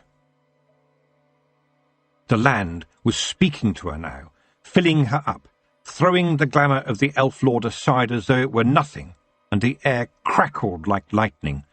Yes, she thought, thunder and lightning. The two dogs were long gone, buried in the hills alongside Granny Aching, but their strength was with her, and she was standing firm, her feet on the turf, the murmur of the ancient ocean below swelling through her soles. Earth, water. She raised her arms. "Thunder and lightning, I command you. Fire and air." As she drew on the power of the two sheepdogs, there in the air was a flash of lightning, a rumble of thunder. The shepherd's crown glowed golden on her breast. At the heart of it all, the soul and centre of her being, the golden light rising from the apex to surround her, protect her, add its energy to her own. And the sky broke in half. Never had there been such a storm.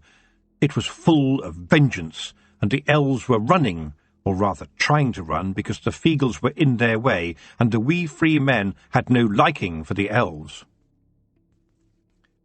In the carnage and the shouting, it seemed to Tiffany that she wasn't in charge any more. She was just a conduit for the wrath of the chalk. The land under her feet was trembling, shaking like a wounded animal on a leash, yearning to be free, and the shepherd's crown was shining like a living thing in front of her. A shepherd's crown, not a royal one. A crown for someone who knew where she had come from. A crown for the lone light zigzagging through the night sky, hunting for a single lost lamb. A crown for the shepherd who was there to herd away the predators. A crown for the shepherd who could work with the best sheepdogs any shepherd could possibly have. A shepherd's crown. And she heard again that voice. Tiffany Aching is the first among shepherds, for she puts others before herself. A king of shepherds. No, a queen.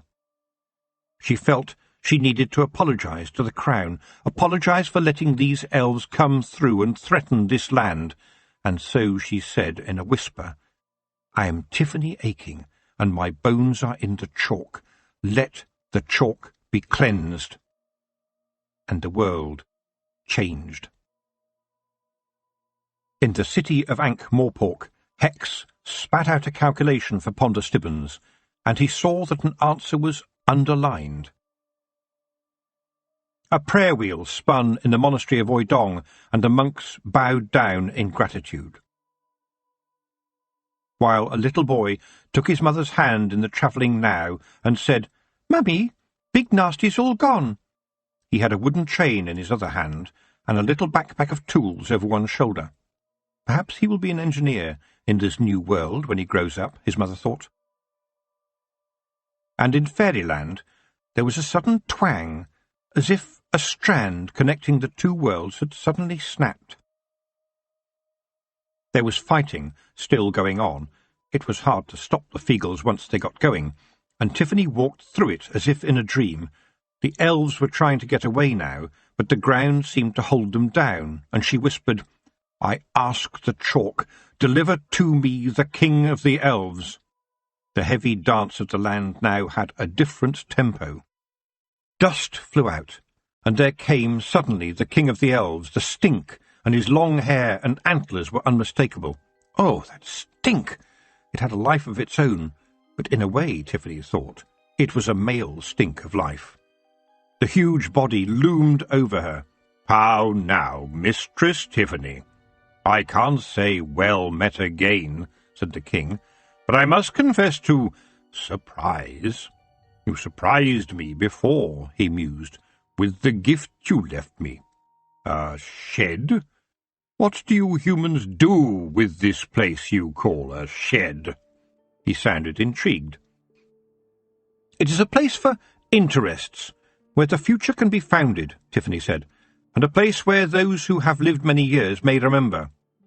"I have many memories," said the king, "but I did not know that you had the power to offer me new entertainments, to draw me to new pleasures. Very few in this world or others are able to do so." And now, Tiffany thought, the king of the elves did see her as more than a young girl. At this meeting she had respect. But he deserved respect too, so she bowed her head towards him just a little. "May I apologize for the hotheads in my kingdom," he continued lazily, his voice smooth and delicious. "I find them a large annoyance, quite possibly as you do." He glared at the quivering peas-blossom, and then at the corpse of Nightshade. "You, elf, you killed my queen, my Lady Nightshade, just for spite," he growled. And the king of the elves brought himself upright and smacked Peas-blossom with a hand that killed, leaving the carcass just lying there, his careless and casual use of violence shocking Tiffany, despite all she knew of elves. "I'm sorry I had to do that," he said, "but they don't understand anything else. The universe turns, alas. It turns, and we have to accommodate change or move on. This is a good world we had here, mistress," the king said now. He shrugged. "It's a shame about the iron, but perhaps as the universe turns, Mistress Tiffany, we might meet again, on a different turn and in more happy circumstances." "Yes," said Tiffany, "we might. Now, be gone from my land." Her voice was hard, and in the air there was the piercing sound of a whistle, with an answering screech as the early morning train left Two-Shirt Station. "Listen, Your Majesty. That is the song of the 525 for Lanka, and that is your future, my lord. A lifetime of metal if you stay." "These mechanisms are interesting. There are tools in my shed, and I wonder if such trains could perhaps be made without iron," said the king, adding wistfully, "I am a man of magic, so I should be able to have anything I want." "But you can't," said Tiffany. "The railways are not for you." And it seemed to her, as he left, that the king of the elves was looking thoughtful. As the final elves slipped away to limp back to their land, she turned to Rob Anybody. "Rob, let us bury the Lady Nightshade here, where she fell," she said quietly. "I will mark the spot with a cairn of stones. We will remember this day. We will remember her." Then she added softly, almost to herself, "We need to remember." Chapter 19. Peace. As the morning flowed into the day, the Feagles were settling down to a feast of drinking, eating, and more drinking, and telling tales, some of which were bigger than the Feagles themselves. Rob Anybody looked at Tiffany and said, "Weel, noo, mistress, the field is oor ain. Come on doon into the mound. Jeanie would love to see your sonsy face." And Tiffany slid into the mound, which seemed bigger than when she had seen it last. The great hall was full of leaping figures and flying kilts as the Feagles danced their reels. Feagles loved a reel at any time. The slap of boot on earth was like a challenge to the universe. Then, of course, every Feagle wanted every other Feagle to know how well they had conducted themselves against the elves. Every single one of the younger Feagles was wanting Tiffany, their Hag of the Hills, to know how brave he had been. As they gathered around, she said, "What are your names, boys?" Wee Callum, a little bit tongue-tied, said, "I'm Callum, mistress." "Pleased to meet you," said Tiffany. "Aye, mistress, and this is my brother, Callum." "Two of you," she said. "Isn't that difficult?" "Och, no. I know who I am, and he knows who he is, and so does our other brother, Callum. And how did you like the fighting? Oh, hi! We smited them weel enough. The big man is a hard taskmaster, ye ken. He sees to it that we can handle the mace and the spear and the axe. And of course the feats. And when the three of us got one of they scunners down on the ground, that's what our boots were for. The old boys were marching down the lane, and they had a new song now, one that began, Our soul, a soldier's life for me. And with each verse and each step, they were standing straighter and stronger. Our soul, a soldier's life for me. For king and constabulary. We weaken the enemies, for they don't want it up 'em, they don't want it up 'em, don't want it up and over. And those who had wives kissed them. The wives hadn't seen their husbands so frisky for years, and then they set off down to the pub to tell their mates all about it. With the pint resting happily in his hand, Captain Makepeace sat on a milestone outside the pub and declaimed, People of Lanka, we happy few, we extremely elderly few, have scorned the horrible elves. They say that old men forget, but we won't. Not by a long chalk. We thought we were old, but today we found we were still young. And then it was time for another round of drinks. And another, with everyone wanting to stand the old boys around until standing was no longer an option. And still the shout went up, was there time for another flagon? As the moon rose to herald the hours of darkness the following day, there was Geoffrey on his broomstick, which was once again hovering in the air. Tiffany shouted over at him, I still don't know how you can do that. No idea, Tiffany. Can't everyone? He replied. Let's ask, for here comes everyone. And, indeed, now the other witches were arriving, led by Nanny Og and Magrat. It was time to look to the future once again, a future not now filled with elves. But the present, well, the present was filled with the chattering and gossiping of witches as the tales of the two battles were shared. Rob Anybody had set fire to a beacon, and Tiffany watched the last witches circling until there was space, then coming into land one after the other. Not one left her stick hovering, though. It seemed as if Geoffrey was the only one who could make his broomstick do that. I wonder if they're going to sneak back, said Nanny Og after a while. You can't trust old Harry. He was trying to charm you, Tiff, by what you say. I know, but I am not charmed, said Tiffany. Not since the one elf who tried to be a good elf is now dead. We marked the spot where we bedded her, Nanny, you know. And if they do try to come back, we will be ready for them. We can put iron on the stones here on the chalk, like you've laid swarf all around the dancers in Lanka. Her voice hardened. There is iron in my soul now, and iron in dealing with them should they dare ever to return. Well, said Magrat the Queen, we've knocked them down so often now that I think he means what he said. I think it's unlikely they will come back. I'll drink to them not coming back, then, said Nanny Og. Ladies, while we are gathered, said Tiffany, I want to talk to you about Geoffrey. He has been a great strength to us, and I know you all saw how he made the old men of Lanka into a fighting force. He is clever and cunning and careful. He knows how to listen, and he has a kind of magic. That's true, said Nanny. Everybody likes Geoffrey. Somehow he seems to understand everybody. Believe me, even some of them old girls would be quite happy to have him deal with their aches and pains and worse. He calms people, you all know that. He is calm itself, and the calm stays even when he is left. He doesn't just jolly people up. After he is gone, they are somehow much better, as if life was still worth having. People like that, like Geoffrey, well, they make the world, well, better. I totally agree with you, said Mrs. Earwig. You agrees with me? Said Nanny Og, almost speechless. Yes, my dear, I do. And Tiffany thought, at last we will have peace. Thank you, Geoffrey, she said under her breath. Now we are all here, she said aloud, I must tell you that I can't manage Granny's steading. I'm not going to sleep in Granny's bed any more, because I'm not her. Nanny grinned.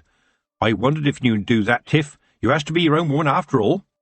My roots are in the chalk, and the chalk is my strength, Tiffany continued. My bones will be part of those hills, just like those of my Granny Aching. There was a murmur from the witches. They had all heard of Granny Aching by now. "And I have some very good boots, too. Just as I cannot sleep in Granny Weatherwax's bed, I cannot wear her boots either." Nanny chuckled. "I'll collect 'em when I'm next up at the cottage, Tiff. I knows Esme's boots. Knows a young witch they'll do very nicely for." "Talking of young witches," Tiffany added, "Miss Tick has found me some girls with potential. May I send them up to the mountains to begin their training? I will have need of help in the chalk in the future." The witches were nodding. Of course, for it was the way it was done. The young girls, Nancy Upright and Becky Pardon, would spend time with the senior witches and learn the beginning of their trade. Tiffany took a deep breath. "And what I suggest is that Geoffrey be allowed to look after Granny Weatherwax's cottage and steading for me," she said, looking at Nanny Ogg as she said that, and getting a wink in return. She glanced at Mrs. Earwig and was surprised to see her nod and say, "He's a very nice, decent young man, and we have seen him at work, and now we live in the time of the railways, so perhaps we should change our ways. Yes, I believe Mr. Geoffrey should take care of Granny's, Tiffany's, steading in Lanka. He's no witch, but he's certainly much more than the usual sort of back-house boy." And Tiffany could see Mrs. Earwig's mind working, and she felt certain that the next time she saw the witch, she would have a lad somewhere around her establishment. Out loud, Nanny said, "What did you call him, Tiff? A calm weaver? Shall we leave it at that for now?" But Magrat wanted her say too. "Ference heard of what he did for the old men," she said. "He believes he should have a reward, and I think I know exactly what would suit." And thus, a few weeks later, Lord Swivel was most surprised to see his third son riding proudly up his long, long drive, a herald at his side, Sean Ogg in another of his royal duties, and a pennant with the royal insignia of Lanka fluttering in the breeze. The same insignia was also on a velvet coat over the flanks of Mephistopheles. "May I announce His Royal Ambassadorship Geoffrey Swivel," proclaimed the herald, breaking into a few notes on the trumpet he held. Geoffrey's mother sobbed with delight, while his father, a man on whom no calm weaving would ever work, boiled inside with fury as he had to bow to the son he had treated as a nobody. But no one argued with the power of a crown. There was a purpose to this visit, though. After the usual bowing, scraping, and general knee-bending any royal emissary took as his due, Geoffrey grinned around at the assembled company and said, "Father, I have exciting news. Those of us in the country may oft feel neglected by those in the big city, but let me assure you this is not the case. There have, in fact, been important developments just recently in the field of chicken runs.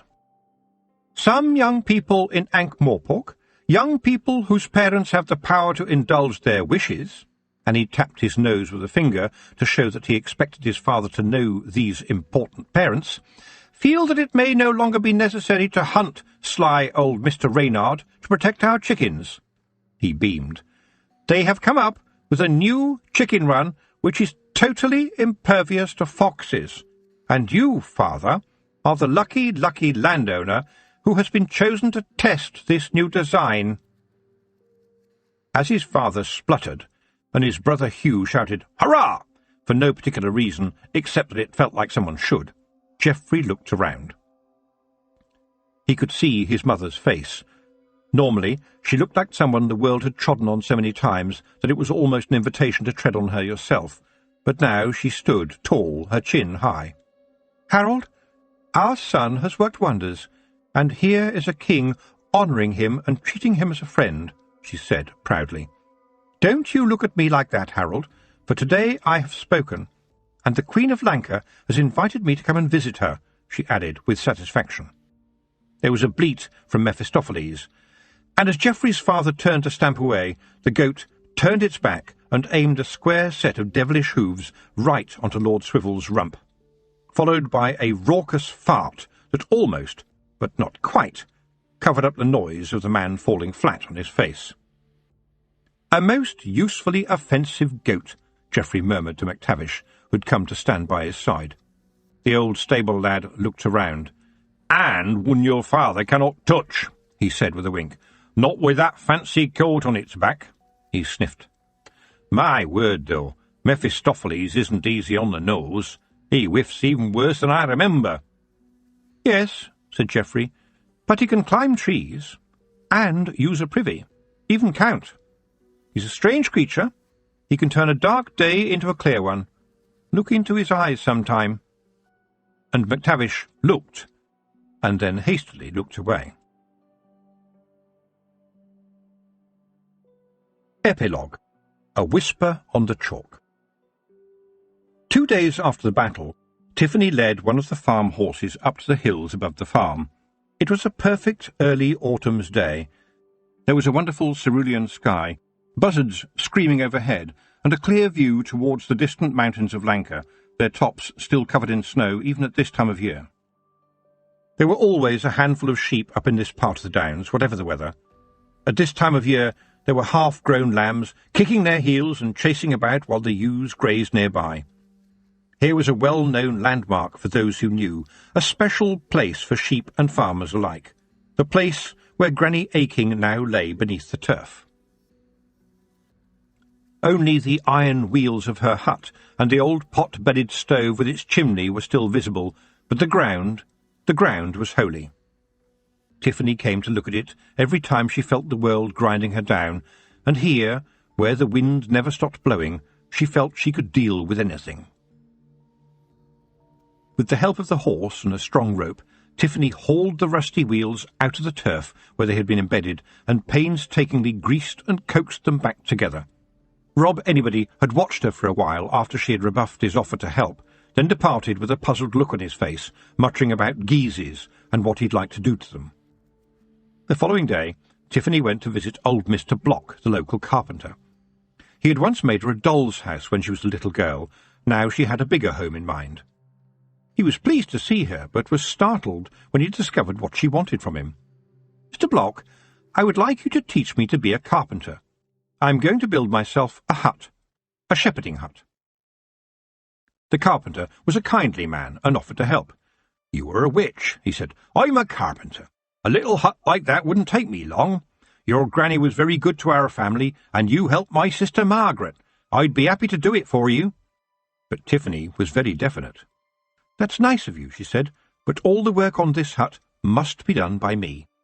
It will be mine, from top to bottom, and I will pull it to where the larks rise.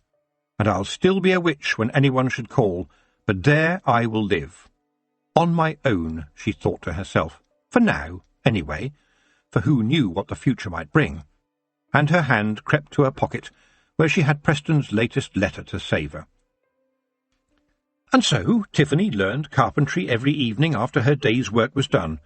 It took her some weeks to finish it, but eventually there was a new shepherd's hut stationed close to Granny Aching's grave. There were 3 steps up to its wooden door, a horseshoe and a tuft of sheep's wool, the sign of a shepherd, already nailed in place there, and the roof arched over a small living space into which she had built a bed, a little cupboard, a few shelves, and a space for a wash-basin. From the bed she could see out of a small window, see clear across the downs right to the horizon, and she could see the sun rise and set, and the moon dance through its guises, the magic of every day that was no less magic for that. She loaded up the old farm horse again with the bedding from her little room in the farmhouse and her few possessions, said goodbye to her parents, and headed up the hill in the late afternoon sun. "Are you sure, Jicket, this is what you really want?" said her father. "Yes, it is," Tiffany replied. Her mother cried and handed her a new quilt and a freshly baked loaf of bread to go with the cheese Tiffany had made that morning. Halfway up the hill, Tiffany turned to look down at the farm and saw her parents still arm in arm. She waved and carried on climbing without looking back again. It had been a long day. They were always long days. Later that evening, once she had made her little bed in the hut, she went out to collect some kindling. The white cat, Ewe, followed close behind. The little tracks of the chalk were very familiar to Tiffany. She had walked along them with Granny Aching years ago. And as she reached the wood at the top of the rise, Tiffany thought she saw somebody walking through the dusky shadows under the trees. not just one person alone. There seemed to be two figures, both strangely familiar. Beside them, alert to every gesture, every nod, every whistle, trotted two sheepdogs. Granny Weatherwax, Tiffany thought, side by side with Granny Aching, thunder and lightning at their heels. And the little words in her head came unbidden. You are the shepherd's crown, Jiggit. You are the shepherd's crown. One of the figures looked over and gave her a brief nod, whilst the other paused and bowed her head.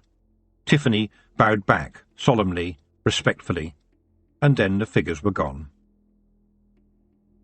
On the way back to the hut, Tiffany looked down at the cat, and, on a sudden impulse, spoke to it. "Where is Granny Weatherwax, you?" There was a pause, and the cat made a long meow, which appeared to end meow everywhere, and then purred just like any other cat, and rubbed her hard little head against Tiffany's leg. Tiffany thought of the little spot in the woods where Granny Weatherwax lay, remembered, and knew that you had been right. Granny Weatherwax was indeed here and there. She was, in fact, and always would be, everywhere.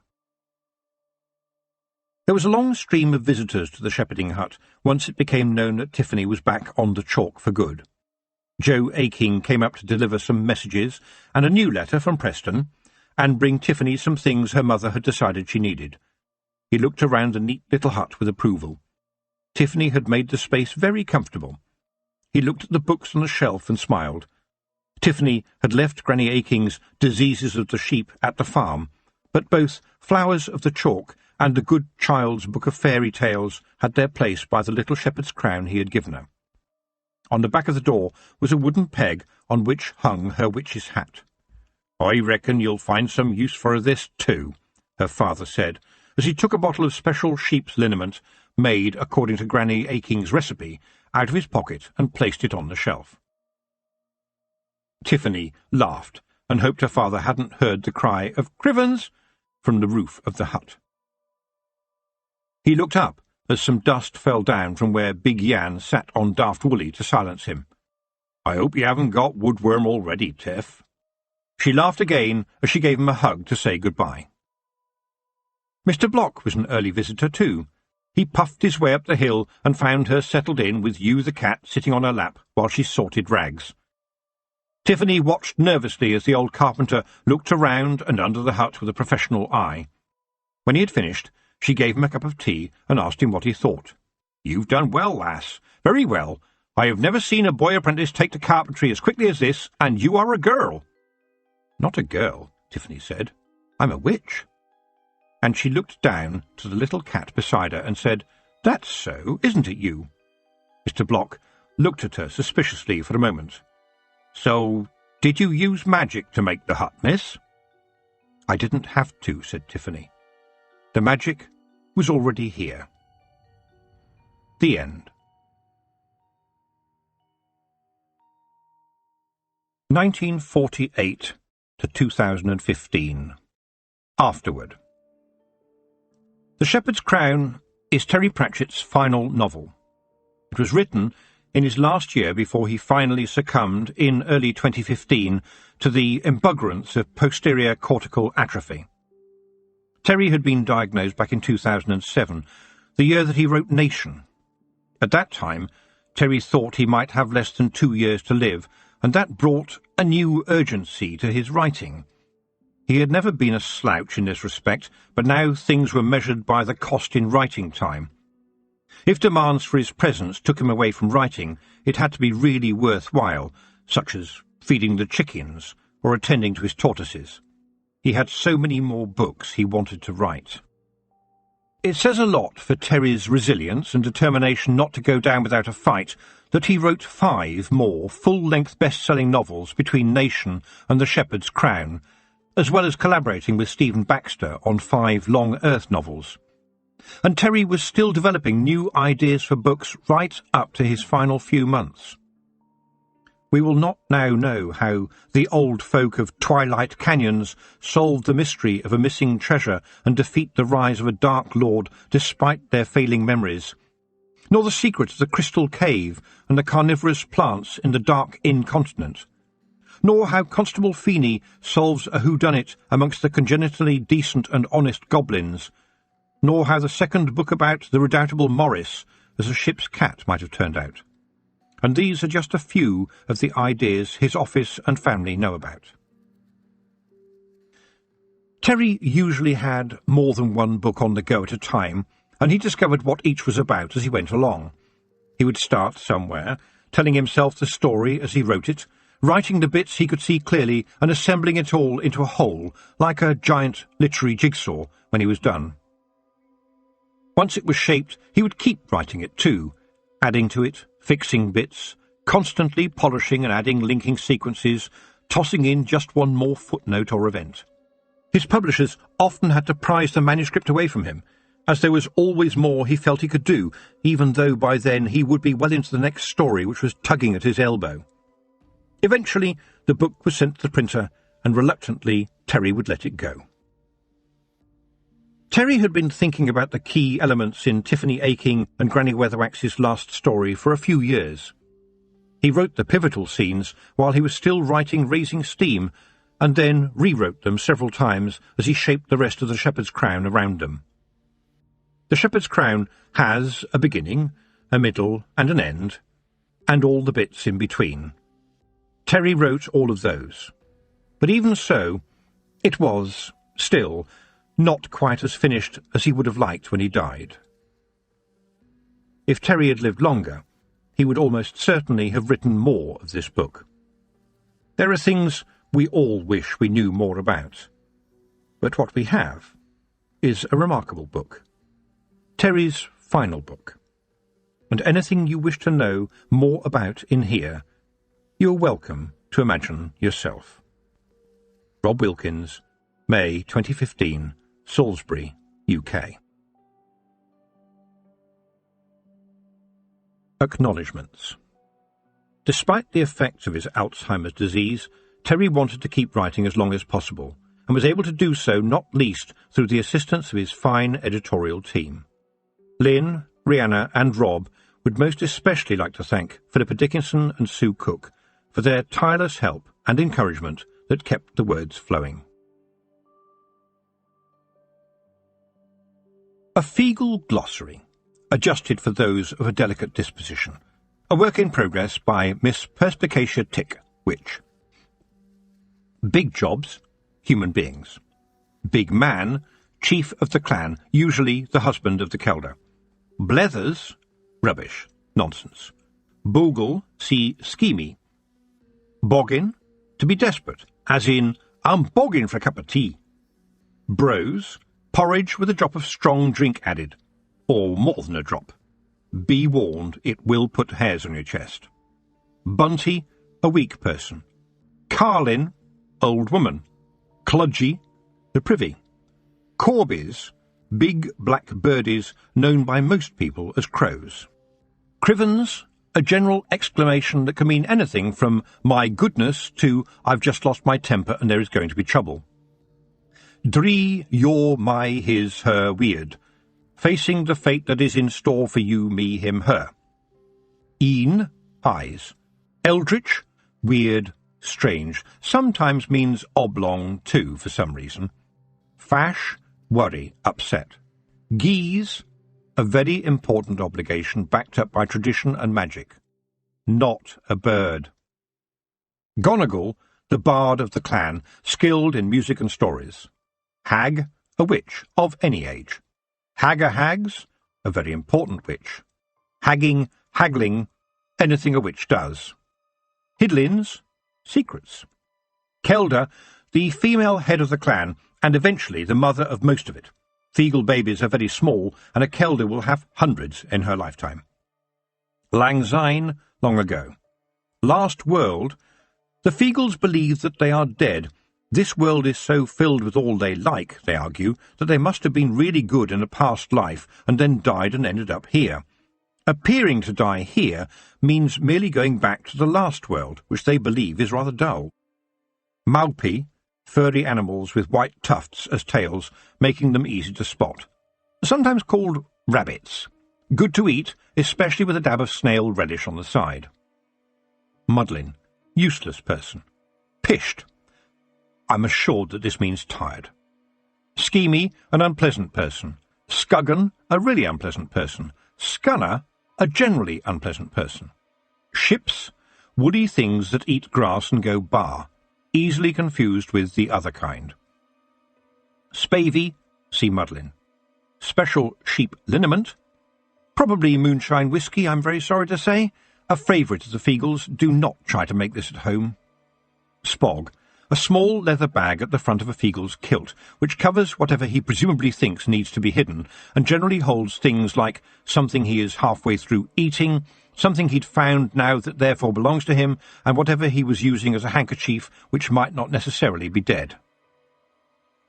Steamy, only found in the big Feagle mounds in the mountains where there's enough water to allow regular bathing. It's a kind of sauna. Feagles on the chalk tend to rely on the fact that you can only get so much dirt on you before it starts to fall off of its own accord.